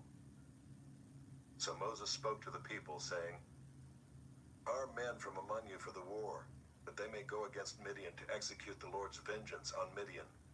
You shall send 1,000 from each of the tribes of Israel to the war. So there were provided out of the thousands of Israel 1,000 from each tribe, 12,000 armed for war. And Moses sent them to the war, 1,000 from each tribe, together with Phinehas the son of Eleazar the priest, with the vessels of the sanctuary and the trumpets for the alarm in his hand. They warred against Midian as the Lord commanded Moses, and killed every male. They killed the kings of Midian with the rest of their slain, Evi, Rekem, Zur, Hur, and Reba, the 5 kings of Midian. And they also killed Balaam the son of Beor with the sword. And the people of Israel took captive the women of Midian and their little ones, and they took as plunder all their cattle, their flocks, and all their goods. All their cities and the places where they lived, and all their encampments they burned with fire, and took all the spoil and all the plunder, both of man and of beast. Then they brought the captives and the plunder and the spoil to Moses, and to Eleazar the priest, and to the congregation of the people of Israel, at the camp on the plains of Moab, by the Jordan at Jericho. Moses and Eleazar the priest and all the chiefs of the congregation went to meet them outside the camp. And Moses was angry with the officers of the army, the commanders of thousands and the commanders of hundreds, who had come from service in the war. Moses said to them, "Have you let all the women live? Behold, these, on Balaam's advice, caused the people of Israel to act treacherously against the Lord in the incident of Peor, and so the plague came among the congregation of the Lord. Now therefore kill every male among the little ones, and kill every woman who has known man by lying with him. But all the young girls who have not known man by lying with him, keep alive for yourselves. Encamp outside the camp 7 days. Whoever of you has killed any person, and whoever has touched any slain, purify yourselves and your captives on the 3rd day and on the 7th day. You shall purify every garment, every article of skin, all work of goat's hair, and every article of wood." Then Eleazar the priest said to the men in the army who had gone to battle, "This is a statute of the law that the Lord has commanded Moses. Only the gold, the silver, the bronze, the iron, the tin, and the lead, everything that can stand the fire, you shall pass through the fire, and it shall be clean. Nevertheless, it shall also be purified with the water for impurity. And whatever cannot stand the fire, you shall pass through the water. You must wash your clothes on the 7th day, and you shall be clean. And afterward you may come into the camp." The Lord said to Moses, "Take the count of the plunder that was taken, both of man and of beast, you and Eleazar the priest and the heads of the fathers' houses of the congregation, and divide the plunder into 2 parts, between the warriors who went out to battle and all the congregation. And levy for the Lord a tribute from the men of war who went out to battle, 1 out of 500, of the people and of the oxen and of the donkeys and of the flocks. Take it from their half, and give it to Eleazar the priest as a contribution to the Lord. And from the people of Israel's half, you shall take 1 drawn out of every 50, of the people, of the oxen, of the donkeys, and of the flocks, of all the cattle, and give them to the Levites who keep guard over the tabernacle of the Lord." And Moses and Eleazar the priest did as the Lord commanded Moses. Now the plunder remaining of the spoil that the army took was 675,000 sheep, 72,000 cattle, 61,000 donkeys, and 32,000 persons in all, women who had not known man by lying with him. And the half, the portion of those who had gone out in the army, numbered 337,500 sheep, and the Lord's tribute of sheep was 675. The cattle were 36,000, of which the Lord's tribute was 72. The donkeys were 30,500, of which the Lord's tribute was 61. The persons were 16,000, of which the Lord's tribute was 32 persons. And Moses gave the tribute, which was the contribution for the Lord, to Eleazar the priest, as the Lord commanded Moses. From the people of Israel's half, which Moses separated from that of the men who had served in the army, now the congregation's half, was 337,500 sheep, 36,000 cattle, and 30,500 donkeys, and 16,000 persons. From the people of Israel's half, Moses took 1 of every 50, both of persons and of beasts, and gave them to the Levites who kept guard over the tabernacle of the Lord, as the Lord commanded Moses. Then the officers who were over the thousands of the army, the commanders of thousands, and the commanders of hundreds, came near to Moses and said to Moses, "Your servants have counted the men of war who are under our command, and there is not a man missing from us. And we have brought the Lord's offering, what each man found, articles of gold, armlets and bracelets, signet rings, earrings, and beads, to make atonement for ourselves before the Lord." And Moses and Eleazar the priest received from them the gold, all crafted articles. And all the gold of the contribution that they presented to the Lord from the commanders of thousands and the commanders of hundreds was 16,750 shekels. The men in the army had each taken plunder for himself. And Moses and Eleazar the priest received the gold from the commanders of thousands and of hundreds and brought it into the tent of meeting as a memorial for the people of Israel before the Lord.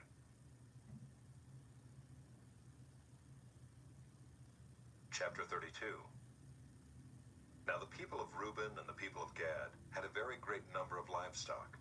And they saw the land of Jazer and the land of Gilead, and behold, the place was a place for livestock.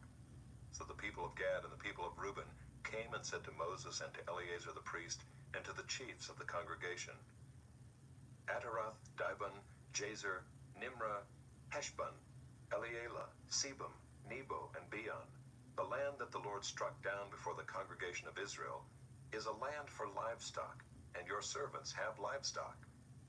And they said, If we have found favor in your sight, let this land be given to your servants for a possession. Do not take us across the Jordan. But Moses said to the people of Gad and to the people of Reuben, Shall your brothers go to the war while you sit here? Why will you discourage the heart of the people of Israel from going over into the land that the Lord has given them? Your fathers did this when I sent them from Kadesh Barnea to see the land. For when they went up to the valley of Eshcol and saw the land, they discouraged the heart of the people of Israel from going into the land that the Lord had given them. And the Lord's anger was kindled on that day, and he swore, saying, Surely none of the men who came up out of Egypt, from 20 years old and upward, shall see the land that I swore to give to Abraham, to Isaac, and to Jacob, because they have not wholly followed me. None except Caleb the son of Jephunneh the Kenizzite, and Joshua the son of Nun, for they have wholly followed the Lord. And the Lord's anger was kindled against Israel, and he made them wander in the wilderness 40 years, until all the generation that had done evil in the sight of the Lord was gone. And behold, you have risen in your father's place, a brood of sinful men, to increase still more the fierce anger of the Lord against Israel. For if you turn away from following him, he will again abandon them in the wilderness, and you will destroy all this people. Then they came near to him and said, We will build sheepfolds here for our livestock, and cities for our little ones. But we will take up arms ready to go before the people of Israel, until we have brought them to their place. And our little ones shall live in the fortified cities because of the inhabitants of the land. We will not return to our homes until each of the people of Israel has gained his inheritance. For we will not inherit with them on the other side of the Jordan and beyond, because our inheritance has come to us on this side of the Jordan to the east.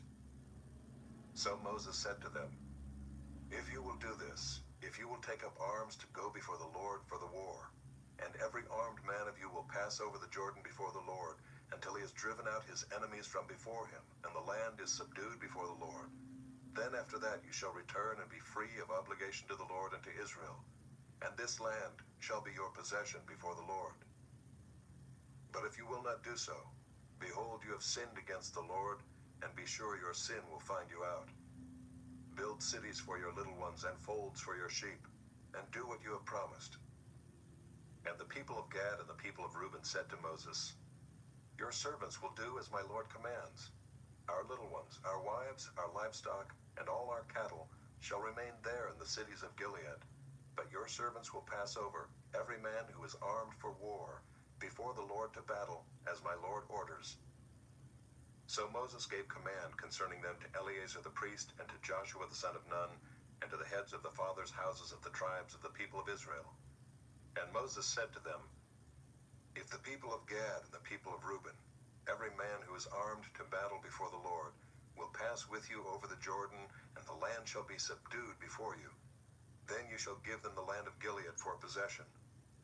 However, if they will not pass over with you armed, they shall have possessions among you in the land of Canaan.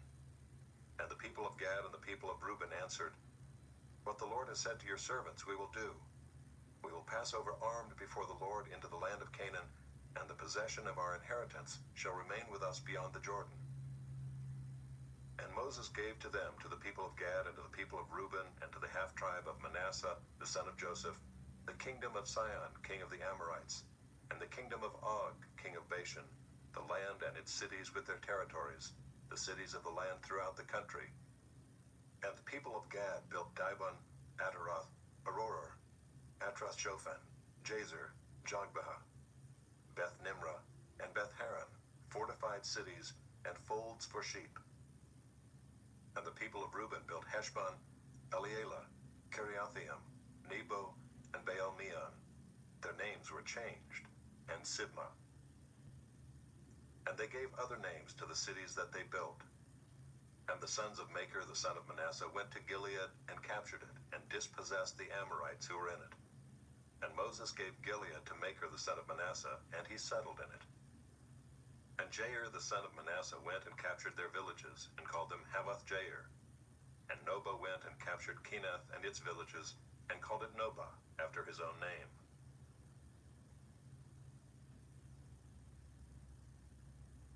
Chapter 33.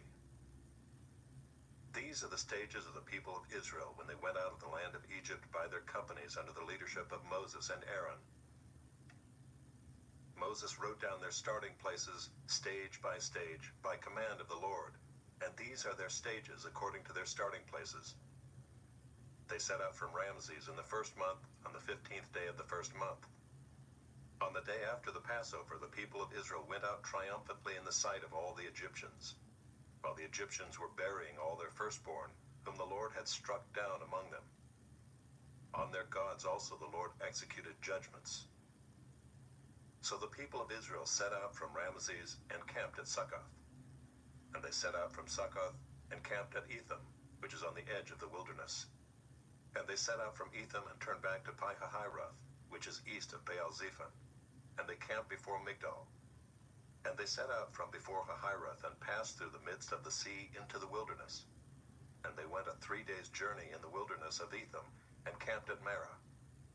And they set out from Marah and came to Elim. At Elim there were 12 springs of water and 70 palm trees, and they camped there. And they set out from Elim and camped by the Red Sea. And they set out from the Red Sea and camped in the wilderness of Sin.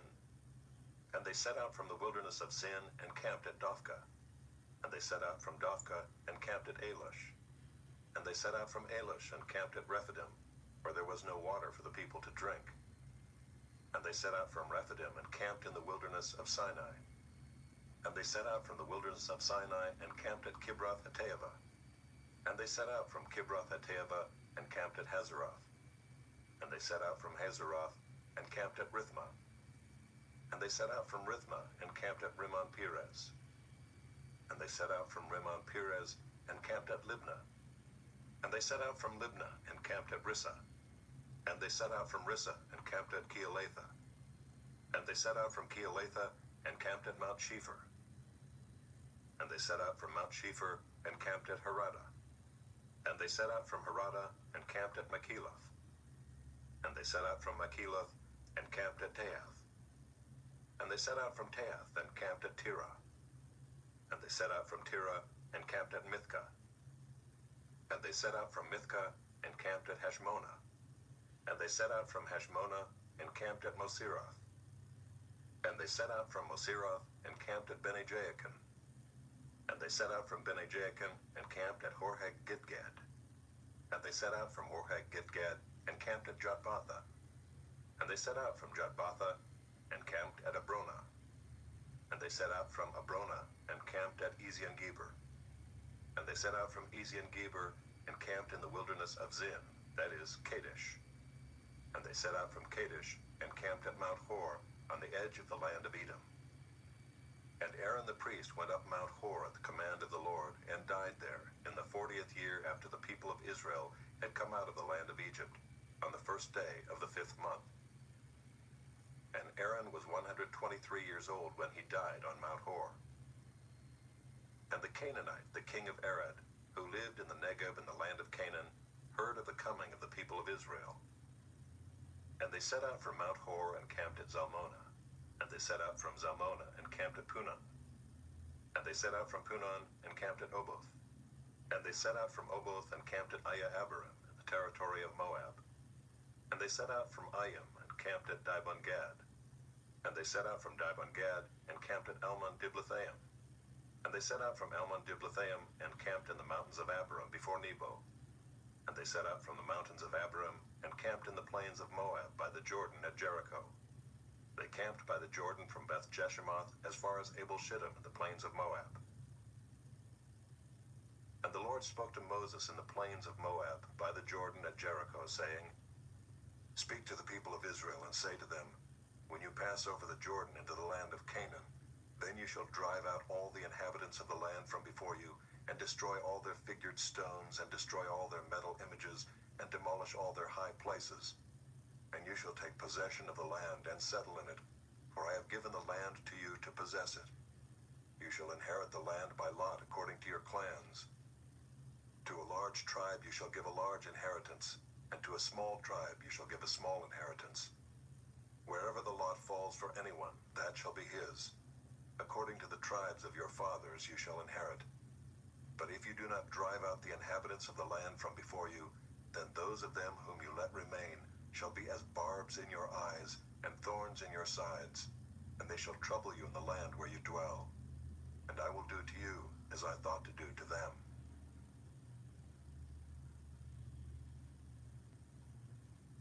Chapter 34.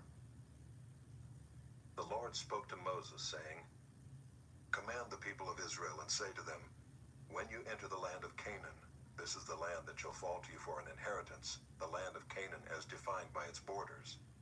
Your south side shall be from the wilderness of Zin alongside Edom, and your southern border shall run from the end of the Salt Sea on the east. And your border shall turn south of the ascent of Akrabim, and cross to Zin, and its limit shall be south of Kadesh Barnea. Then it shall go on to Hazar Adar, and pass along to Asmon. And the border shall turn from Asmon to the brook of Egypt, and its limit shall be at the sea. For the western border you shall have the great sea and its coast.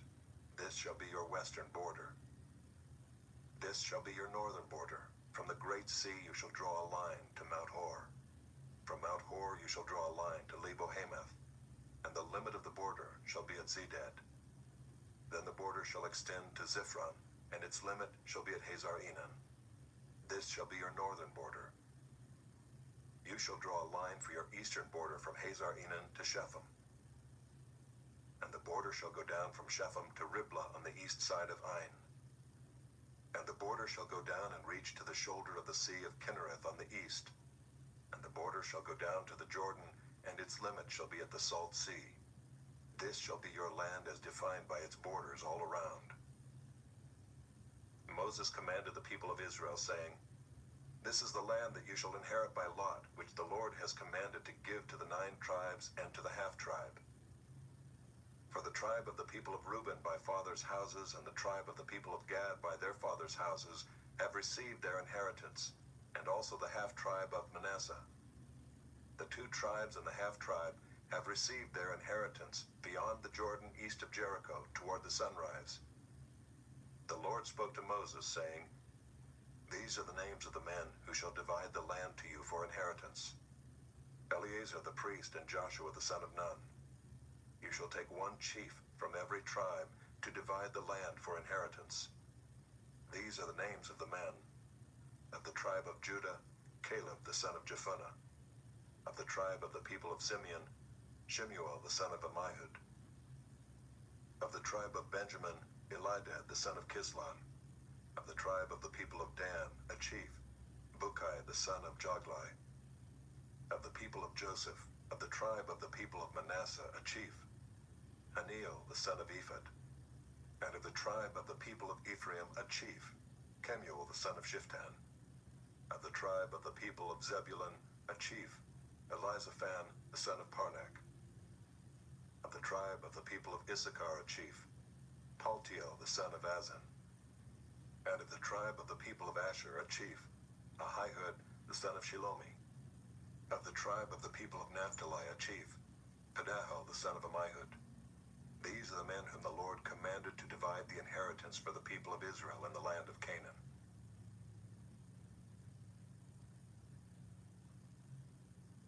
Chapter 35.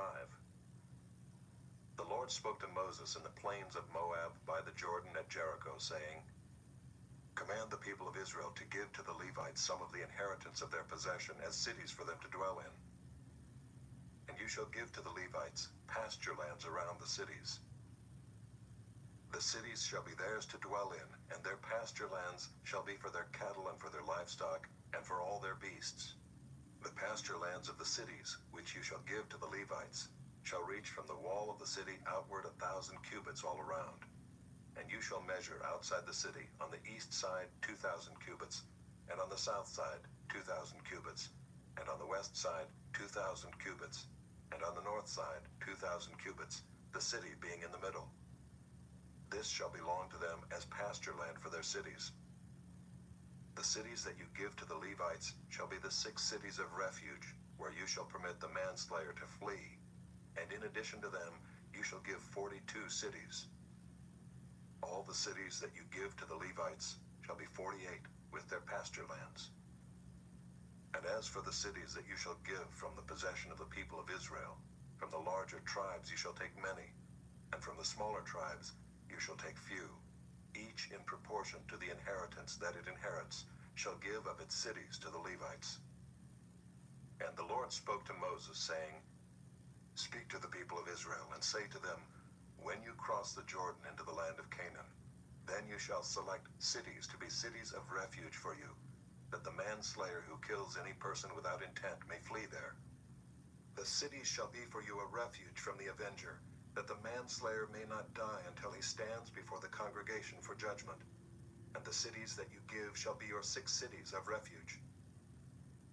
You shall give 3 cities beyond the Jordan, and 3 cities in the land of Canaan to be cities of refuge.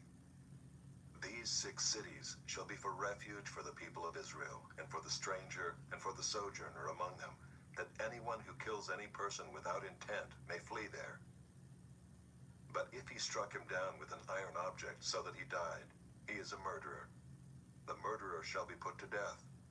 And if he struck him down with a stone tool that could cause death, and he died, he is a murderer. The murderer shall be put to death. Or if he struck him down with a wooden tool that could cause death, and he died, he is a murderer. The murderer shall be put to death. The avenger of blood shall himself put the murderer to death. When he meets him, he shall put him to death. And if he pushed him out of hatred, or hurled something at him, lying in wait so that he died, or in enmity struck him down with his hand so that he died, then he who struck the blow shall be put to death. He is a murderer. The avenger of blood shall put the murderer to death when he meets him. But if he pushed him suddenly without enmity, or hurled anything on him without lying in wait, or used a stone that could cause death, and without seeing him dropped it on him so that he died, though he was not his enemy and did not seek his harm, then the congregation shall judge between the manslayer and the avenger of blood in accordance with these rules. And the congregation shall rescue the manslayer from the hand of the avenger of blood, and the congregation shall restore him to his city of refuge to which he had fled, and he shall live in it until the death of the high priest who is anointed with the holy oil. But if the manslayer shall at any time go beyond the boundaries of his city of refuge to which he fled, and the avenger of blood finds him outside the boundaries of his city of refuge, and the avenger of blood kills the manslayer, he shall not be guilty of blood. For he must remain in his city of refuge until the death of the high priest. But after the death of the high priest, the manslayer may return to the land of his possession. And these things shall be for a statute and rule for you throughout your generations in all your dwelling places. If anyone kills a person, the murderer shall be put to death on the evidence of witnesses. But no person shall be put to death on the testimony of one witness. Moreover, you shall accept no ransom for the life of a murderer who is guilty of death, but he shall be put to death. And you shall accept no ransom for him who has fled to his city of refuge, that he may return to dwell in the land before the death of the high priest. You shall not pollute the land in which you live, for blood pollutes the land, and no atonement can be made for the land for the blood that is shed in it, except by the blood of the one who shed it. You shall not defile the land in which you live, in the midst of which I dwell, for I, the Lord, dwell in the midst of the people of Israel.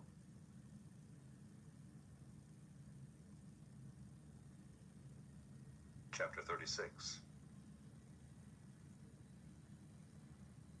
The heads of the fathers' houses of the clan of the people of Gilead, the son of Machir, son of Manasseh, from the clans of the people of Joseph, came near and spoke before Moses and before the chiefs, the heads of the fathers' houses of the people of Israel.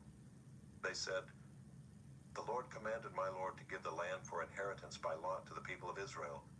And my Lord was commanded by the Lord to give the inheritance of Zelophehad our brother to his daughters. But if they are married to any of the sons of the other tribes of the people of Israel, then their inheritance will be taken from the inheritance of our fathers, and added to the inheritance of the tribe into which they marry. So it will be taken away from the lot of our inheritance.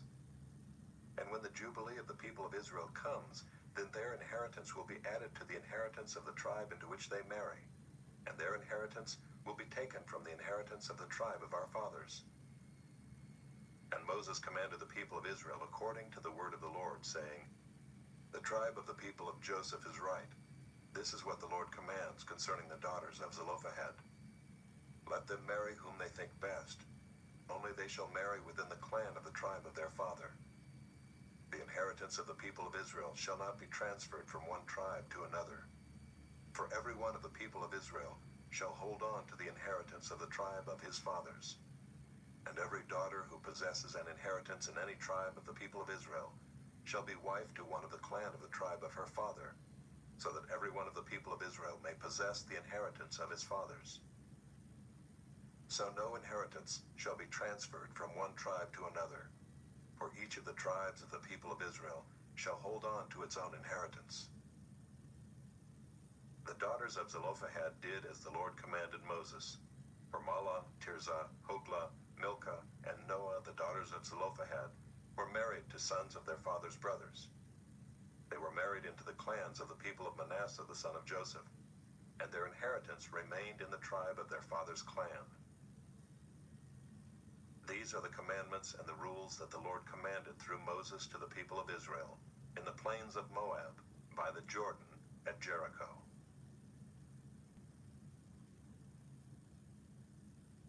This audiobook has been broken into multiple parts to make the download faster. You have reached the end of a part, but not the end of the complete audiobook. So please check your library for the next part of this audiobook.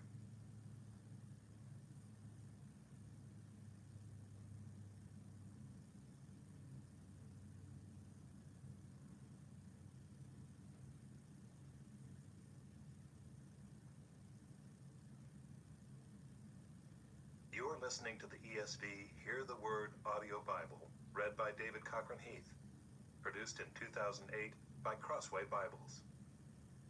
Deuteronomy, chapter 1. These are the words that Moses spoke to all Israel beyond the Jordan in the wilderness, in the Arabah opposite Suph, between Paran and Tophel, Laban, Hazeroth, and Dizahab. It is 11 days' journey from Horeb by the way of Mount Seir to Kadesh Barnea. In the 40th year, on the first day of the 11th month, Moses spoke to the people of Israel according to all that the Lord had given him in commandment to them, after he had defeated Sihon the king of the Amorites, who lived in Heshbon, and Og the king of Bashan, who lived in Ashtaroth and in Edrei. Beyond the Jordan in the land of Moab, Moses undertook to explain this law, saying, The Lord our God said to us in Horeb, You have stayed long enough at this mountain. Turn and take your journey, and go to the hill country of the Amorites, and to all their neighbors in the Arabah, in the hill country and in the lowland, and in the Negev and by the seacoast, the land of the Canaanites and Lebanon, as far as the great river, the river Euphrates. See, I have set the land before you. Go in and take possession of the land that the Lord swore to your fathers, to Abraham, to Isaac, and to Jacob, to give to them and to their offspring after them. At that time I said to you, I am not able to bear you by myself. The Lord your God has multiplied you, and behold, you are today as numerous as the stars of heaven. May the Lord, the God of your fathers, make you 1,000 times as many as you are, and bless you as he has promised you. How can I bear by myself the weight and burden of you and your strife? Choose for your tribes wise, understanding, and experienced men, and I will appoint them as your heads. And you answered me, the thing that you have spoken is good for us to do. So I took the heads of your tribes, wise and experienced men, and set them as heads over you, commanders of thousands, commanders of hundreds, commanders of 50s, commanders of 10s, and officers throughout your tribes. And I charged your judges at that time, hear the cases between your brothers, and judge righteously between a man and his brother, or the alien who is with him. You shall not be partial in judgment. You shall hear the small and the great alike. You shall not be intimidated by anyone, for the judgment is God's. And the case that is too hard for you, you shall bring to me, and I will hear it. And I commanded you at that time all the things that you should do. Then we set out from Horeb and went through all that great and terrifying wilderness that you saw, on the way to the hill country of the Amorites, as the Lord our God commanded us. And we came to Kadesh Barnea, and I said to you, you have come to the hill country of the Amorites, which the Lord our God is giving us. See, the Lord your God has set the land before you. Go up, take possession, as the Lord, the God of your fathers, has told you. Do not fear or be dismayed. Then all of you came near me and said, let us send men before us, that they may explore the land for us, and bring us word again of the way by which we must go up, and the cities into which we shall come. The thing seemed good to me, and I took 12 men from you, 1 man from each tribe. And they turned and went up into the hill country, and came to the valley of Eshcol, and spied it out.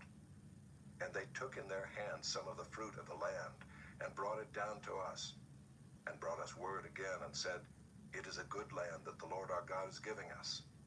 Yet you would not go up, but rebelled against the command of the Lord your God. And you murmured in your tents, and said, because the Lord hated us, he has brought us out of the land of Egypt, to give us into the hand of the Amorites, to destroy us. Where are we going up?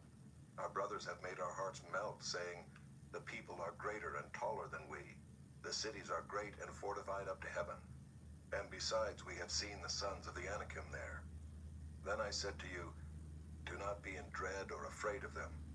The Lord your God who goes before you will himself fight for you, just as he did for you in Egypt before your eyes, and in the wilderness, where you have seen how the Lord your God carried you, as a man carries his son, all the way that you went until you came to this place. Yet in spite of this word, you did not believe the Lord your God, who went before you in the way to seek you out a place to pitch your tents, in fire by night, and in the cloud by day, to show you by what way you should go. And the Lord heard your words and was angered, and he swore, not one of these men of this evil generation shall see the good land that I swore to give to your fathers, except Caleb, the son of Jephunneh. He shall see it, and to him and to his children I will give the land on which he has trodden, because he has wholly followed the Lord. Even with me the Lord was angry on your account, and said, you also shall not go in there. Joshua the son of Nun, who stands before you, he shall enter. Encourage him, for he shall cause Israel to inherit it. And as for your little ones, who you said would become a prey, and your children who today have no knowledge of good or evil, they shall go in there, and to them I will give it, and they shall possess it. But as for you, turn and journey into the wilderness in the direction of the Red Sea. Then you answered me, we have sinned against the Lord. We ourselves will go up and fight, just as the Lord our God commanded us. And every one of you fastened on his weapons of war and thought it easy to go up into the hill country. And the Lord said to me, say to them, do not go up or fight, for I am not in your midst, lest you be defeated before your enemies. So I spoke to you, and you would not listen. But you rebelled against the command of the Lord, and presumptuously went up into the hill country. Then the Amorites who lived in that hill country came out against you, and chased you as bees do, and beat you down in Seir, as far as Hormah. And you returned and wept before the Lord. But the Lord did not listen to your voice or give ear to you. So you remained at Kadesh many days, the days that you remained there.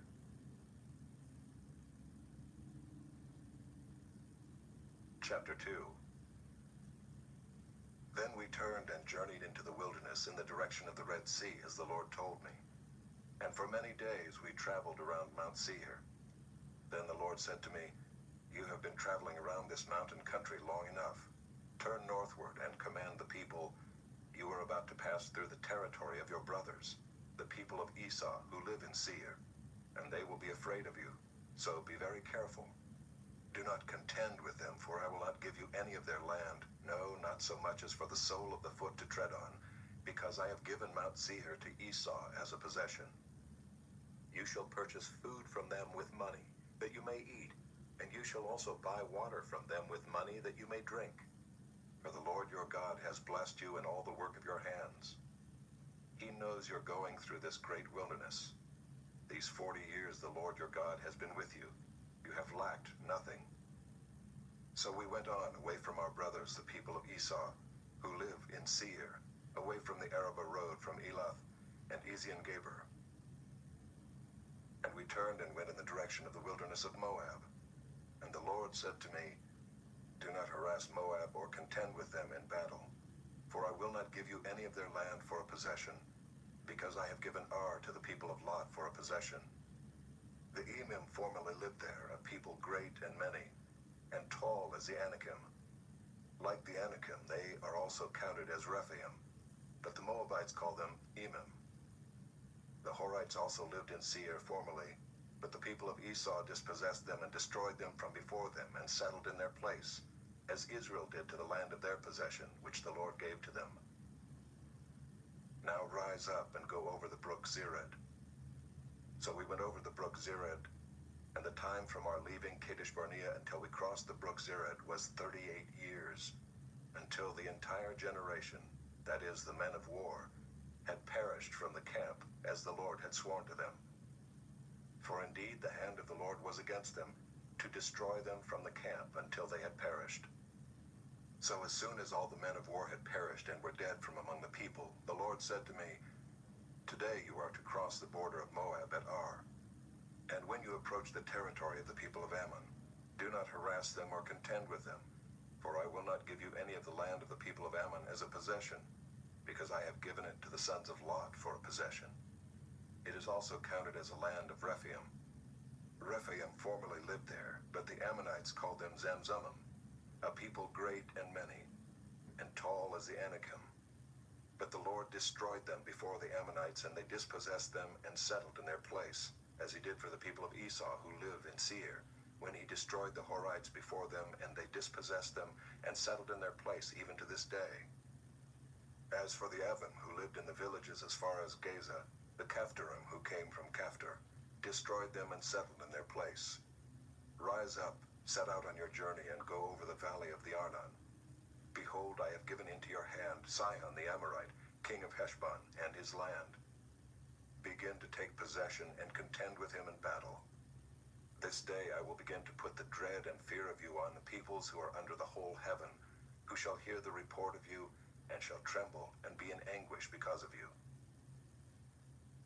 So I sent messengers from the wilderness of Kedemoth to Sihon the king of Heshbon with words of peace, saying, "Let me pass through your land. I will go only by the road. I will turn aside neither to the right nor to the left. You shall sell me food for money that I may eat, and give me water for money that I may drink. Only let me pass through on foot, as the sons of Esau who live in Seir and the Moabites who live in Ar did for me, until I go over the Jordan into the land that the Lord our God is giving to us." But Sihon the king of Heshbon would not let us pass by him, for the Lord your God hardened his spirit and made his heart obstinate, that he might give him into your hand as he is this day. And the Lord said to me, "Behold, I have begun to give Sihon and his land over to you. Begin to take possession, that you may occupy his land." Then Sihon came out against us, he and all his people, to battle at Jahaz. And the Lord our God gave him over to us, and we defeated him and his sons and all his people. And we captured all his cities at that time, and devoted to destruction every city, men, women, and children. we left no survivors. Only the livestock we took as spoil for ourselves with the plunder of the cities that we captured. From Aroer, which is on the edge of the valley of the Arnon, and from the city that is in the valley as far as Gilead, there was not a city too high for us. The Lord our God gave all into our hands. Only to the land of the sons of Ammon you did not draw near, that is, to all the banks of the river Jabbok, and the cities of the hill country, whatever the Lord our God had forbidden us. Chapter 3. Then we turned and went up the way to Bashan. And Og the king of Bashan came out against us, he and all his people, to battle at Adriai. But the Lord said to me, "Do not fear him, for I have given him and all his people and his land into your hand. And you shall do to him as you did to Sihon the king of the Amorites, who lived at Heshbon." So the Lord our God gave into our hand Og also the king of Bashan and all his people, and we struck him down until he had no survivor left. And we took all his cities at that time. There was not a city that we did not take from them. 60 cities, the whole region of Argob, the kingdom of Og and Bashan. All these were cities fortified with high walls, gates, and bars, besides very many unwalled villages.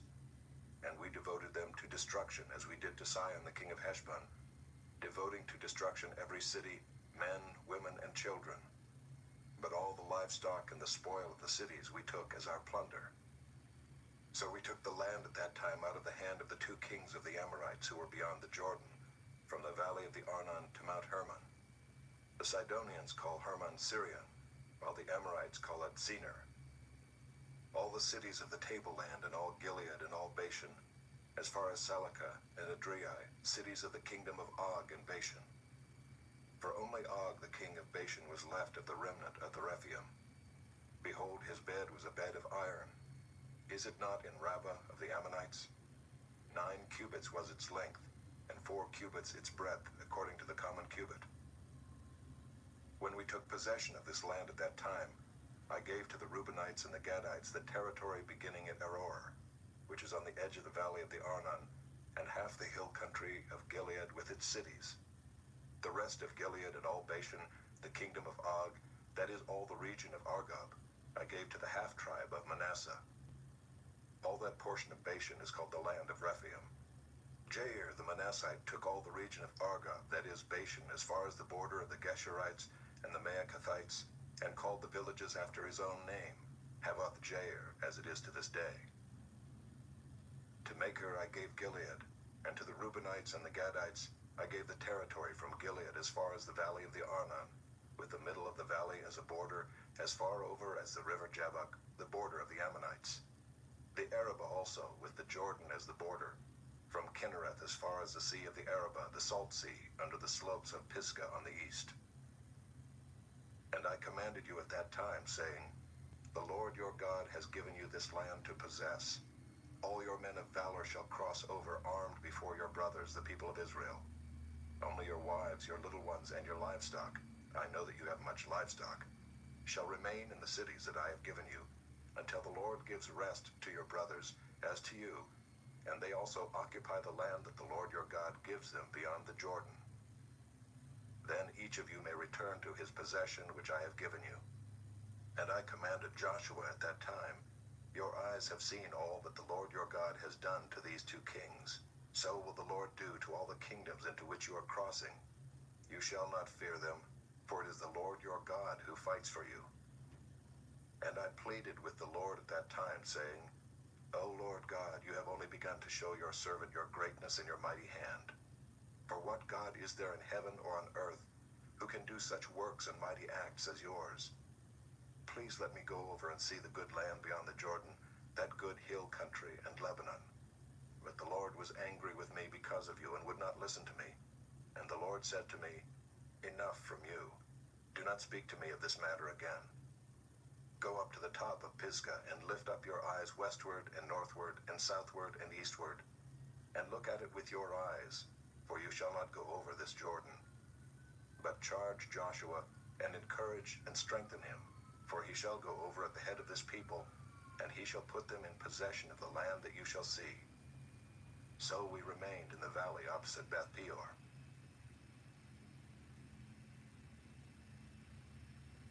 Chapter 4.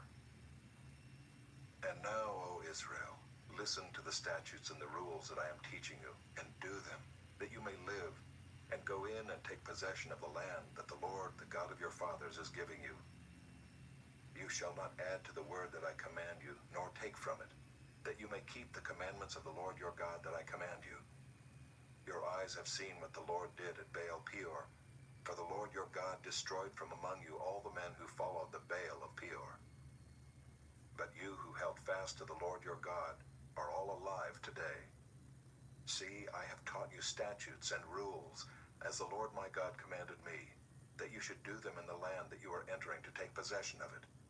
Keep them and do them, for that will be your wisdom and your understanding in the sight of the peoples, who, when they hear all these statutes, will say, surely this great nation is a wise and understanding people. For what great nation is there that has a God so near to it as the Lord our God is to us, whenever we call upon him? And what great nation is there that has statutes and rules so righteous as all this law that I set before you today? Only take care and keep your soul diligently, lest you forget the things that your eyes have seen, and lest they depart from your heart all the days of your life. Make them known to your children and your children's children, how on the day that you stood before the Lord your God at Horeb, the Lord said to me, gather the people to me, that I may let them hear my words, so that they may learn to fear me all the days that they live on the earth, and that they may teach their children so.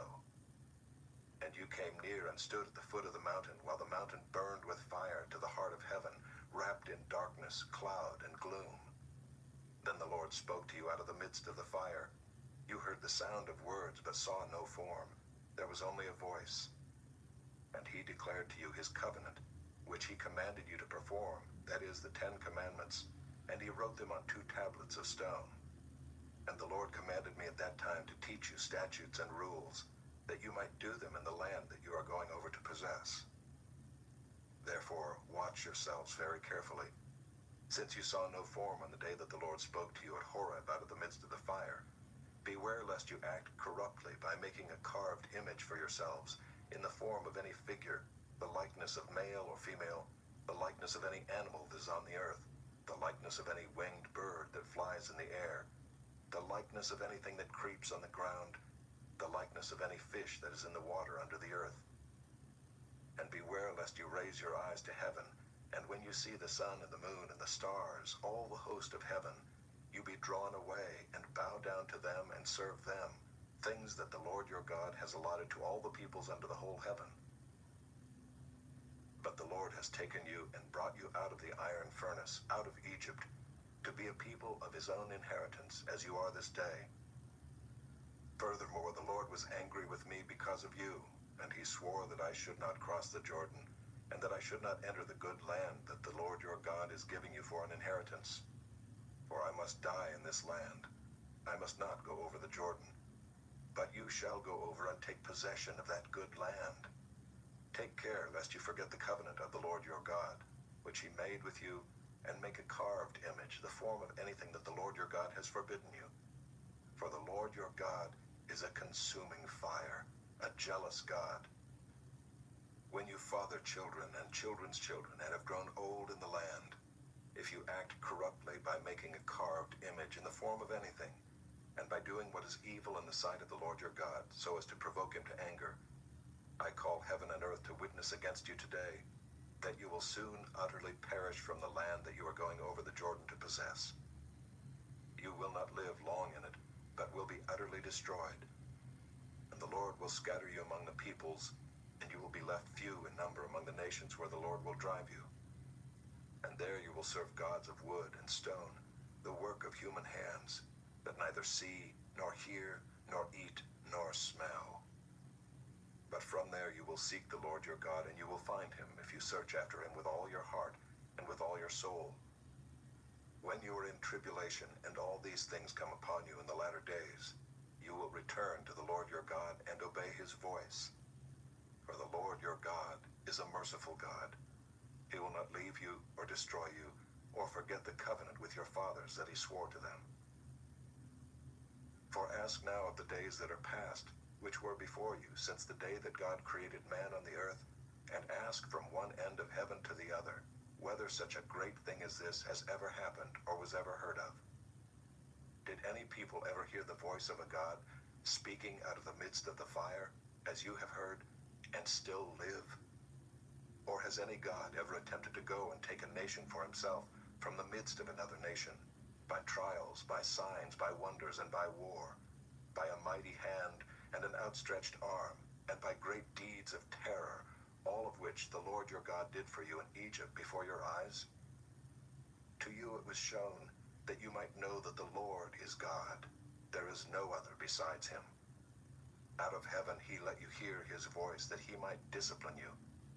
And on earth he let you see his great fire, and you heard his words out of the midst of the fire. And because he loved your fathers and chose their offspring after them, and brought you out of Egypt with his own presence, by his great power, driving out before you nations greater and mightier than you, to bring you in, to give you their land for an inheritance, as it is this day. Know therefore today, and lay it to your heart, that the Lord is God in heaven above and on the earth beneath. There is no other. Therefore you shall keep his statutes and his commandments, which I command you today, that it may go well with you and with your children after you, and that you may prolong your days in the land that the Lord your God is giving you for all time. Then Moses set apart 3 cities in the east beyond the Jordan, that the manslayer might flee there, anyone who kills his neighbor unintentionally without being at enmity with him in time past. He may flee to one of these cities and save his life. Bezer in the wilderness on the tableland for the Reubenites, Ramoth in Gilead for the Gadites, and Golan and Bashan for the Manassites. This is the law that Moses set before the people of Israel. These are the testimonies, the statutes, and the rules which Moses spoke to the people of Israel when they came out of Egypt, beyond the Jordan in the valley opposite Beth Peor, in the land of Sihon the king of the Amorites, who lived at Heshbon, whom Moses and the people of Israel defeated when they came out of Egypt. And they took possession of his land and the land of Og, the king of Bashan, the 2 kings of the Amorites, who lived to the east beyond the Jordan, from Aroer, which is on the edge of the valley of the Arnon, as far as Mount Sirion, that is Hermon, together with all the Arabah on the east side of the Jordan, as far as the sea of the Arabah, under the slopes of Pisgah.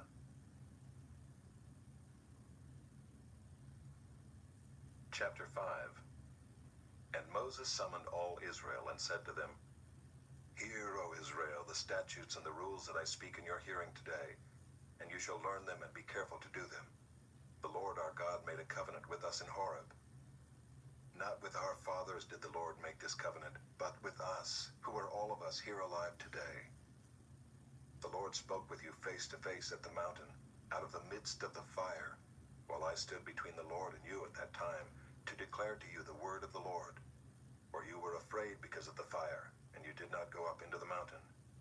He said, I am the Lord your God, who brought you out of the land of Egypt, out of the house of slavery. You shall have no other gods before me.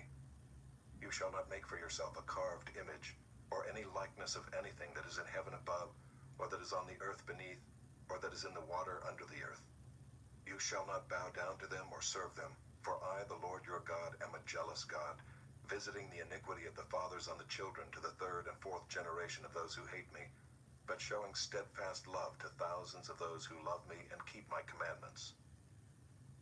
You shall not take the name of the Lord your God in vain, for the Lord will not hold him guiltless who takes his name in vain. Observe the Sabbath day to keep it holy, as the Lord your God commanded you. 6 days you shall labor and do all your work, but the 7th day is a Sabbath to the Lord your God. On it you shall not do any work, you or your son or your daughter, or your male servant, or your female servant, or your ox, or your donkey, or any of your livestock, or the sojourner who is within your gates, that your male servant and your female servant may rest as well as you. You shall remember that you were a slave in the land of Egypt, and the Lord your God brought you out from there with a mighty hand and an outstretched arm. Therefore the Lord your God commanded you to keep the Sabbath day. Honor your father and your mother, as the Lord your God commanded you, that your days may be long, and that it may go well with you in the land that the Lord your God is giving you. You shall not murder, and you shall not commit adultery, and you shall not steal, and you shall not bear false witness against your neighbor, and you shall not covet your neighbor's wife, and you shall not desire your neighbor's house, his field, or his male servant, or his female servant, his ox, or his donkey, or anything that is your neighbor's.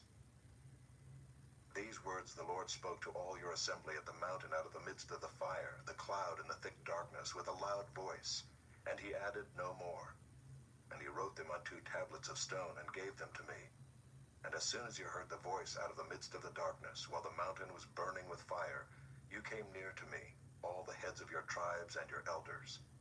And you said, Behold, the Lord our God has shown us his glory and greatness, and we have heard his voice out of the midst of the fire. This day we have seen God speak with man, and man still live. Now therefore, why should we die? For this great fire will consume us. If we hear the voice of the Lord our God any more, we shall die. For who is there of all flesh that has heard the voice of the living God speaking out of the midst of fire as we have, and has still lived? Go near and hear all that the Lord our God will say, and speak to us all that the Lord our God will speak to you, and we will hear and do it. And the Lord heard your words when you spoke to me. And the Lord said to me, I have heard the words of this people which they have spoken to you. They are right in all that they have spoken. Oh, that they had such a heart as this always, to fear me and to keep all my commandments, that it might go well with them and with their descendants forever. Go and say to them, Return to your tents. But you stand here by me, and I will tell you the whole commandment, and the statutes and the rules that you shall teach them, that they may do them in the land that I am giving them to possess.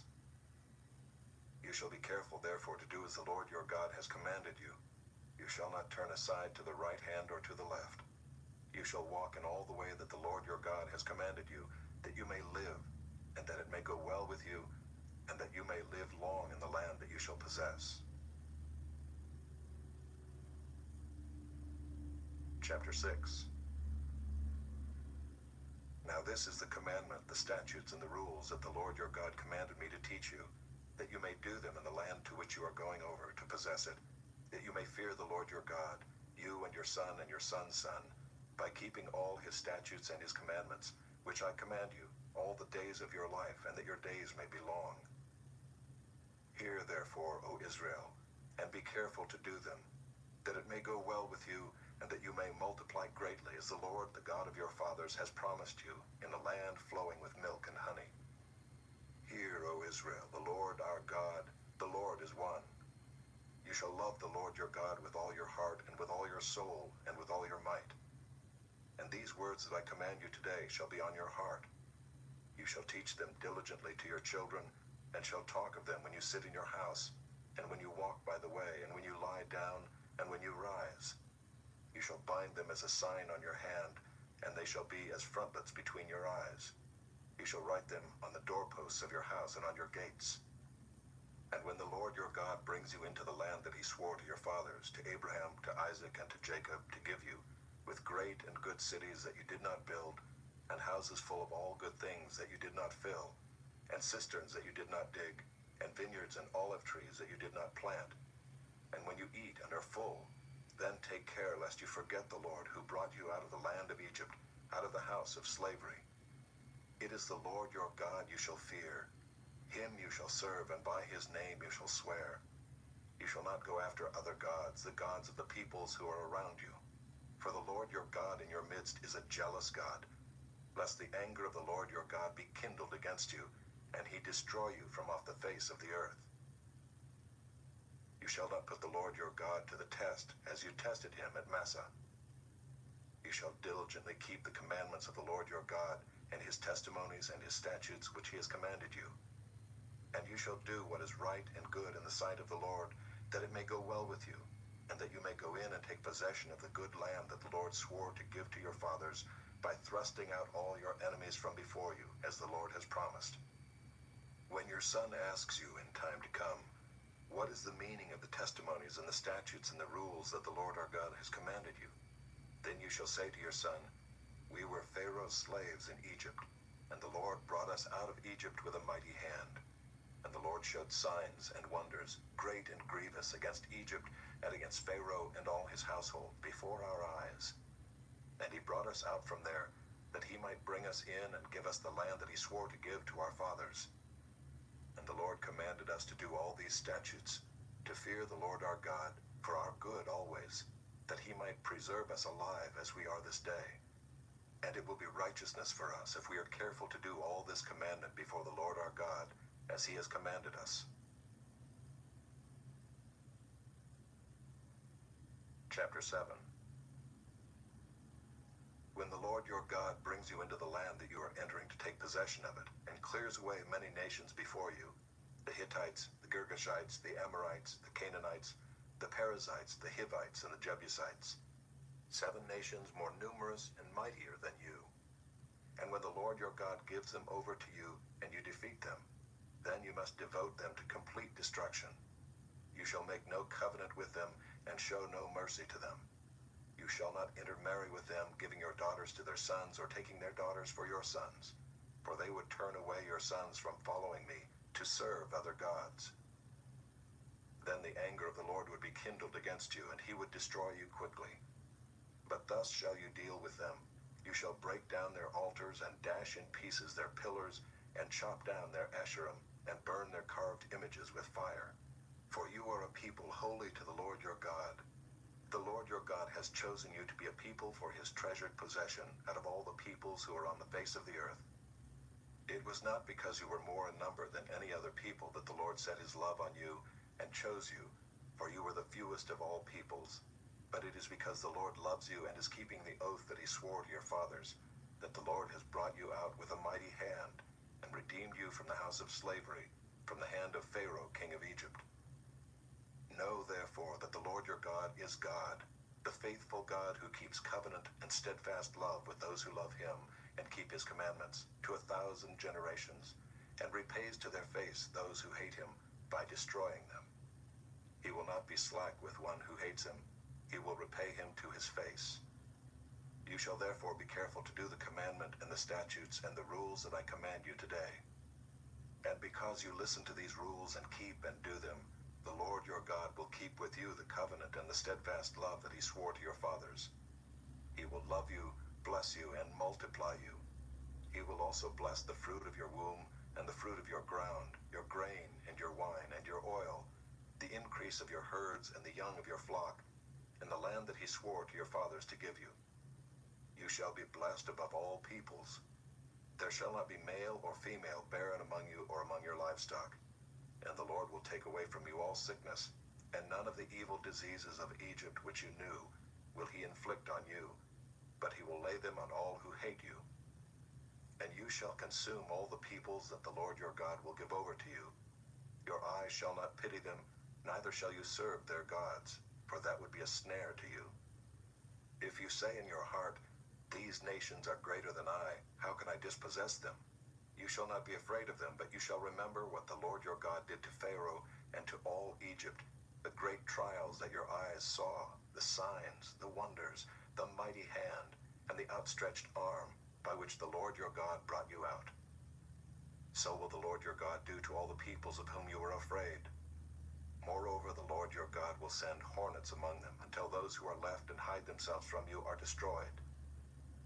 You shall not be in dread of them, for the Lord your God is in your midst, a great and awesome God. The Lord your God will clear away these nations before you little by little. You may not make an end of them at once, lest the wild beasts grow too numerous for you. But the Lord your God will give them over to you, and throw them into great confusion until they are destroyed. And he will give their kings into your hand, and you shall make their name perish from under heaven. No one shall be able to stand against you until you have destroyed them. The carved images of their gods you shall burn with fire.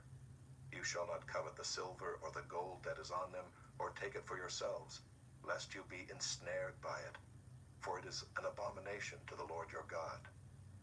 And you shall not bring an abominable thing into your house and become devoted to destruction like it. You shall utterly detest and abhor it, for it is devoted to destruction. Chapter 8. The whole whole commandment that I command you today you shall be careful to do, that you may live and multiply, and go in and possess the land that the Lord swore to give to your fathers. And you shall remember the whole way that the Lord your God has led you these 40 years in the wilderness, that he might humble you, testing you to know what was in your heart, whether you would keep his commandments or not. And he humbled you, and let you hunger, and fed you with manna which you did not know, nor did your fathers know, that he might make you know that man does not live by bread alone, but man lives by every word that comes from the mouth of the Lord. Your clothing did not wear out on you, and your foot did not swell these 40 years. Know then in your heart that, as a man disciplines his son, the Lord your God disciplines you. So you shall keep the commandments of the Lord your God by walking in his ways and by fearing him. For the Lord your God is bringing you into a good land, a land of brooks of water, of fountains and springs, flowing out in the valleys and hills, a land of wheat and barley, of vines and fig trees and pomegranates, a land of olive trees and honey, a land in which you will eat bread without scarcity, in which you will lack nothing, a land whose stones are iron, and out of whose hills you can dig copper. And you shall eat and be full, and you shall bless the Lord your God for the good land he has given you.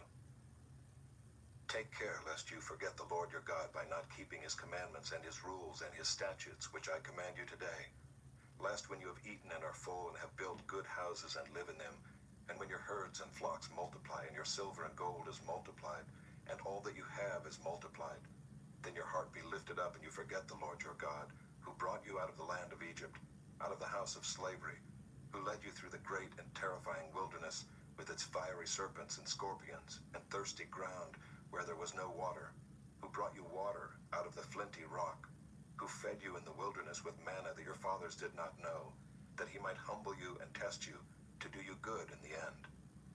Beware lest you say in your heart, my power and the might of my hand have gotten me this wealth. You shall remember the Lord your God, for it is he who gives you power to get wealth, that he may confirm his covenant that he swore to your fathers, as it is this day. And if you forget the Lord your God and go after other gods and serve them and worship them, I solemnly warn you today that you shall surely perish. Like the nations that the Lord makes to perish before you, so shall you perish, because you would not obey the voice of the Lord your God.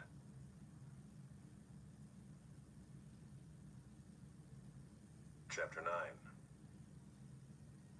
Hear, O Israel, you are to cross over the Jordan today, to go in to dispossess nations greater and mightier than you, cities great and fortified up to heaven, a people great and tall, the sons of the Anakim, whom you know, and of whom you've heard it said, who can stand before the sons of Anak? Know therefore today that he who goes over before you as a consuming fire is the Lord your God. He will destroy them and subdue them before you. So you shall drive them out and make them perish quickly, as the Lord has promised you. Do not say in your heart, after the Lord your God has thrust them out before you, it is because of my righteousness that the Lord has brought me in to possess this land. Whereas it is because of the wickedness of these nations that the Lord is driving them out before you. Not because of your righteousness or the uprightness of your heart are you going in to possess their land, but because of the wickedness of these nations the Lord your God is driving them out from before you, and that he may confirm the word that the Lord swore to your fathers, to Abraham, to Isaac, and to Jacob. Know therefore that the Lord your God is not giving you this good land to possess because of your righteousness, for you are a stubborn people. Remember and do not forget how you provoked the Lord your God to wrath in the wilderness. From the day you came out of the land of Egypt until you came to this place, you have been rebellious against the Lord. Even at Horeb, you provoked the Lord to wrath, and the Lord was so angry with you that he was ready to destroy you. When I went up the mountain to receive the tablets of stone, the tablets of the covenant that the Lord made with you, I remained on the mountain 40 days and 40 nights. I neither ate bread nor drank water. And the Lord gave me the 2 tablets of stone written with the finger of God, and on them were all the words that the Lord had spoken with you on the mountain out of the midst of the fire on the day of the assembly. And at the end of 40 days and 40 nights, the Lord gave me the 2 tablets of stone, the tablets of the covenant. Then the Lord said to me, Arise, go down quickly from here, for your people whom you have brought from Egypt have turned aside quickly out of the way that I commanded them, they have made themselves a metal image. Furthermore, the Lord said to me, I have seen this people, and behold, it is a stubborn people. Let me alone that I may destroy them and blot out their name from under heaven. And I will make of you a nation mightier and greater than they. So I turned and came down from the mountain, and the mountain was burning with fire, and the 2 tablets of the covenant were in my 2 hands. And I looked, and behold, you had sinned against the Lord your God. You had made yourselves a golden calf. You had turned aside quickly from the way that the Lord had commanded you. So I took hold of the 2 tablets and threw them out of my 2 hands and broke them before your eyes. Then I lay prostrate before the Lord as before, 40 days and 40 nights. I neither ate bread nor drank water, because of all the sin that you had committed in doing what was evil in the sight of the Lord to provoke him to anger. For I was afraid of the anger and hot displeasure that the Lord bore against you, so that he was ready to destroy you. But the Lord listened to me that time also, and the Lord was so angry with Aaron that he was ready to destroy him, and I prayed for Aaron also at the same time. Then I took the sinful thing, the calf that you had made, and burned it with fire and crushed it, grinding it very small until it was as fine as dust. And I threw the dust of it into the brook that ran down from the mountain. At Taberah also, and at Massah, and at Kibroth Hattaavah, you provoked the Lord to wrath. And when the Lord sent you from Kadesh Barnea, saying, Go up and take possession of the land that I have given you, then you rebelled against the commandment of the Lord your God, and did not believe him or obey his voice. You have been rebellious against the Lord from the day that I knew you. So I lay prostrate before the Lord for these 40 days and 40 nights, because the Lord had said he would destroy you. And I prayed to the Lord, O Lord God, do not destroy your people and your heritage, whom you have redeemed through your greatness, whom you have brought out of Egypt with a mighty hand. Remember your servants, Abraham, Isaac, and Jacob. Do not regard the stubbornness of this people, or their wickedness, or their sin, lest the land from which you brought us say, because the Lord was not able to bring them into the land that he promised them, and because he hated them, he has brought them out to put them to death in the wilderness. For they are your people and your heritage, whom you brought out by your great power and by your outstretched arm.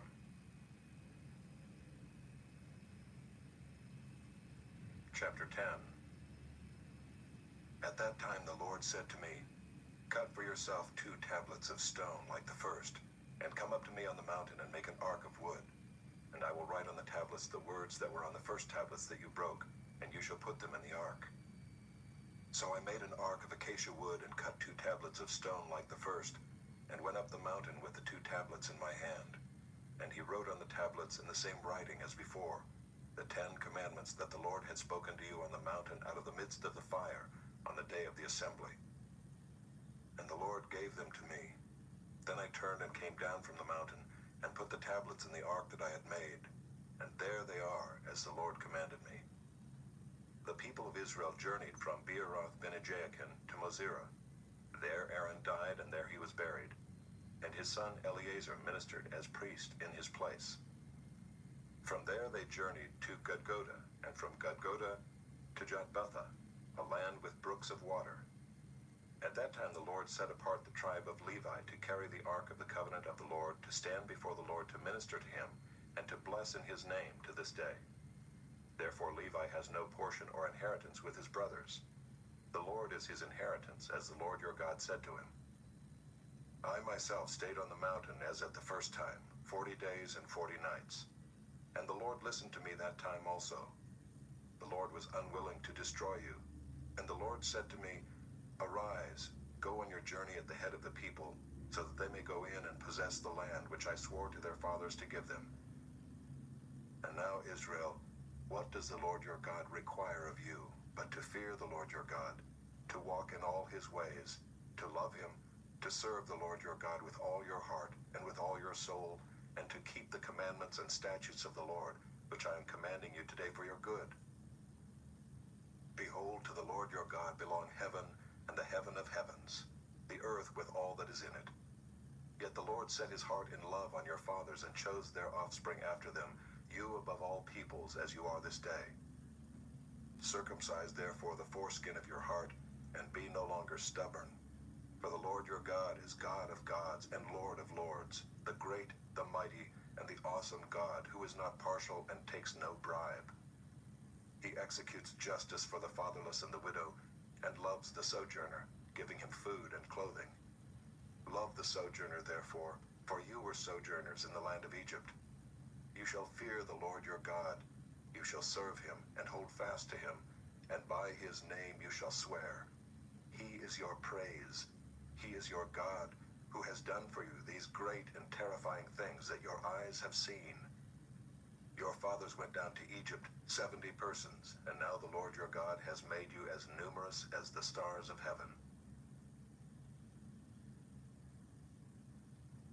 Chapter 11.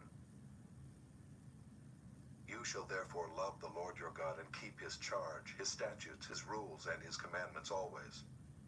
And consider today, since I am not speaking to your children who have not known or seen it, consider the discipline of the Lord your God, his greatness, his mighty hand, and his outstretched arm, his signs and his deeds that he did in Egypt to Pharaoh the king of Egypt and to all his land, and what he did to the army of Egypt, to their horses and to their chariots, how he made the water of the Red Sea flow over them as they pursued after you, and how the Lord has destroyed them to this day, and what he did to you in the wilderness, until you came to this place, and what he did to Dathan and Abiram, the sons of Eliab, son of Reuben, how the earth opened its mouth and swallowed them up with their households, their tents, and every living thing that followed them in the midst of all Israel.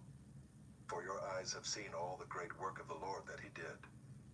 You shall therefore keep the whole commandment that I command you today, that you may be strong and go in and take possession of the land that you are going over to possess, and that you may live long in the land that the Lord swore to your fathers to give to them and to their offspring, a land flowing with milk and honey.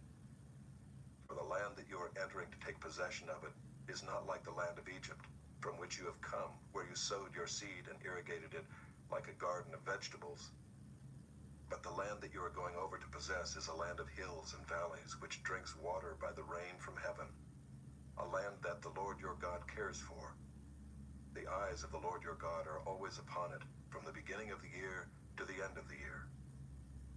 And if you will indeed obey my commandments that I command you today, to love the Lord your God and to serve him with all your heart and with all your soul, he will give the rain for your land in its season, the early rain and the later rain, that you may gather in your grain and your wine and your oil. And he will give grass in your fields for your livestock, and you shall eat and be full. Take care lest your heart be deceived, and you turn aside and serve other gods and worship them. Then the anger of the Lord will be kindled against you, and he will shut up the heavens, so that there will be no rain, and the land will yield no fruit, and you will perish quickly off the good land that the Lord is giving you. You shall therefore lay up these words of mine in your heart and in your soul, and you shall bind them as a sign on your hand, and they shall be as frontlets between your eyes. You shall teach them to your children, talking of them when you are sitting in your house, and when you are walking by the way, and when you lie down, and when you rise. You shall write them on the doorposts of your house and on your gates, that your days and the days of your children may be multiplied in the land that the Lord swore to your fathers to give them, as long as the heavens are above the earth. For if you will be careful to do all this commandment that I command you to do, loving the Lord your God, walking in all his ways, and holding fast to him, then the Lord will drive out all these nations before you, and you will dispossess nations greater and mightier than you. Every place on which the sole of your foot treads shall be yours. Your territory shall be from the wilderness to the Lebanon, and from the river Euphrates, to the western sea. No one shall be able to stand against you. The Lord your God will lay the fear of you and the dread of you on all the land that you shall tread, as he promised you. See, I am setting before you today a blessing and a curse. The blessing if you obey the commandments of the Lord your God, which I command you today, and the curse if you do not obey the commandments of the Lord your God, but turn aside from the way that I am commanding you today, to go after other gods that you have not known. And when the Lord your God brings you into the land that you are entering to take possession of it, you shall set the blessing on Mount Gerizim and the curse on Mount Ebal. Are they not beyond the Jordan, west of the road? toward the going down of the sun, in the land of the Canaanites who live in the Arabah, opposite Gilgal, beside the oak of Moreh? For you are to cross over the Jordan, to go in to take possession of the land that the Lord your God is giving you. And when you possess it and live in it, you shall be careful to do all the statutes and the rules that I am setting before you today.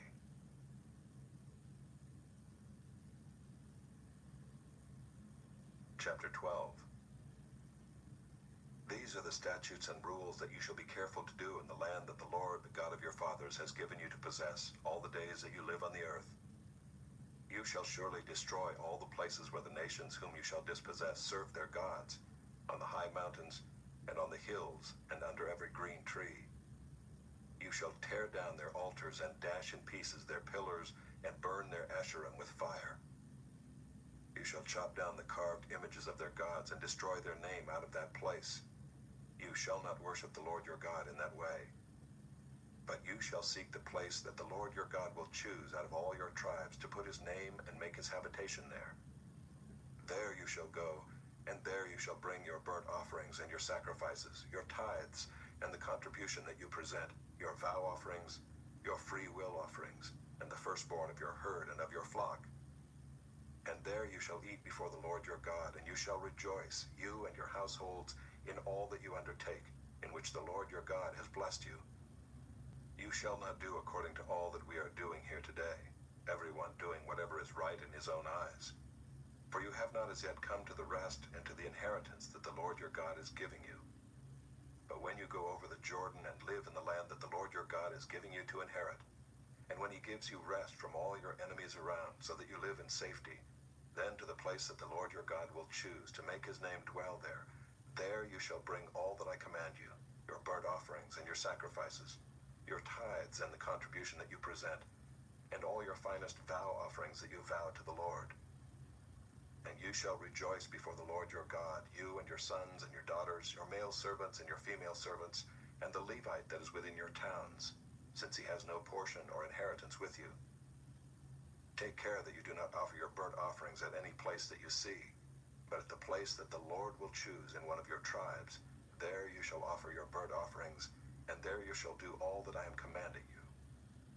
However, you may slaughter and eat meat within any of your towns as much as you desire, according to the blessing of the Lord your God that he has given you. The unclean and the clean may eat of it, as of the gazelle and as of the deer. Only you shall not eat the blood, you shall pour it out on the earth like water. You may not eat within your towns the tithe of your grain, or of your wine, or of your oil, or the firstborn of your herd or of your flock, or any of your vow offerings that you vow, or your free will offerings, or the contribution that you present. But you shall eat them before the Lord your God in the place that the Lord your God will choose, you and your son and your daughter, your male servant and your female servant, and the Levite who is within your towns. And you shall rejoice before the Lord your God in all that you undertake. Take care that you do not neglect the Levite as long as you live in your land. When the Lord your God enlarges your territory, as he has promised you, and you say, I will eat meat, because you crave meat, you may eat meat whenever you desire. If the place that the Lord your God will choose to put his name there is too far from you, then you may kill any of your herd or your flock which the Lord has given you, as I have commanded you, and you may eat within your towns whenever you desire. Just as the gazelle or the deer is eaten, so you may eat of it. The unclean and the clean alike may eat of it. Only be sure that you do not eat the blood, for the blood is the life, and you shall not eat the life with the flesh. You shall not eat it, you shall pour it out on the earth like water. You shall not eat it, that all may go well with you and with your children after you, when you do what is right in the sight of the Lord. But the holy things that are due from you, and your vow offerings, you shall take, and you shall go to the place that the Lord will choose, and offer your burnt offerings, the flesh and the blood, on the altar of the Lord your God. The blood of your sacrifices shall be poured out on the altar of the Lord your God, but the flesh you may eat. Be careful to obey all these words that I command you, that it may go well with you and with your children after you forever, when you do what is good and right in the sight of the Lord your God. When the Lord your God cuts off before you the nations whom you go in to dispossess, and you dispossess them and dwell in their land, take care that you be not ensnared to follow them, after they have been destroyed before you, and that you do not inquire about their gods, saying, how did these nations serve their gods, that I also may do the same? You shall not worship the Lord your God in that way, for every abominable thing that the Lord hates they have done for their gods. For they even burn their sons and their daughters in the fire to their gods. Everything that I command you, you shall be careful to do. You shall not add to it or take from it.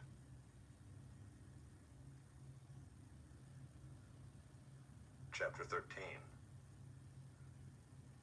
If a prophet or a dreamer of dreams arises among you and gives you a sign or a wonder, and the sign or wonder that he tells you comes to pass, and if he says, let us go after other gods, which you have not known, and let us serve them, you shall not listen to the words of that prophet or that dreamer of dreams. For the Lord your God is testing you to know whether you love the Lord your God with all your heart and with all your soul. You shall walk after the Lord your God and fear him and keep his commandments and obey his voice, and you shall serve him and hold fast to him. But that prophet or that dreamer of dreams shall be put to death, because he has taught rebellion against the Lord your God, who brought you out of the land of Egypt and redeemed you out of the house of slavery, to make you leave the way in which the Lord your God commanded you to walk. So you shall purge the evil from your midst. If your brother, the son of your mother, or your son or your daughter, or the wife you embrace, or your friend who is as your own soul, entices you secretly, saying, let us go and serve other gods, which neither you nor your fathers have known, some of the gods of the peoples who are around you, whether near you or far off from you, from the one end of the earth to the other, you shall not yield to him or listen to him, nor shall your eye pity him, nor shall you spare him, nor shall you conceal him, but you shall kill him. Your hand shall be first against him to put him to death, and afterward the hand of all the people. You shall stone him to death with stones, because he sought to draw you away from the Lord your God, who brought you out of the land of Egypt, out of the house of slavery. And all Israel shall hear and fear, and never again do any such wickedness as this among you. If you hear in one of your cities, which the Lord your God is giving you to dwell there, that certain worthless fellows have gone out among you and have drawn away the inhabitants of their city, saying, let us go and serve other gods, which you have not known, then you shall inquire and make search and ask diligently. And behold, if it be true and certain that such an abomination has been done among you, you shall surely put the inhabitants of that city to the sword, devoting it to destruction, all who are in it and its cattle with the edge of the sword. You shall gather all its spoil into the midst of its open square, and burn the city and all its spoil with fire, as a whole burnt offering to the Lord your God. It shall be a heap forever. It shall not be built again. None of the devoted things shall stick to your hand, that the Lord may turn from the fierceness of his anger, and show you mercy and have compassion on you, and multiply you as he swore to your fathers, if you obey the voice of the Lord your God, keeping all his commandments that I am commanding you today, and doing what is right in the sight of the Lord your God. Chapter 14. You are the sons of the Lord your God. You shall not cut yourselves or make any baldness on your foreheads for the dead. For you are a people holy to the Lord your God, and the Lord has chosen you to be a people for his treasured possession out of all the peoples who are on the face of the earth. You shall not eat any abomination. These are the animals you may eat: the ox, the sheep, the goat, the deer, the gazelle, the roebuck, the wild goat, the ibex, the antelope, and the mountain sheep.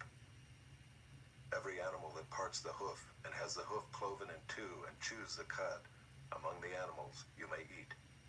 Yet of those that chew the cud or have the hoof cloven, you shall not eat these: the camel, the hare, and the rock badger, because they chew the cud but do not part the hoof, are unclean for you. And the pig, because it parts the hoof but does not chew the cud, is unclean for you. Their flesh you shall not eat, and their carcasses you shall not touch. Of all that are in the waters you may eat these: whatever has fins and scales you may eat, and whatever does not have fins and scales you shall not eat. It is unclean for you.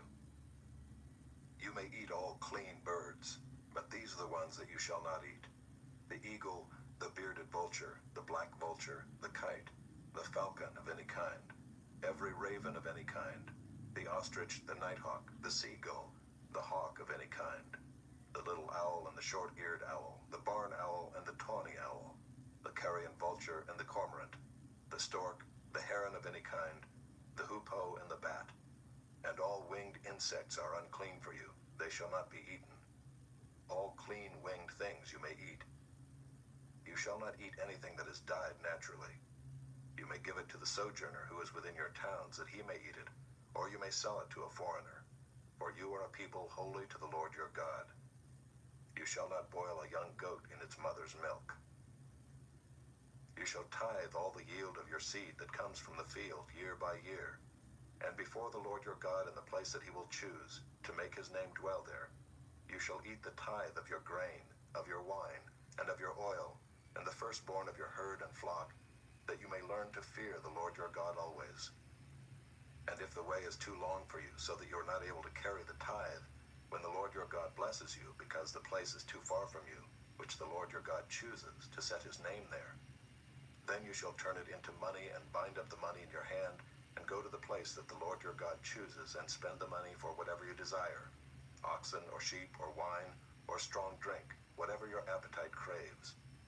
And you shall eat there before the Lord your God, and rejoice, you and your household. And you shall not neglect the Levite who is within your towns, for he has no portion or inheritance with you. At the end of every 3 years you shall bring out all the tithe of your produce in the same year, and lay it up within your towns. And the Levite, because he has no portion or inheritance with you, and the sojourner, the fatherless, and the widow, who are within your towns, shall come and eat and be filled, that the Lord your God may bless you in all the work of your hands that you do.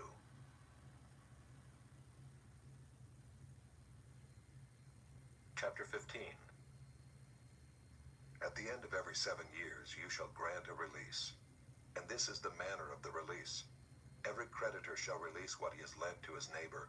He shall not exact it of his neighbor, his brother, because the Lord's release has been proclaimed. Of a foreigner you may exact it, but whatever of yours is with your brother, your hand shall release. But there will be no poor among you, for the Lord will bless you in the land that the Lord your God is giving you for an inheritance to possess, if only you will strictly obey the voice of the Lord your God, being careful to do all this commandment that I command you today. For the Lord your God will bless you as he promised you, and you shall lend to many nations, but you shall not borrow, and you shall rule over many nations, but they shall not rule over you. If among you one of your brothers should become poor in any of your towns within your land that the Lord your God is giving you, you shall not harden your heart or shut your hand against your poor brother, but you shall open your hand to him and lend him sufficient for his need, whatever it may be. Take care lest there be an unworthy thought in your heart, and you say, the 7th year, the year of release, is near, and your eye look grudgingly on your poor brother, and you give him nothing, and he cry to the Lord against you, and you be guilty of sin. You shall give to him freely, and your heart shall not be grudging when you give to him, because for this the Lord your God will bless you in all your work and in all that you undertake. For there will never cease to be poor in the land. Therefore I command you, you shall open wide your hand to your brother, to the needy and to the poor in your land. If your brother, a Hebrew man or a Hebrew woman, is sold to you, he shall serve you 6 years, and in the 7th year you shall let him go free from you. And when you let him go free from you, you shall not let him go empty-handed. You shall furnish him liberally out of your flock, out of your threshing floor, and out of your winepress. As the Lord your God has blessed you, you shall give to him. You shall remember that you were a slave in the land of Egypt, and the Lord your God redeemed you. Therefore I command you this today. But if he says to you, I will not go out from you, because he loves you and your household, since he is well off with you, then you shall take an awl, and put it through his ear into the door, and he shall be your slave forever. And to your female slave you shall do the same. It shall not seem hard to you when you let him go free from you, for at half the cost of a hired worker he has served you 6 years. So the Lord your God will bless you in all that you do. All the firstborn males that are born of your herd and flock you shall dedicate to the Lord your God. You shall do no work with the firstborn of your herd, nor shear the firstborn of your flock. You shall eat it, you and your household, before the Lord your God, year by year, at the place that the Lord will choose. But if it has any blemish, if it is lame or blind, or has any serious blemish whatever, you shall not sacrifice it to the Lord your God. You shall eat it within your towns. The unclean and the clean alike may eat it, as though it were a gazelle or a deer. Only you shall not eat its blood. You shall pour it out on the ground like water.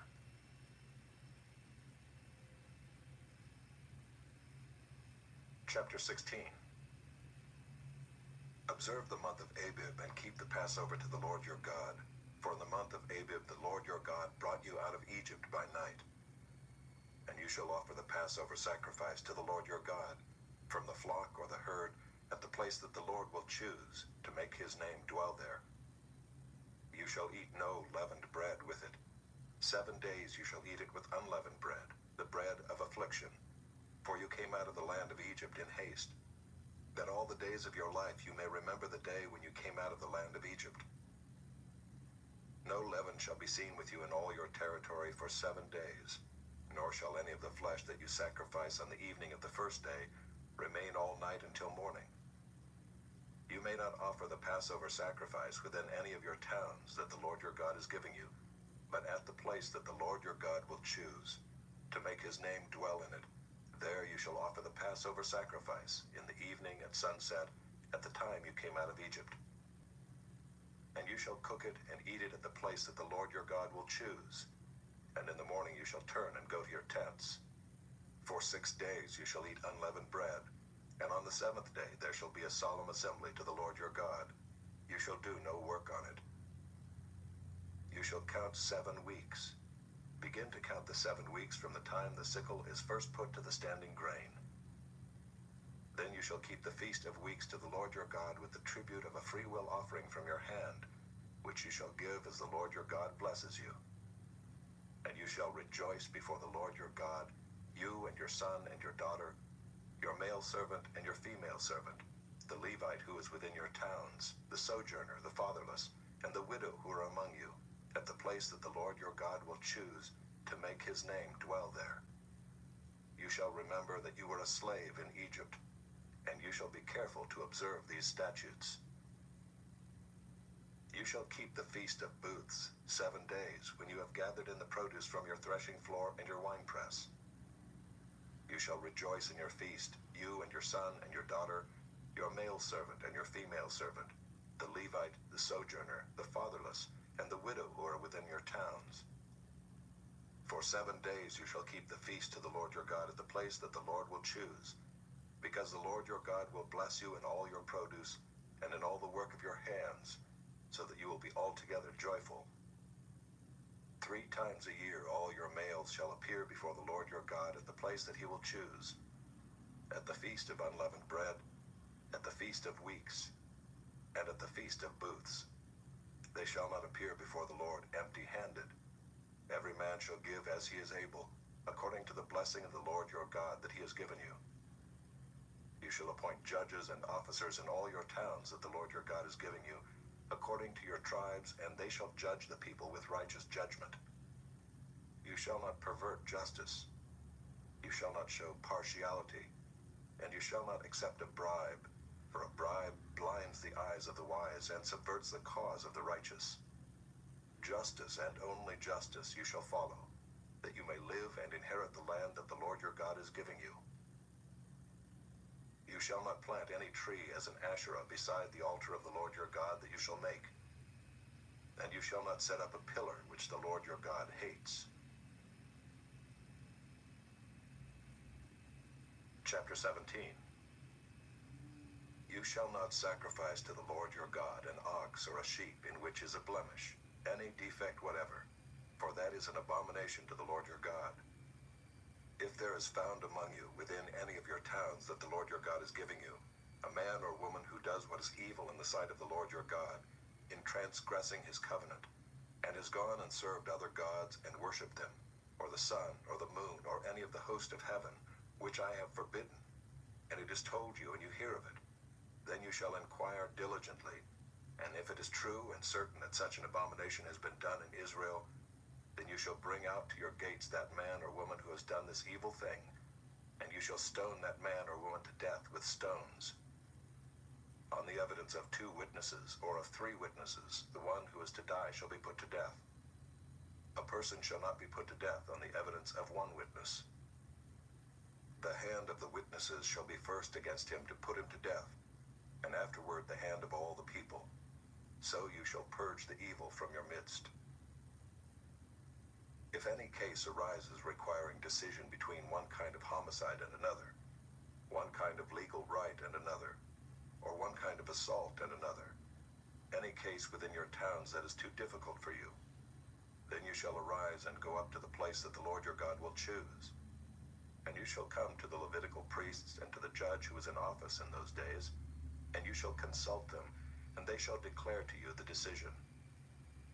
Then you shall do according to what they declare to you from that place that the Lord will choose, and you shall be careful to do according to all that they direct you, according to the instructions that they give you, and according to the decision which they pronounce to you, you shall do.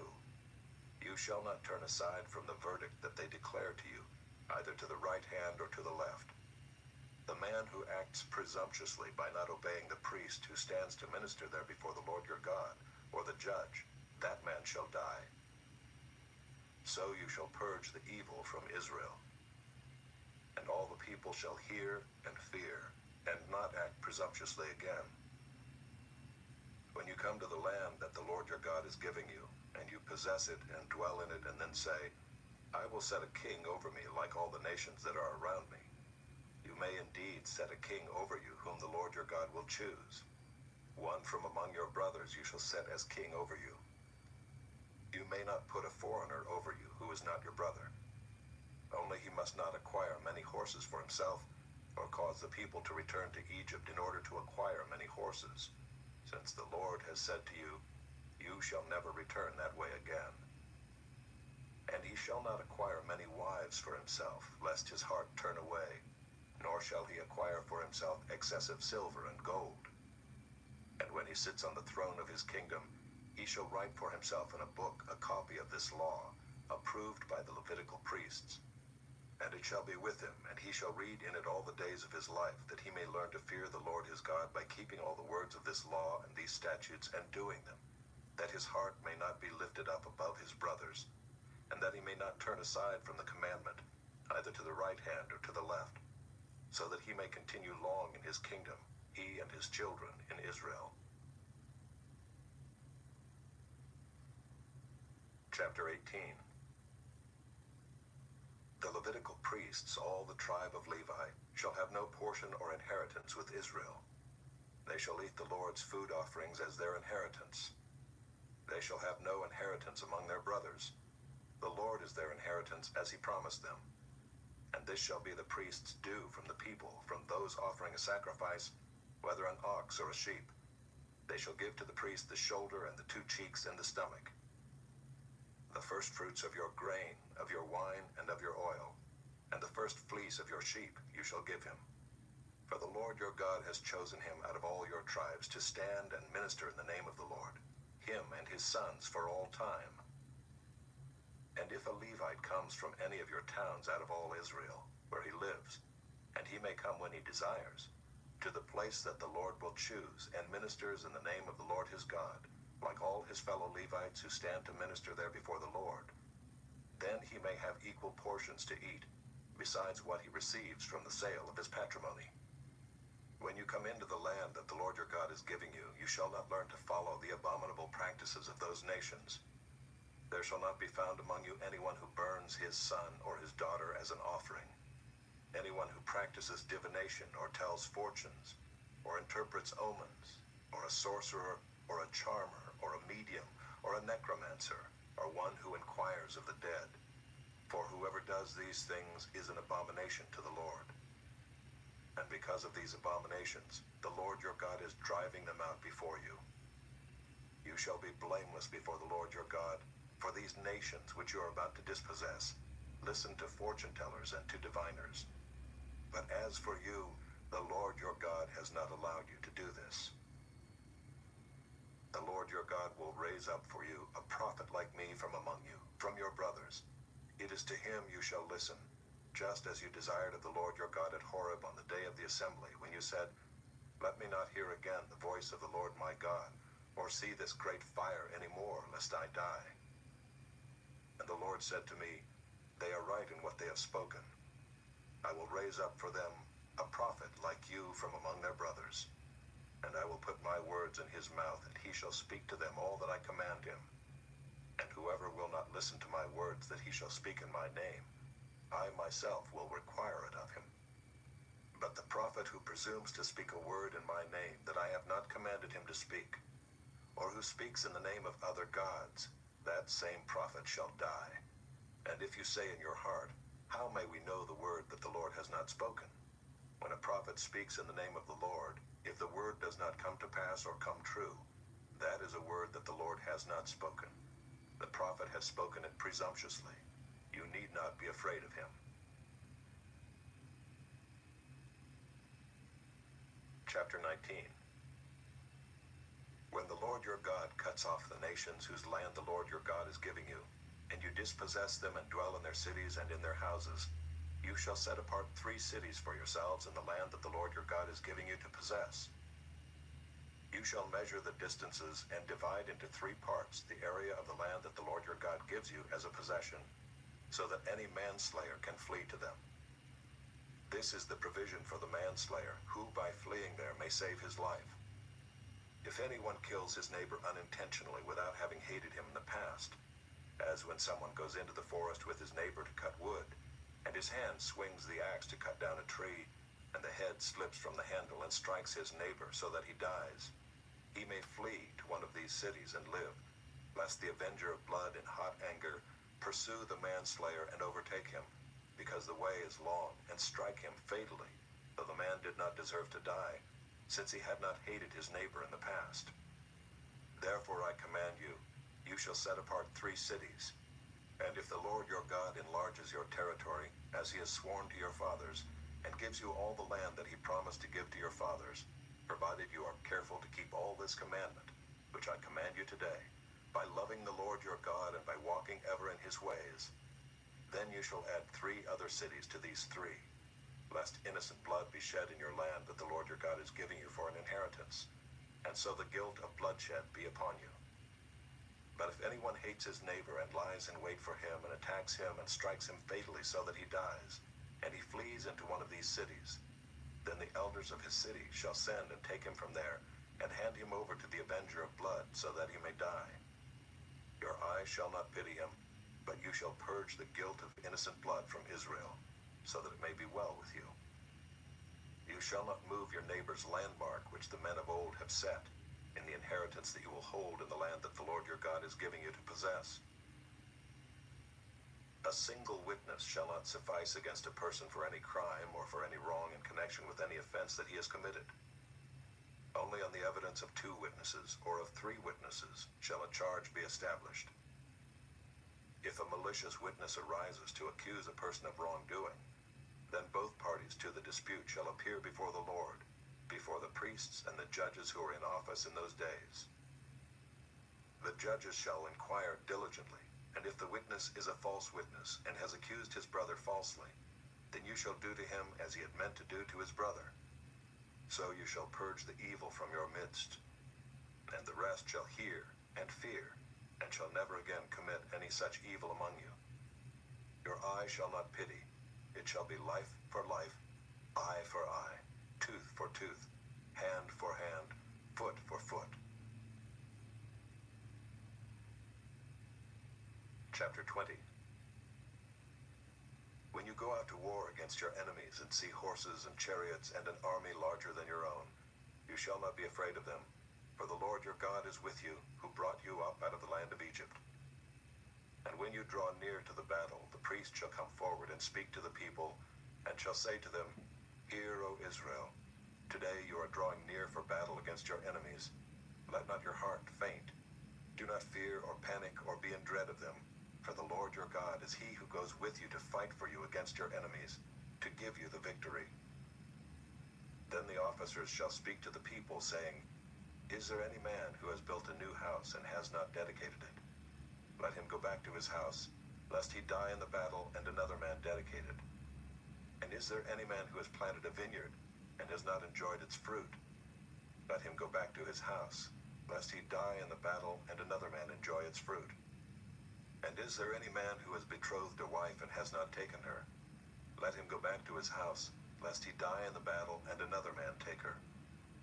And the officers shall speak further to the people and say, Is there any man who is fearful and faint-hearted? Let him go back to his house, lest he make the heart of his fellows melt like his own. And when the officers have finished speaking to the people, then commanders shall be appointed at the head of the people. When you draw near to a city to fight against it, offer terms of peace to it. And if it responds to you peaceably and it opens to you, then all the people who are found in it shall do forced labor for you and shall serve you. But if it makes no peace with you, but makes war against you, then you shall besiege it.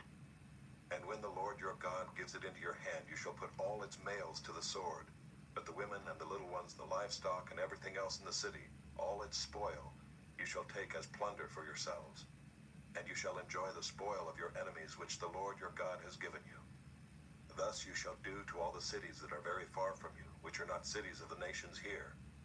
But in the cities of these peoples, that the Lord your God is giving you for an inheritance, you shall save alive nothing that breathes. But you shall devote them to complete destruction, the Hittites and the Amorites, the Canaanites and the Perizzites, the Hivites and the Jebusites, as the Lord your God has commanded, that they may not teach you to do according to all their abominable practices that they have done for their gods. And so you sin against the Lord your God. When you besiege a city for a long time, making war against it in order to take it, you shall not destroy its trees by wielding an axe against them. You may eat from them, but you shall not cut them down. Are the trees in the field human, that they should be besieged by you?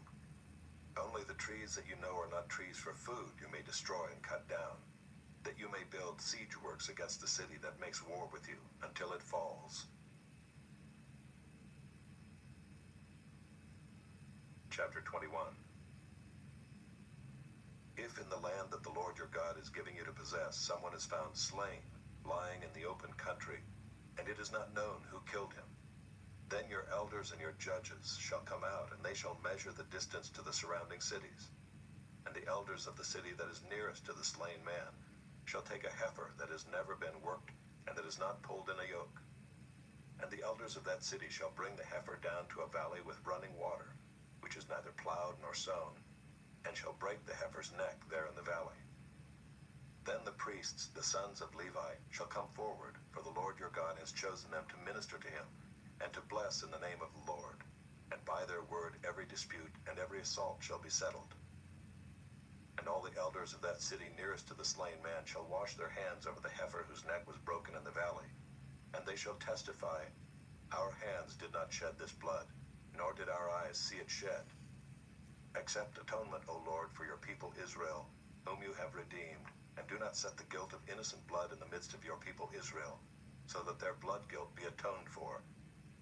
So you shall purge the guilt of innocent blood from your midst, when you do what is right in the sight of the Lord.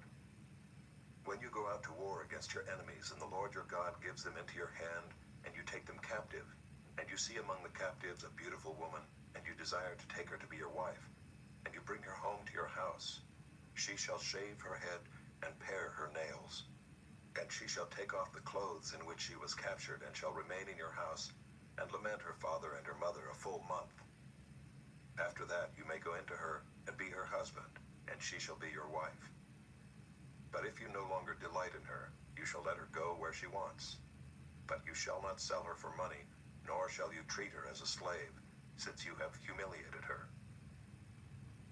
If a man has two wives, the one loved and the other unloved, and both the loved and the unloved have borne him children, and if the firstborn son belongs to the unloved, then on the day when he assigns his possessions as an inheritance to his sons, he may not treat the son of the loved as the firstborn in preference to the son of the unloved, who is the firstborn.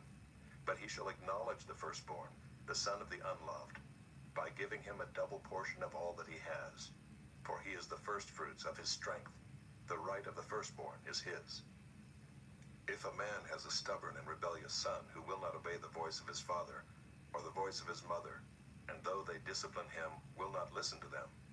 Then his father and his mother shall take hold of him, and bring him out to the elders of his city at the gate of the place where he lives. And they shall say to the elders of his city, This our son is stubborn and rebellious. He will not obey our voice. He is a glutton and a drunkard. Then all the men of the city shall stone him to death with stones. So you shall purge the evil from your midst, and all Israel shall hear and fear. And if a man has committed a crime punishable by death, and he is put to death, and you hang him on a tree, his body shall not remain all night on the tree, but you shall bury him the same day, for a hanged man is cursed by God. You shall not defile the land that the Lord your God is giving you for an inheritance. Chapter 22. You shall not see your brother's ox or his sheep going astray, and ignore them. You shall take them back to your brother.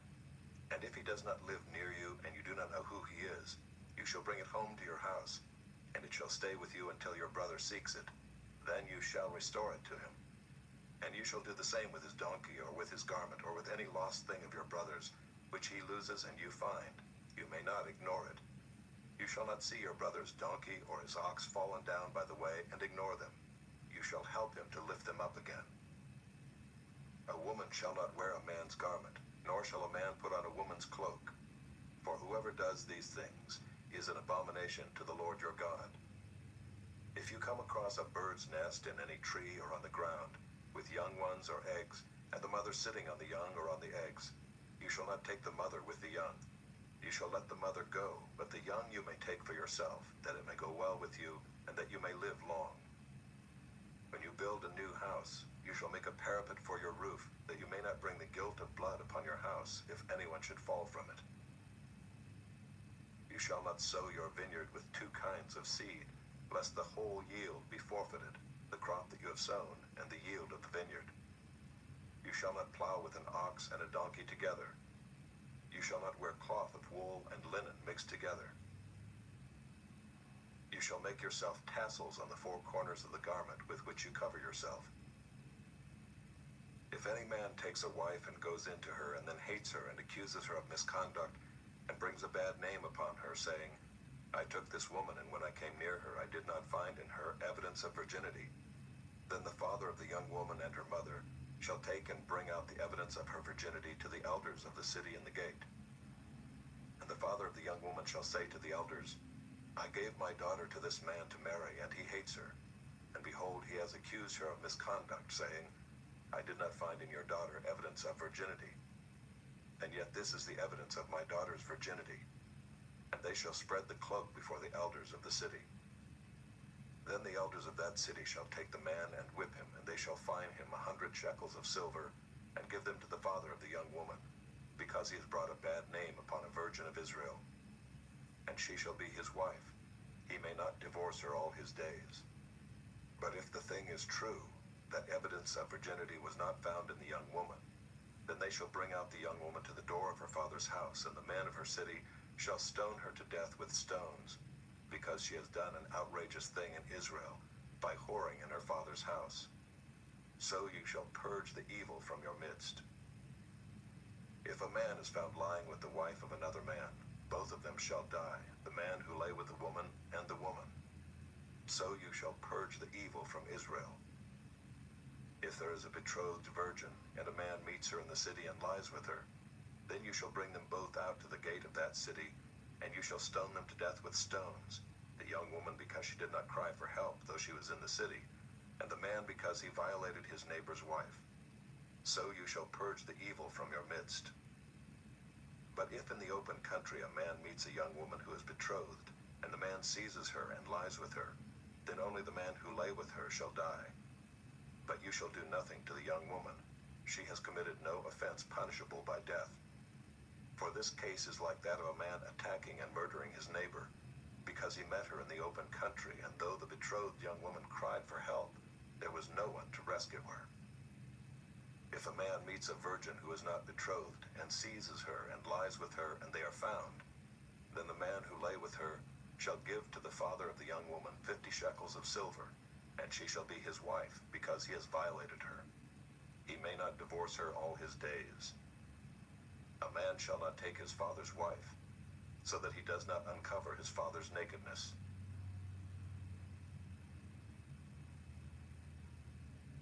Chapter 23. No one whose testicles are crushed or whose male organ is cut off shall enter the assembly of the Lord. No one born of a forbidden union may enter the assembly of the Lord. Even to the 10th generation, none of his descendants may enter the assembly of the Lord. No Ammonite or Moabite may enter the assembly of the Lord. Even to the 10th generation, none of them may enter the assembly of the Lord forever, because they did not meet you with bread and with water on the way when you came out of Egypt, and because they hired against you Balaam the son of Beor, from Pethor of Mesopotamia, to curse you. But the Lord your God would not listen to Balaam. Instead, the Lord your God turned the curse into a blessing for you, because the Lord your God loved you. You shall not seek their peace or their prosperity all your days forever. You shall not abhor an Edomite, for he is your brother. You shall not abhor an Egyptian, because you are a sojourner in his land. Children born to them in the 3rd generation may enter the assembly of the Lord. When you are encamped against your enemies, then you shall keep yourself from every evil thing. If any man among you becomes unclean because of a nocturnal emission, then he shall go outside the camp. He shall not come inside the camp, but when evening comes, he shall bathe himself in water, and as the sun sets, he may come inside the camp. You shall have a place outside the camp, and you shall go out to it. And you shall have a trowel with your tools, and when you sit down outside, you shall dig a hole with it, and turn back and cover up your excrement. Because the Lord your God walks in the midst of your camp, to deliver you and to give up your enemies before you. Therefore your camp must be holy, so that he may not see anything indecent among you and turn away from you. You shall not give up to his master a slave who has escaped from his master to you. He shall dwell with you in your midst, in the place that he shall choose within one of your towns, wherever it suits him. You shall not wrong him. None of the daughters of Israel shall be a cult prostitute, and none of the sons of Israel shall be a cult prostitute. You shall not bring the fee of a prostitute or the wages of a dog into the house of the Lord your God in payment for any vow, for both of these are an abomination to the Lord your God. You shall not charge interest on loans to your brother, interest on money, interest on food, interest on anything that is lent for interest. You may charge a foreigner interest, but you may not charge your brother interest, that the Lord your God may bless you in all that you undertake in the land that you are entering to take possession of it. If you make a vow to the Lord your God, you shall not delay fulfilling it, for the Lord your God will surely require it of you, and you will be guilty of sin. But if you refrain from vowing, you will not be guilty of sin. You shall be careful to do what has passed your lips, for you have voluntarily vowed to the Lord your God what you have promised with your mouth. If you go into your neighbor's vineyard, you may eat your fill of grapes, as many as you wish, but you shall not put any in your bag. If you go into your neighbor's standing grain, you may pluck the ears with your hand, but you shall not put a sickle to your neighbor's standing grain.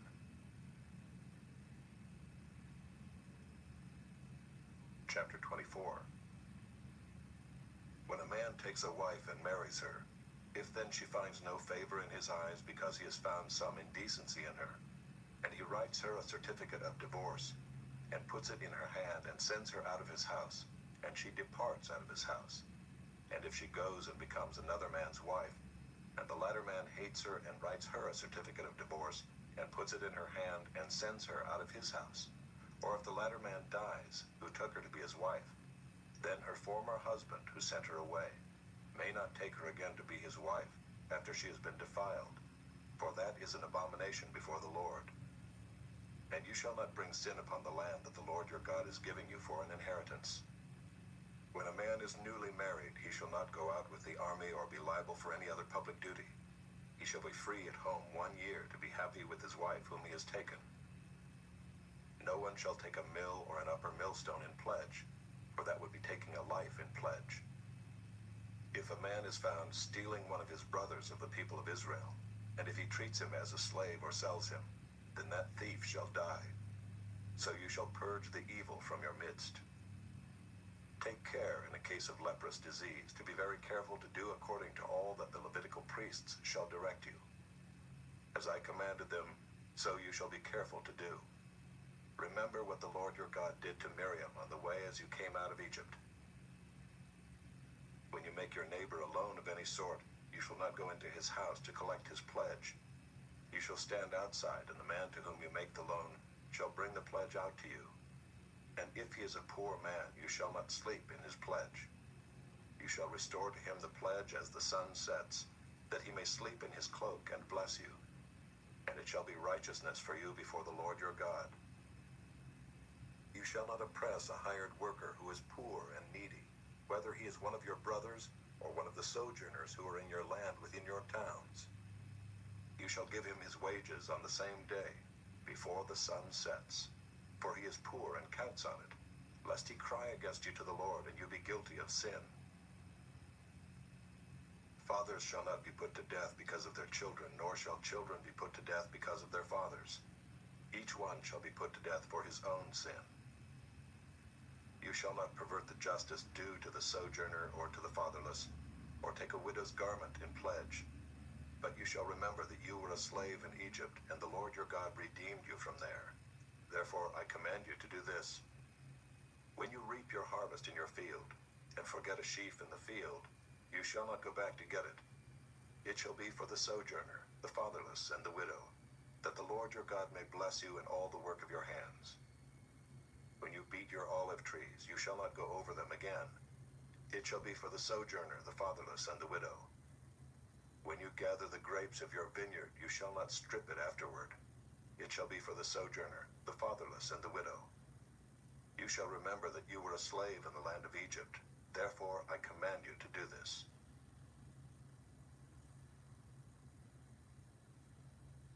Chapter 25. If there is a dispute between men, and they come into court, and the judges decide between them, acquitting the innocent and condemning the guilty, then if the guilty man deserves to be beaten, the judge shall cause him to lie down and be beaten in his presence with a number of stripes in proportion to his offense. 40 stripes may be given him, but not more, lest if one should go on to beat him with more stripes than these, your brother be degraded in your sight. You shall not muzzle an ox when it is treading out the grain. If brothers dwell together, and one of them dies and has no son, the wife of the dead man shall not be married outside the family to a stranger. Her husband's brother shall go into her and take her as his wife, and perform the duty of a husband's brother to her. And the first son whom she bears shall succeed to the name of his dead brother, that his name may not be blotted out of Israel. And if the man does not wish to take his brother's wife, then his brother's wife shall go up to the gate to the elders and say, My husband's brother refuses to perpetuate his brother's name in Israel. He will not perform the duty of a husband's brother to me. Then the elders of his city shall call him and speak to him, and if he persists, saying, I do not wish to take her, then his brother's wife shall go up to him in the presence of the elders and pull his sandal off his foot and spit in his face. And she shall answer and say, So shall it be done to the man who does not build up his brother's house. And the name of his house shall be called in Israel, the house of him who had his sandal pulled off. When men fight with one another, and the wife of the one draws near to rescue her husband from the hand of him who is beating him, and puts out her hand and seizes him by the private parts, then you shall cut off her hand. Your eye shall have no pity. You shall not have in your bag 2 kinds of weights, a large and a small. You shall not have in your house 2 kinds of measures, a large and a small. A full and fair weight you shall have, a full and fair measure you shall have, that your days may be long in the land that the Lord your God is giving you. For all who do such things, all who act dishonestly, are an abomination to the Lord your God. Remember what Amalek did to you on the way as you came out of Egypt, how he attacked you on the way when you were faint and weary, and cut off your tail, those who were lagging behind you, and he did not fear God. Therefore, when the Lord your God has given you rest from all your enemies around you, in the land that the Lord your God is giving you for an inheritance to possess, you shall blot out the memory of Amalek from under heaven. You shall not forget. Chapter 26. When you come into the land that the Lord your God is giving you for an inheritance and have taken possession of it and live in it, you shall take some of the first of all the fruit of the ground which you harvest from your land that the Lord your God is giving you, and you shall put it in a basket, and you shall go to the place that the Lord your God will choose to make his name to dwell there. And you shall go to the priest who is in office at that time and say to him, I declare today to the Lord your God that I have come into the land that the Lord swore to our fathers to give us. Then the priest shall take the basket from your hand and set it down before the altar of the Lord your God. And you shall make response before the Lord your God. A wandering Aramaean was my father, and he went down into Egypt and sojourned there, few in number, and there he became a nation, great, mighty, and populous. And the Egyptians treated us harshly and humiliated us and laid on us hard labor. Then we cried to the Lord, the God of our fathers, and the Lord heard our voice and saw our affliction, our toil, and our oppression. And the Lord brought us out of Egypt with a mighty hand and an outstretched arm, with great deeds of terror, with signs and wonders. And he brought us into this place and gave us this land, a land flowing with milk and honey. And behold, now I bring the first of the fruit of the ground, which you, O Lord, have given me. And you shall set it down before the Lord your God, and worship before the Lord your God. And you shall rejoice in all the good that the Lord your God has given to you and to your house, you and the Levite and the sojourner who is among you. When you have finished paying all the tithe of your produce in the 3rd year, which is the year of tithing, giving it to the Levite, the sojourner, the fatherless, and the widow, so that they may eat within your towns and be filled. Then you shall say before the Lord your God, I have removed the sacred portion out of my house, and moreover I have given it to the Levite, the sojourner, the fatherless, and the widow, according to all your commandment that you have commanded me. I have not transgressed any of your commandments, nor have I forgotten them. I have not eaten of the tithe while I was mourning, or removed any of it while I was unclean, or offered any of it to the dead. I have obeyed the voice of the Lord my God. I have done according to all that you have commanded me. Look down from your holy habitation, from heaven, and bless your people Israel on the ground that you have given us, as you swore to our fathers, a land flowing with milk and honey. This day the Lord your God commands you to do these statutes and rules. You shall therefore be careful to do them with all your heart and with all your soul. You have declared today that the Lord is your God, and that you will walk in his ways and keep his statutes and his commandments and his rules, and will obey his voice. And the Lord has declared today that you are a people for his treasured possession, as he has promised you, and that you are to keep all his commandments, and that he will set you in praise and in fame and in honor high above all nations that he has made, and that you shall be a people holy to the Lord your God, as he promised. Chapter 27. Now Moses and the elders of Israel commanded the people, saying, Keep the whole commandment that I command you today, and on the day you cross over the Jordan to the land that the Lord your God is giving you, you shall set up large stones and plaster them with plaster, and you shall write on them all the words of this law, when you cross over to enter the land that the Lord your God is giving you, a land flowing with milk and honey, as the Lord, the God of your fathers, has promised you. And when you have crossed over the Jordan, you shall set up these stones, concerning which I command you today, on Mount Ebal, and you shall plaster them with plaster. And there you shall build an altar to the Lord your God, an altar of stones. You shall wield no iron tool on them. You shall build an altar to the Lord your God of uncut stones.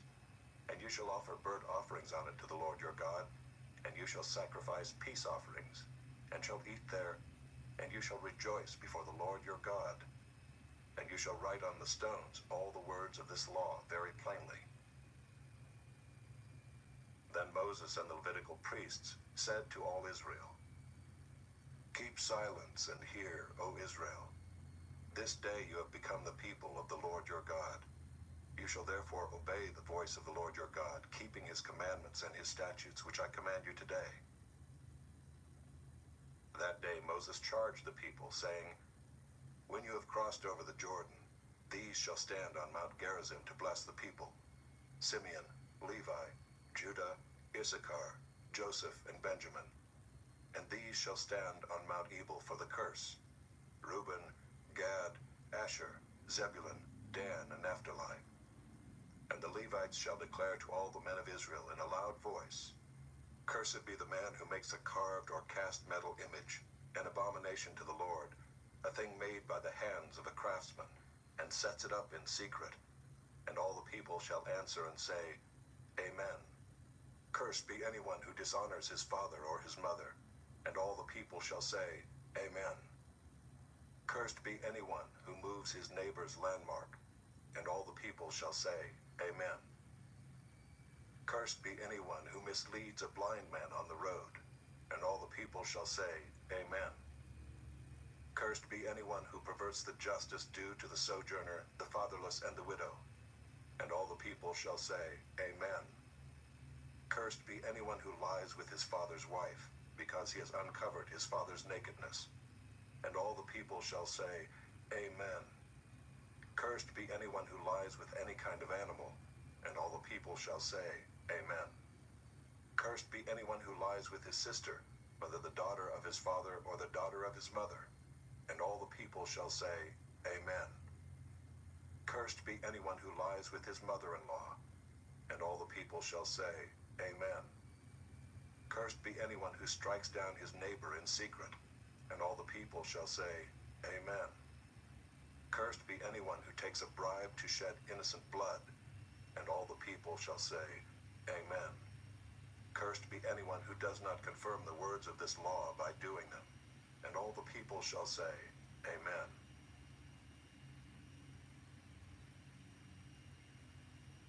Chapter 28. And if you faithfully obey the voice of the Lord your God, being careful to do all his commandments that I command you today, the Lord your God will set you high above all the nations of the earth. And all these blessings shall come upon you and overtake you, if you obey the voice of the Lord your God. Blessed shall you be in the city, and blessed shall you be in the field. Blessed shall be the fruit of your womb, and the fruit of your ground, and the fruit of your cattle, the increase of your herds, and the young of your flock. Blessed shall be your basket and your kneading bowl. Blessed shall you be when you come in, and blessed shall you be when you go out. The Lord will cause your enemies who rise against you to be defeated before you. They shall come out against you one way and flee before you 7 ways. The Lord will command the blessing on you in your barns and in all that you undertake. And he will bless you in the land that the Lord your God is giving you. The Lord will establish you as a people holy to himself, as he has sworn to you, if you keep the commandments of the Lord your God and walk in his ways. And all the peoples of the earth shall see that you are called by the name of the Lord, and they shall be afraid of you. And the Lord will make you abound in prosperity, in the fruit of your womb, and in the fruit of your livestock, and in the fruit of your ground, within the land that the Lord swore to your fathers to give you. The Lord will open to you his good treasury, the heavens, to give the rain to your land in its season, and to bless all the work of your hands. And you shall lend to many nations, but you shall not borrow. And the Lord will make you the head and not the tail, and you shall only go up and not down, if you obey the commandments of the Lord your God, which I command you today, being careful to do them. And if you do not turn aside from any of the words that I command you today, to the right hand or to the left, to go after other gods to serve them.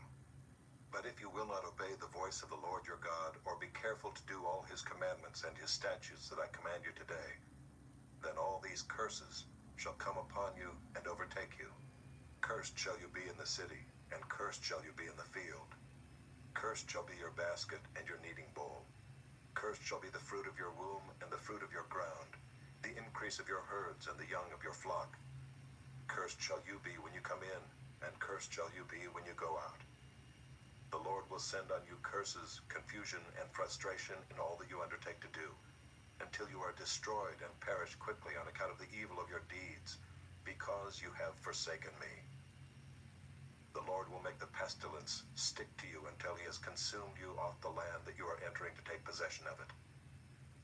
The Lord will strike you with wasting disease and with fever, inflammation and fiery heat, and with drought, and with blight, and with mildew. They shall pursue you until you perish, and the heavens over your head shall be bronze, and the earth under you shall be iron.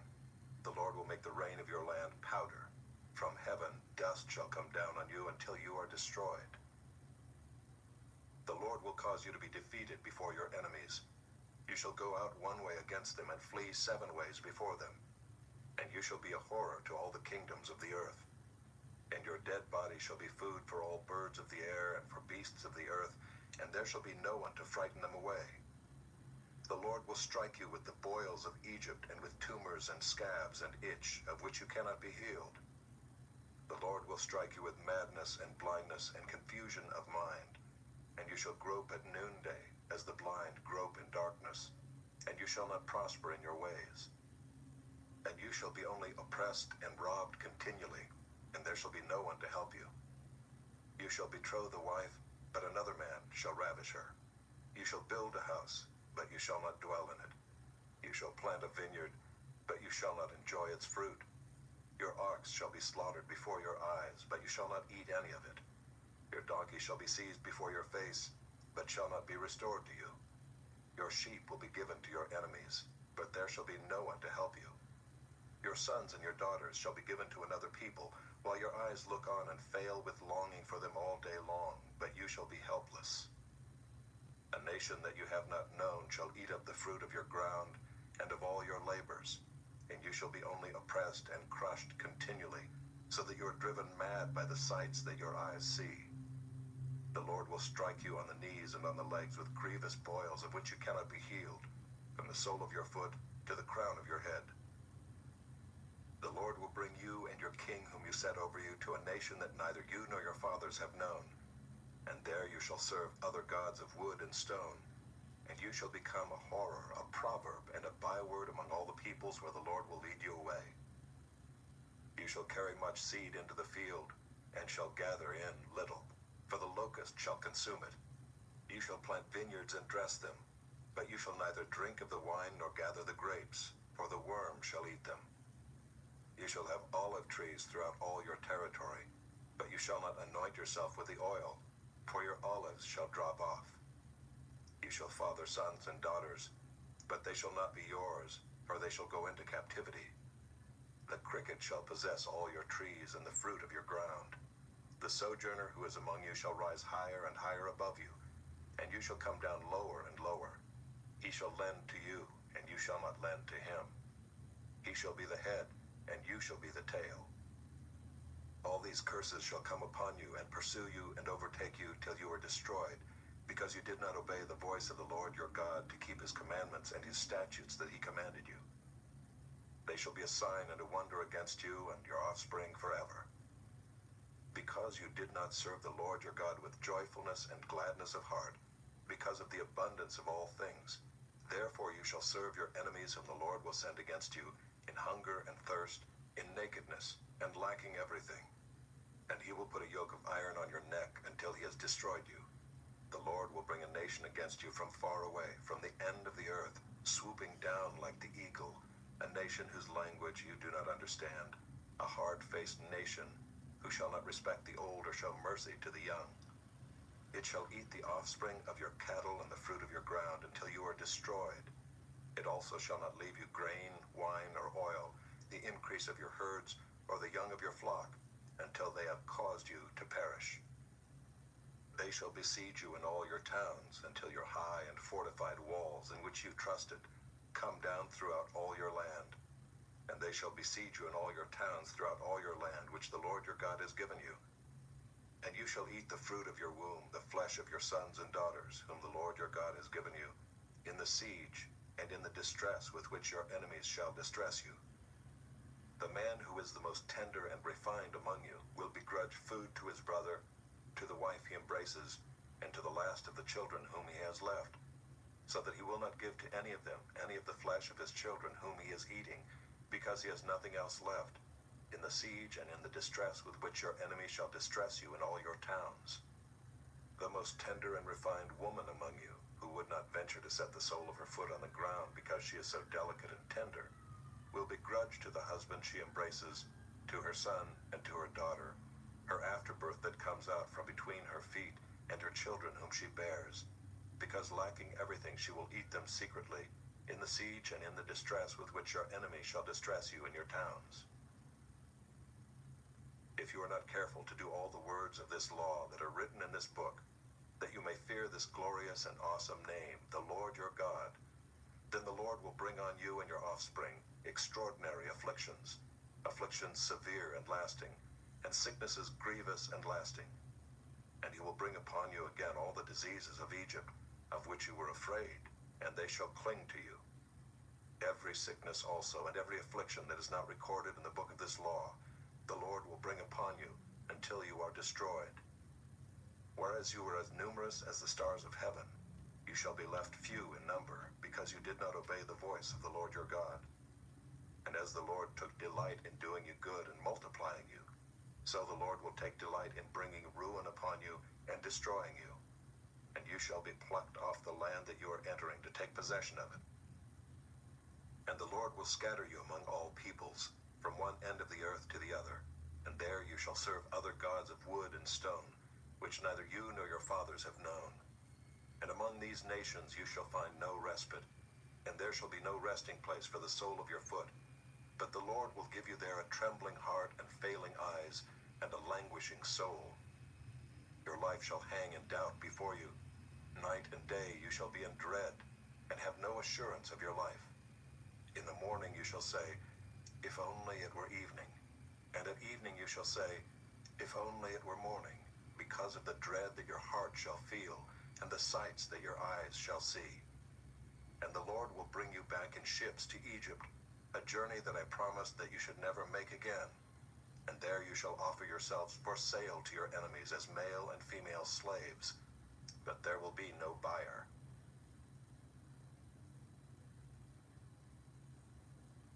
Chapter 29. These are the words of the covenant that the Lord commanded Moses to make with the people of Israel in the land of Moab, besides the covenant that he had made with them at Horeb. And Moses summoned all Israel and said to them, you have seen all that the Lord did before your eyes in the land of Egypt, to Pharaoh and to all his servants and to all his land, the great trials that your eyes saw, the signs and those great wonders. But to this day the Lord has not given you a heart to understand, or eyes to see, or ears to hear. I have led you 40 years in the wilderness. Your clothes have not worn out on you, and your sandals have not worn off your feet. You have not eaten bread, and you have not drunk wine or strong drink, that you may know that I am the Lord your God. And when you came to this place, Sihon the king of Heshbon and Og the king of Bashan came out against us to battle, but we defeated them. We took their land, and gave it for an inheritance to the Reubenites, the Gadites, and the half-tribe of the Manassites. Therefore keep the words of this covenant and do them, that you may prosper in all that you do. You are standing today, all of you, before the Lord your God, the heads of your tribes, your elders and your officers, all the men of Israel, your little ones, your wives, and the sojourner who is in your camp, from the one who chops your wood to the one who draws your water, so that you may enter into the sworn covenant of the Lord your God, which the Lord your God is making with you today, that he may establish you today as his people, and that he may be your God as he promised you, and as he swore to your fathers, to Abraham, to Isaac, and to Jacob. It is not with you alone that I am making this sworn covenant, but with whoever is standing here with us today before the Lord our God, and with whoever is not here with us today. You know how we lived in the land of Egypt, and how we came through the midst of the nations through which you passed. And you have seen their detestable things, their idols of wood and stone, of silver and gold, which were among them. Beware lest there be among you a man or woman or clan or tribe whose heart is turning away today from the Lord our God, to go and serve the gods of those nations.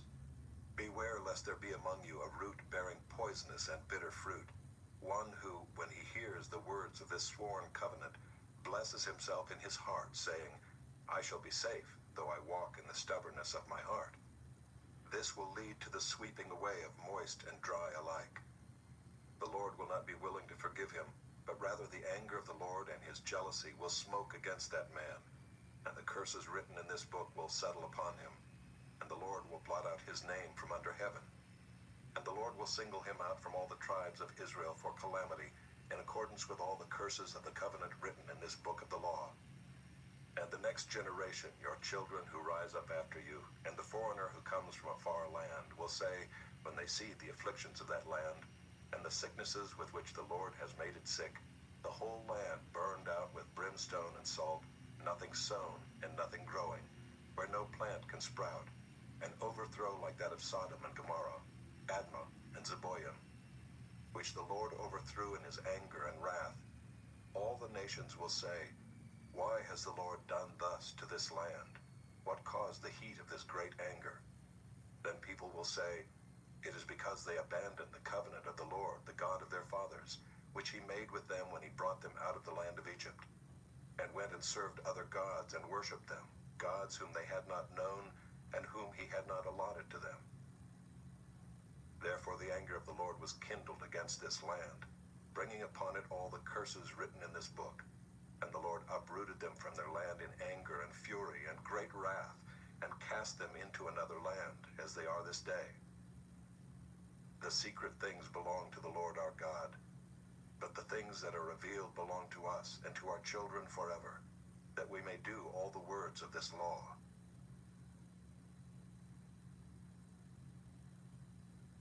Chapter 30. And when all these things come upon you, the blessing and the curse which I have set before you, and you call them to mind among all the nations where the Lord your God has driven you, and return to the Lord your God, you and your children, and obey his voice in all that I command you today, with all your heart and with all your soul, then the Lord your God will restore your fortunes and have mercy on you, and he will gather you again from all the peoples where the Lord your God has scattered you. If your outcasts are in the uttermost parts of heaven, from there the Lord your God will gather you, and from there he will take you. And the Lord your God will bring you into the land that your fathers possessed, that you may possess it. And he will make you more prosperous and numerous than your fathers. And the Lord your God will circumcise your heart and the heart of your offspring, so that you will love the Lord your God with all your heart and with all your soul, that you may live. And the Lord your God will put all these curses on your foes and enemies who persecuted you.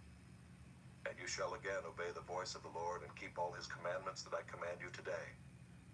The Lord your God will make you abundantly prosperous in all the work of your hand, in the fruit of your womb, and in the fruit of your cattle, and in the fruit of your ground.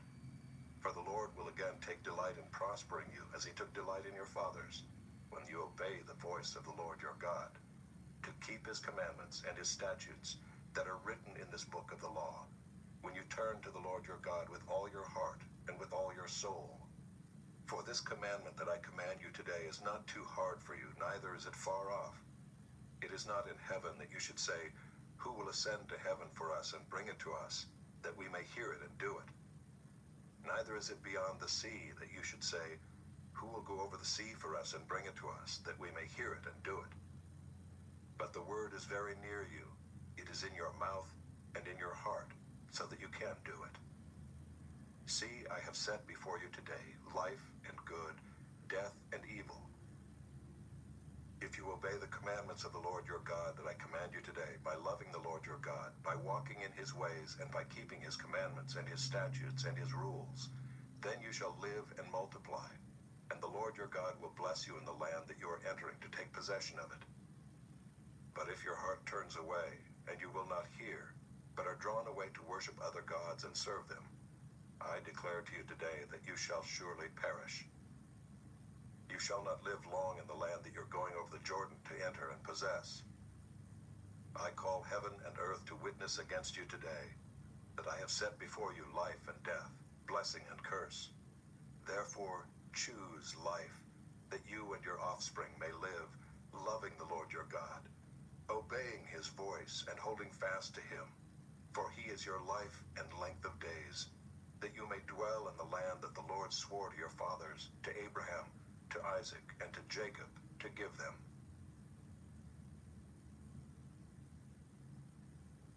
Chapter 31. So Moses continued to speak these words to all Israel. And he said to them, I am 120 years old today. I am no longer able to go out and come in. The Lord has said to me, you shall not go over this Jordan. The Lord your God himself will go over before you. He will destroy these nations before you, so that you shall dispossess them, and Joshua will go over at your head as the Lord has spoken. And the Lord will do to them as he did to Sihon and Og, the kings of the Amorites, and to their land when he destroyed them. And the Lord will give them over to you, and you shall do to them according to the whole commandment that I have commanded you.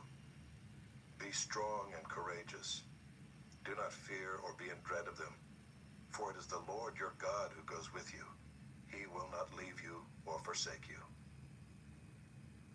Then Moses summoned Joshua and said to him in the sight of all Israel, Be strong and courageous, for you shall go with this people into the land that the Lord has sworn to their fathers to give them, and you shall put them in possession of it. It is the Lord who goes before you. He will be with you. He will not leave you or forsake you. Do not fear or be dismayed. Then Moses wrote this law and gave it to the priests, the sons of Levi, who carried the ark of the covenant of the Lord, and to all the elders of Israel. And Moses commanded them, At the end of every 7 years, at the set time in the year of release at the Feast of Booths, when all Israel comes to appear before the Lord your God at the place that he will choose, you shall read this law before all Israel in their hearing. Assemble the people, men, women, and little ones, and the sojourner within your towns, that they may hear and learn to fear the Lord your God, and be careful to do all the words of this law, and that their children, who have not known it, may hear and learn to fear the Lord your God, as long as you live in the land that you are going over the Jordan to possess. And the Lord said to Moses, Behold, the days approach when you must die. Call Joshua and present yourselves in the tent of meeting, that I may commission him. And Moses and Joshua went and presented themselves in the tent of meeting. And the Lord appeared in the tent in a pillar of cloud, and the pillar of cloud stood over the entrance of the tent. And the Lord said to Moses, Behold, you are about to lie down with your fathers. Then this people will rise and whore after the foreign gods among them in the land that they are entering, and they will forsake me and break my covenant that I have made with them. Then my anger will be kindled against them in that day, and I will forsake them and hide my face from them, and they will be devoured.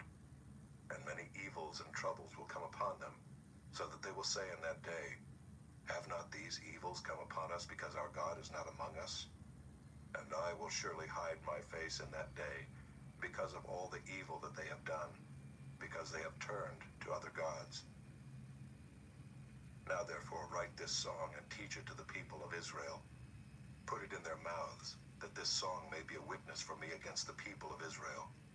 For when I have brought them into the land flowing with milk and honey, which I swore to give to their fathers, and they have eaten and are full and grown fat, they will turn to other gods and serve them, and despise me and break my covenant. And when many evils and troubles have come upon them, this song shall confront them as a witness, for it will live unforgotten in the mouths of their offspring. For I know what they are inclined to do even today, before I have brought them into the land that I swore to give. So Moses wrote this song the same day and taught it to the people of Israel. And the Lord commissioned Joshua the son of Nun and said, Be strong and courageous, for you shall bring the people of Israel into the land that I swore to give them. I will be with you. When Moses had finished writing the words of this law in a book to the very end, Moses commanded the Levites who carried the ark of the covenant of the Lord, Take this book of the law and put it by the side of the ark of the covenant of the Lord your God, that it may be there for a witness against you. For I know how rebellious and stubborn you are. Behold, even today, while I am yet alive with you, you have been rebellious against the Lord. How much more after my death? Assemble to me all the elders of your tribes and your officers, that I may speak these words in their ears, and call heaven and earth to witness against them.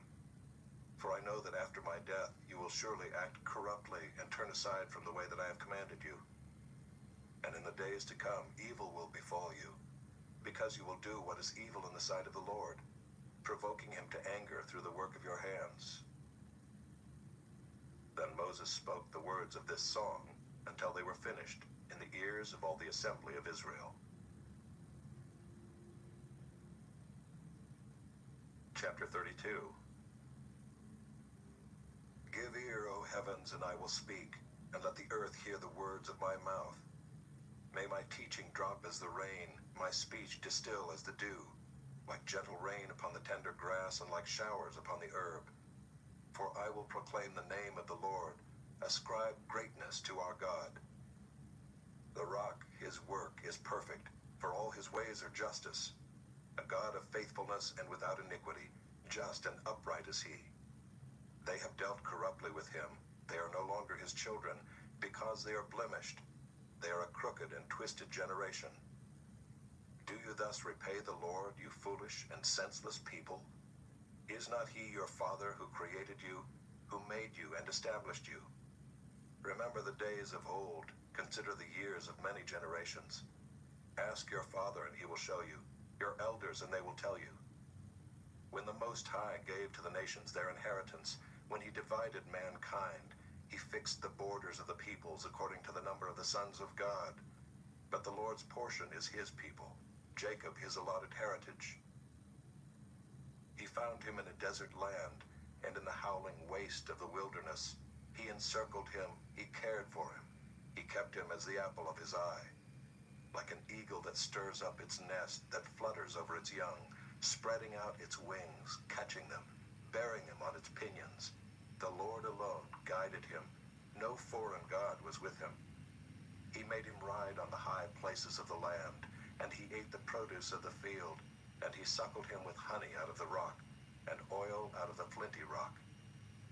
Curds from the herd, and milk from the flock, with fat of lambs, rams of Bashan, and goats, with the very finest of the wheat. And you drank foaming wine, made from the blood of the grape. But Jeshurun grew fat and kicked. You grew fat, stout, and sleek. Then he forsook God who made him, and scoffed at the rock of his salvation. They stirred him to jealousy with strange gods. With abominations they provoked him to anger. They sacrificed to demons that were no gods, to gods they have never known, to new gods that had come recently, whom your fathers had never dreaded. You were unmindful of the rock that bore you, and you forgot the God who gave you birth. The Lord saw it and spurned them because of the provocation of his sons and his daughters. And he said, I will hide my face from them. I will see what their end will be. For they are a perverse generation, children in whom is no faithfulness. They have made me jealous with what is no God. They have provoked me to anger with their idols. So I will make them jealous with those who are no people. I will provoke them to anger with a foolish nation. For a fire is kindled by my anger, and it burns to the depths of Sheol, devours the earth and its increase, and sets on fire the foundations of the mountains. And I will heap disasters upon them. I will spend my arrows on them. They shall be wasted with hunger, and devoured by plague, and poisonous pestilence. I will send the teeth of beasts against them, with the venom of things that crawl in the dust. Outdoors the sword shall be reaved, and indoors terror, for young man and woman alike, the nursing child with the man of gray hairs. I would have said, I will cut them to pieces. I will wipe them from human memory. Had I not feared provocation by the enemy, lest their adversaries should misunderstand, lest they should say, our hand is triumphant. It was not the Lord who did all this. For they are a nation void of counsel, and there is no understanding in them. If they were wise, they would understand this. They would discern their latter end. How could one have chased 1,000, and two have put 10,000 to flight, unless their rock had sold them, and the Lord had given them up? For their rock is not as our rock. Our enemies are by themselves. For their vine comes from the vine of Sodom, and from the fields of Gomorrah. Their grapes are grapes of poison. Their clusters are bitter. Their wine is the poison of serpents, and the cruel venom of asps. Is not this laid up in store with me, sealed up in my treasuries? Vengeance is mine, and recompense, for the time when their foot shall slip. For the day of their calamity is at hand, and their doom comes swiftly. For the Lord will vindicate his people and have compassion on his servants, when he sees that their power is gone, and there is none remaining, bond or free. Then he will say, where are their gods, the rock in which they took refuge, who ate the fat of their sacrifices and drank the wine of their drink offering. Let them rise up and help you. Let them be your protection. See now that I, even I, am he, and there is no God beside me. I kill and I make alive. And there is none that can deliver out of my hand. For I lift up my hand to heaven and swear as I live forever, if I sharpen my flashing sword and my hand takes hold on judgment, I will take vengeance on my adversaries and will repay those who hate me. I will make my arrows drunk with blood, and my sword shall devour flesh, with the blood of the slain and the captives, from the long-haired heads of the enemy. Rejoice with him, O heavens, bow down to him, all gods, for he avenges the blood of his children, and takes vengeance on his adversaries. He repays those who hate him, and cleanses his people's land. Moses came and recited all the words of this song in the hearing of the people, he and Joshua the son of Nun. And when Moses had finished speaking all these words to Israel, he said to them, Take to heart all the words by which I am warning you today, that you may command them to your children, that they may be careful to do all the words of this law. For it is no empty word for you, but your very life. And by this word you shall live long in the land that you are going over the Jordan to possess. That very day the Lord spoke to Moses, Go up this mountain of the Abarim, Mount Nebo, which is in the land of Moab, opposite Jericho, and view the land of Canaan, which I am giving to the people of Israel for a possession. And die on the mountain which you go up, and be gathered to your people, as Aaron your brother died in Mount Hor and was gathered to his people, because you broke faith with me in the midst of the people of Israel, at the waters of Meribah Kadesh, in the wilderness of Zin, and because you did not treat me as holy in the midst of the people of Israel. For you shall see the land before you, but you shall not go there, into the land that I am giving to the people of Israel. Chapter 33. This is the blessing with which Moses the man of God blessed the people of Israel before his death. He said, The Lord came from Sinai and dawned from Seir upon us. He shone forth from Mount Paran. He came from the 10,000s of holy ones with flaming fire at his right hand. Yes, he loved his people. All his holy ones were in his hand. So they followed in your steps, receiving direction from you, when Moses commanded us a law as a possession for the assembly of Jacob. Thus the Lord became king in Jeshurun, when the heads of the people were gathered, all the tribes of Israel together. Let Reuben live and not die, but let his men be few. And this he said of Judah, Hear, O Lord, the voice of Judah, and bring him into his people. With your hands contend for him, and be a help against his adversaries. And of Levi he said, Give to Levi your Thummim, and your Urim to your godly one, whom you tested at Massah, with whom you quarreled at the waters of Meribah, who said of his father and mother, I regard them not. He disowned his brothers and ignored his children, for they observed your word and kept your covenant. They shall teach Jacob your rules and Israel your law. They shall put incense before you and whole burnt offerings on your altar. Bless, O Lord, his substance, and accept the work of his hands. Crush the loins of his adversaries and those who hate him, that they rise not again. Of Benjamin he said, The beloved of the Lord dwells in safety. The high God surrounds him all day long and dwells between his shoulders. And of Joseph he said, Blessed by the Lord be his land, with the choicest gifts of heaven above, and of the deep that crouches beneath, with the choicest fruits of the sun, and the rich yield of the months, with the finest produce of the ancient mountains, and the abundance of the everlasting hills, with the best gifts of the earth and its fullness, and the favor of him who dwells in the bush. May these rest on the head of Joseph, on the pate of him who is prince among his brothers. A firstborn bull, he has majesty, and his horns are the horns of a wild ox. With them he shall gore the peoples, all of them, to the ends of the earth. They are the 10,000s of Ephraim, and they are the thousands of Manasseh.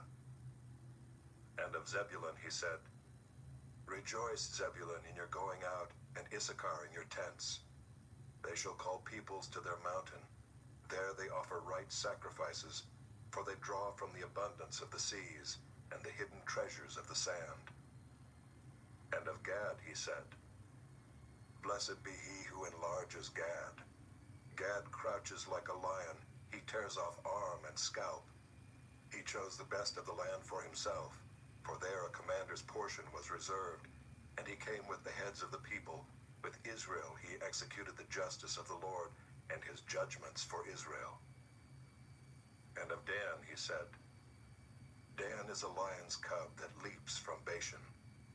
And of Naphtali he said, O Naphtali, sated with favor, and full of the blessing of the Lord, possess the lake in the south.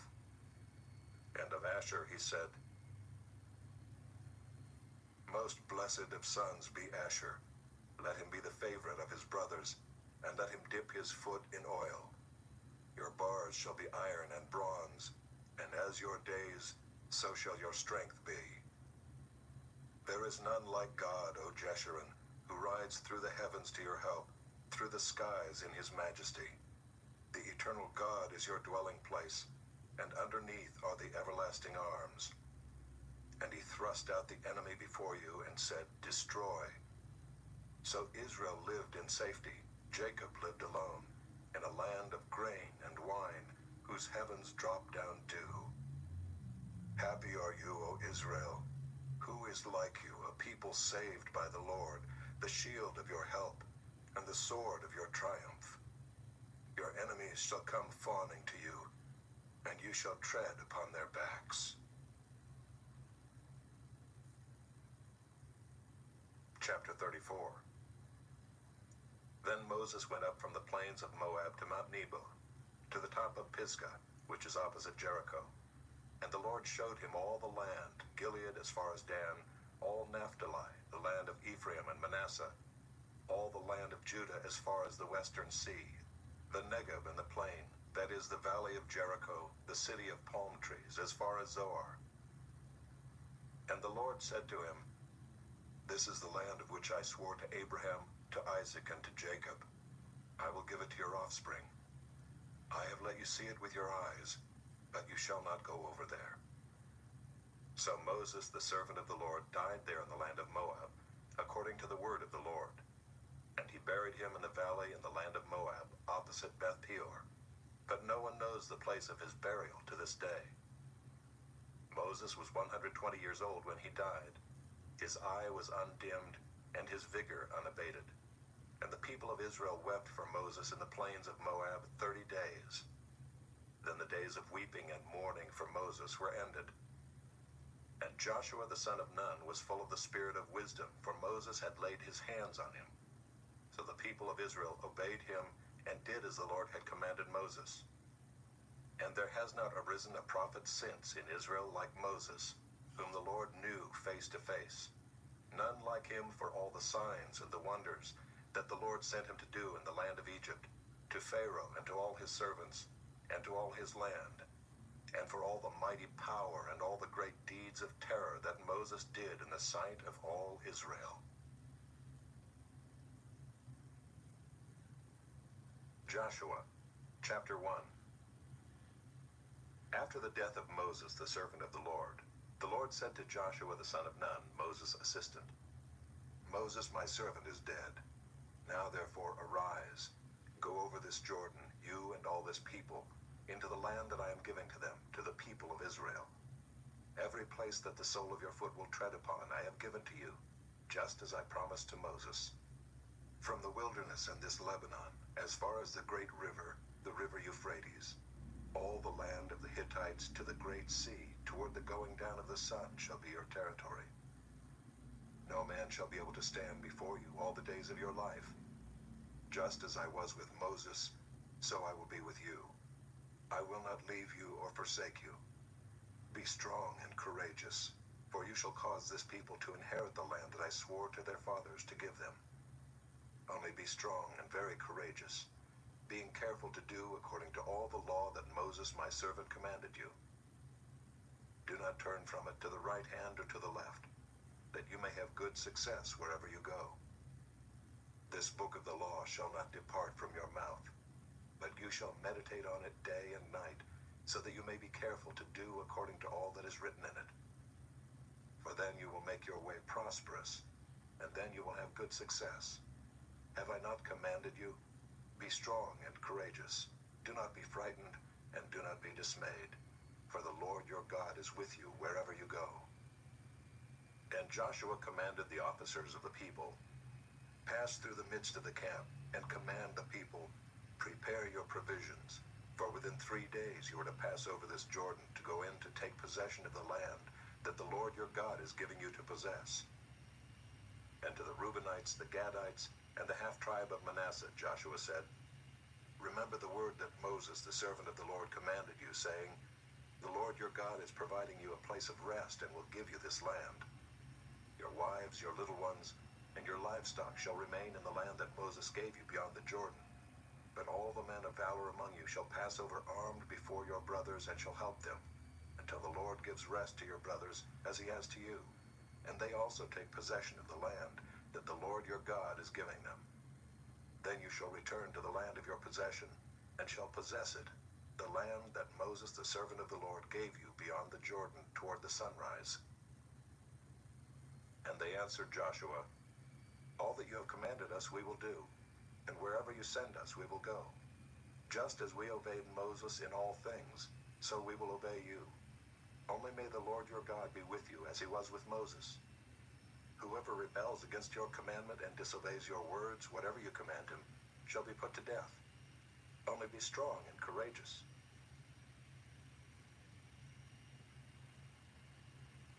Chapter 2. And Joshua the son of Nun sent 2 men secretly from Shittim as spies, saying, go, view the land, especially Jericho. And they went and came into the house of a prostitute whose name was Rahab, and lodged there.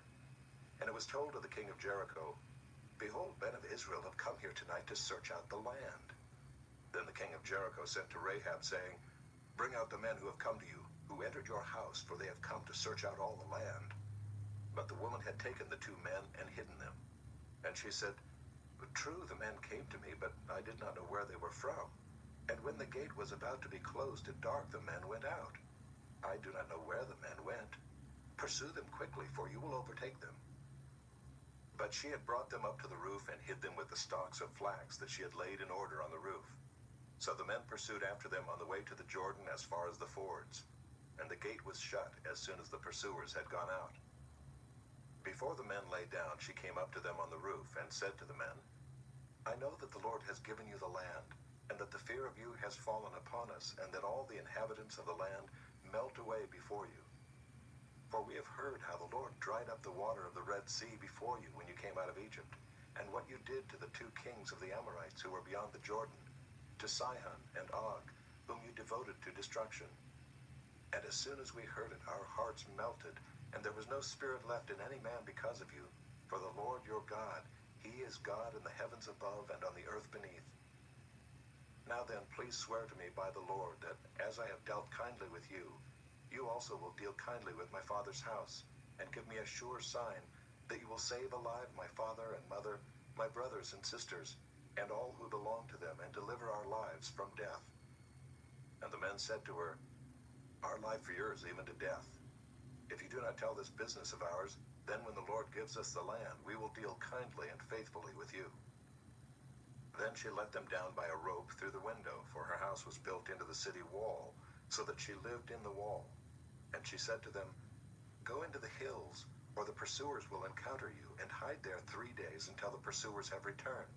Then afterward you may go your way. The men said to her, we will be guiltless with respect to this oath of yours that you have made us swear. Behold, when we come into the land, you shall tie this scarlet cord in the window through which you let us down, and you shall gather into your house your father and mother, your brothers, and all your father's household. Then if anyone goes out of the doors of your house into the street, his blood shall be on his own head, and we shall be guiltless. But if a hand is laid on anyone who is with you in the house, his blood shall be on our head. But if you tell this business of ours, then we shall be guiltless with respect to your oath that you have made us swear." And she said, "According to your words, so be it." Then she sent them away, and they departed, and she tied the scarlet cord in the window. They departed and went into the hills and remained there 3 days until the pursuers returned, and the pursuers searched all along the way and found nothing. Then the 2 men returned. They came down from the hills and passed over and came to Joshua the son of Nun, and they told him all that had happened to them. And they said to Joshua, "Truly the Lord has given all the land into our hands, and also all the inhabitants of the land melt away because of us."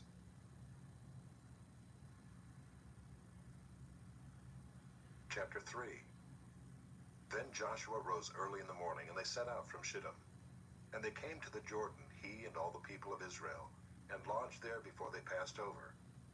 At the end of 3 days the officers went through the camp and commanded the people, "As soon as you see the ark of the covenant of the Lord your God being carried by the Levitical priests, then you shall set out from your place and follow it.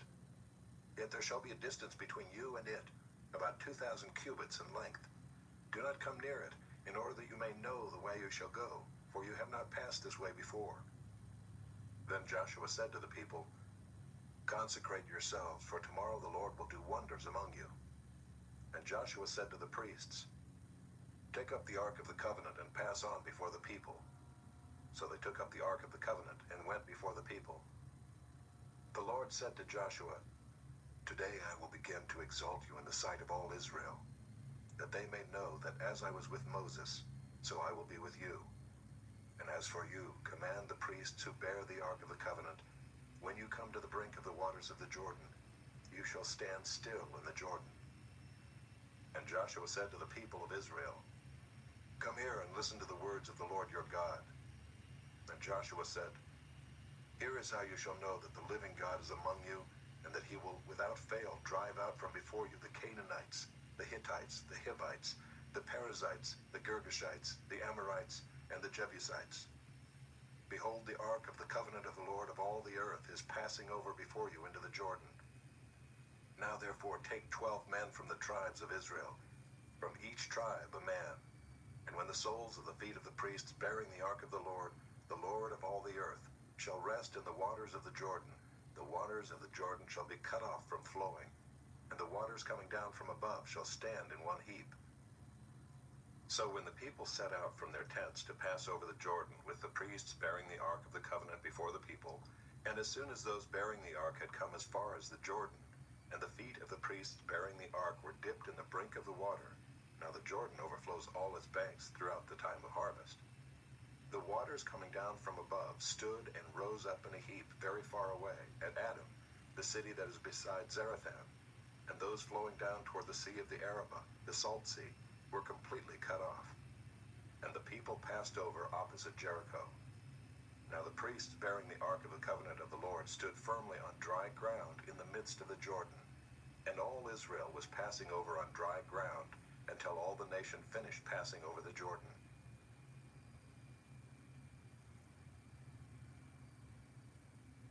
Chapter 4.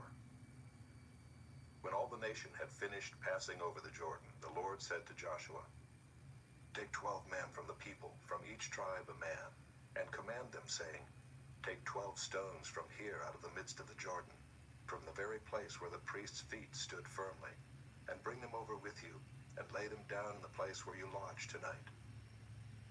Then Joshua called the 12 men from the people of Israel, whom he had appointed, a man from each tribe. And Joshua said to them, "Pass on before the ark of the Lord your God into the midst of the Jordan, and take up each of you a stone upon his shoulder, according to the number of the tribes of the people of Israel, that this may be a sign among you. When your children ask in time to come, 'What do those stones mean to you?'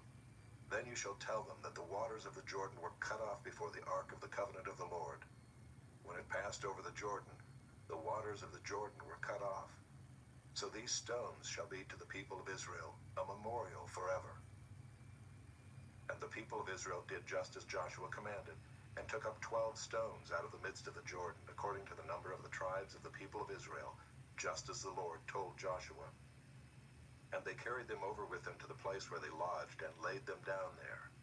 And Joshua set up 12 stones in the midst of the Jordan, in the place where the feet of the priests bearing the ark of the covenant had stood. And there they are to this day. For the priests bearing the ark stood in the midst of the Jordan until everything was finished, that the Lord commanded Joshua to tell the people, according to all that Moses had commanded Joshua. The people passed over in haste, and when all the people had finished passing over, the ark of the Lord and the priests passed over before the people. The sons of Reuben and the sons of Gad, and the half-tribe of Manasseh passed over armed before the people of Israel, as Moses had told them. About 40,000 ready for war passed over before the Lord for battle to the plains of Jericho. On that day the Lord exalted Joshua in the sight of all Israel, and they stood in awe of him just as they had stood in awe of Moses all the days of his life. And the Lord said to Joshua, "Command the priests bearing the ark of the testimony to come up out of the Jordan." So Joshua commanded the priests, "Come up out of the Jordan." And when the priests bearing the ark of the covenant of the Lord came up from the midst of the Jordan, and the soles of the priests' feet were lifted up on dry ground, the waters of the Jordan returned to their place and overflowed all its banks as before. The people came up out of the Jordan on the 10th day of the first month, and they encamped at Gilgal on the east border of Jericho. And those 12 stones which they took out of the Jordan, Joshua set up at Gilgal. And he said to the people of Israel, "When your children ask their fathers in times to come, 'What do these stones mean?' then you shall let your children know, Israel passed over this Jordan on dry ground. For the Lord your God dried up the waters of the Jordan for you until you passed over, as the Lord your God did to the Red Sea, which he dried up for us until we passed over. So that all the peoples of the earth may know that the hand of the Lord is mighty, that you may fear the Lord your God forever."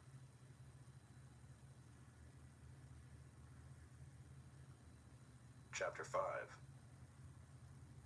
As soon as all the kings of the Amorites who were beyond the Jordan to the west, and all the kings of the Canaanites who were by the sea, heard that the Lord had dried up the waters of the Jordan for the people of Israel until they had crossed over, their hearts melted, and there was no longer any spirit in them because of the people of Israel.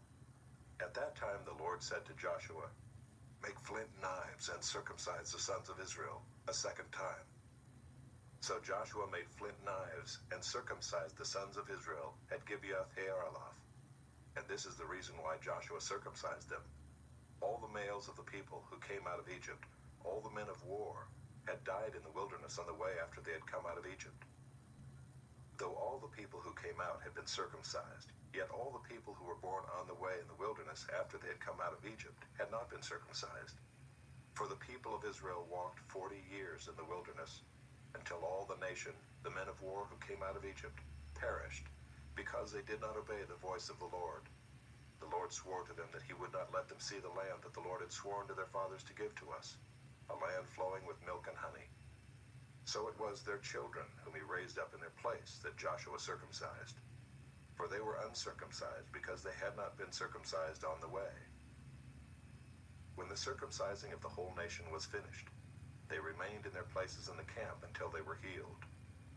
And the Lord said to Joshua, "Today I have rolled away the reproach of Egypt from you." And so the name of that place is called Gilgal to this day. While the people of Israel were encamped at Gilgal, they kept the Passover on the 14th day of the month in the evening on the plains of Jericho. And the day after the Passover, on that very day, they ate of the produce of the land, unleavened cakes and parched grain. And the manna ceased the day after they ate of the produce of the land, and there was no longer manna for the people of Israel, but they ate of the fruit of the land of Canaan that year. When Joshua was by Jericho, he lifted up his eyes and looked, and behold, a man was standing before him with his drawn sword in his hand. And Joshua went to him and said to him, "Are you for us, or for our adversaries?" And he said, "No, but I am the commander of the army of the Lord. Now I have come." And Joshua fell on his face to the earth and worshipped and said to him, "What does my Lord say to his servant?" And the commander of the Lord's army said to Joshua, "Take off your sandals from your feet, for the place where you are standing is holy." And Joshua did so.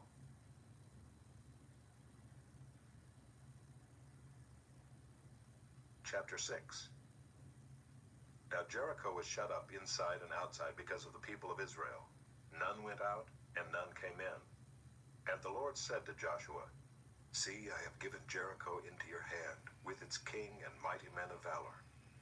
You shall march around the city, all the men of war going around the city once. Thus shall you do for 6 days. 7 priests shall bear 7 trumpets of ram's horns before the ark. On the 7th day you shall march around the city 7 times, and the priests shall blow the trumpets. And when they make a long blast with the ram's horn, when you hear the sound of the trumpet, then all the people shall shout with a great shout, and the wall of the city will fall down flat, and the people shall go up, everyone straight before him. So Joshua the son of Nun called the priests and said to them, Take up the ark of the covenant, and let 7 priests bear 7 trumpets of ram's horns before the ark of the Lord.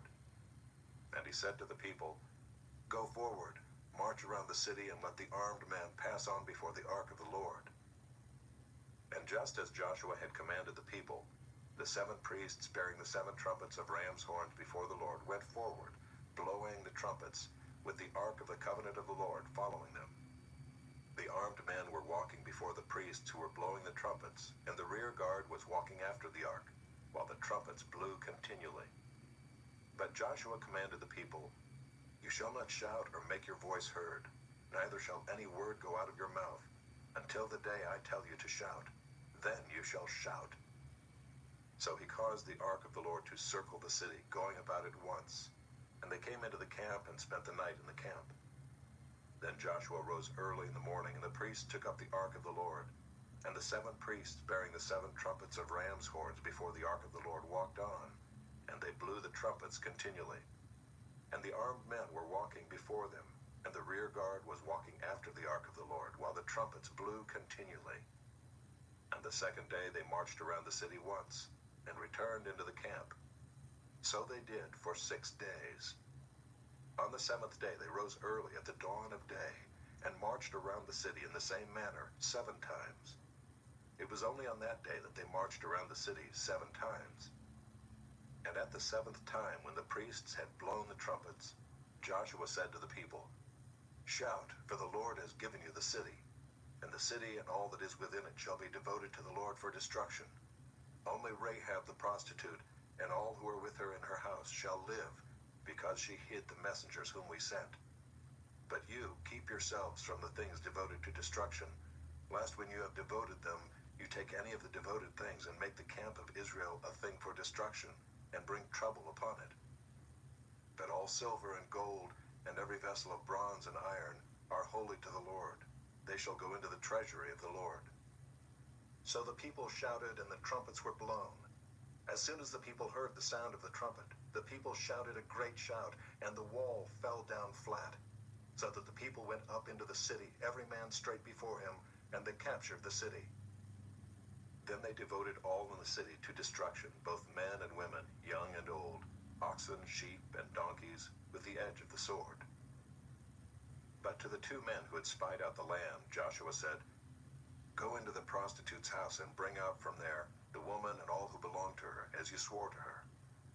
So the young men who had been spies went in and brought out Rahab and her father and mother and brothers and all who belonged to her. And they brought all her relatives and put them outside the camp of Israel. And they burned the city with fire and everything in it.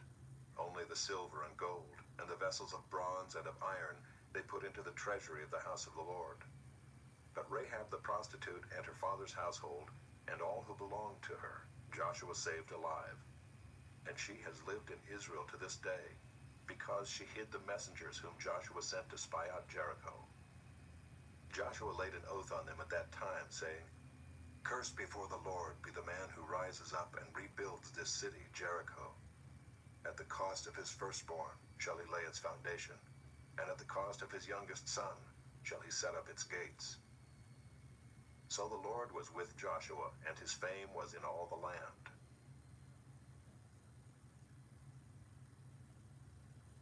Chapter 7. But the people of Israel broke faith in regard to the devoted things. For Achan the son of Carmi, son of Zabdi, son of Zerah of the tribe of Judah, took some of the devoted things, and the anger of the Lord burned against the people of Israel. Joshua sent men from Jericho to Ai, which is near Beth-aven, east of Bethel, and said to them, "Go up and spy out the land." And the men went up and spied out Ai. And they returned to Joshua and said to him, "Do not have all the people go up, but let about 2,000 or 3,000 men go up and attack Ai. Do not make the whole people toil up there, for they are few." So about 3,000 men went up there from the people, and they fled before the men of Ai, and the men of Ai killed about 36 of their men, and chased them before the gate as far as Sheparim, and struck them at the descent. And the hearts of the people melted and became as water. Then Joshua tore his clothes and fell to the earth on his face before the ark of the Lord until the evening, he and the elders of Israel. And they put dust on their heads. And Joshua said, "Alas, O Lord God, why have you brought this people over the Jordan at all? To give us into the hands of the Amorites, to destroy us? Would that we had been content to dwell beyond the Jordan. O Lord, what can I say, when Israel has turned their backs before their enemies? For the Canaanites and all the inhabitants of the land will hear of it, and will surround us and cut off our name from the earth. And what will you do for your great name?" The Lord said to Joshua, "Get up. Why have you fallen on your face? Israel has sinned.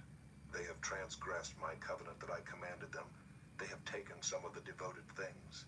They have stolen and lied and put them among their own belongings. Therefore the people of Israel cannot stand before their enemies.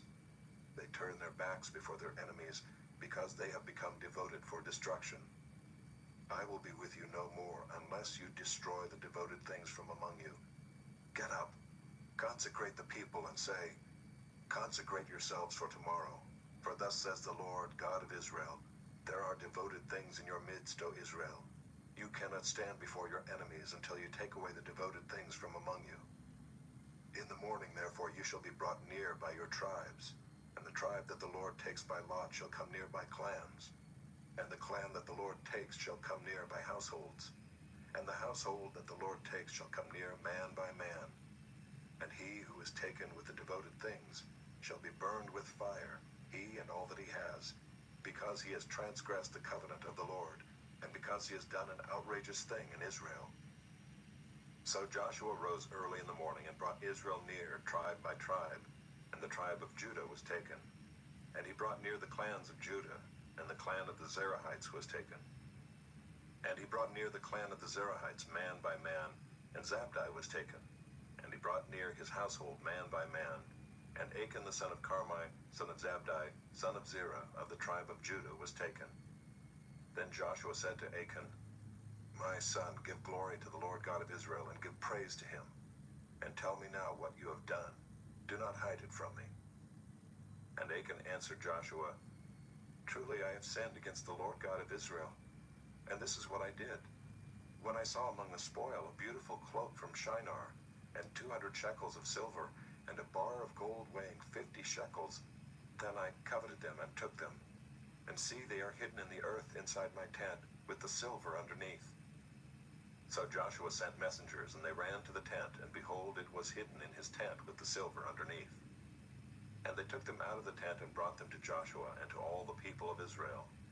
And they laid them down before the Lord. And Joshua and all Israel with him took Achan the son of Zerah, and the silver and the cloak and the bar of gold, and his sons and daughters, and his oxen and donkeys and sheep, and his tent and all that he had. And they brought them up to the valley of Achor. And Joshua said, 'Why did you bring trouble on us? The Lord brings trouble on you today.' And all Israel stoned him with stones. They burned them with fire and stoned them with stones. And they raised over him a great heap of stones that remains to this day. Then the Lord turned from his burning anger. Therefore to this day, the name of that place is called the Valley of Achor.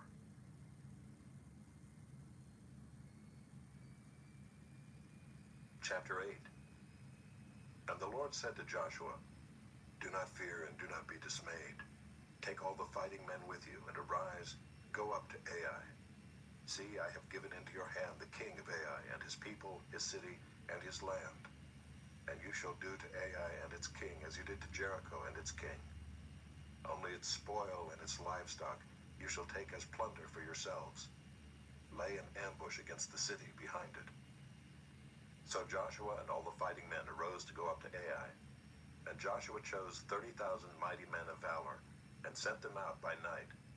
And he commanded them, "Behold, you shall lie in ambush against the city behind it. Do not go very far from the city, but all of you remain ready. And I and all the people who are with me will approach the city. And when they come out against us just as before, we shall flee before them. And they will come out after us until we have drawn them away from the city. For they will say, 'They are fleeing from us just as before.' So we will flee before them. Then you shall rise up from the ambush and seize the city, for the Lord your God will give it into your hand. And as soon as you have taken the city, you shall set the city on fire. You shall do according to the word of the Lord. See, I have commanded you." So Joshua sent them out. And they went to the place of ambush and lay between Bethel and Ai, to the west of Ai. But Joshua spent that night among the people. Joshua arose early in the morning and mustered the people and went up, he and the elders of Israel, before the people to Ai. And all the fighting men who were with him went up and drew near before the city and encamped on the north side of Ai, with the ravine between them and Ai. He took about 5,000 men and set them in ambush between Bethel and Ai, to the west of the city. So they stationed the forces, the main encampment that was north of the city, and its rear guard west of the city. But Joshua spent that night in the valley. And as soon as the king of Ai saw this, he and all his people, the men of the city, hurried and went out early to the appointed place toward the Arabah to meet Israel in battle. But he did not know that there was an ambush against him behind the city. And Joshua and all Israel pretended to be beaten before them and fled in the direction of the wilderness. So all the people who were in the city were called together to pursue them. And as they pursued Joshua, they were drawn away from the city. Not a man was left in Ai or Bethel who did not go out after Israel. They left the city open and pursued Israel. Then the Lord said to Joshua, "Stretch out the javelin that is in your hand toward Ai, for I will give it into your hand."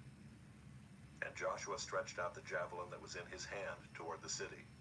And the men in the ambush rose quickly out of their place, and as soon as he had stretched out his hand, they ran and entered the city and captured it. And they hurried to set the city on fire. So when the men of Ai looked back, behold, the smoke of the city went up to heaven, and they had no power to flee this way or that, for the people who fled to the wilderness turned back against the pursuers. And when Joshua and all Israel saw that the ambush had captured the city, and that the smoke of the city went up, then they turned back and struck down the men of Ai. And the others came out from the city against them, so they were in the midst of Israel, some on this side and some on that side. And Israel struck them down until there was left none that survived or escaped. But the king of Ai they took alive and brought him near to Joshua. When Israel had finished killing all the inhabitants of Ai in the open wilderness where they pursued them, and all of them to the very last had fallen by the edge of the sword, all Israel returned to Ai and struck it down with the edge of the sword. And all who fell that day, both men and women, were 12,000, all the people of Ai. But Joshua did not draw back his hand with which he stretched out the javelin until he had devoted all the inhabitants of Ai to destruction. Only the livestock and the spoil of that city Israel took as their plunder, according to the word of the Lord that he commanded Joshua. So Joshua burned Ai and made it forever a heap of ruins, as it is to this day. And he hanged the king of Ai on a tree until evening. And at sunset Joshua commanded, and they took his body down from the tree and threw it at the entrance of the gate of the city, and raised over it a great heap of stones, which stands there to this day. At that time Joshua built an altar to the Lord, the God of Israel, on Mount Ebal, just as Moses, the servant of the Lord, had commanded the people of Israel, as it is written in the book of the law of Moses, an altar of uncut stones, upon which no man has wielded an iron tool. And they offered on it burnt offerings to the Lord, and sacrificed peace offerings. And there, in the presence of the people of Israel, he wrote on the stones a copy of the law of Moses, which he had written. And all Israel, sojourner as well as native-born, with their elders and officers and their judges, stood on opposite sides of the ark before the Levitical priests who carried the ark of the covenant of the Lord, half of them in front of Mount Gerizim, and half of them in front of Mount Ebal, just as Moses, the servant of the Lord, had commanded at the first, to bless the people of Israel. And afterward he read all the words of the law, the blessing and the curse, according to all that is written in the book of the law. There was not a word of all that Moses commanded that Joshua did not read before all the assembly of Israel, and the women, and the little ones, and the sojourners who lived among them. Chapter 9. As soon as all the kings who were beyond the Jordan in the hill country and in the lowland all along the coast of the great sea toward Lebanon, the Hittites, the Amorites, the Canaanites, the Perizzites, the Hivites, and the Jebusites, heard of this, they gathered together as one to fight against Joshua and Israel. But when the inhabitants of Gibeon heard what Joshua had done to Jericho and to Ai, they on their part acted with cunning, and went and made ready provisions, and took worn-out sacks for their donkeys, and wineskins, worn out and torn and mended, with worn-out patched sandals on their feet, and worn-out clothes. And all their provisions were dry and crumbly. And they went to Joshua in the camp at Gilgal, and said to him and to the men of Israel, "We have come from a distant country, so now make a covenant with us." But the men of Israel said to the Hivites, "Perhaps you live among us. Then how can we make a covenant with you?" They said to Joshua, "We are your servants." And Joshua said to them, "Who are you, and where do you come from?" They said to him, "From a very distant country your servants have come, because of the name of the Lord your God. For we have heard a report of him, and all that he did in Egypt, and all that he did to the 2 kings of the Amorites who are beyond the Jordan, to Sihon the king of Heshbon, and to Og king of Bashan, who lived in Ashtaroth. So our elders and all the inhabitants of our country said to us, 'Take provisions in your hand for the journey, and go to meet them and say to them, "We are your servants. Come now, make a covenant with us." Here is our bread. It was still warm when we took it from our houses as our food for the journey on the day we set out to come to you. But now, behold, it is dry and crumbly. These wineskins were new when we filled them, and behold, they have burst. And these garments and sandals of ours are worn out from the very long journey." So the men took some of their provisions, but did not ask counsel from the Lord. And Joshua made peace with them and made a covenant with them to let them live. And the leaders of the congregation swore to them. At the end of 3 days after they had made a covenant with them, they heard that they were their neighbors and that they lived among them. And the people of Israel set out and reached their cities on the 3rd day. Now their cities were Gibeon, Kephirah, Beeroth, and Kiriath-Jearim. But the people of Israel did not attack them, because the leaders of the congregation had sworn to them by the Lord, the God of Israel. Then all the congregation murmured against the leaders. But all the leaders said to all the congregation, "We have sworn to them by the Lord, the God of Israel, and now we may not touch them. This we will do to them. Let them live, lest wrath be upon us, because of the oath that we swore to them." And the leaders said to them, "Let them live." So they became cutters of wood and drawers of water for all the congregation, just as the leaders had said of them. Joshua summoned them, and he said to them, "Why did you deceive us, saying, 'We are very far from you,' when you dwell among us? Now therefore you are cursed, and some of you shall never be anything but servants, cutters of wood and drawers of water for the house of my God." They answered Joshua, "Because it was told to your servants for a certainty that the Lord your God had commanded his servant Moses to give you all the land, and to destroy all the inhabitants of the land from before you. So we feared greatly for our lives because of you, and did this thing. And now behold, we are in your hand. Whatever seems good and right in your sight to do to us, do it." So he did this to them, and delivered them out of the hand of the people of Israel, and they did not kill them. But Joshua made them that day cutters of wood and drawers of water for the congregation and for the altar of the Lord, to this day, in the place that he should choose. Chapter 10. As soon as Adoni-Zedek, king of Jerusalem, heard how Joshua had captured Ai, and had devoted it to destruction, doing to Ai and its king as he had done to Jericho and its king, and how the inhabitants of Gibeon had made peace with Israel and were among them, he feared greatly, because Gibeon was a great city, like one of the royal cities, and because it was greater than Ai, and all its men were warriors. So Adoni-Zedek, king of Jerusalem, sent to Hoham, king of Hebron, to Piram, king of Jarmuth, to Japhiah, king of Lachish, and to Deber, king of Eglon, saying, "Come up to me and help me, and let us strike Gibeon." for it has made peace with Joshua and with the people of Israel. Then the 5 kings of the Amorites, the king of Jerusalem, the king of Hebron, the king of Jarmuth, the king of Lachish, and the king of Eglon, gathered their forces and went up with all their armies and encamped against Gibeon, and made war against it. And the men of Gibeon sent to Joshua at the camp in Gilgal, saying, "Do not relax your hand from your servants. Come up to us quickly and save us and help us, for all the kings of the Amorites who dwell in the hill country are gathered against us." So Joshua went up from Gilgal, he and all the people of war with him, and all the mighty men of valor. And the Lord said to Joshua, "Do not fear them, for I have given them into your hands. Not a man of them shall stand before you." So Joshua came upon them suddenly, having marched up all night from Gilgal. And the Lord threw them into a panic before Israel, who struck them with a great blow at Gibeon, and chased them by the way of the ascent of Beth-horon, and struck them as far as Azekah and Makkedah. And as they fled before Israel, while they were going down the ascent of Beth-horon, the Lord threw down large stones from heaven on them as far as Azekah, and they died. There were more who died because of the hailstones than the sons of Israel killed with the sword. At that time Joshua spoke to the Lord in the day when the Lord gave the Amorites over to the sons of Israel. And he said in the sight of Israel, "Sun, stand still at Gibeon, and moon in the valley of Ajalon."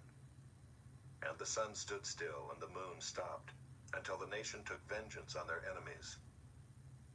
Is this not written in the book of Jasher? The sun stopped in the midst of heaven, and did not hurry to set for about a whole day. There has been no day like it before or since, when the Lord heeded the voice of a man, for the Lord fought for Israel. So Joshua returned, and all Israel with him, to the camp at Gilgal. These 5 kings fled and hid themselves in the cave at Makkedah. And it was told to Joshua, "The 5 kings have been found hidden in the cave at Makkedah." And Joshua said, "Roll large stones against the mouth of the cave, and set men by it to guard them. But do not stay there yourselves. Pursue your enemies, attack their rear guard. Do not let them enter their cities, for the Lord your God has given them into your hand." When Joshua and the sons of Israel had finished striking them with a great blow until they were wiped out, and when the remnant that remained of them had entered into the fortified cities, then all the people returned safe to Joshua in the camp at Makkedah. Not a man moved his tongue against any of the people of Israel. Then Joshua said, "Open the mouth of the cave and bring those 5 kings out to me from the cave." And they did so, and brought those 5 kings out to him from the cave, the king of Jerusalem, the king of Hebron, the king of Jarmuth, the king of Lachish, and the king of Eglon. And when they brought those kings out to Joshua, Joshua summoned all the men of Israel, and said to the chiefs of the men of war who had gone with him, "Come near, put your feet on the necks of these kings." Then they came near and put their feet on their necks. And Joshua said to them, "Do not be afraid or dismayed. Be strong and courageous. For thus the Lord will do to all your enemies against whom you fight." And afterward Joshua struck them and put them to death. And he hanged them on 5 trees. And they hung on the trees until evening. But at the time of the going down of the sun, Joshua commanded, and they took them down from the trees, and threw them into the cave where they had hidden themselves. And they set large stones against the mouth of the cave, which remain to this very day. As for Makkedah, Joshua captured it on that day, and struck it and its king with the edge of the sword. He devoted to destruction every person in it. He left none remaining. And he did to the king of Makkedah just as he had done to the king of Jericho. Then Joshua and all Israel with him passed on from Makkedah to Libnah, and fought against Libnah. And the Lord gave it also and its king into the hand of Israel. And he struck it with the edge of the sword, and every person in it. He left none remaining in it. And he did to its king as he had done to the king of Jericho. Then Joshua and all Israel with him passed on from Libnah to Lachish, and laid siege to it, and fought against it. And the Lord gave Lachish into the hand of Israel, and he captured it on the 2nd day, and struck it with the edge of the sword, and every person in it, as he had done to Libnah. Then Horam king of Gezer came up to help Lachish, and Joshua struck him and his people until he left none remaining. Then Joshua and all Israel with him passed on from Lachish to Eglon. And they laid siege to it, and fought against it. And they captured it on that day, and struck it with the edge of the sword. And he devoted every person in it to destruction that day, as he had done to Lachish. Then Joshua and all Israel with him went up from Eglon to Hebron, and they fought against it and captured it, and struck it with the edge of the sword, and its king and its towns, and every person in it. He left none remaining, as he had done to Eglon, and devoted it to destruction, and every person in it. Then Joshua and all Israel with him turned back to Debir and fought against it, and he captured it with its king and all its towns. And they struck them with the edge of the sword, and devoted to destruction every person in it. He left none remaining, just as he had done to Hebron and to Libnah and its king. So he did to Debir and to its king. So Joshua struck the whole land, the hill country and the Negeb and the lowland and the slopes and all their kings. He left none remaining, but devoted to destruction all that breathed, just as the Lord God of Israel commanded. And Joshua struck them from Kadesh Barnea as far as Gaza, and all the country of Goshen as far as Gibeon. And Joshua captured all these kings and their land at one time, because the Lord God of Israel fought for Israel. Then Joshua returned, and all Israel with him, to the camp at Gilgal. Chapter 11. When Jabin, king of Hazor, heard of this, he sent to Jobab, king of Madon, and to the king of Shimron, and to the king of Akshaph, and to the kings who were in the northern hill country, and in the Arabah south of Kinneroth, and in the lowland, and in Naphoth Dor on the west, to the Canaanites in the east and the west, the Amorites, the Hittites, the Perizzites, and the Jebusites in the hill country, and the Hivites under Hermon, in the land of Mizpah. And they came out with all their troops, a great horde, in number like the sand that is on the seashore, with very many horses and chariots. And all these kings joined their forces and came and encamped together at the waters of Merom to fight against Israel. And the Lord said to Joshua, "Do not be afraid of them, for tomorrow at this time I will give over all of them, slain, to Israel. You shall hamstring their horses and burn their chariots with fire." So Joshua and all his warriors came suddenly against them by the waters of Merom, and fell upon them. And the Lord gave them into the hand of Israel, who struck them and chased them as far as Great Sidon and Misrephoth-Maim, and eastwards as far as the valley of Mizpah. And they struck them until he left none remaining. And Joshua did to them just as the Lord said to him. He hamstrung their horses and burned their chariots with fire. And Joshua turned back at that time and captured Hazor and struck its king with the sword. For Hazor formerly was the head of all those kingdoms. And they struck with the sword all who were in it, devoting them to destruction. There was none left that breathed. And he burned Hazor with fire. And all the cities of those kings and all their kings Joshua captured and struck them with the edge of the sword, devoting them to destruction, just as Moses the servant of the Lord had commanded. But none of the cities that stood on mounds did Israel burn, except Hazor alone. That Joshua burned. And all the spoil of these cities and the livestock the people of Israel took for their plunder.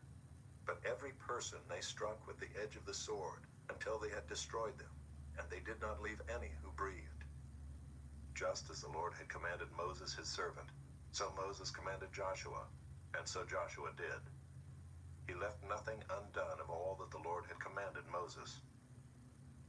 So Joshua took all that land, the hill country and all the Negeb, and all the land of Goshen, and the lowland and the Arabah, and the hill country of Israel and its lowland, from Mount Halak, which rises toward Seir, as far as Baal-Gad in the valley of Lebanon, below Mount Hermon. And he captured all their kings, and struck them and put them to death. Joshua made war a long time with all those kings. There was not a city that made peace with the people of Israel, except the Hivites, the inhabitants of Gibeon. They took them all in battle. For it was the Lord's doing to harden their hearts, that they should come against Israel in battle, in order that they should be devoted to destruction and should receive no mercy but be destroyed, just as the Lord commanded Moses. And Joshua came at that time and cut off the Anakim from the hill country, from Hebron, from Debir, from Anab, and from all the hill country of Judah, and from all the hill country of Israel.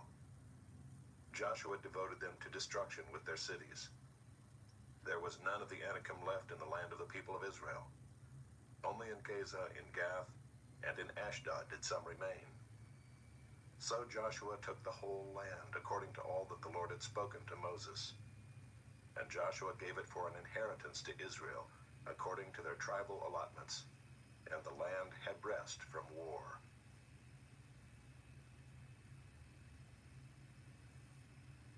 Chapter 12.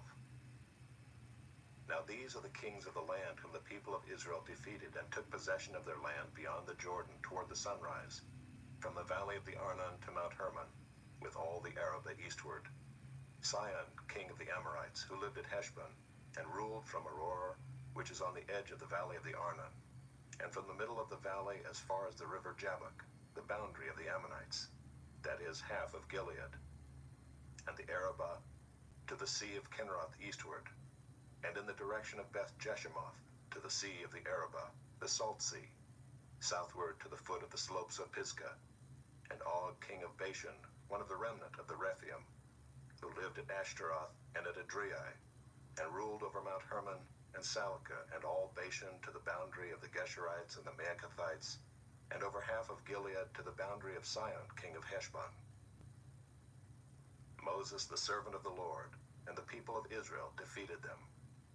And Moses, the servant of the Lord, gave their land for a possession to the Reubenites and the Gadites and the half-tribe of Manasseh.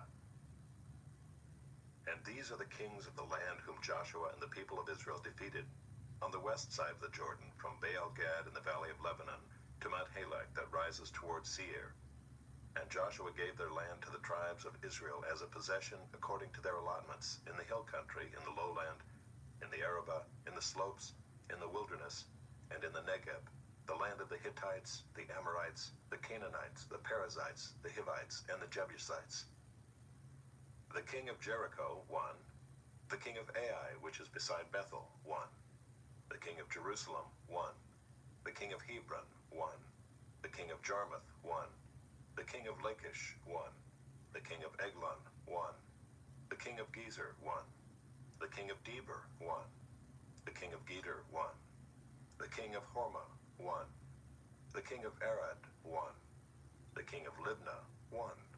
The king of Adullam, 1. The king of Makkedah, 1. The king of Bethel, 1. The king of Tappuah, 1.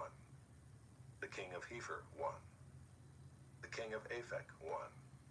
The king of Lasharon, 1. The king of Madon, 1. The king of Hazor, 1. The king of Shimron-Meron, 1. The king of Akshaph, 1. The king of Taanach, 1. The king of Megiddo, 1. The king of Kedesh, 1. The king of Jokneam and Carmel, 1. The king of Dor and Naphath Dor, 1. The king of Goiim in Galilee, 1. The king of Tirzah, 1. In all, 31 kings.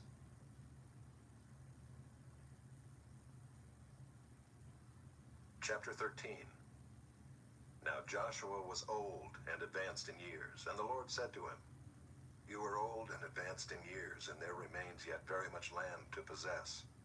This is the land that yet remains, all the regions of the Philistines, and all those of the Geshurites, from the Shihor which is east of Egypt, northward to the boundary of Ekron. It is counted as Canaanite. There are 5 rulers of the Philistines, those of Gaza, Ashdod, Ashkelon, Gath, and Ekron, and those of the Avim in the south, all the land of the Canaanites, and Mearah that belongs to the Sidonians, to Aphek, to the boundary of the Amorites, and the land of the Gebalites, and all Lebanon toward the sunrise, from Baal-Gad below Mount Hermon to Lebo-Hamath, all the inhabitants of the hill country from Lebanon to Misrephoth-Maim, even all the Sidonians. I myself will drive them out from before the people of Israel. Only allot the land to Israel for an inheritance, as I have commanded you. Now therefore divide this land for an inheritance to the 9 tribes, and half the tribe of Manasseh. With the other half of the tribe of Manasseh, the Reubenites and the Gadites received their inheritance, which Moses gave them, beyond the Jordan eastward, as Moses, the servant of the Lord, gave them, from Aroer, which is on the edge of the valley of the Arnon, and the city that is in the middle of the valley, and all the tableland of Medeba as far as Dibon, and all the cities of Sihon, king of the Amorites, who reigned in Heshbon, as far as the boundary of the Ammonites, and Gilead and the region of the Geshurites and Maacathites, and all Mount Hermon, and all Bashan to Salcah, all the kingdom of Og and Bashan, who reigned in Ashtaroth and in Edrei. He alone was left of the remnant of the Rephaim. These Moses had struck and driven out. Yet the people of Israel did not drive out the Geshurites or the Maacathites, but Gesher and Maacath dwell in the midst of Israel to this day. To the tribe of Levi alone Moses gave no inheritance. The offerings by fire to the Lord God of Israel are their inheritance, as he said to him. And Moses gave an inheritance to the tribe of the people of Reuben according to their clans. So their territory was from Aroer, which is on the edge of the valley of the Arnon, and the city that is in the middle of the valley, and all the tableland by Medeba, with Heshbon, and all its cities that are in the tableland, Dibon, and Bamoth Baal, and Beth Baal Meon, and Jahaz, and Kedemoth, and Mephaath, and Kiriathaim, and Sibmah, and Zerath Shahar on the hill of the valley, and Beth Peor, and the slopes of Pisgah, and Beth Jeshimoth, that is, all the cities of the tableland, and all the kingdom of Sihon king of the Amorites, who reigned in Heshbon, whom Moses defeated with the leaders of Midian, Evi and Rechem, and Zur, and Hur, and Reba, the princes of Sihon who lived in the land. Balaam also the son of Beor, the one who practiced divination, was killed with the sword by the people of Israel among the rest of their slain. And the border of the people of Reuben was the Jordan as a boundary. This was the inheritance of the people of Reuben, according to their clans with their cities and villages. Moses gave an inheritance also to the tribe of Gad, to the people of Gad, according to their clans.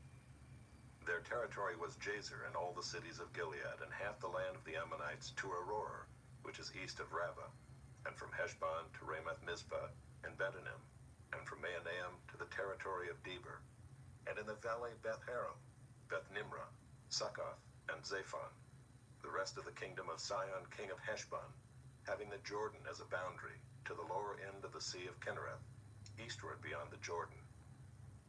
This is the inheritance of the people of Gad according to their clans, with their cities and villages. And Moses gave an inheritance to the half-tribe of Manasseh. It was allotted to the half-tribe of the people of Manasseh according to their clans.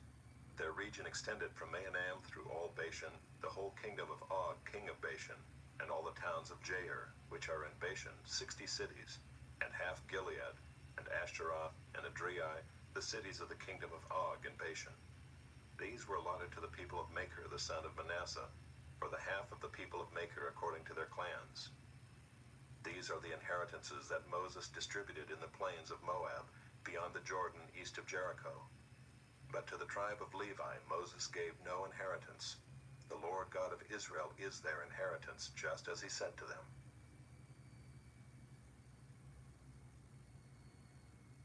Chapter 14.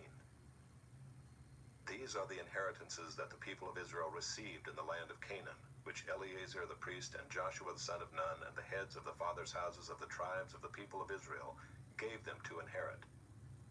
Their inheritance was by lot, just as the Lord had commanded by the hand of Moses for the 9 1/2 tribes. For Moses had given an inheritance to the 2 1/2 tribes beyond the Jordan, but to the Levites he gave no inheritance among them. For the people of Joseph were 2 tribes, Manasseh and Ephraim, and no portion was given to the Levites in the land, but only cities to dwell in, with their pasture lands for their livestock and their substance. The people of Israel did as the Lord commanded Moses. They allotted the land. Then the people of Judah came to Joshua at Gilgal, and Caleb the son of Jephunneh the Kenizzite said to him, "You know what the Lord said to Moses the man of God in Kadesh Barnea concerning you and me. I was 40 years old when Moses the servant of the Lord sent me from Kadesh Barnea to spy out the land. And I brought him word again, as it was in my heart. But my brothers who went up with me made the heart of the people melt. Yet I wholly followed the Lord my God. And Moses swore on that day, saying, Surely the land on which your foot has trodden shall be an inheritance for you and your children forever, because you have wholly followed the Lord my God. And now behold, the Lord has kept me alive, just as he said, these 45 years, since the time that the Lord spoke this word to Moses, while Israel walked in the wilderness. And now behold, I am this day 85 years old. I am still as strong today as I was in the day that Moses sent me. My strength now is as my strength was then, for war and for going and coming. So now give me this hill country of which the Lord spoke on that day. For you heard on that day how the Anakim were there, with great fortified cities. It may be that the Lord will be with me, and I shall drive them out just as the Lord said. Then Joshua blessed him, and he gave Hebron to Caleb the son of Jephunneh for an inheritance. Therefore Hebron became the inheritance of Caleb the son of Jephunneh the Kenizzite to this day, because he wholly followed the Lord, the God of Israel. Now the name of Hebron formerly was Kiriath Arba. Arba was the greatest man among the Anakim, and the land had rest from war.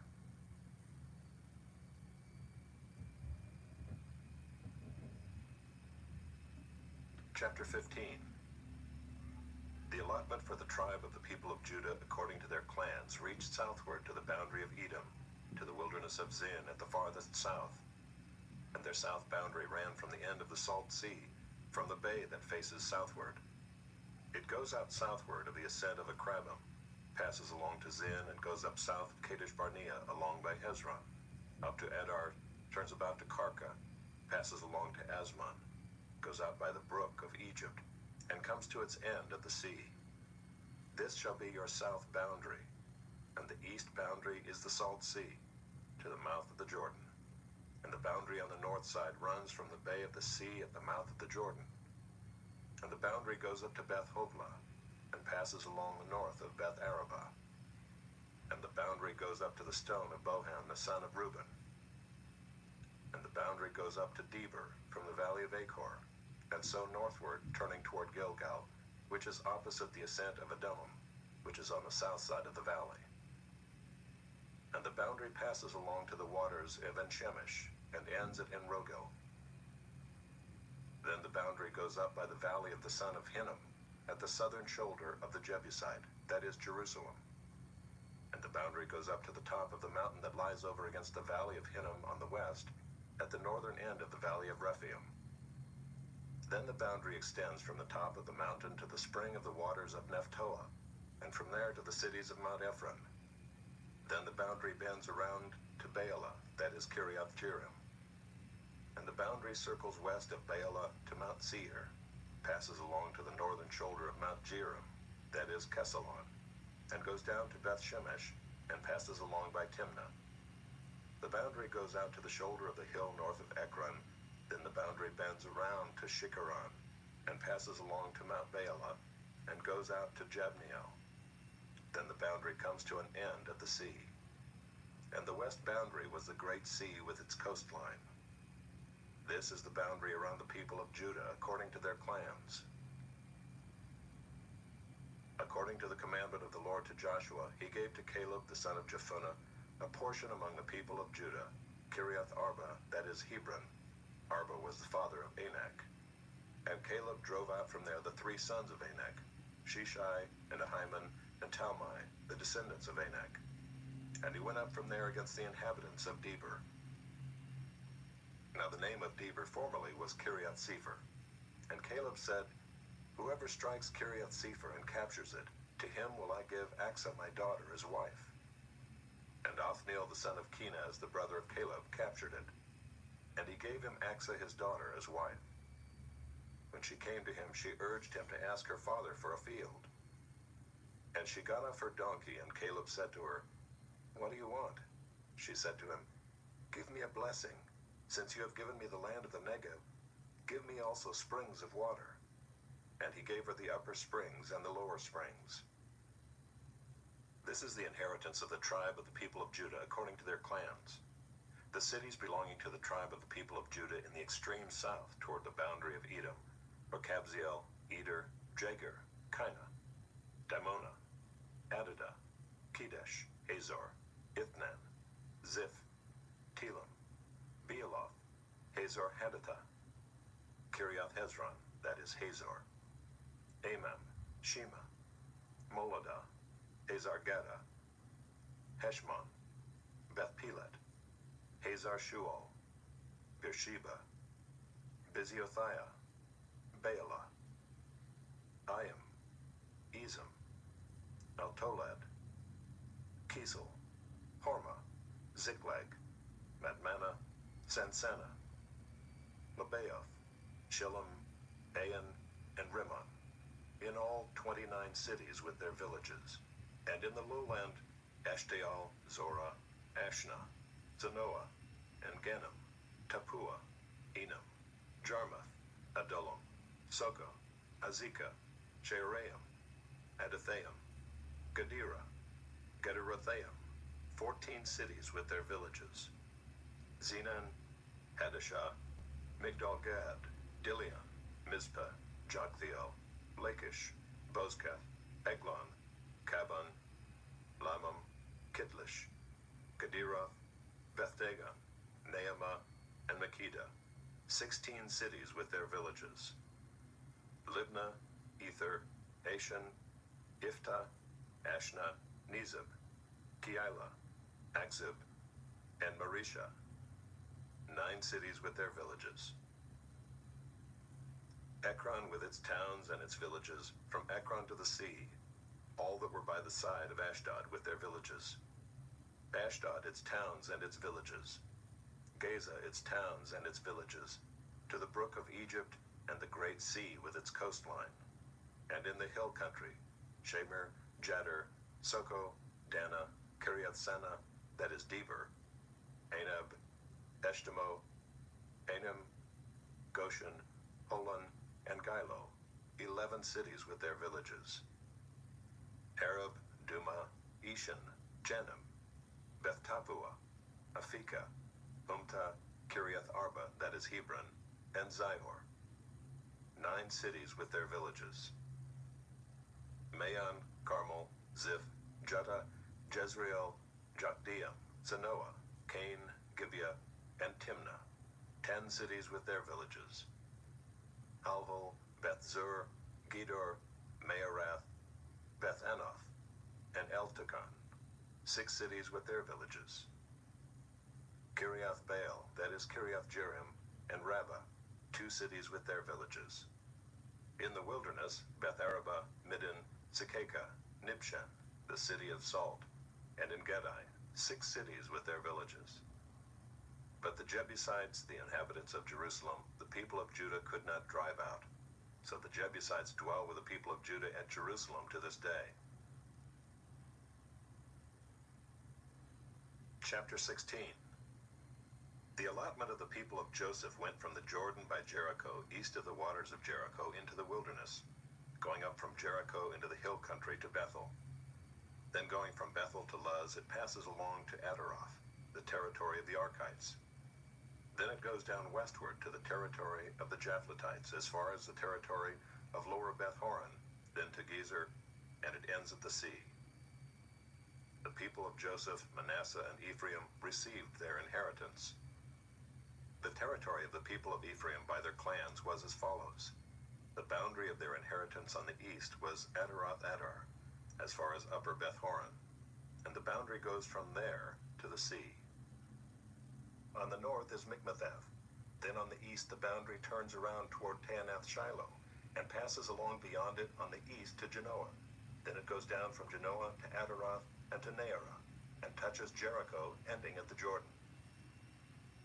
From Tappuah the boundary goes westward to the brook Cana, and ends at the sea. Such is the inheritance of the tribe of the people of Ephraim by their clans, together with the towns that were set apart for the people of Ephraim within the inheritance of the Manassites, all those towns with their villages. However, they did not drive out the Canaanites who lived in Gezer. So the Canaanites have lived in the midst of Ephraim to this day, but have been made to do forced labor. Chapter 17. Then allotment was made to the people of Manasseh, for he was the firstborn of Joseph. To Machir, the firstborn of Manasseh, the father of Gilead, were allotted Gilead and Bashan, because he was a man of war. And allotments were made to the rest of the people of Manasseh by their clans, Abiezer, Helek, Azriel, Shechem, Epher, and Shemida. These were the male descendants of Manasseh the son of Joseph by their clans. Now Zelophehad the son of Hepher, son of Gilead, son of Machir, son of Manasseh, had no sons but only daughters. And these are the names of his daughters: Mahlah, Noah, Hoglah, Milcah, and Tirzah. They approached Eleazar the priest and Joshua the son of Nun and the leaders and said, "The Lord commanded Moses to give us an inheritance along with our brothers." So according to the mouth of the Lord, he gave them an inheritance among the brothers of their father. Thus there fell to Manasseh 10 portions, besides the land of Gilead and Bashan, which is on the other side of the Jordan, because the daughters of Manasseh received an inheritance along with his sons. The land of Gilead was allotted to the rest of the people of Manasseh. The territory of Manasseh reached from Asher to Mikmethath, which is east of Shechem.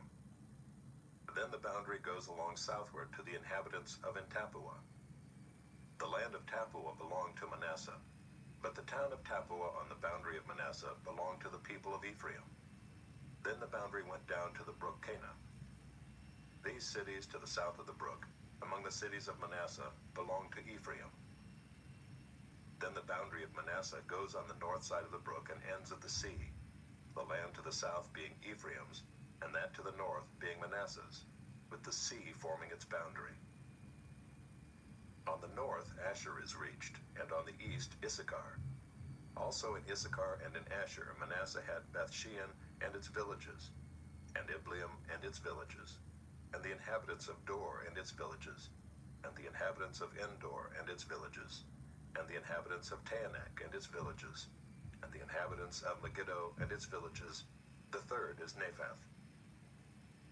Yet the people of Manasseh could not take possession of those cities, but the Canaanites persisted in dwelling in that land. Now when the people of Israel grew strong, they put the Canaanites to forced labor, but did not utterly drive them out. But then the people of Joseph spoke to Joshua, saying, "Why have you given me but one lot and one portion as an inheritance, although I am a numerous people, since all along the Lord has blessed me?" And Joshua said to them, "If you are a numerous people, go up by yourselves to the forest, and there clear ground for yourselves in the land of the Perizzites and the Rephaim, since the hill country of Ephraim is too narrow for you." The people of Joseph said, "The hill country is not enough for us, yet all the Canaanites who dwell in the plain have chariots of iron, both those in Beth-shean and its villages, and those in the valley of Jezreel." Then Joshua said to the house of Joseph, to Ephraim and Manasseh, "You are a numerous people and have great power. You shall not have one allotment only, but the hill country shall be yours. For though it is a forest, you shall clear it and possess it to its farthest borders. For you shall drive out the Canaanites, though they have chariots of iron, and though they are strong." Chapter 18. Then the whole congregation of the people of Israel assembled at Shiloh and set up the tent of meeting there. The land lay subdued before them. There remained among the people of Israel 7 tribes whose inheritance had not yet been apportioned. So Joshua said to the people of Israel, "How long will you put off going in to take possession of the land which the Lord, the God of your fathers, has given you? Provide 3 men from each tribe, and I will send them out, that they may set out and go up and down the land. They shall write a description of it with a view to their inheritances, and then come to me. They shall divide it into 7 portions. Judah shall continue in his territory on the south, and the house of Joseph shall continue in their territory on the north. And you shall describe the land in 7 divisions, and bring the description here to me. And I will cast lots for you here before the Lord our God. The Levites have no portion among you, for the priesthood of the Lord is their heritage. And Gad and Reuben, and half the tribe of Manasseh have received their inheritance beyond the Jordan eastward, which Moses the servant of the Lord gave them." So the men arose and went, and Joshua charged those who went to write the description of the land, saying, "Go up and down in the land and write a description, and return to me, and I will cast lots for you here before the Lord in Shiloh." So the men went and passed up and down in the land, and wrote in a book a description of it by towns in 7 divisions. Then they came to Joshua to the camp at Shiloh, and Joshua cast lots for them in Shiloh before the Lord. And there Joshua apportioned the land to the people of Israel, to each his portion. The lot of the tribe of the people of Benjamin according to its clans came up, and the territory allotted to it fell between the people of Judah and the people of Joseph. On the north side their boundary began at the Jordan. Then the boundary goes up to the shoulder north of Jericho, then up through the hill country westward, and it ends at the wilderness of Bethaven. From there the boundary passes along southward in the direction of Luz, to the shoulder of Luz, that is Bethel. Then the boundary goes down to Adaroth Adar, on the mountain that lies south of Lower Beth Horon. Then the boundary goes in another direction, turning on the western side southward from the mountain that lies to the south, opposite Beth Horon, and it ends at Kiriath Baal, that is Kiriath Jearim, a city belonging to the people of Judah. This forms the western side, and the southern side begins at the outskirts of Kiriath Jearim, and the boundary goes from there to Ephron, to the spring of the waters of Nephtoah. Then the boundary goes down to the border of the mountain that overlooks the valley of the son of Hinnom, which is at the north end of the valley of Rephaim. And it then goes down to the valley of Hinnom, south of the shoulder of the Jebusites, and downward to En-Rogel. Then it bends in a northerly direction, going on to En-Shemesh, and from there goes to Goliloth, which is opposite the ascent of Adummim. Then it goes down to the stone of Bohan, the son of Reuben, and passing on to the north of the shoulder of Beth Arabah, it goes down to the Arabah. Then the boundary passes on to the north of the shoulder of Beth Hoglah, and the boundary ends at the northern bay of the Salt Sea, at the south end of the Jordan. This is the southern border. The Jordan forms its boundary on the eastern side. This is the inheritance of the people of Benjamin, according to their clans, boundary by boundary all around. Now the cities of the tribe of the people of Benjamin, according to their clans, were Jericho, Beth Hoglah, Emek-Keziz, Beth Arabah, Zemaraim, Bethel, Avim, Perah, Ophrah, Kepher Ammoni, Ophni, Geba, 12 cities with their villages, Gibeon, Ramah, Beeroth, Mizpah, Kephirah, Moza, Rekem, Urpiel, Taralah, Zelah, Haeleph, Jebus, that is Jerusalem, Gibeah, and Kiriath Jearim, 14 cities with their villages. This is the inheritance of the people of Benjamin according to its clans. Chapter 19. The second lot came out for Simeon, for the tribe of the people of Simeon, according to their clans, and their inheritance was in the midst of the inheritance of the people of Judah. And they had for their inheritance Beersheba, Sheba, Moladah, Hazar-Shual, Bela, Ezem, Eltolad, Bethel, Hormah, Ziklag, Beth-Markaboth, Hazar-Susah, Beth-Lebaoth, and Saruhen, 13 cities with their villages. Ain, Rimmon, Ether, and Ashan, 4 cities with their villages, together with all the villages around these cities, as far as Baalath-Beer, Ramah of the Negeb. This was the inheritance of the tribe of the people of Simeon according to their clans. The inheritance of the people of Simeon formed part of the territory of the people of Judah. Because the portion of the people of Judah was too large for them, the people of Simeon obtained an inheritance in the midst of their inheritance. The third lot came up for the people of Zebulun according to their clans, and the territory of their inheritance reached as far as Sarid. Then their boundary goes up westward and on to Mariel and touches Dabbasheth, then the brook that is east of Jokneam. From Sarid it goes in the other direction eastward toward the sunrise to the boundary of Kisloth-Tabor. From there it goes to Daberath, then up to Japhiah. From there it passes along the east toward the sunrise to Gath-Hepher, to Ethkazin, and going on to Rimmon it bends toward Neah. Then in the north the boundary turns about to Hanathan, and it ends at the valley of Iftahel, and Kadath, Nahalal, Shimron, Idalah, and Bethlehem, 12 cities with their villages. This is the inheritance of the people of Zebulun according to their clans, these cities with their villages. The fourth lot came out for Issachar, for the people of Issachar according to their clans.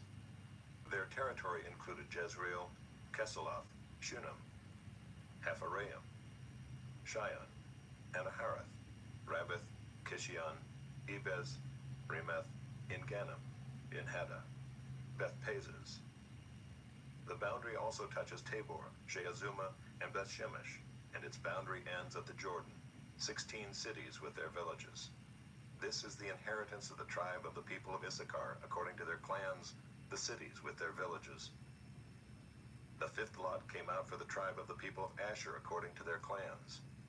Their territory included Helkath, Heli, Beaton, Akshaph, Elimelech, Amad, and Mishal. On the west it touches Carmel and Shire Libnath. Then it turns eastward, it goes to Beth Dagon and touches Zebulun and the valley of Iphtahel, northward to Beth Emek and Neiel. Then it continues in the north to Cabul, Ebron, Rehob, Hammon, Cana, as far as Sidon the Great. Then the boundary turns to Ramah, reaching to the fortified city of Tyre. Then the boundary turns to Hosah, and it ends at the sea. Maalab, Akzib, Ummah, Aphek, and Rehob, 22 cities with their villages. This is the inheritance of the tribe of the people of Asher according to their clans, these cities with their villages. The sixth lot came out for the people of Naphtali, according to their clans. And their boundary ran from Heleph, from the oak and Zaanannim, and Adami, Nekeb, and Jabneel, as far as Lacham, and it ended at the Jordan. Then the boundary turns westward to Aznoth Tabor, and goes from there to Hukkok, touching Zebulun at the south, and Asher on the west, and Judah on the east at the Jordan. The fortified cities are Ziddim, Zer, Hamath, Rakath, Kinnereth, Adamah, Ramah, Hazor, Kedesh, Adriai, En Hazor, Yeron, Migdal El, Horam, Beth Anath, and Beth Shemesh, 19 cities with their villages. This is the inheritance of the tribe of the people of Naphtali according to their clans, the cities with their villages. The seventh lot came out for the tribe of the people of Dan according to their clans, and the territory of its inheritance included Zorah, Eshtaol, Irshemesh, Shealabim, Aijalon, Ithla, Elon, Timnah, Ekron, Altika, Gibbethon, Baalath, Jehud, Bene Barak, Gath-Rimmon, and Mejarkon, and Rekon with the territory over against Joppa. When the territory of the people of Dan was lost to them, the people of Dan went up and fought against Leshem, and after capturing it and striking it with the sword, they took possession of it and settled in it, calling Leshem Dan, after the name of Dan, their ancestor. This is the inheritance of the tribe of the people of Dan according to their clans, these cities with their villages. When they had finished distributing the several territories of the land as inheritances, the people of Israel gave an inheritance among them to Joshua the son of Nun. By command of the Lord they gave him the city that he asked, Timnath-Serah, in the hill country of Ephraim, and he rebuilt the city and settled in it. These are the inheritances that Eleazar the priest and Joshua the son of Nun and the heads of the fathers' houses of the tribes of the people of Israel distributed by lot at Shiloh before the Lord, at the entrance of the tent of meeting. So they finished dividing the land. Chapter 20.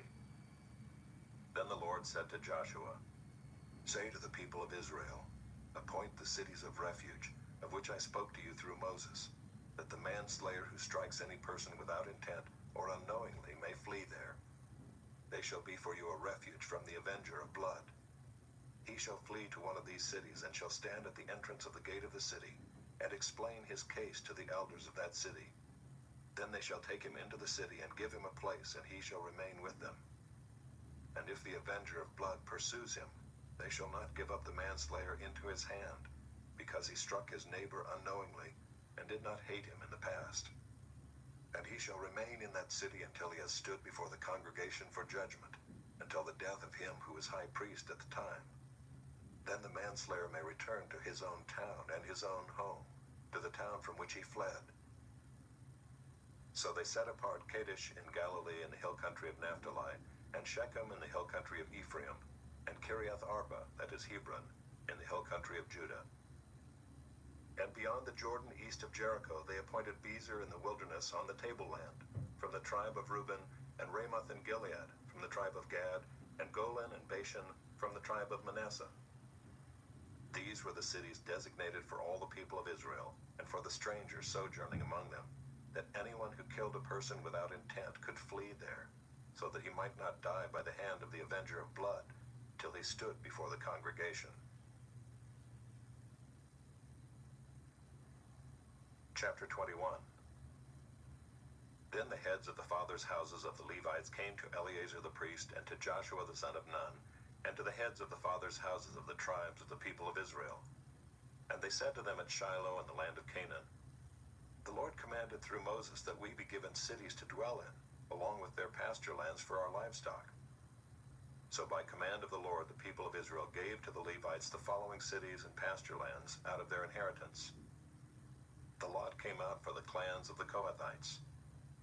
So those Levites who were descendants of Aaron the priest received by lot from the tribes of Judah, Simeon, and Benjamin 13 cities. And the rest of the Kohathites received by lot from the clans of the tribe of Ephraim, from the tribe of Dan, and the half-tribe of Manasseh 10 cities.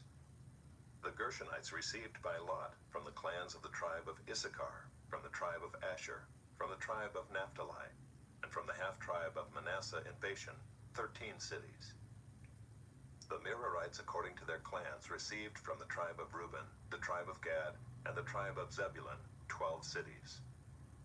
These cities and their pasture lands the people of Israel gave by lot to the Levites, as the Lord had commanded through Moses. Out of the tribe of the people of Judah and the tribe of the people of Simeon, they gave the following cities mentioned by name, which went to the descendants of Aaron, one of the clans of the Kohathites who belonged to the people of Levi, since the lot fell to them first. They gave them Kiriath Arba, Arba being the father of Anak, that is Hebron, in the hill country of Judah, along with the pasture lands around it. But the fields of the city and its villages had been given to Caleb the son of Jephunneh as his possession.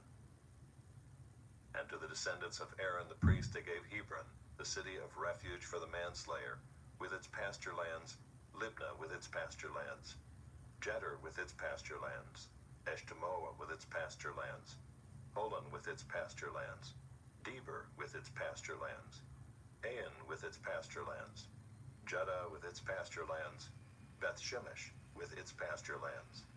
9 cities out of these 2 tribes. Then out of the tribe of Benjamin, Gibeon with its pasture lands, Geba with its pasture lands, Anathoth with its pasture lands, and Almon with its pasture lands. 4 cities.